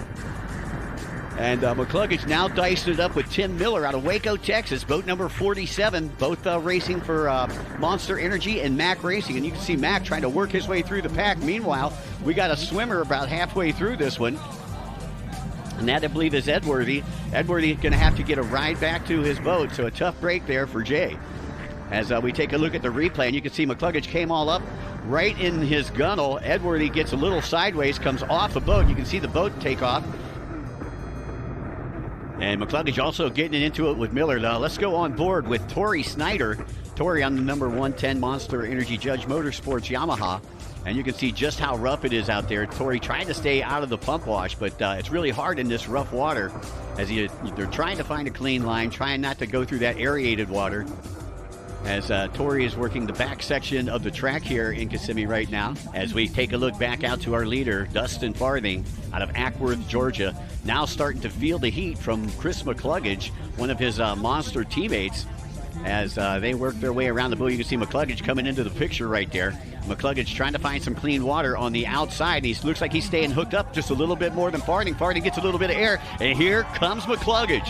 McCluggage going to have the position. Dustin steals it right back away, so McCluggage going wide, going to come back in. Again, try to stay to the outside, try to find some clean water, and that's a signature McCluggage move right there. Always trying to find that clean water, goes way to the outside, and then let's go on board now with Anthony Radetich, factory Sea-Doo pilot out of Alabama. And you can see all kinds of action in front of him, and things are really hairy out there today with this water. It's kind of like a washing machine. As compared to the normal surf that a lot of these guys are used to, and you can read the surf. Back on board with McCluggage. And you can see Farthing just flanked to his right. McCluggage goosing that throttle, and it looks like he's pulling up right beside Farthing, going to have position as they go into the top left-hand side of the track, and McCluggage moves into the lead. So Chris McCluggage, again riding for Mac Racing, Monster Energy, and Yamaha, as well as Dean's team, Dean Cherrier and friends, spinning the wrenches on that boat right there. And second place Farthing, so McCluggage going to take the checkered flag, the final checkered flag here. As McCluggage going to celebrate on his way into the pits. Let's take a look. It was McCluggage, followed by Dustin Farthing, Vanjie Ramjeet with his best finish of the season, Chris Landis, Devin Farthing, Radetich, Russo in 7th, and Lagopoulos in 8th. I came into this round, I trained really hard. We had that nice break, so it was almost like I was able to reboot. Came into it feeling really good. My mechanics worked hard. We knew we were going to use the GP for this weekend. It's a smaller, faster, lighter boat. We knew Farthing was going to be on it this weekend, so with that being said, we went to the line with the same thing he was on. I didn't probably raced Dustin at his best race 3 because he had secured the overall with, he just had to finish second or third, I believe. So with that being said, I got by him rather easy. But you know what? I was ready for a fight. If he would have put up a fight, I think I would have prevailed because I was feeling it that race. I've been warming up good. You know, try to win the rest of the races. We can do it. We know we can. We're strong. We got great team behind us, and just want to thank P1 and everybody else and all the people for coming out this weekend.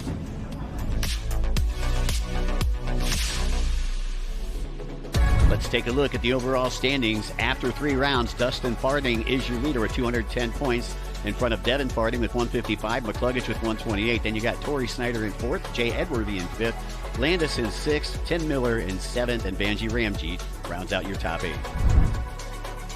Race 3 was really good. I had a pretty a bad start, but we set the ski up knowing it was rough and started white capping across the lake here. So I set up to be a little bit aggressive. We took, that approach.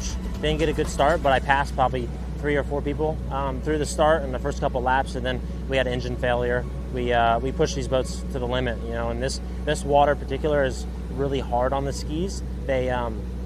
It's really small chop, so we're still going close to top speed, but it's tough on the machines and stuff. So, but we did everything we could. My team did a really good job. I give it up to them. We do a lot of hard work. 5 days a week, my mechanics work, and sometimes it works in my favor, sometimes it don't, but I'm happy to get this bad luck out of the way. It is what it is. We learn from it, we move on. Well, Dustin Farding coming close to clinching that title. As you see your top 3 right there. But right now, we're going to take a short break, and we'll be back after these messages with Clearwater Beach.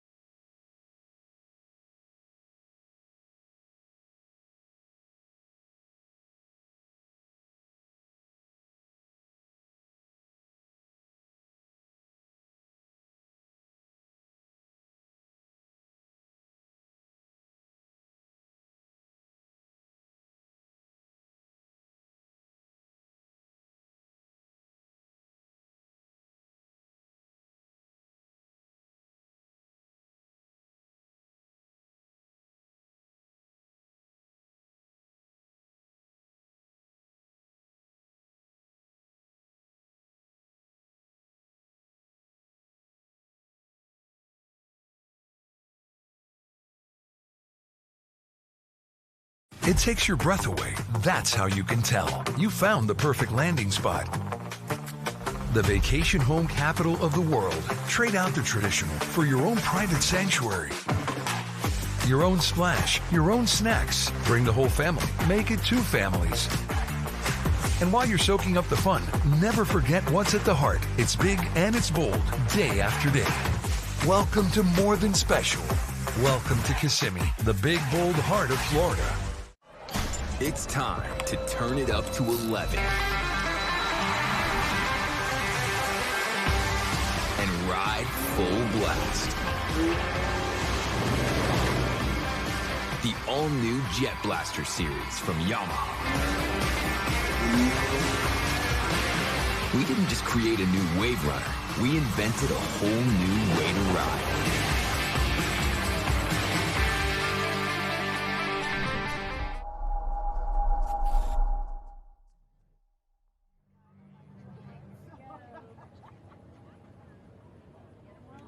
Powerboat Grand Prix. This is round number 1 of the Monster Energy Triple Crown, powered by Short Block Technologies. Mike Young hanging alongside Mike Yowowski. How you doing today, Mike?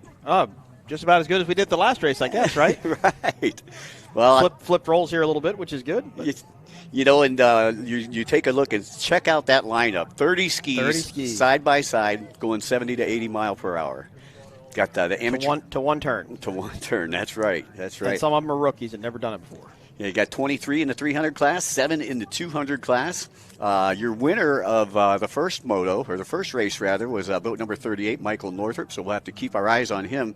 But the real standout, I thought, was Cooper Caldwell. But Caldwell came off of his boat about halfway through. And it looks like we have got the green flag, so here we go. We are off and away. 30 guys side by side heading into one turn. Well, let's hope Caldwell can keep it upright this race, as he went down about 10 minutes into the first race after hitting a wave going kind of weird through a corner and threw him off and took him out of contention for the win. And that's boat number 38 with the hole shot right there. That's Michael Northrup, who won the last race. So pick it up where he left off. Pretty much so. And again, the last race was his first win here at P1 Aquacross in the 300 division. He's going to feel good going into tomorrow if he can make it a double today. Yeah, that'll definitely give him an advantage for the overall, as they'll have one race tomorrow, the amateurs. The pros in the P1 Aquacross will have 2 races tomorrow. But Northrup definitely in control of this one as he heads down by the causeway. And you can see just how chaos. Look at that mess. You know, and you have to get out there in front. You have to get out in front early. That is the biggest strategy. And then you try to stretch that lead so that at the end of the race, when you are starting to fatigue a little bit, that you can, come off the gas just a little bit. So Northrup, your early leader, 30 minutes plus 1 lap. And Northrup, again, we were talking about the Sea-Doos being a little bit lighter. They're going to be a little bit faster here on Lake Pontchartrain. And the wind does look like it's blowing, I think, out of the south a little bit off the shoreline. It was even kind of looked like wreaking havoc on these guys a little bit as they were racing up towards the VIP tent. Taking a look back there is boat number 71. That is Kevin Sullivan from Orange Beach, Alabama, sponsored by Advanced Carpet Cleaning, business he's owned up there for several years. And he just gets past Todd Sarsinski, who's out of Buffalo, New York, sponsored by JetX. You can see just how many riders are out there. And again, what will happen here is the 300 class will separate from the 200 class because the 200 boats are much slower until the 300 start to lap up into them. Yeah, exactly. So you want to you want to get out there as quick as you can. And there's only been, I think, a couple races where all the 200s haven't been lapped by your leader. Wow. Okay. So again, is it customary to run them together like this, or would they run them separate if there were more of them? They would probably run them separate if there were more in the 200 class. The 200 class is more of an entry-level class, whereas the 300 class, once you do good in the 200 class, you're moving up. It's kind of like giving yourself a promotion. And there is your race leader, Northrup, taking a look behind him. Now, we've seen a mistake like that a little bit earlier from Cooper Caldwell. Well, I think that's who that is. Isn't that Cooper Caldwell there in second, trying to chase him down? What does it look like? I'm trying to see through Hard the pump to tell wash. by the glare. We've got a bad glare here from the camera, but yeah, that looks like it could be Cooper Caldwell out of Texas, sponsored by Caldwell Realty. And Cooper with early on in his career doing very well, because this is only like his second, third year of racing. Wow. And he's really come a long way in a short time. Went to the 200 class his first year, and last year made his debut in the 300 class, I believe, at the final event. Yeah, look how much they're kind of fighting whatever breeze that is on that part of the course. Everybody's kind of fighting their ski into it. It looks like just a little bit. And there's boat number 345. That's James Monroe Jr. from the Cayman Islands. He's got a fan, it sounds like. Yeah, and he's only been racing 2 years. Picked up some really good sponsorship last year. So is it ocean racing in Cayman Islands, or is it?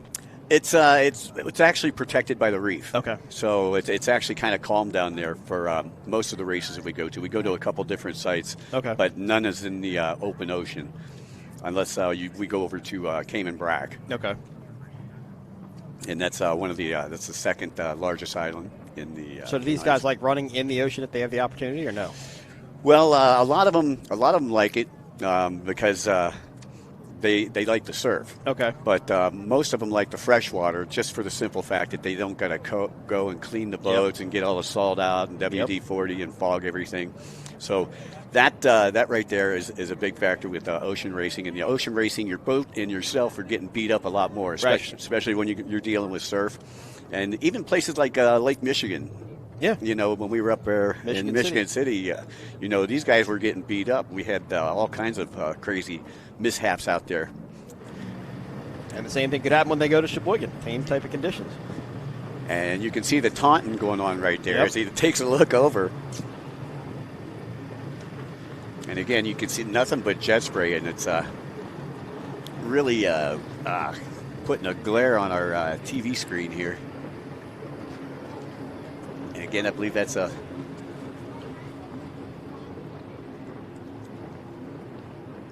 297. Okay, so 297 getting up there in the mix, and we'll try to keep you updated.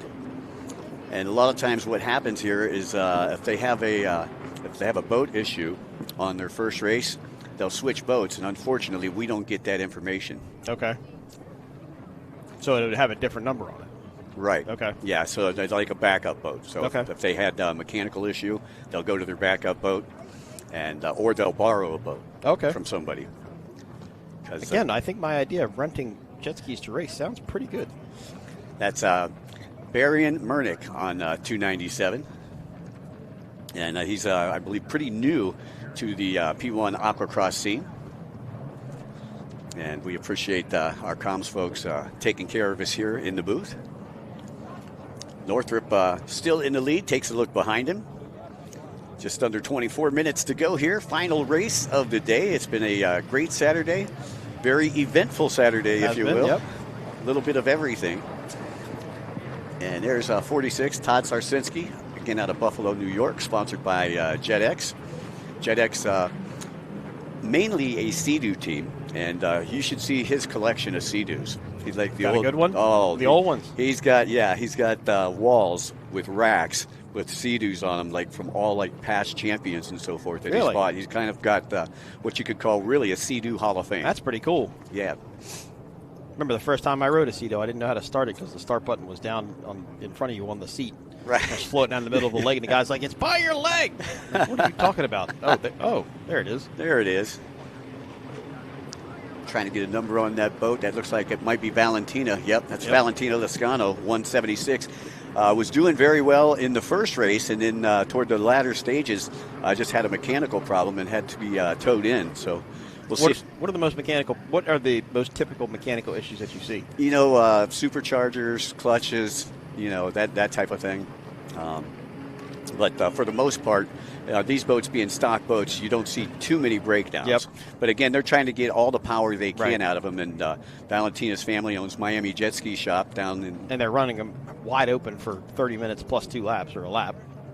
Right, yeah. The boats aren't really made for that. But you got to have a good wrench in the pits, that's for sure. Now, do they put motor mounts in them or anything like that, or are these all? Oh yeah. They all have motor mounts. There's but like aftermarket motor mounts, not stock. Well, they have to use stock motor mounts in this class here. Okay. Because it's a stock division, and it looked like that was Nathan Dolly, 917 that was moving up through the pack. Nathan coming to us from north of the border, from Ontario, Canada. It's great to have folks from the different countries. We've got the Cayman Islands, we've got Canada, obviously. I think I counted today when I took a look down here that there are riders here that are representing 14 different states. That's awesome. And you got some different countries with Canada and the Cayman Islands here as well. Right. Once again, while we have the opportunity, we'd like to say a special thanks to our presenting sponsors here with P1 Aquacross. They include Progressive, Experience Kissimmee, Sunoco Race Fuels, Mercury Racing, Wide Open, ICOM Communications, Jefferson Parish, now celebrating 200 years. Their bicentennial here this year. So again, just closing in on a third of the way through this one. And a big track here, they're not used to this big of a track. This is a 2-mile track. They're used to normally a mile and a quarter, but with Lake Pontchartrain being so big and the shoreline being so long over there where the pit area is, they're trying to get everybody a good seat for this. Yeah. Well, and why not take advantage of the open? Why not take advantage of the open area and make a bigger course if you can? It looks like Cooper Caldwell has come back and overtaken the lead. He was running in second there to Michael Northrup for a while. And you see Caldwell once again taking a look behind him. Yep. But it looked like it was in the same spot that it was before. And that's a really good drone shot of our course there, thanks to our drone operators from Greenlight. Yeah, when you got 30 boats on the course, you can kind of see the whole outline of what they're going through That's right now. pretty cool. I like that one. That had been a good shot to see the offshore races, too. And that's a good shot of our pits back there. That peninsula that sticks out, the white tent is the VIP tent, just to the upper left-hand corner of your screen. And you can see the city of New Orleans off in the background there. Whoa! It looks like somebody comes off the boat, and it looks like it's at 175. It could be Fialo. Fialo was in the top 3 in that first race, trying to get a number on it. Obviously, the hood is facing the other way, and that's where they put their numbers. It's 114 on his vest. But it looked like it might have been a different number on the ski. So I think, well, it might have been Garrett Lofton. There is a 114 out there, but I don't recall calling his name, so this might be his first race. Okay. With the P1 Aquacross. That's ski 114. It had 114 on the cowl, so under 20 minutes now, 19 and a half minutes remaining plus 1 lap in this amateur race. Final race of the day here for round number 1 of the Monster Energy Triple Crown, powered by Short Block Technologies. SBT located down in Clearwater, down in my neck of the woods. Beautiful place, Clearwater. We've raced there before. Some of the best beaches in Florida, I believe. Let's go back and take a look at this crash right here from 114, Garrett Lofton. And it looks like he comes right over. He's coming on dolly, boat number 917. And he might have hit that other boat. Yeah, it looks like he hit the other boat. The other boat spun him out. I mean, he just stopped when that was a pretty fierce move there. If he was trying to tuck up the inside of him, or if he was trying to make the pass, that was aggressive to say the least. Well, that's one thing about Aquacross, with the smaller boats, that they're a lot more aggressive. Yep. The bigger boats, you don't want to come over, you don't want to crash, and the bigger boats obviously cost a heck of a lot of money. Significantly more to fix, for sure. Yeah, for sure. So. But what people don't realize about riding the jet ski, and it's the same thing with the boat, they don't have brakes. They're not going to stop. When you let go of the throttle, that's when nobody realizes when you ride a jet ski, it's why you don't have steering and things like that. So when he tried to tuck up the inside, he could have misjudged the distance of how long it was going to take him to slow down. There could have been anything that might have happened there that caused that slight incident, but nonetheless, it looked like everybody walked away okay. Well, we've always considered your throttle as your brakes, because that's the only thing that's going to get you out of trouble. Right. If somebody goes down in front of you, you've got to pump them bars and try not to get involved in the incident. Yep. Power is your friend at times, for thrust purposes, of course. So again, this is their second race of the weekend. One more tomorrow, and Cooper Caldwell, your leader here in the amateur 300. Got some rookies in the 200 to keep your eye on, too. Caden Baldwin, number 59, sponsored by Champion Power Sports out of Hendersonville, North Carolina. Got Gary Holbein Jr., another one of our rookies, on boat number 53. Now, again, they're not going to show too much of the 200s on the screen, but I just want to give them props sure. because they're out there as well. Ian, and they're probably hard to find. Right, exactly. Ian Newski, another newcomer who's been riding closed course. This is his first Aquacross. He's on boat number 424. Andy Martinez, I believe it's his first race. Noah Dolly, one of our younger racers from Canada, has also come down, sponsored by JetX. Just under 17 minutes here, plus a lap remain in this race. And I'll tell you, you know, they had the best weather in the morning, and it looks like they're going to have the best weather in the afternoon. So. Well, they didn't have the best weather in the morning. This is when it rained. Or was that the pro race? That was the pro race, yeah. Yeah. Sorry, it's all bled together at this point. Right. How many laps have we announced today? I don't know. A lot. Some red flags, some rain, some wrecks. You know, it's been a up and down day nonetheless, but a good one. That's right. So Cooper Caldwell, that is your race leader, running alongside the causeway. Getting ready to make the turn, come down that front straightaway, where he'll come through the start-finish line.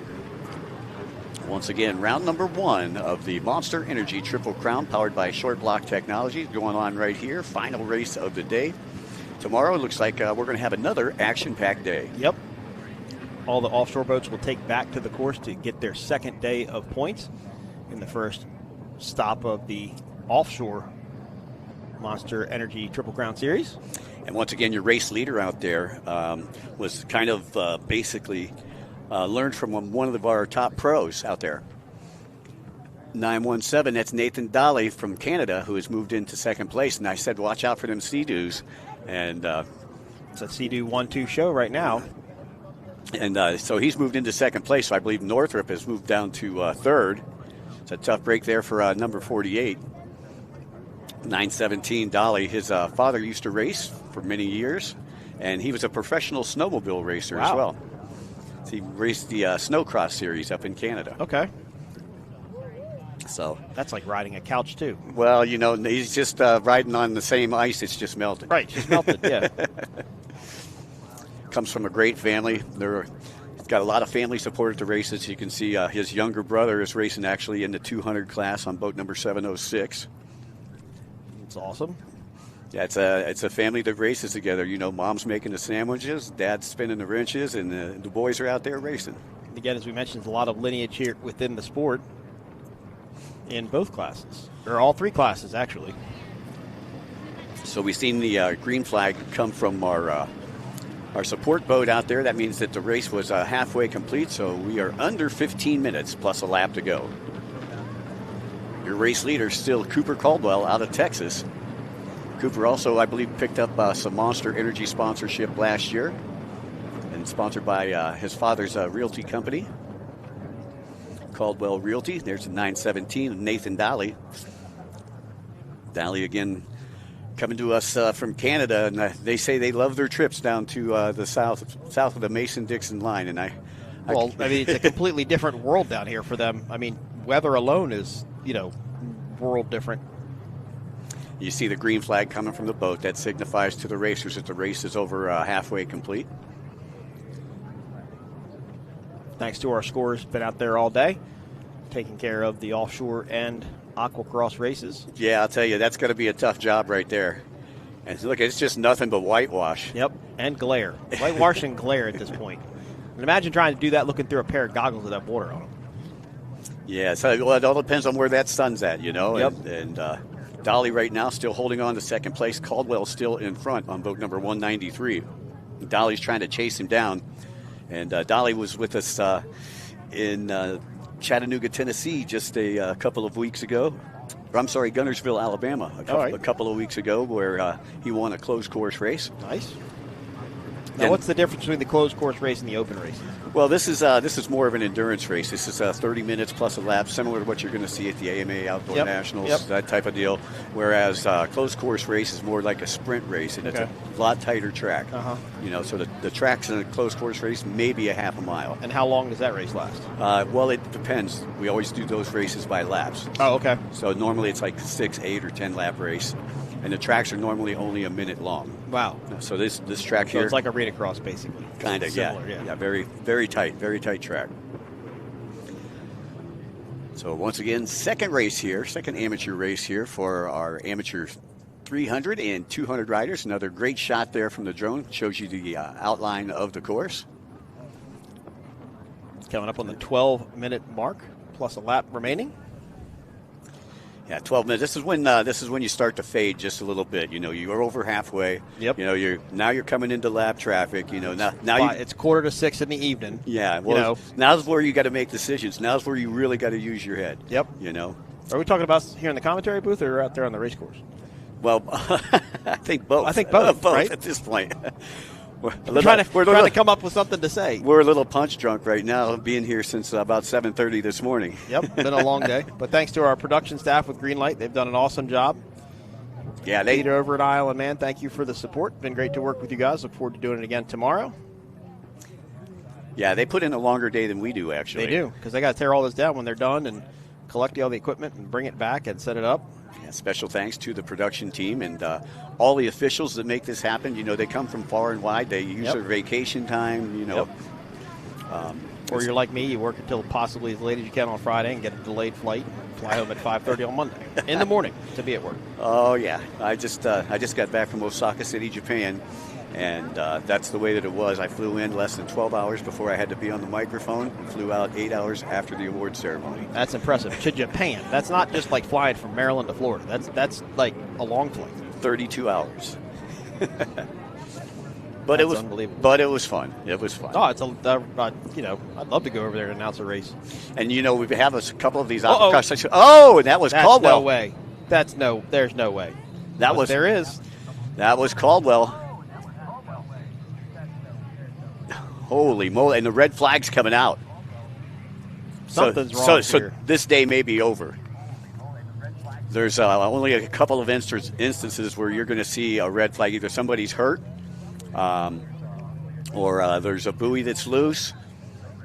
Well, it looked like a buoy was loose because when Caldwell went over there, he made a weird run back to the course or back to get in line with something.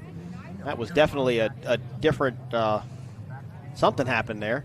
Well, and here's the deal. Like I say, the promoters can do a couple of different things. They can line them up in the last lap position. Since the race was halfway over, they can call it, or they can just restart the race. So there's 3 options that are going through our race director's mind right now. Well, let's see if we can find out from race control what happened there. They're asking who fell. It looked like Caldwell went off. And it was a weird wreck. I don't know if he got thrown completely off or not. It looked like he held on to something or somehow. And they're focusing in on 114, who was involved in that altercation a little bit earlier, Garrett Lofton. Yeah, but that was 6 or 7 minutes ago at this point. No, but he might have been down a lap, and the leaders were coming around. Okay. So that they might have got together right there. There's a Kawasaki with the headlights on it.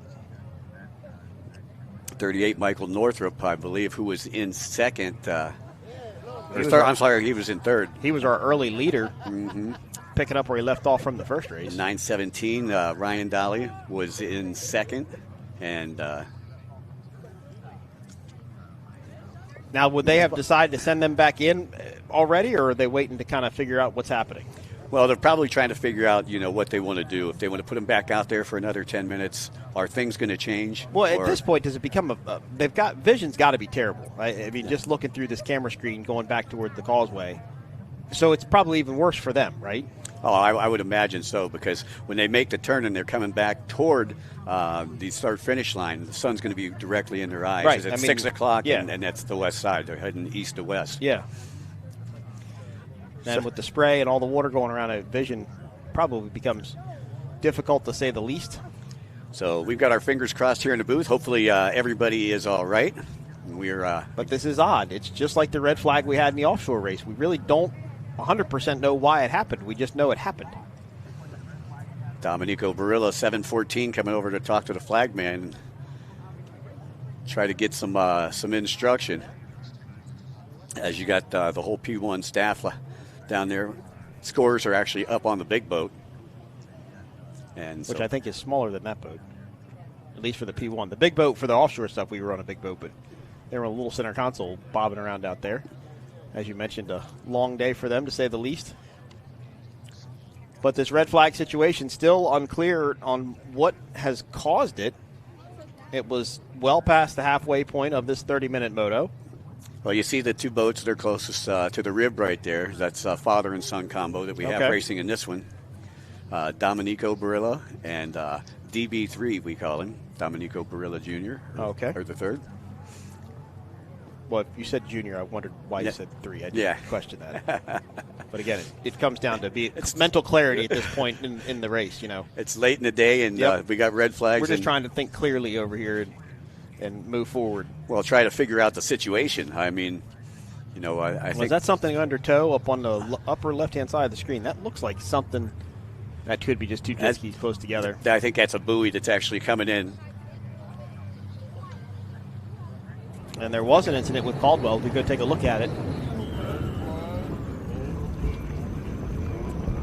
So, yeah, he came off right there. It looks like he just high-sided again. It kind of looks like he hit the wave the same way that he did before. But there was a ski down right at that buoy, and he was waving his arms. But you also know what happened was Dolly got past him when he went down before the red flag come out. Right. So that would give him the lead. That would give him, the overall. Or not the overall, but the win for the day. As we're still trying to figure out this mystery red flag situation. Questions being asked as to what the status of the race is. That's what I'm missing at home right now. Oh, baseball games. Baseball games with the kids. Games. Lots of baseball in my future. Yeah, I'm missing my little puppy. No baseball with little puppy. Yeah, little puppy. Little walks. You're good. She's at the dog sitters again this week. Oh boy. 35 weeks this year. 35 weekends with the dog sitter? With the dog sitter, yeah. I hope my wife isn't listening because you're going to give us the reason not to get the dog. She's like, we're gone too much or you're gone too much. Well, luckily I have a tiny home out back of my house, and my dog sitters live in the tiny house. Live in the tiny house, okay. Right. And I just shave off some rent. Like one of the tiny houses, like one of the actual tiny houses you see on television? Actually, I kind of built it. I built it up from the ground up. Okay. I had the basic figure, and then we put it all together. Nice. And yeah, I've had some renters in there since it got fixed about a year ago now. Nice. By the way, we're talking about anything if we're talking about dogs and pet sitters and tiny houses behind our houses and baseball with our kids. We're kind of in the moment to talk about anything. But there is Caldwell back up on the ski.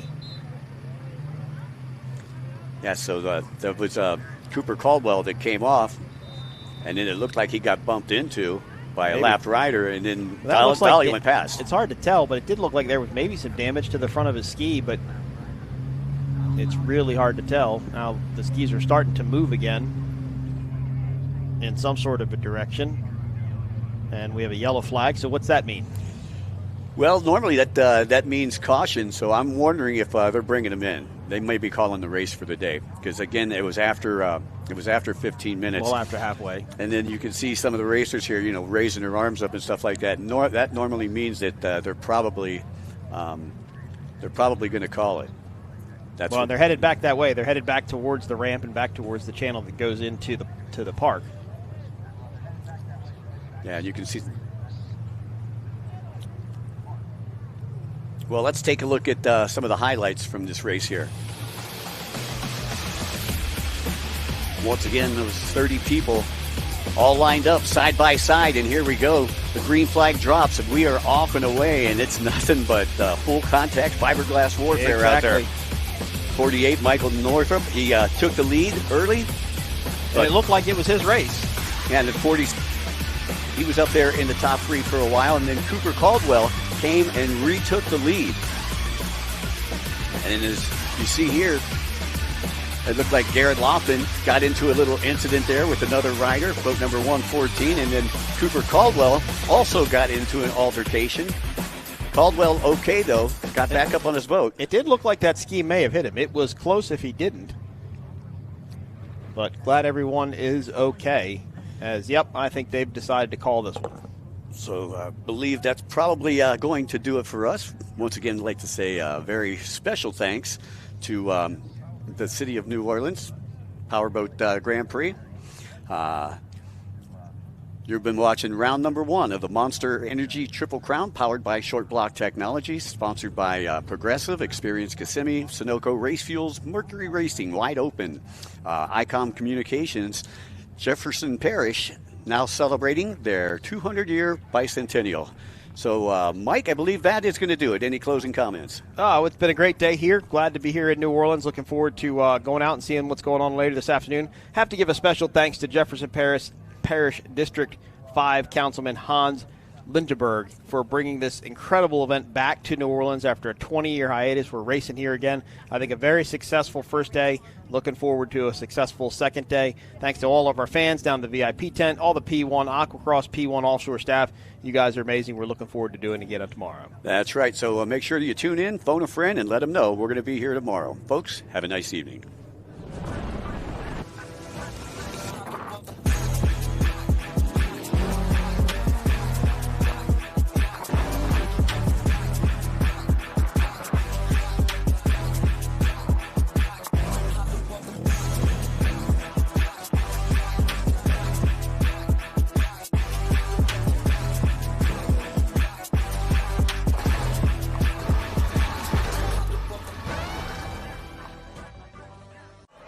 It's time to turn it up to 11 and ride full blast. The all-new Jet Blaster series from Yamaha. We didn't just create a new wave runner, we invented a whole new way to ride.